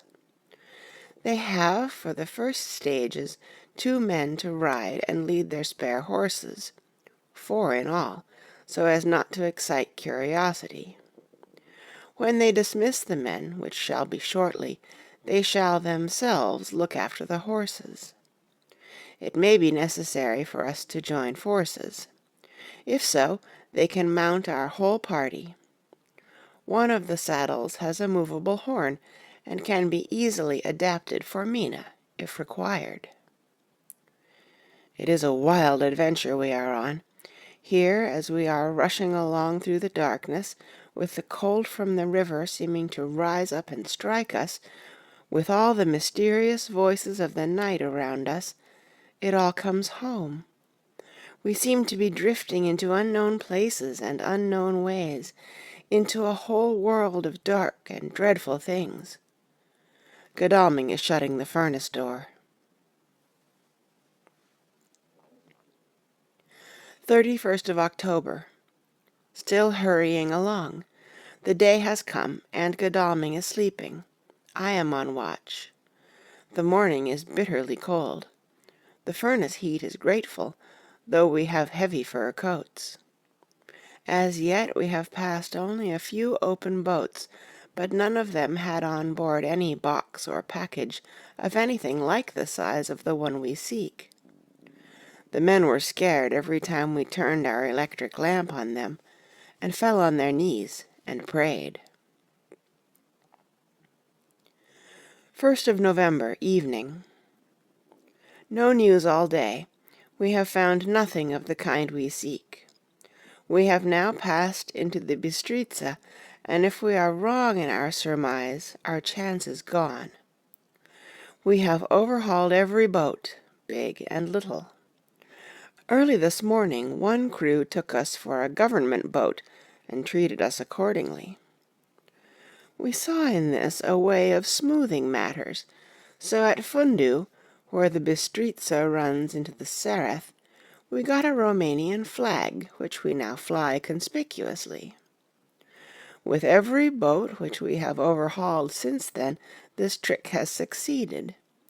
We have had every deference shown to us, and not once any objection to whatever we chose to ask or do. Some of the Slovaks tell us that a big boat passed them, going at more than usual speed, as she had a double crew on board. This was before they came to Fundu, so they could not tell us whether the boat turned into the Bistritza or continued on up the Sereth. At Fundu we could not hear of any such boat, so she must have passed there in the night. I am feeling very sleepy. The cold is perhaps beginning to tell upon me, and nature must have rest sometime. Godalming insists that he shall keep the first watch. God bless him for all his goodness to poor dear Mina and me. 2nd of November, morning. It is broad daylight. That good fellow would not wake me. He says it would have been a sin to, for I slept peacefully and was forgetting my trouble. It seems brutally selfish for me to have slept so long and let him watch all night, but he was quite right. I am a new man this morning, and, as I sit here and watch him sleeping, I can do all that is necessary, both as to minding the engine, steering, and keeping watch. I can feel that my strength and energy are coming back to me. I wonder where Mina is now, and Van Helsing. They should have got to Veresti about noon on Wednesday. It would take them some time to get the carriage and horses, so if they had started and travelled hard, they would be about now at the Borgo Pass. God guide and help them. I am afraid to think what may happen. If we could only go faster, but we cannot. The engines are throbbing and doing their utmost. I wonder how Dr. Seward and Mr. Morris are getting on. There seem to be endless streams running down the mountains into this river, but as none of them are very large, at present at all events, though they are terrible doubtless in winter and when the snow melts, the horsemen may not have met such obstruction. I hope that before we get to Strasbourg we may see them, for if by that time we have not overtaken the Count, it may be necessary to take counsel together what to do next. Dr. Seward's Diary, 2nd of November. 3 days on the road, no news, and no time to write it if there had been, for every moment is precious. We have had only the rest needful for the horses, but we are both bearing it wonderfully. Those adventurous days of ours are turning up useful. We must push on. We shall never feel happy till we get the launch in sight again. 3rd of November. We heard at Fundu that the launch had gone up the Bistritza. I wish it wasn't so cold. There are signs of snow coming, and if it falls heavy it will stop us. In such case we must get a sledge and go on Russian fashion. 4th of November. Today we heard of the launch having been detained in an accident when trying to force a way up the rapids. The Slovak boats get up all right by aid of a rope and steering with knowledge. Some went up only a few hours before. Godalming is an amateur fitter himself, and evidently it was he who put the launch in trim again. Finally they got up the rapids all right, with local help, and are off on the chase afresh. I fear that the boat is not any better for the accident. The peasantry tell us that after she got upon smooth water again, she kept stopping every now and again so long as she was in sight. We must push on harder than ever. Our help may be wanted soon.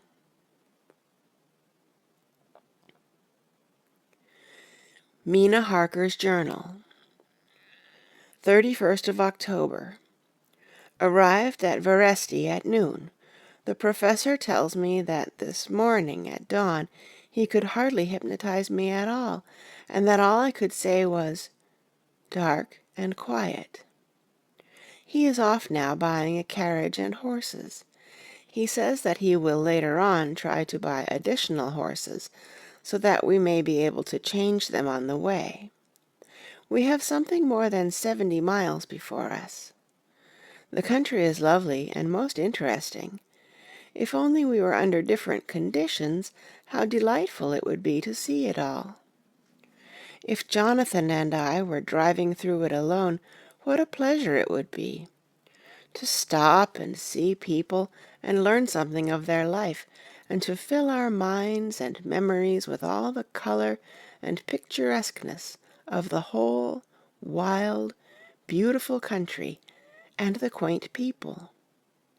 But, alas! Later. Dr. Van Helsing has returned. He has got the carriage and horses.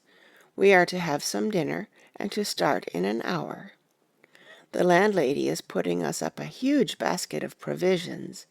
It seems enough for a company of soldiers. The professor encourages her and whispers to me that it may be a week before we can get any good food again. He has been shopping, too, and has sent home such a wonderful lot of fur coats and wraps, and all sorts of warm things. There will not be any chance of our being cold. We shall soon be off. I am afraid to think what may happen to us. We are truly in the hands of God. He alone knows what may be, and I pray him, with all the strength of my sad and humble soul, that he will watch over my beloved husband, that whatever may happen, Jonathan may know that I loved him and honored him more than I can say, and that my latest and truest thought will be always for him. End of chapter 26. Chapter 27. Mina Harker's Journal. 1st of November. All day long we have traveled, and at a good speed. The horses seem to know that they are being kindly treated, for they go willingly their full stage at best speed. We have now had so many changes, and find the same thing so constantly, that we are encouraged to think that the journey will be an easy one. Dr. Van Helsing is laconic. He tells the farmers that he is hurrying to Bistritz, and pays them well to make the exchange of horses. We get hot soup, or coffee, or tea, and off we go. It is a lovely country, full of beauties of all imaginable kinds, and the people are brave and strong and simple, and seem full of nice qualities. They are very, very superstitious. In the first house where we stopped, when the woman who served us saw the scar on my forehead, she crossed herself and put out 2 fingers towards me to keep off the evil eye. I believe they went to the trouble of putting an extra amount of garlic into our food, and I can't abide garlic. Ever since then I have taken care not to take off my hat or veil, and so have escaped their suspicions. We are traveling fast, and as we have no driver with us to carry tales, we go ahead of scandal, but I dare say that fear of the evil eye will follow hard behind us all the way. The professor seems tireless. All day he would not take any rest, though he made me sleep for a long spell. At sunset time he hypnotized me, and he says that I answered as usual, darkness, lapping water, and creaking wood. So our enemy is still on the river. I am afraid to think of Jonathan, but somehow I have now no fear for him or for myself. I write this whilst we wait in a farmhouse for the horses to be got ready. Dr. Van Helsing is sleeping. Poor dear, he looks very tired and old and grey, but his mouth is set as firmly as a conqueror's. Even in his sleep he is instinct with resolution. When we have well started, I must make him rest whilst I drive. I shall tell him that we have days before us, and we must not break down when most of all his strength will be needed. All is ready. We are off shortly. 2nd of November, morning. I was successful, and we took turns driving all night. Now the day is on us, bright though cold. There is a strange heaviness in the air. I say heaviness for want of a better word. I mean that it oppresses us both. It is very cold, and only our warm furs keep us comfortable. At dawn Van Helsing hypnotized me. He says I answered, darkness, creaking wood, and roaring water, so the river is changing as they ascend. I do hope that my darling will not run any chance of danger, more than need be, but we are in God's hands. 2nd of November, night. All day long, driving. The country gets wilder as we go, and the great spurs of the Carpathians, which at Veresti seemed so far from us and so low on the horizon, now seem to gather round us and tower in front. We both seem in good spirits. I think we make an effort each to cheer the other. In the doing so we cheer ourselves. Dr. Van Helsing says that by morning we shall reach the Borgo Pass. The houses are very few here now, and the professor says that the last horse we got will have to go on with us, as we may not be able to change. He got 2 in addition to the 2 we changed, so that now we have a rude 4 in hand. The dear horses are patient and good, and they give us no trouble. We are not worried with other travelers, and so even I can drive. We shall get to the pass in daylight. We do not want to arrive before. So we take it easy, and have each a long rest in turn. Oh, what will tomorrow bring to us? We go to seek the place where my poor darling suffered so much. God grant that we may be guided aright, and that he will deign to watch over my husband and those dear to us both, and who are in such deadly peril. As for me, I am not worthy in his sight. Alas, I am unclean to his eyes, and shall be until he may deign to let me stand forth in his sight as one of those who have not incurred his wrath. Memorandum by Abraham Van Helsing. 4th of November. This to my old and true friend John Seward, M.D., of Purfleet, London, in case I may not see him. It may explain. It is morning, and I write by a fire which all the night I have kept alive, Madam Mina aiding me. It is cold, so cold that the grey heavy sky is full of snow, which when it falls will settle for all winter as the ground is hardening to receive it. It seems to have affected Madam Mina.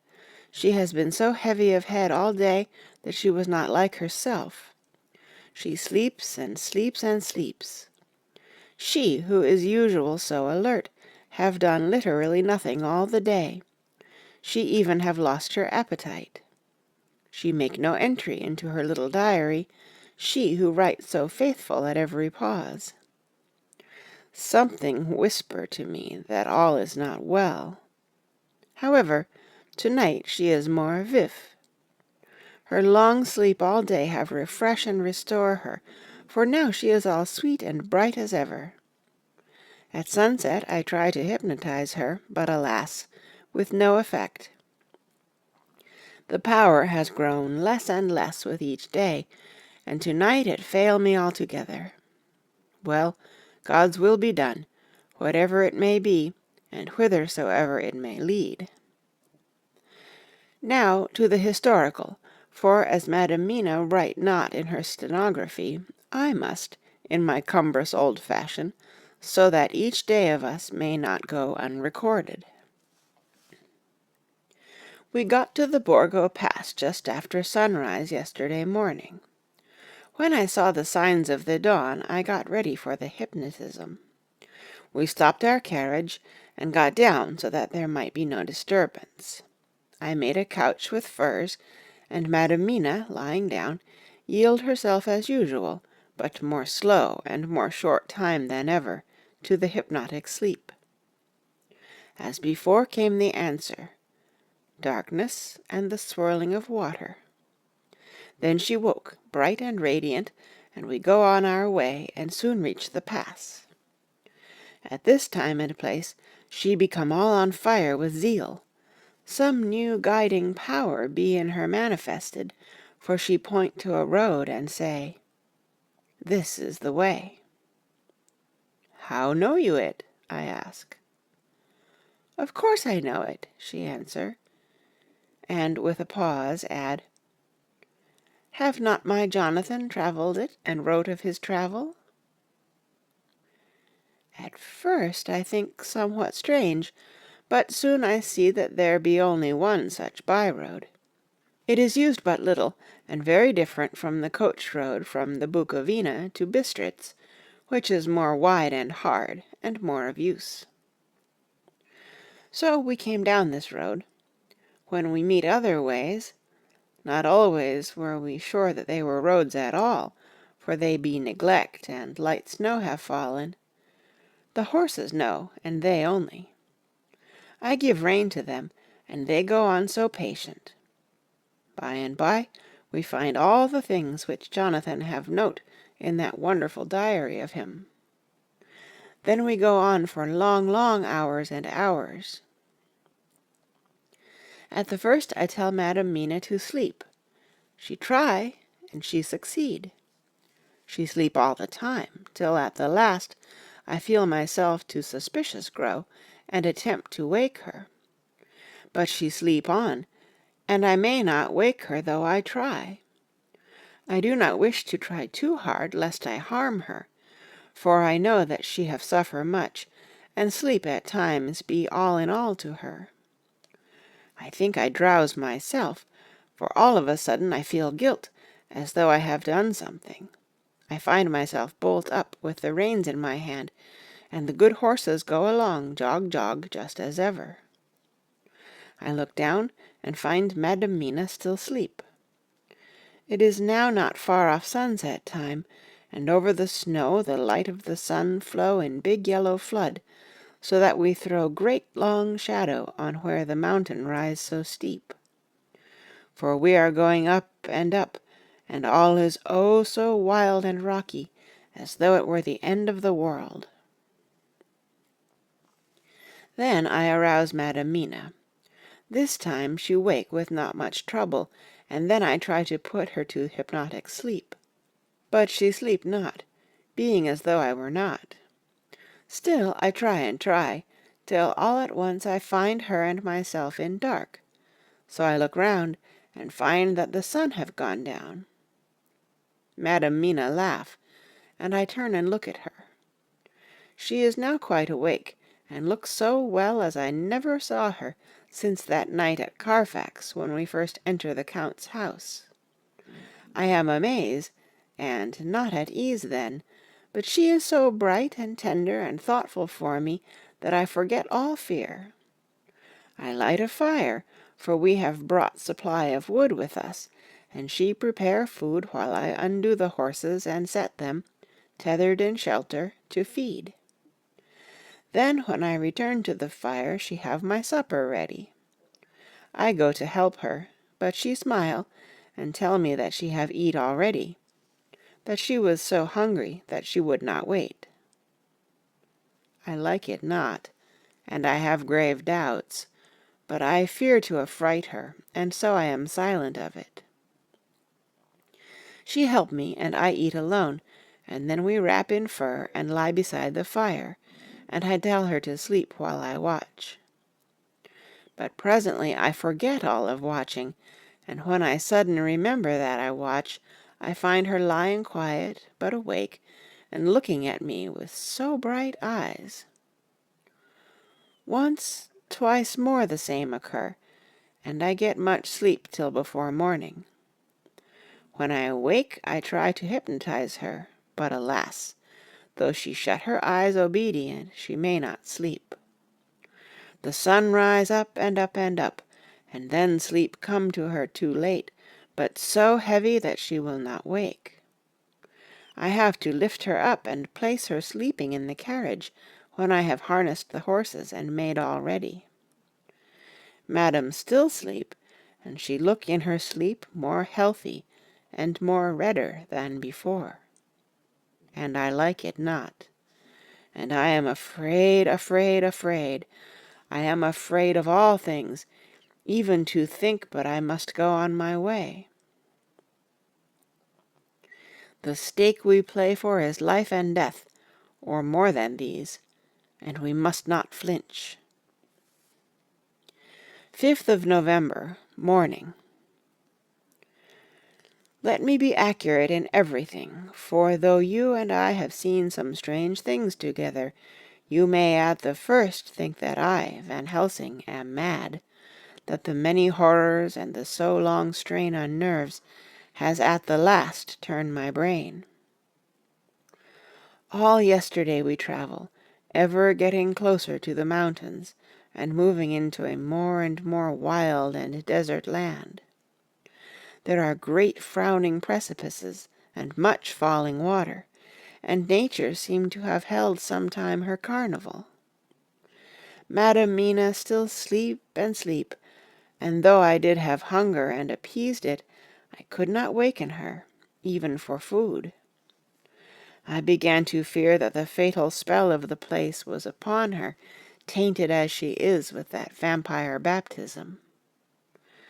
Well, said I to myself, if it be that she sleep all the day, it shall also be that I do not sleep at night. As we travel on the rough road, for a road of an ancient and imperfect kind there was, I held my head down and slept. Again I waked with a sense of guilt and of time past, and found Madam Mina still sleeping, and the sun low down. But all was indeed changed. The frowning mountains seemed further away, and we were near the top of a steep rising hill, on summit of which was such a castle as Jonathan tell of in his diary. At once I exulted and feared, for now, for good or ill, the end was near. I woke Madam Mina, and again tried to hypnotize her, but alas, unavailing till too late.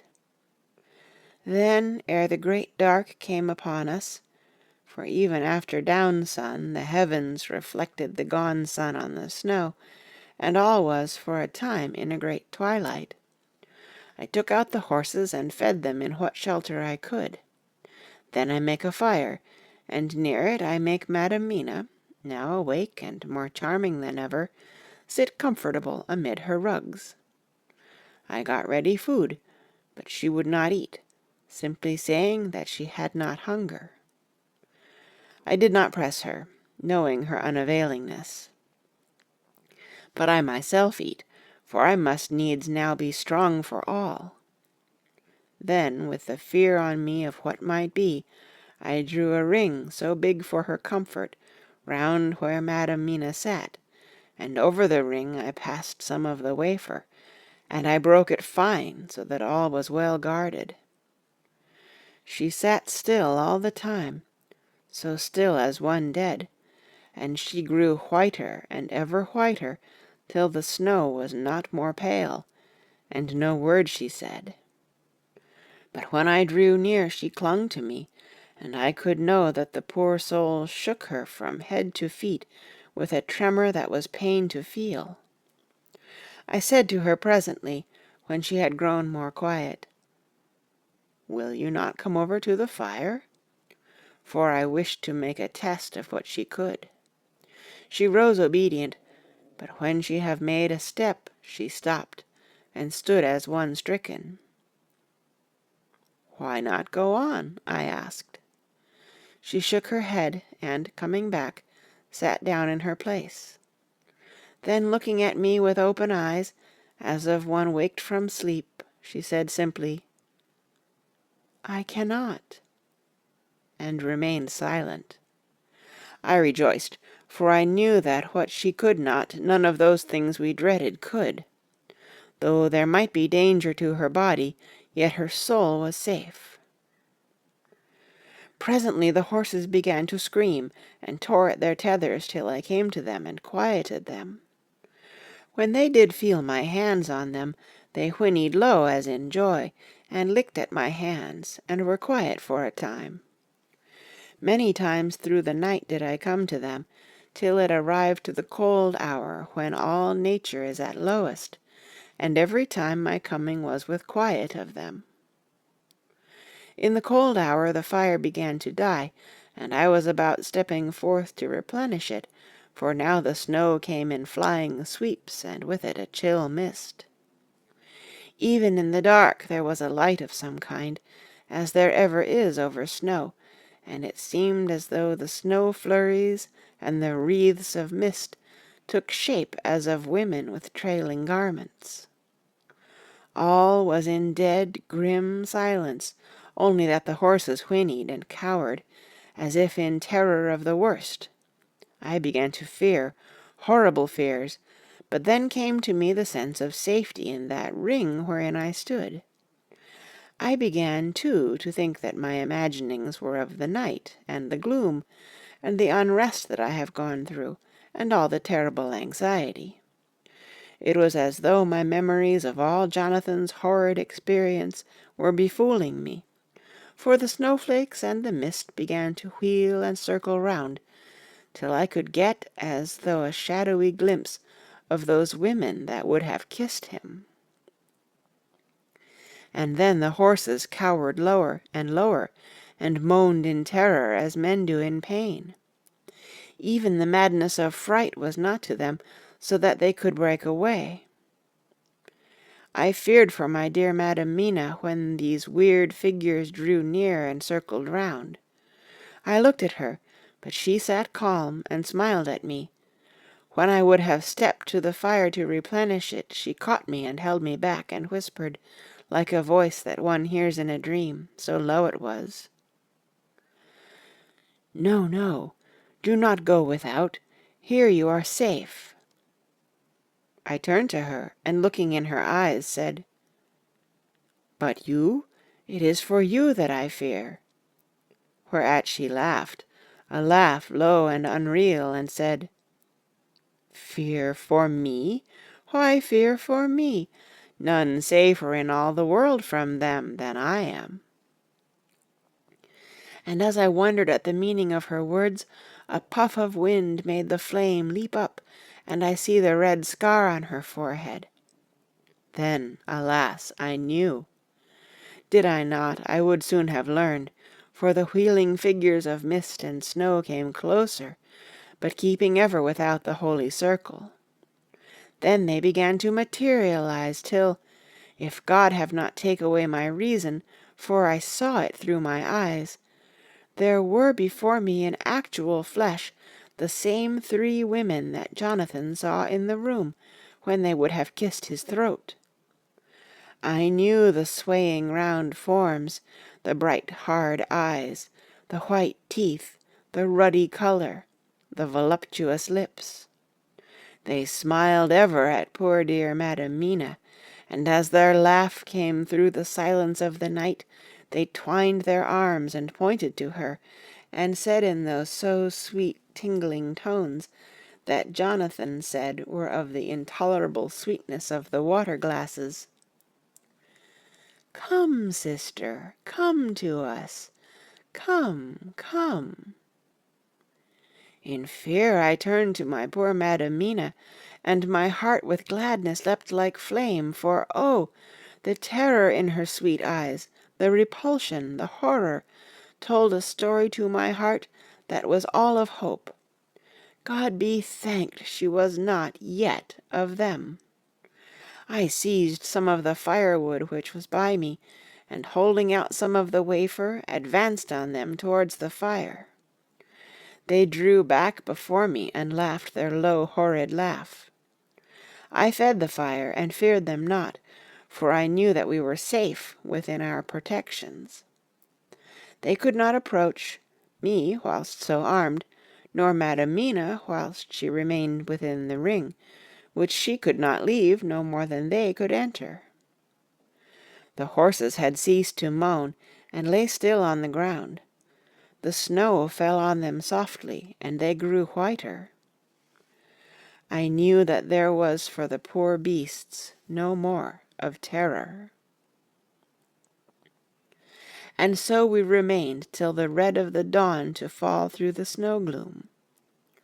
I was desolate and afraid, and full of woe and terror, but when that beautiful sun began to climb the horizon, life was to me again.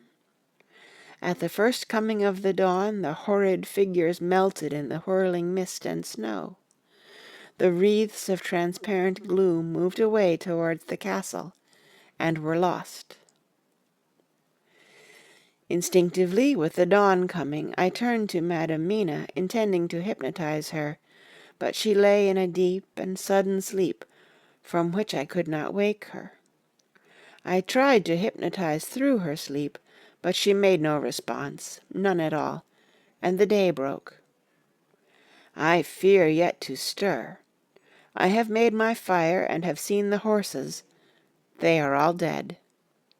To-day I have much to do here, and I keep waiting till the sun is up high, for there may be places where I must go, where that sunlight, though snow and mist obscure it, will be to me a safety. I will strengthen me with breakfast, and then I will to my terrible work. Madam Mina still sleeps, and, God be thanked, she is calm in her sleep. Jonathan Harker's Journal, 4th of November, evening. The accident to the launch has been a terrible thing for us. Only for it we should have overtaken the boat long ago, and by now my dear Mina would have been free. I fear to think of her, off on the wolds near that horrid place. We have got horses, and we follow on the track. I note this whilst Godalming is getting ready. We have our arms. The Zgany must look out if they mean fight. Oh, if only Morris and Seward were with us! We must only hope. If I write no more, good-bye, Mina. God bless and keep you. Dr. Seward's Diary, 5th of November. With the dawn we saw the body of Zgany before us dashing away from the river with their lighter wagon. They surrounded it in a cluster and hurried along as though beset. The snow is falling lightly, and there is a strange excitement in the air. It may be our own feelings, but the depression is strange. Far off I hear the howling of wolves. The snow brings them down from the mountains, and there are dangers to all of us, and from all sides. The horses are nearly ready, and we are soon off. We ride to death of someone. God alone knows who, or where, or what, or when, or how it may be.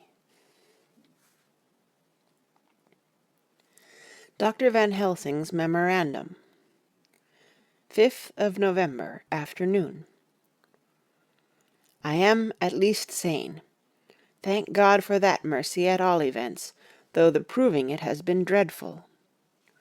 When I left Madam Mina sleeping within the holy circle, I took my way to the castle. The blacksmith hammer which I took in the carriage from Veresti was useful. Though the doors were all open, I broke them off the rusty hinges, lest some ill intent or ill chance should close them, so that being entered I might not get out. Jonathan's bitter experience served me here. By memory of his diary I found my way to the old chapel, for I knew that here my work lay. The air was oppressive. It seemed as if there was some sulphurous fume, which at times made me dizzy. Either there was a roaring in my ears, or I heard afar off the howl of wolves. Then I bethought me of my dear Madam Mina, and I was in terrible plight. The dilemma had me between his horns. Her I had not dared to take into this place, but left safe from the vampire in that holy circle, and yet even there would be the wolf. I resolved me that my work lay here, and that as to the wolves we must submit, if it were God's will. At any rate, it was only death and freedom beyond. So did I choose for her. Had it but been for myself, the choice had been easy. The maw of the wolf were better to rest in than the grave of the vampire. So I make my choice to go on with my work. I knew that there were at least 3 graves to find, graves that are in habit. So I search, and I find one of them. She lay in her vampire sleep, so full of life and voluptuous beauty that I shudder as though I have come to do murder. Ah, I doubt not that in old time, when such things were, many a man who set forth to do such a task as mine found at the last his heart fail him, and then his nerve. So he delay and delay and delay, till the mere beauty and the fascination of the wanton undead have hypnotized him, and he remain on, till sunset come, and the vampire sleep be over. Then the beautiful eyes of the fair woman open and look love, and the voluptuous mouth present to a kiss, and man is weak. And there remain one more victim in the vampire fold, one more to swell the grim and grisly ranks of the undead. There is some fascination, surely, when I am moved by the mere presence of such an one, even lying as she lay in a tomb fretted with age and heavy with the dust of centuries, though there be that horrid odour such as the lairs of the Count have had. Yes, I was moved, I, Van Helsing, with all my purpose and with my motive for hate, I was moved to a yearning for delay, which seemed to paralyze my faculties and to clog my very soul. It may have been that the need of natural sleep and the strange oppression of the air were beginning to overcome me. Certain it was that I was lapsing into sleep, the open-eyed sleep of one who yields to a sweet fascination, when there came through the snow-stilled air a long, low wail, so full of woe and pity that it woke me like the sound of a clarion. For it was the voice of my dear Madam Mina that I heard. Then I braced myself again to my horrid task, and found by wrenching away tomb tops one other of the sisters, the other dark one. I dared not pause to look on her as I had on her sister, lest once more I should begin to be in thrall, but I go on searching, until presently I find in a high great tomb, as if made to one much beloved, that other fair sister which, like Jonathan, I had seen to gather herself out of the atoms of the mist. She was so fair to look on, so radiantly beautiful, so exquisitely voluptuous, that the very instinct of man in me, which calls some of my sex to love and to protect one of hers, made my head whirl with new emotion. But God be thanked, that soul wail of my dear Madam Mina had not died out of my ears, and before the spell could be wrought further upon me, I had nerved myself to my wild work. By this time I had searched all the tombs in the chapel, so far as I could tell, and as there had been only 3 of these undead phantoms around us in the night, I took it that there were no more of active undead existent. There was one great tomb more lordly than all the rest. Huge it was, and nobly proportioned. On it was but one word: Dracula. This then was the undead home of the king vampire, to whom so many more were due. Its emptiness spoke eloquent to make certain what I knew. Before I began to restore these women to their dead selves through my awful work, I laid in Dracula's tomb some of the wafer, and so banished him from it, undead, forever. Then began my terrible task, and I dreaded it. Had it been but 1, it had been easy, comparative. But 3! To begin twice more, after I had been through a deed of horror. For if it was terrible with the sweet Miss Lucy, what would it not be with these strange ones who had survived through centuries, and who had been strengthened by the passing of the years, who would, if they could, have fought for their foul lives? Oh, my friend John, but it was butcher work. Had I not been nerved by thoughts of other dead, and of the living over whom hung such a pall of fear, I could not have gone on. I tremble and tremble even yet, though till all was over, God be thanked, my nerve did stand. Had I not seen the repose in the first place, and the gladness that stole over it just ere the final dissolution came, as realization that the soul had been won, I could not have gone further with my butchery. I could not have endured the horrid screeching as the stake drove home, the plunging of writhing form and lips of bloody foam. I should have fled in terror and left my work undone. But it is over, and the poor souls, I can pity them now and weep as I think of them placid, each in her full sleep of death, for a short moment ere fading. For, friend John, hardly had my knife severed the head of each, before the whole body began to melt away and crumble into its native dust, as though the death that should have come centuries agone had at last assert himself and say at once and loud, I am here. Before I left the castle I so fixed its entrances that never more can the Count enter there, undead. When I stepped into the circle where Madam Mina slept, she woke from her sleep, and seeing me, cried out in pain that I had endured too much. Come, she said, come away from this awful place. Let us go to meet my husband, who is, I know, coming towards us. She was looking thin and pale and weak, but her eyes were pure and glowed with fervor.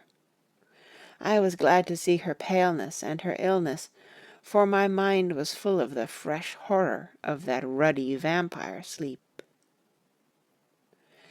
And so with trust and hope, and yet full of fear, we go eastward to meet our friends, and him, whom Madam Mina tell me that she know are coming to meet us.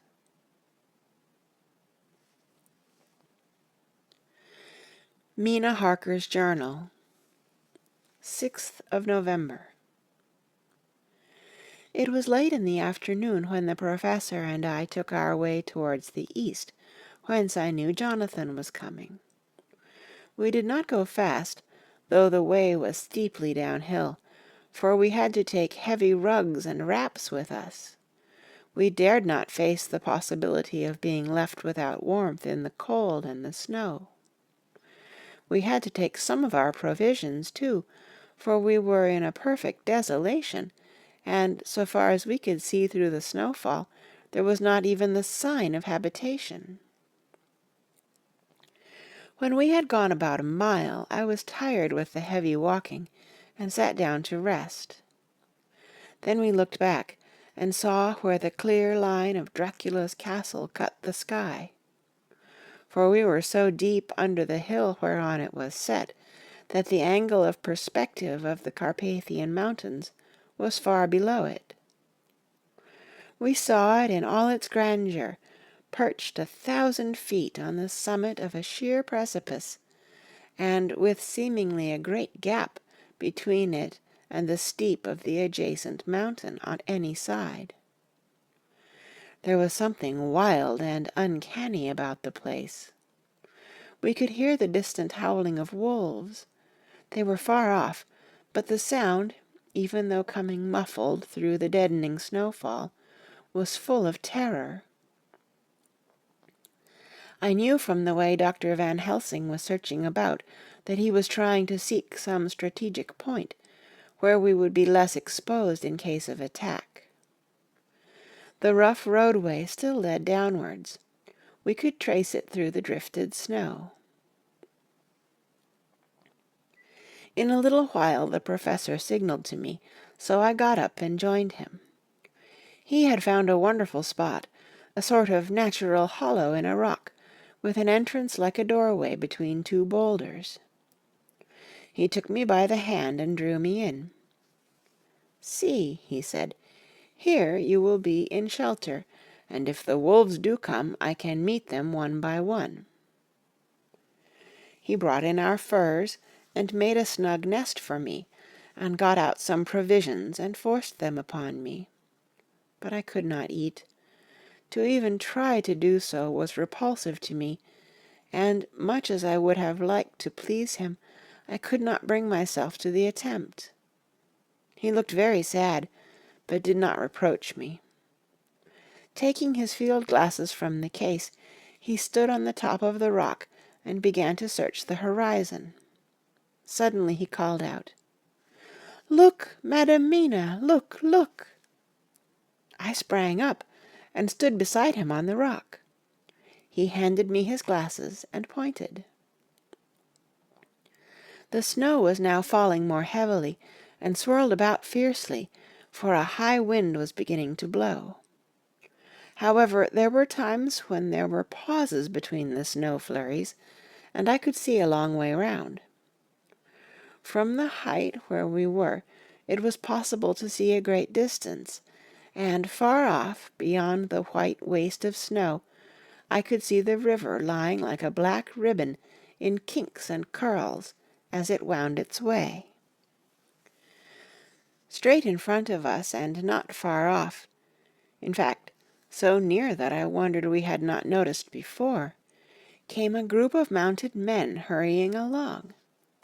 In the midst of them was a cart, a long lighter wagon, which swept from side to side like a dog's tail wagging, with each stern inequality of the road. Outlined against the snow as they were, I could see from the men's clothes that they were peasants or gypsies of some kind. On the cart was a great square chest. My heart leaped as I saw it, for I felt that the end was coming. The evening was now drawing close, and well I knew that at sunset the Thing, which was till then imprisoned there, would take new freedom, and could in any of many forms elude all pursuit. In fear I turned to the professor. To my consternation, however, he was not there. An instant later I saw him below me. Round the rock he had drawn a circle, such as we had found shelter in last night. When he had completed it, he stood beside me again, saying, "At least you shall be safe here from him." He took the glasses from me, and at the next lull of the snow swept the whole space below us. "See," he said, "they come quickly. They are flogging the horses, and galloping as hard as they can." He paused and went on in a hollow voice. "They are racing for the sunset. We may be too late. God's will be done." Down came another blinding rush of driving snow, and the whole landscape was blotted out. It soon passed, however, and once more his glasses were fixed on the plain. Then came a sudden cry. "Look, look, look! See, 2 horsemen follow fast, coming up from the south. It must be Quincy and John. Take the glass. Look before the snow blots it all out." I took it and looked. The 2 men might be Dr. Seward and Mr. Morris.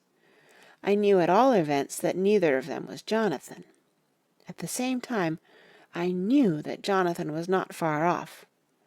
Looking around, I saw on the north side of the coming party 2 other men riding at breakneck speed. One of them I knew was Jonathan, and the other I took, of course, to be Lord Godalming. They, too, were pursuing the party with the cart. When I told the Professor, he shouted in glee like a schoolboy, and after looking intently till a snowfall made sight impossible, he laid his Winchester rifle ready for use against the boulder at the opening of our shelter. "They are all converging," he said. "When the time comes we shall have gypsies on all sides." I got out my revolver ready to hand, for whilst we were speaking the howling of wolves came louder and closer. When the snowstorm abated a moment, we looked again.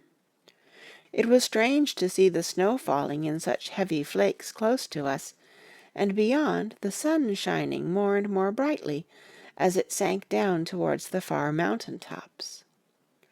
Sweeping the glass all around us, I could see here and there dots moving singly, and in 2s and 3s and larger numbers.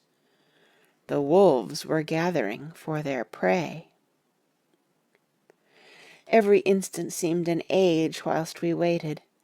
The wind came now in fierce bursts, and the snow was driven with fury as it swept upon us in circling eddies. At times we could not see an arm's length before us, but at others, as the hollow-sounding wind swept by us, it seemed to clear the airspace around us, so that we could see afar off. We had of late been so accustomed to watch for sunrise and sunset that we knew with fair accuracy when it would be, and we knew that before long the sun would set. It was hard to believe that by our watches it was less than an hour that we waited in that rocky shelter before the various bodies began to converge close upon us. The wind came now with fiercer and more bitter sweeps, and more steadily from the north. It seemingly had driven the snow clouds from us, for, with only occasional bursts, the snow fell. We could distinguish clearly the individuals of each party, the pursued and the pursuers. Strangely enough, those pursued did not seem to realize, or at least to care, that they were pursued. They seemed, however, to hasten with redoubled speed as the sun dropped lower and lower on the mountain tops. Closer and closer they drew. The Professor and I crouched down behind our rock and held our weapons ready. I could see that he was determined that they should not pass. One and all were quite unaware of our presence. All at once 2 voices shouted out to "Halt!" One was my Jonathan's, raised in a high key of passion, the other Mr. Morris's strong, resolute tone of quiet command. The gypsies may not have known the language, but there was no mistaking the tone, in whatever tongue the words were spoken. Instinctively they reined in, and at the instant Lord Godalming and Jonathan dashed up at one side, and Dr. Seward and Mr. Morris on the other. The leader of the gypsies, a splendid-looking fellow who sat his horse like a centaur, waved them back, and in a fierce voice gave to his companions some word to proceed. They lashed the horses, which sprang forward, but the four men raised their Winchester rifles, and in an unmistakable way commanded them to stop. At the same moment Dr. Van Helsing and I rose behind the rock and pointed our weapons at them. Seeing that they were surrounded, the men tightened their reins and drew up. The leader turned to them and gave a word, at which every man of the gypsy party drew what weapon he carried, knife or pistol, and held himself in readiness to attack. Issue was joined in an instant. The leader, with a quick movement of his rein, threw his horse out in front, and pointing first to the sun, now close down on the hilltops, and then to the castle, said something which I did not understand. For answer, all four men of our party threw themselves from their horses and dashed towards the cart. I should have felt terrible fear at seeing Jonathan in such danger, but that the ardor of battle must have been upon me as well as the rest of them. I felt no fear, but only a wild, surging desire to do something. Seeing the quick movement of our parties, the leader of the gypsies gave a command. His men instantly formed round the cart in a sort of undisciplined endeavor, each one shouldering and pushing the other in his eagerness to carry out the order. In the midst of this I could see that Jonathan on one side of the ring of men, and Quincy on the other, were forcing a way to the cart. It was evident that they were bent on finishing their task before the sun should set. Nothing seemed to stop or even to hinder them. Neither the levelled weapons, nor the flashing knives of the gypsies in front, nor the howling of the wolves behind, appeared to even attract their attention. Jonathan's impetuosity, and the manifest singleness of his purpose, seemed to overawe those in front of him. Instinctively they cowered aside and let him pass. In an instant he had jumped upon the cart, and with a strength which seemed incredible, raised the great box and flung it over the wheel to the ground. In the meantime Mr. Morris had had to use force to pass through his side of the ring of Zagany. All the time I had been breathlessly watching Jonathan, I had, with the tail of my eye, seen him pressing desperately forward, and had seen the knives of the gypsies flash as he won a way through them, and they cut at him. He had parried with his great bowie knife, and at first I thought that he too had come through in safety, but as he sprang beside Jonathan, who had by now jumped from the cart, I could see that with his left hand he was clutching at his side, and that the blood was spurting through his fingers. He did not delay notwithstanding this, for, as Jonathan with desperate energy attacked one end of the chest, attempting to prise off the lid with his great kukri knife, he attacked the other frantically with his bowie.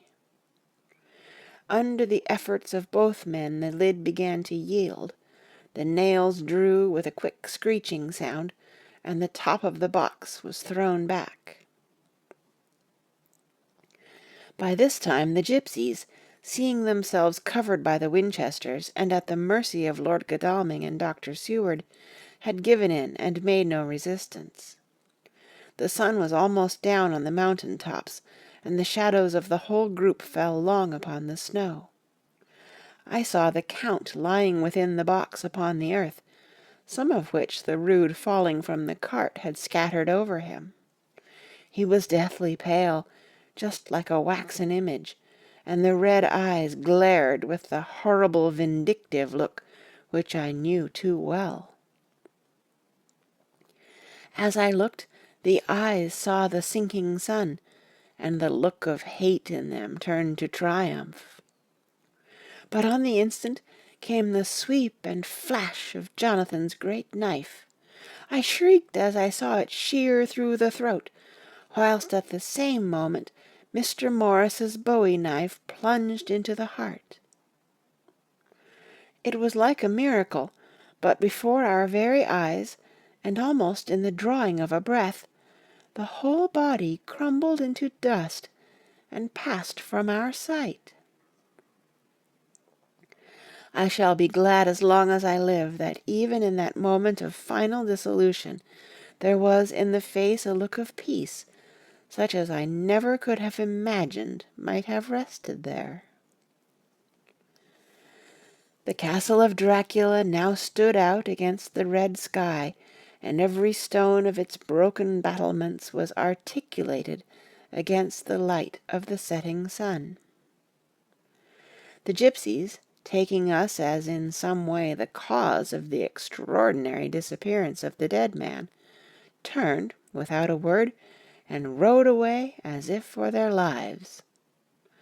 Those who were unmounted jumped upon the lighter wagon, and shouted to the horsemen not to desert them.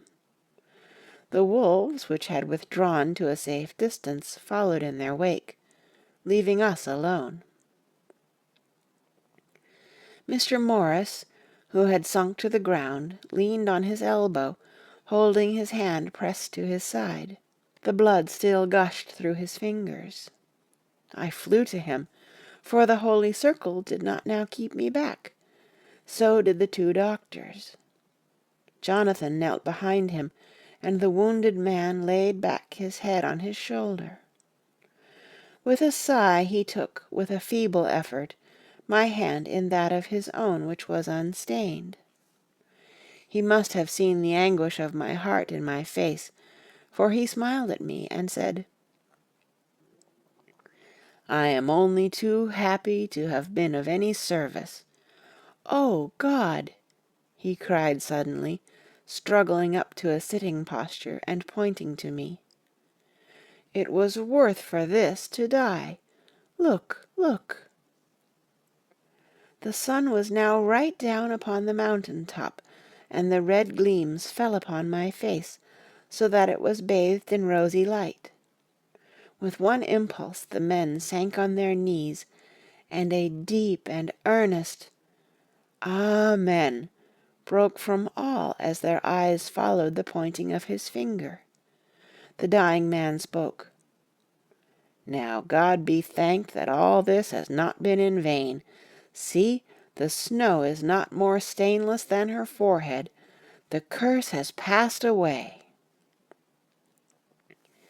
And, to our bitter grief, with a smile and in silence, he died, a gallant gentleman.